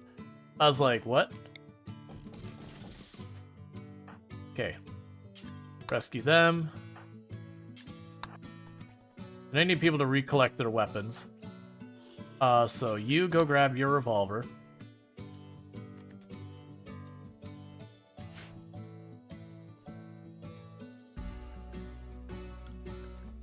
And then you had the auto pistol. I don't remember what the last range weapon I had in here was. There's a revolver. Probably that. Alright. So we got the caribou in there. They just need to be taken care of. They're like Abasia. So cool. Revenant dealt with. What happens if you just leave the spine there? Eventually it reforms. And it's just back to like you never stopped it.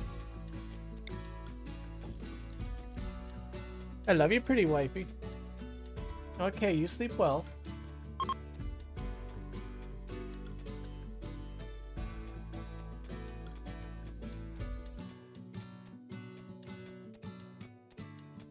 How the trees doing? Other than the ones I blew up, pretty good. Because we did blow up a decent number grenade fishing.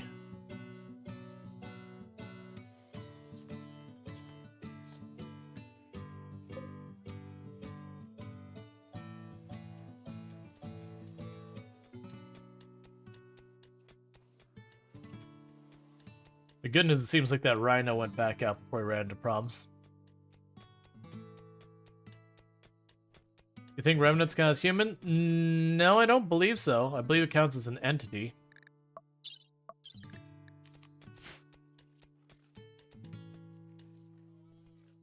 Like, if we actually look at this here... I mean, we won't have corpses there, because it doesn't leave a corpse, it leaves a spine. Hey, that's a tree that we cut down and got wood from.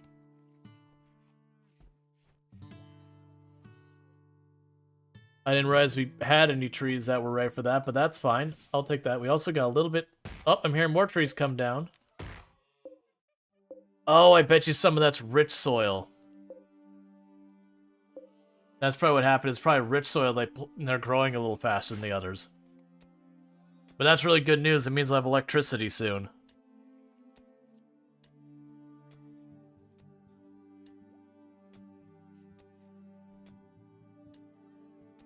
Became its merch chats?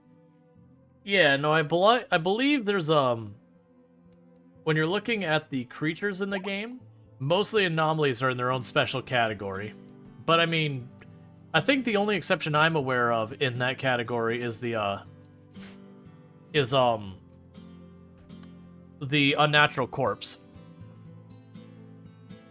That's the only one I know for distinctly is in kind of its own special category by itself.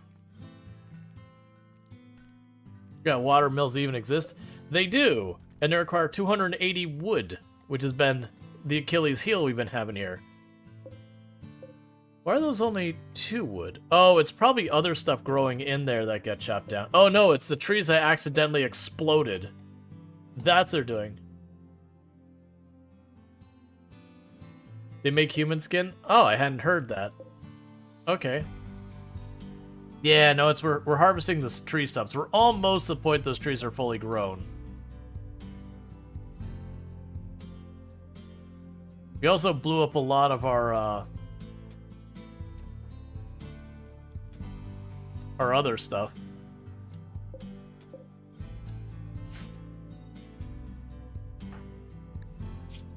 Everyone's fully healed. We've got food. People just need to fix their recreation and everything. That's going to take us a little bit here.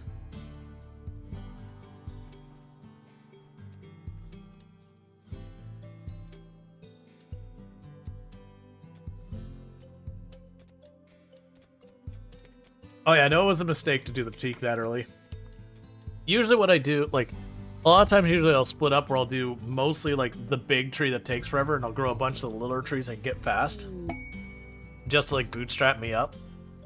This time I went straight for the teak just because of limited space, and that was a mistake. Yeah, so once they finish hollowing that out. And it says... You'll escape once every 2 years. The good news is while Revenants are terrifying early game, late game Revenants are one of the easiest to handle events. Because, like, when you're running around with, like, 10 people with assault rifles and you can just, you know, lay down flares, a Revenant shows up and just plaster it with a flare and just wipe it out.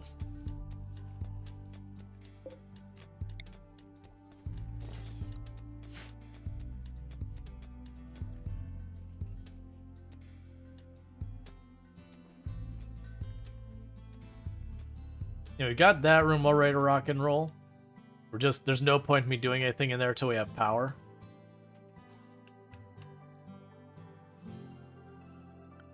And we're actually getting advanced research done now as well. We're about to get the disruptor flares. That's the real tease, is I was right there at the point of about to get disruptor flares when all of that garbage went down. Alright, you have your own special place.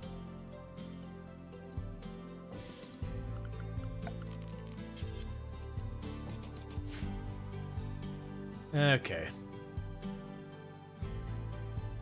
So we'll get that set up so we can make a get one of my people to have the crossbow, the nerf stun or whatever it is. Because just getting that stun and being able to do it every couple seconds to an enemy is just amazing for reducing the damage you take.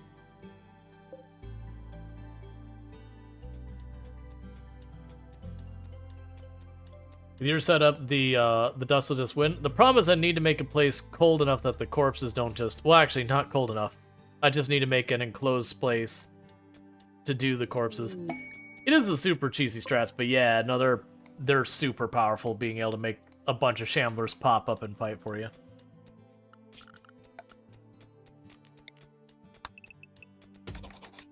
Alright, we'll get that one all sorted out.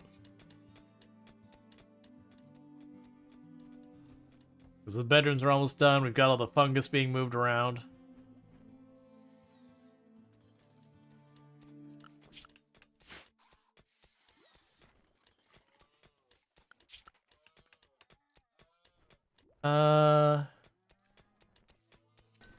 Drop those down to floor 4. Clean the priority then hall. Get that caught up. We also should probably smooth out this front room and start going for the hallways and all that too.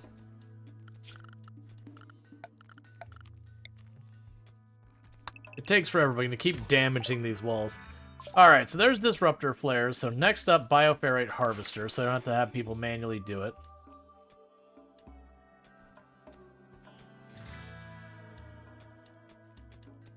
We've almost got the ritual room sorted out.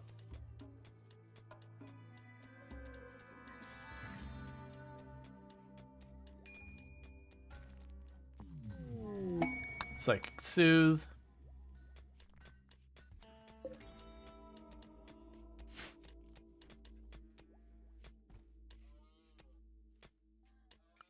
How are we doing towards, That's not... Why am I blanking on where this is?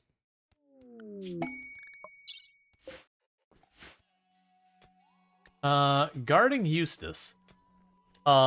We have 2 prisoners that have been extracted. You'd like to question them. Keep the prisoners secret from the court rivals. 15 days, and they'll give me a low shield pack and a masterwork belt or some stuff there. We can accommodate that, maybe. No, actually, well, I mean, I can, but we'll wait a little bit. Remember when you killed one of those by building it into a room multiple times? Yeah. Entity escaped, so it's supposed to have 2 years before it would escape. It said, nah, I don't feel like it. I'm gonna escape right the heck now.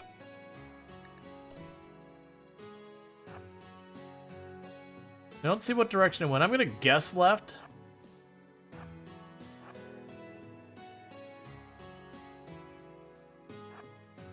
It's looking like I'm probably wrong. Because I saw that door pop.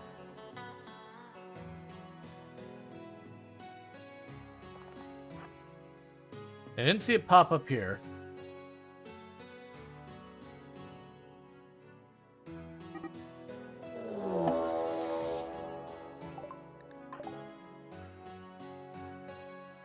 I don't actually see where it is.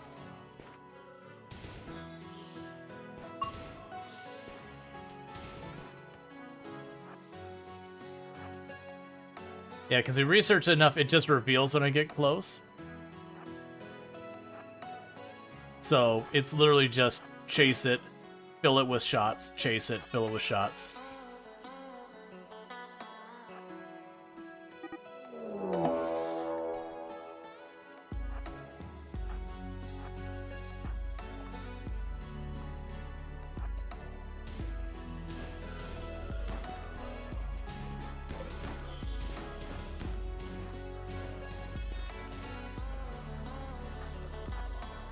Okay.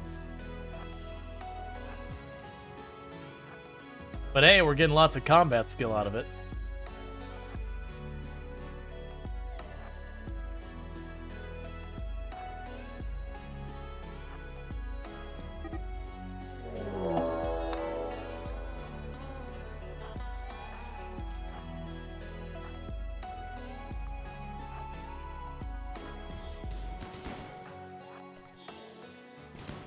I was trying to get Lardine close enough that we could get a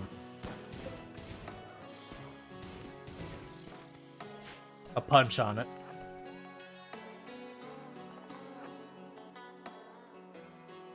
Just splitting up in case it tries to cut across the wire. Never mind, I went up this way.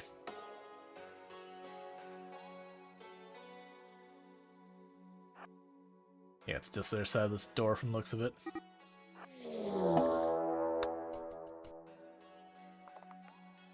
Hold your fire for just a minute.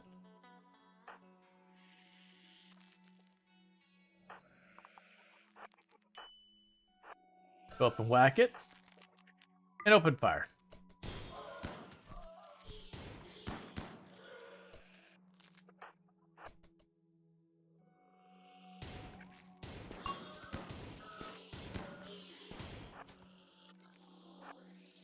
Okay. It's getting pretty close to dying.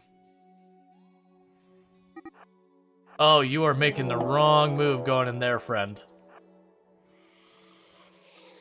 Oh, you have just straight up cornered yourself.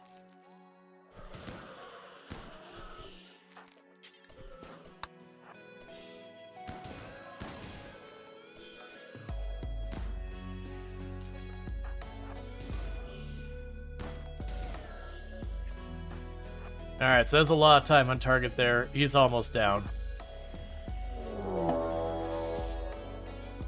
No, he like two-shots the walls. They'll just break out really fast.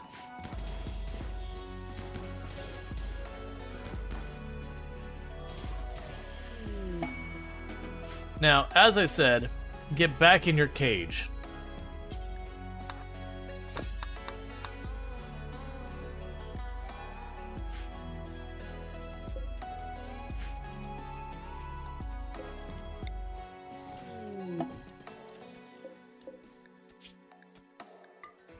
So keep extracting bioferrite as able. Oh, it's fine.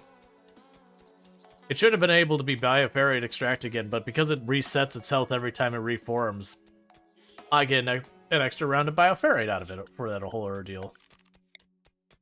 And that's now our ritual room.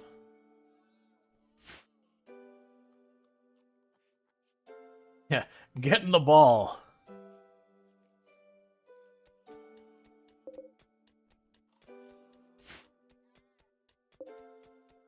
I'm surprised it broke out so fast.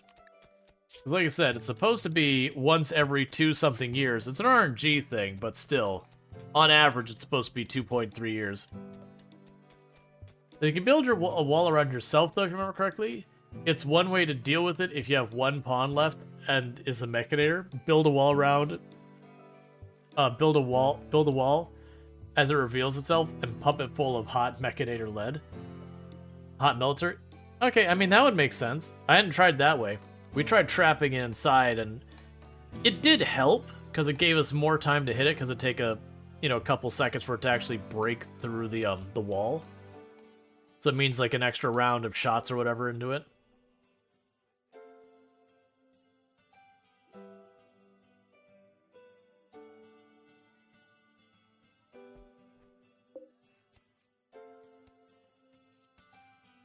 Very stinky cheese, yeah. Oh, hey, I forgot we were trying to convert you still. We're doing this Revenant stuff for, like, in-game days, just dealing with that garbage.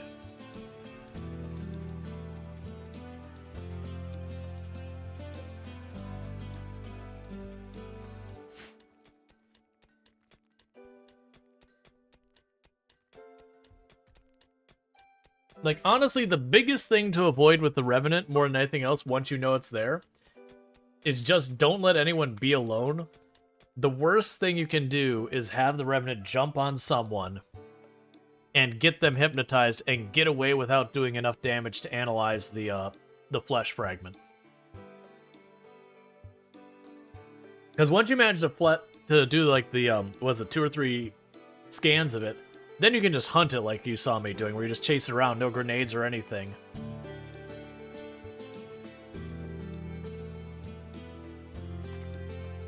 Yeah, either zones are like, you can get a pretty good feel for when the Revenant will attack, and like watch your doors like I was doing.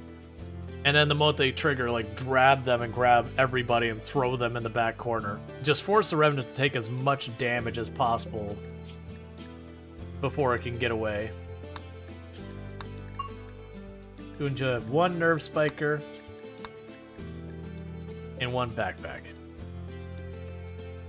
That won't happen anytime soon, but we're working on it. I'm getting the research done in a timely manner. We're just waiting on those trees. I'm gonna try cutting one of these trees down and see how much wood we get. Because if we get like 40 wood out of it, I'm cutting down a whole lot of trees. If it's like 30, that's one to wait the last little bit there. Let's see, you've had the dude switch targets on me before. It was really fast pawn. It switched to another guy because I could outrun them. Yeah, no, we had that on this one. It was chasing one person. I ducked him in here, and then they switched the like a pawn that was just much closer. It wasn't like a big ordeal, but it just meant I had to like quickly turn around, grab the guy who was running away, and you know, get them back out in the room to get a couple shots in.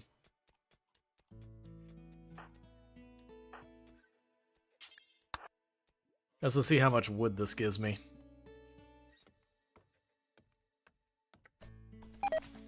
53. Yup. Yup. Oh yeah, no, Revenant's definitely one I really like. I still think the Murder Ball might be my favorite, because they give you a really big I win this fight button, but like, it's a very dangerous I win this fight button.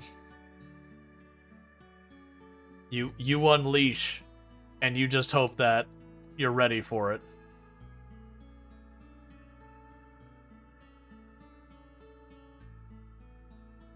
Yeah, so cutting down those trees over there, that should give me what I'm looking for so far as the rest. And we've got basically all that ready. And that's all replanted, not ready for harvesting. So yeah, so when you get up, you should be good to go.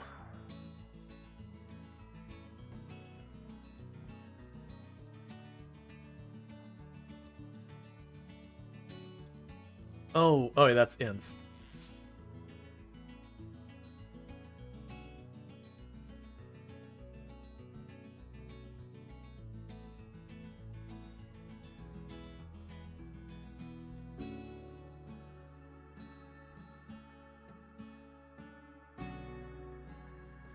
Oh, gotcha. I didn't realize it could friendly fire itself. That's one of those things I was like, what would it take to actually kill the Murder Ball? And then also, if you do kill the Murder Ball, it better give you like a mountain of bioferrite in charge or something for tangling something so obscenely dangerous.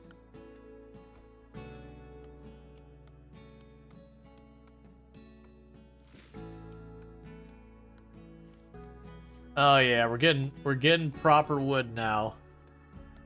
Because we're not the full 60, but 58, yeah, that's good. That's fine. 52, 58. Okay, so we got the security door. We'll do the xenogenetics. We'll get that going. Relatively soon, I'm going to want to get the other thing going. We still need to build our hospital. I think that's going to go down here somewhere. I didn't quite decide. The hospital should be somewhere in the front. It could also be over here by the rec room. I think would be reasonable. It gives 2 shards, 100 plasteel, and some bioferrite. That seems reasonable.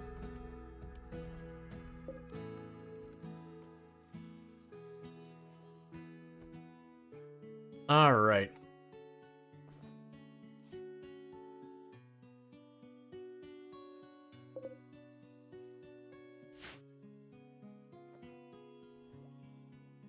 We're getting more wood to show up.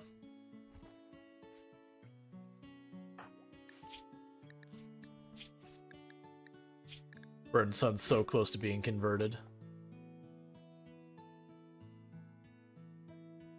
And we're gonna turn that on, just suddenly all the lights are gonna be on, and I'll have so many options. And once we build one of these, I just realized this whole time.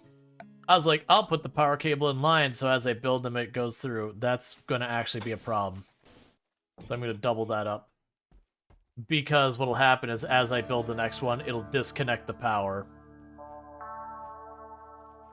Like, when it's built, it'll be fine, but while it's being built, it will disconnect the power, be a problem. Hey, this turtle in here, that turtle dies.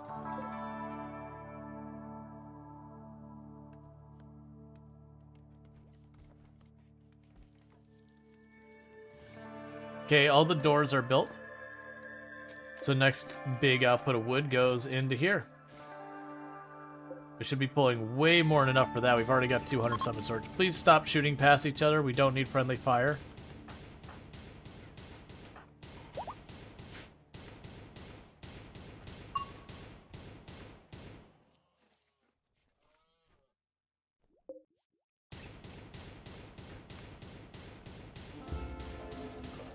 Please, okay. I was like, please stop shooting each other. Like, we didn't get any actual hits on each other, but it was just definitely not great. We have enough wood, they just physically need to do it.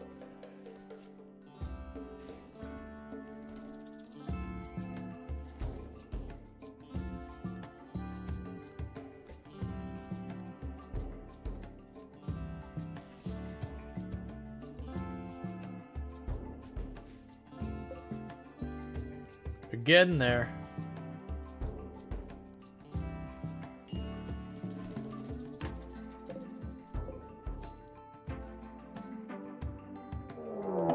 We have a mech hive attacking immediately. It is 4 of them. Mostly long-range stuff. We do not have EMP online yet, unfortunately.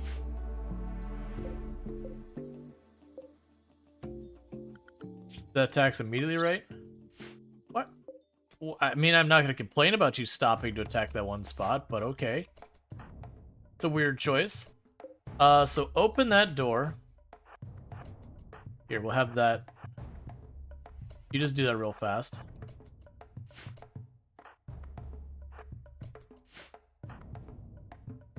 All right.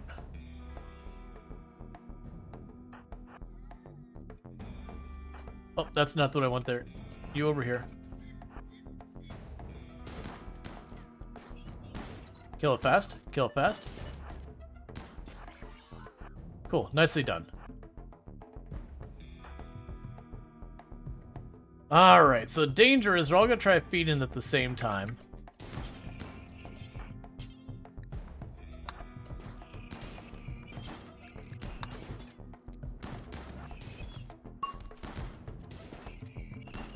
Please hurry. Get out of the way, Lardine. Get out of the way. I'm just trying to have you, like, kind of dodge in and out. Okay, cool, cool.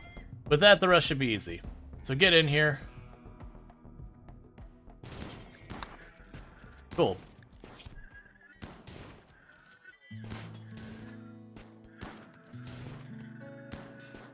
I was just waiting for that one-tap dome that you get almost all the time when dealing with, like, pikemen and all that kind of stuff. I've had so many times I've lost colonists to just, you know, black helmet, everything going on, and then just pop, and your head's gone. Sure, I guess we'll just make a regular stockpile right there.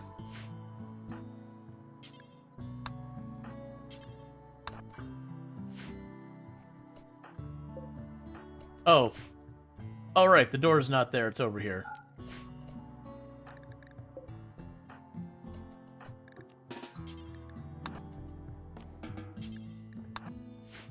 Let's see, someone gets tapped every time you fight mechs. That's been my luck. Most fights, it's like the initial shots is like, pop, one of my people dead behind like multiple layers of cover and everything, and just like, come on, man. Just like the straight RNG, and they'll have like, you know, recon helmet or whatever. It's like, what else do you want me to do with this? Like that one, I don't have a lot of the things, like the EMPs. You can actually also use smoke grenades to help, like, it could fire a smoke grenade on the one out there. When your colonist got brained by the I mean, that hits everything, like, you know, with those. The first Scyther swing decapitates people. Yeah, it happens. It's just the mechs hit so hard that you just get unlucky where it happens on a much higher frequency than anyone would like. The number of fights that they initialize and just a Lancer pops someone or a Pikeman pops someone in one. Just brains them or punches their heart out or whatever.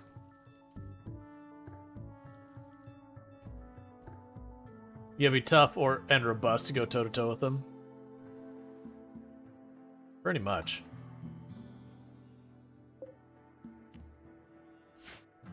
Okay, recovering our animals that ran in all directions.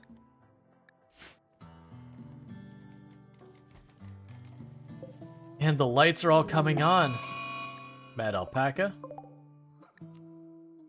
I don't feel like dealing with that. Alright, so lights are all coming on, so...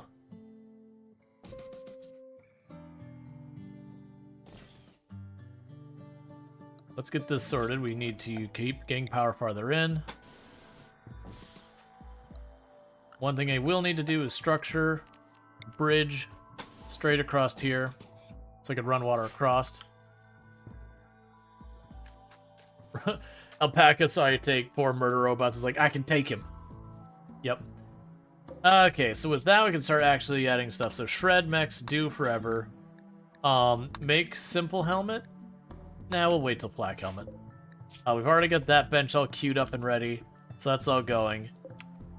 We've got you set up, and you make how much power? Okay. So we are going to immediately need more.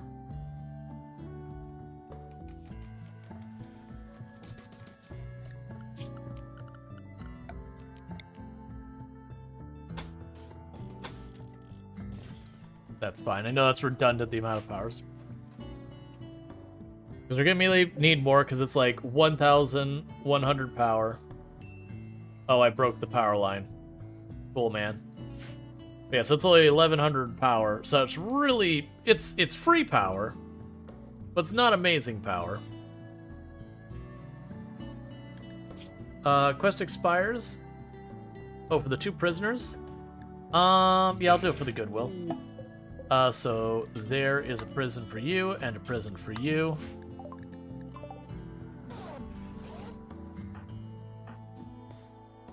And capture and capture. So I'll get a second one of these going. We got power going here, so that's the next thing. Run power through here. And through there. And with that, we want to go furniture. Put a light in each and every one of these rooms.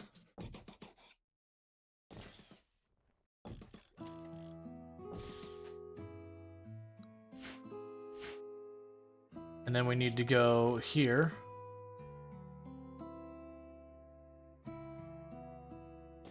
So it's light to cover this whole area. Yeah, it should cover basically the whole area there.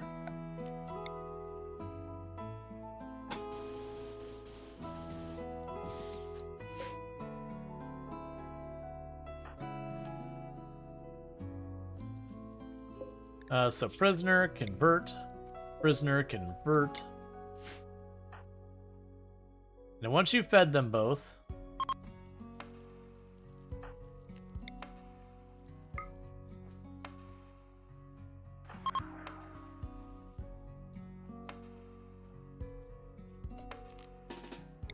go break that.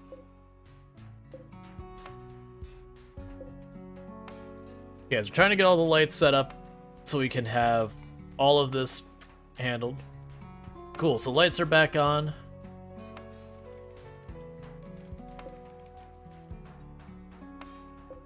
Cool, so now I've got about 2,200 watts. So I'm still gonna need more power than that to do the hydroponics as well.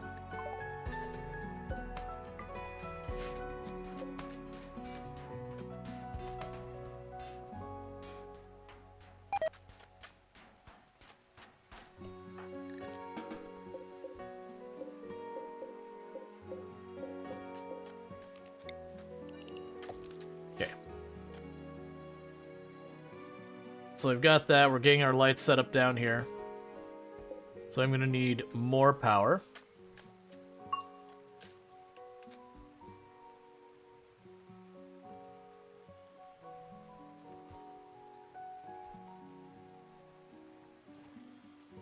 Ah, I see how this works. Okay.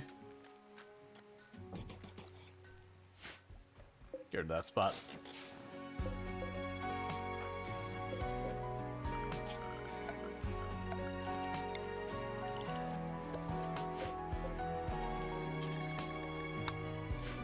The big downside I see with these is those are going to need to have components replaced from time to time. That's going to be a lot of material. Meanwhile, disassemble our cooking bench that uses fuel now. We're going to swap that out for an electric one. That jumped up the containment by another 6, so that's good. Oh, I didn't put lights out here.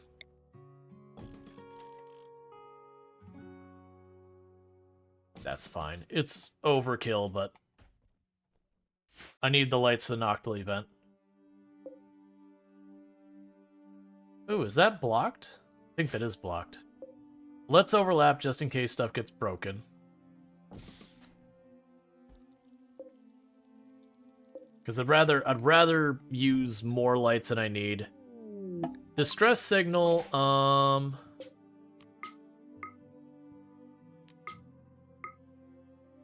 3 days? That's fine. Not gonna worry about that.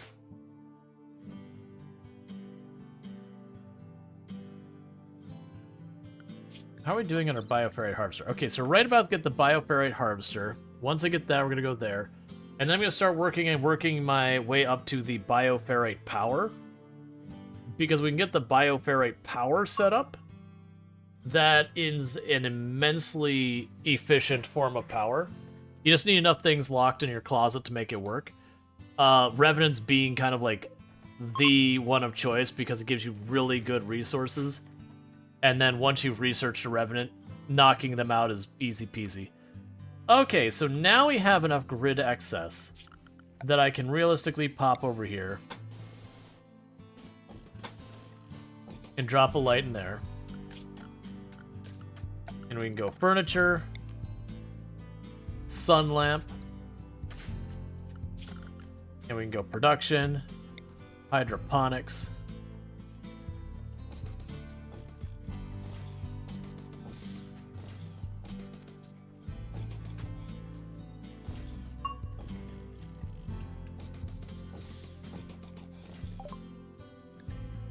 There's our bioharvester.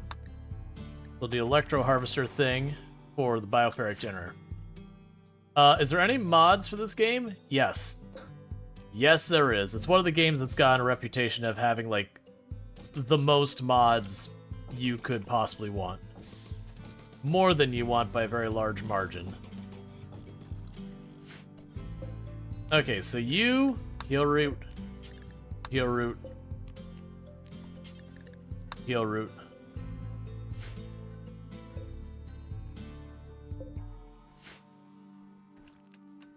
Do we not have the power cable run through here? Grid access, 2800. Oh, you're 2900. That's right. You are an absolute monstrosity when it comes to the amount of power you use. Well, that's fine. I guess we're putting down another water wheel.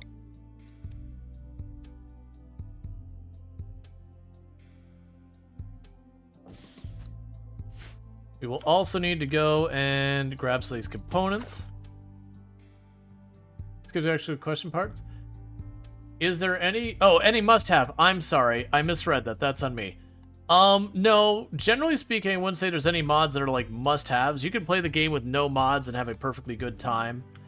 There are lots of quality of life mods. Generally speaking, though, I recommend people play this game mod-free. And then after they've played the game mod-free for a while, you know, start going, oh, I would like... You know, I'd like a mod that does this or a mod that does that and kind of fill in the gaps.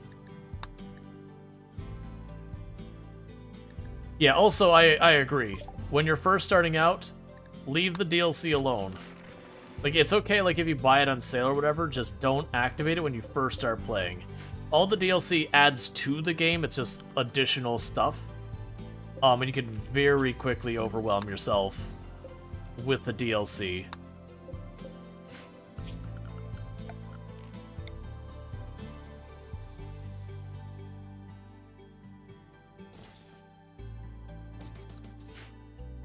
Like, eventually you'll want the DLC.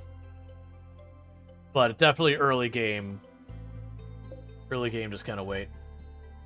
Alright, so we have the wood. We're short on components, but we can mine for the components there. I've got compact there. Can allow that again. That wildlife has long since stopped being hostile to us.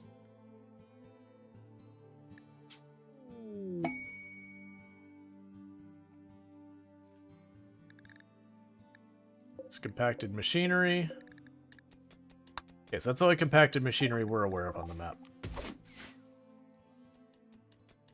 So bad news there is that does mean I have been collecting all of the components we know of, and we're already low. So we're going to be at that point. I'm going to need to make sure to trade for components when I can.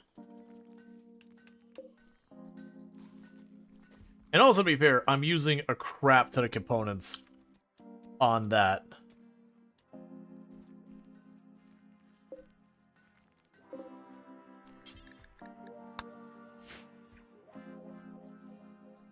Are you keeping so many animals alive with so little growth space?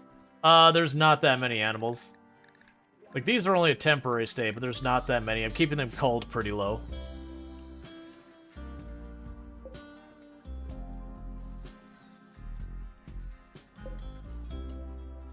Hey, how about you prioritize the thing that'll let you actually use those?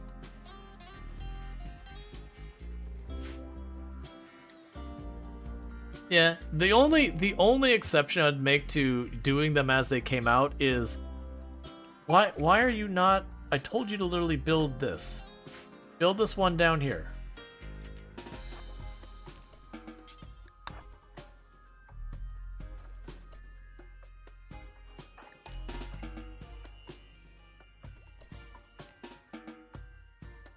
I don't understand.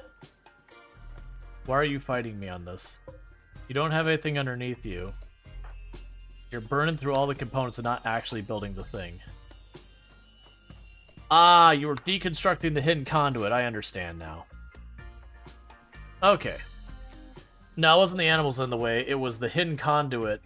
They would start it. I mean, it could also have been the animals in the way. The big thing is that's not going to do anything unless I get this going as well.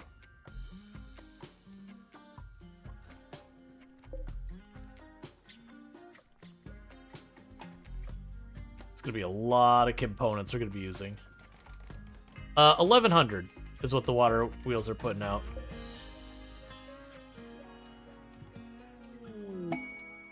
Mysterious cargo, and you're willing to give me an incinerator. I actually don't want an incinerator, if we're being honest here. But I'm hoping the mysterious cargo will be another revenant spine. I will take it and we'll trade it away. Nope, it is the corpse that is a match for rhetorical answer. You need to be moved out of there immediately, though, because those will consume it. Storage.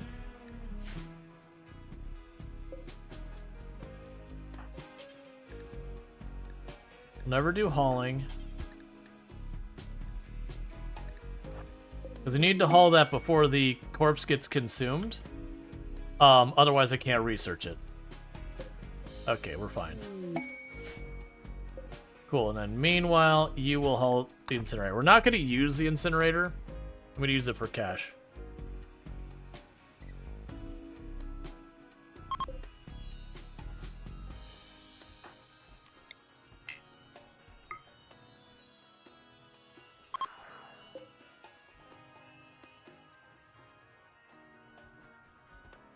Yeah, no, it's a copy, so literally it has the thing that protects it from malaria, sleeping sickness, and plague.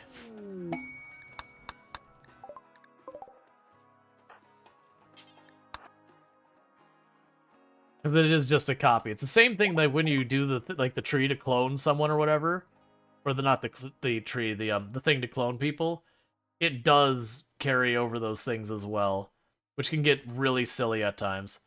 All right, so take that. I would like your Glitter World medicine for an emergency.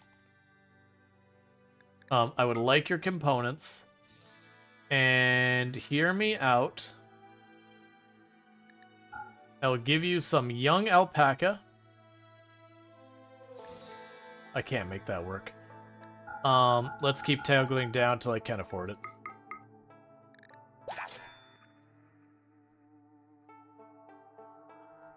Alright, so we got ourselves some emergency medicine, we got ourselves some extra components. Okay, so switch you to heal root. You go way up here. You switch you to cotton. You switch you to the dye. Now, problem I'm running into is that's still not enough power.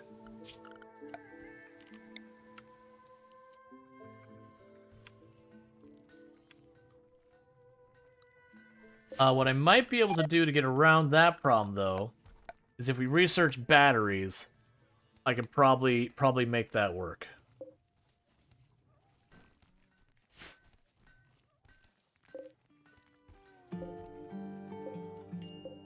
Why does it feel like these aren't really giving, like, because I should be at 4,400. So I should be good on power, I would think. Like, we add a lot of basins to this, but they're only 70 apiece. The big thing is that sucker there is 2,900 watts.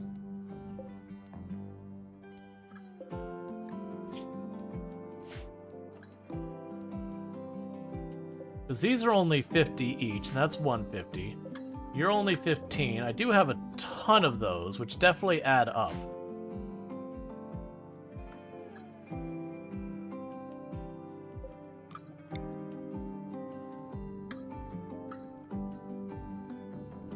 Yeah, you could do something like that. The tree, that'll like deactivate that tree.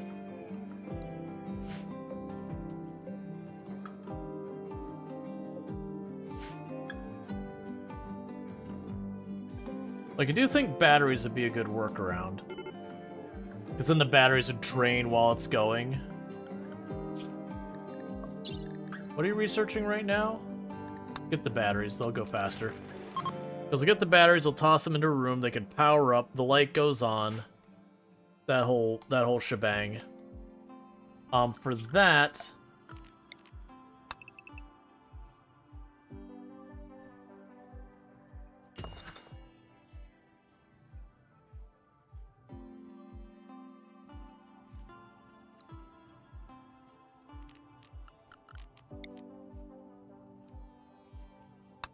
Gonna make a little cubby here that the batteries are gonna be in.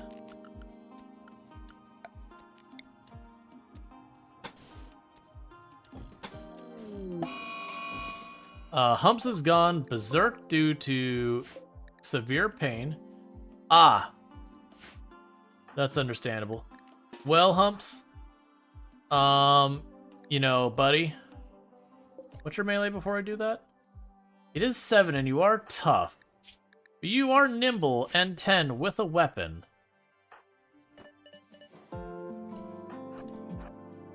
Come on through. Come on through the door. Don't just bop the door. There we go. Alright, so do not fire at will. And please throw hands.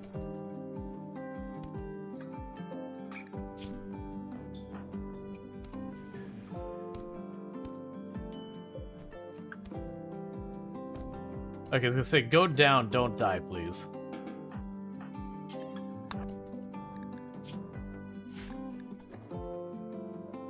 This neat looking mace? Yeah, we stole it from a cultist.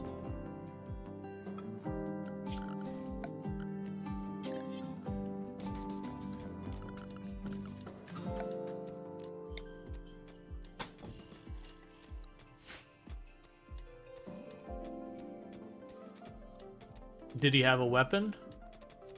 The prisoner, or... I don't know who we're talking about right now.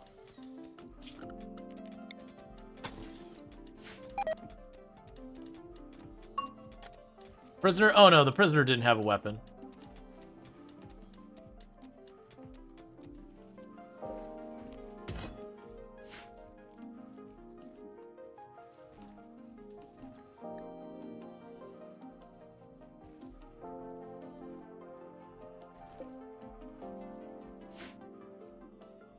Okay, so I'll put batteries along this back wall. I think the batteries can break, so I will need to be able to have people run there deal with it. I'm also going to need to have a light in there, so if we have Noctil event, we don't take damage. Let's make a little cubby here to toss some batteries in.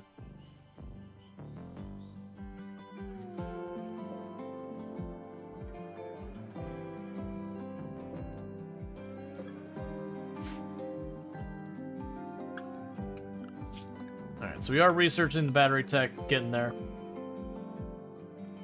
Okay.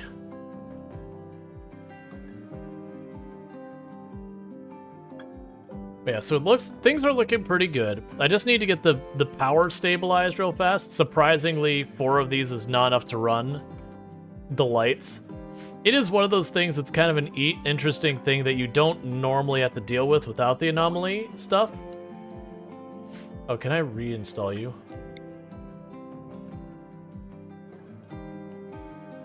I think that's not covering that. We'll leave it alone for right now. But with the Noctil event where the darkness hurts you, it makes you have a reason to have lights everywhere. They do help with your movement speed and all that. Going in the darkness has a penalty. But in this particular case, it is kind of fun to, you know, have all those lights, have all that thing, have a reason to do it.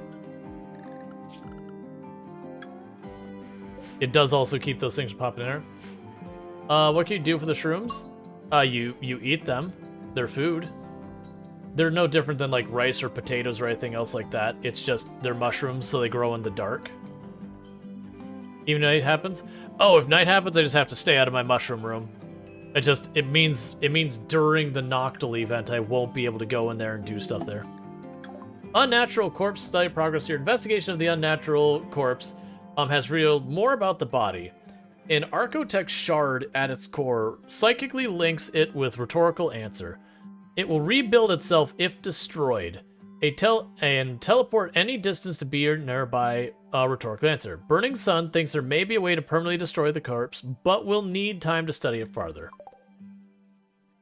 The thing I am thinking is we don't have a shard yet. So we'll definitely want to get that, because I believe you need a shard to shut down the corpse when it gets that point. Corpse Obsession.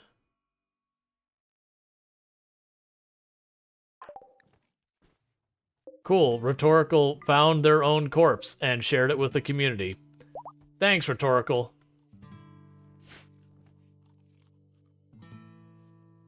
Rhetorical's like, this is my body. Look upon it. It's upsetting me. And it's like, fair enough. That is upsetting. You're not wrong.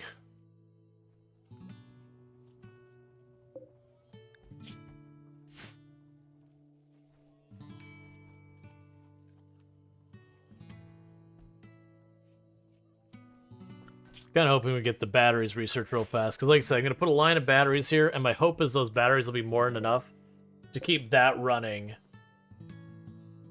You know, like that'll work. If not, it's still fine, whatever. It's still a buffer.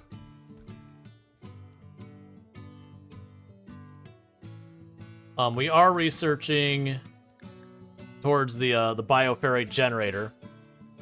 Oh, that reminds me. Anomaly, bioferrite harvester. Yeah, you need to be in here.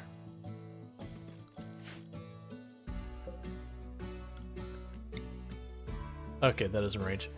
Yep, because that'll automatically pull bioferrite from the Revenant. Which makes it so we get more faster than if you do it by hand.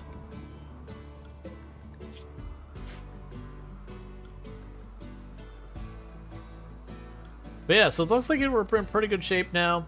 The trees are getting pretty much fully grown. Our wood stockpile should keep it maintained. You won't tell me what you're at. You've pissed off a lot of people, so no thank you. We've got ourselves set up pretty well for getting the anomaly stuff. Obviously, these defensive lines here are kind of garbage, so we definitely could do better than that. I kind of like the idea of holding up in the mountain itself, but with us depending on the water wheels now, that's not really an option. Realistically, what I'm going to have to do is go over here in some way, give myself a defensive position. I'll have to spend time figuring out exactly how I want to do that. Manhunter pack of panthers.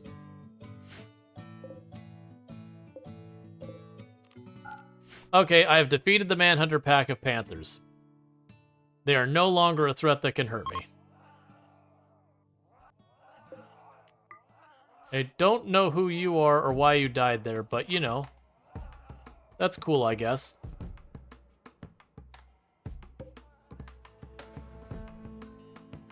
You're not connected to power.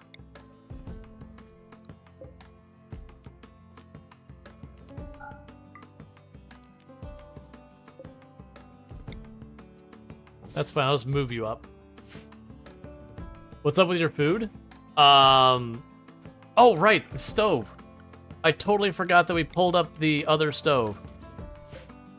Make sure I put that in there right. I totally forgot. We pulled up the fueled stove a while ago because the wood, and I was waiting for them to disassemble it, and then totally forgot that we were working on it.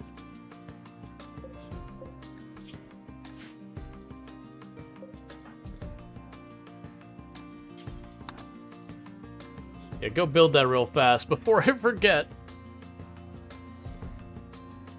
Alright, so bills, do this, simple meal, do until you have 10. And for right now, I can leave that alone. Which, now that I think about it, we also will want to build our freezer, which I talked about doing that. Stop social fighting.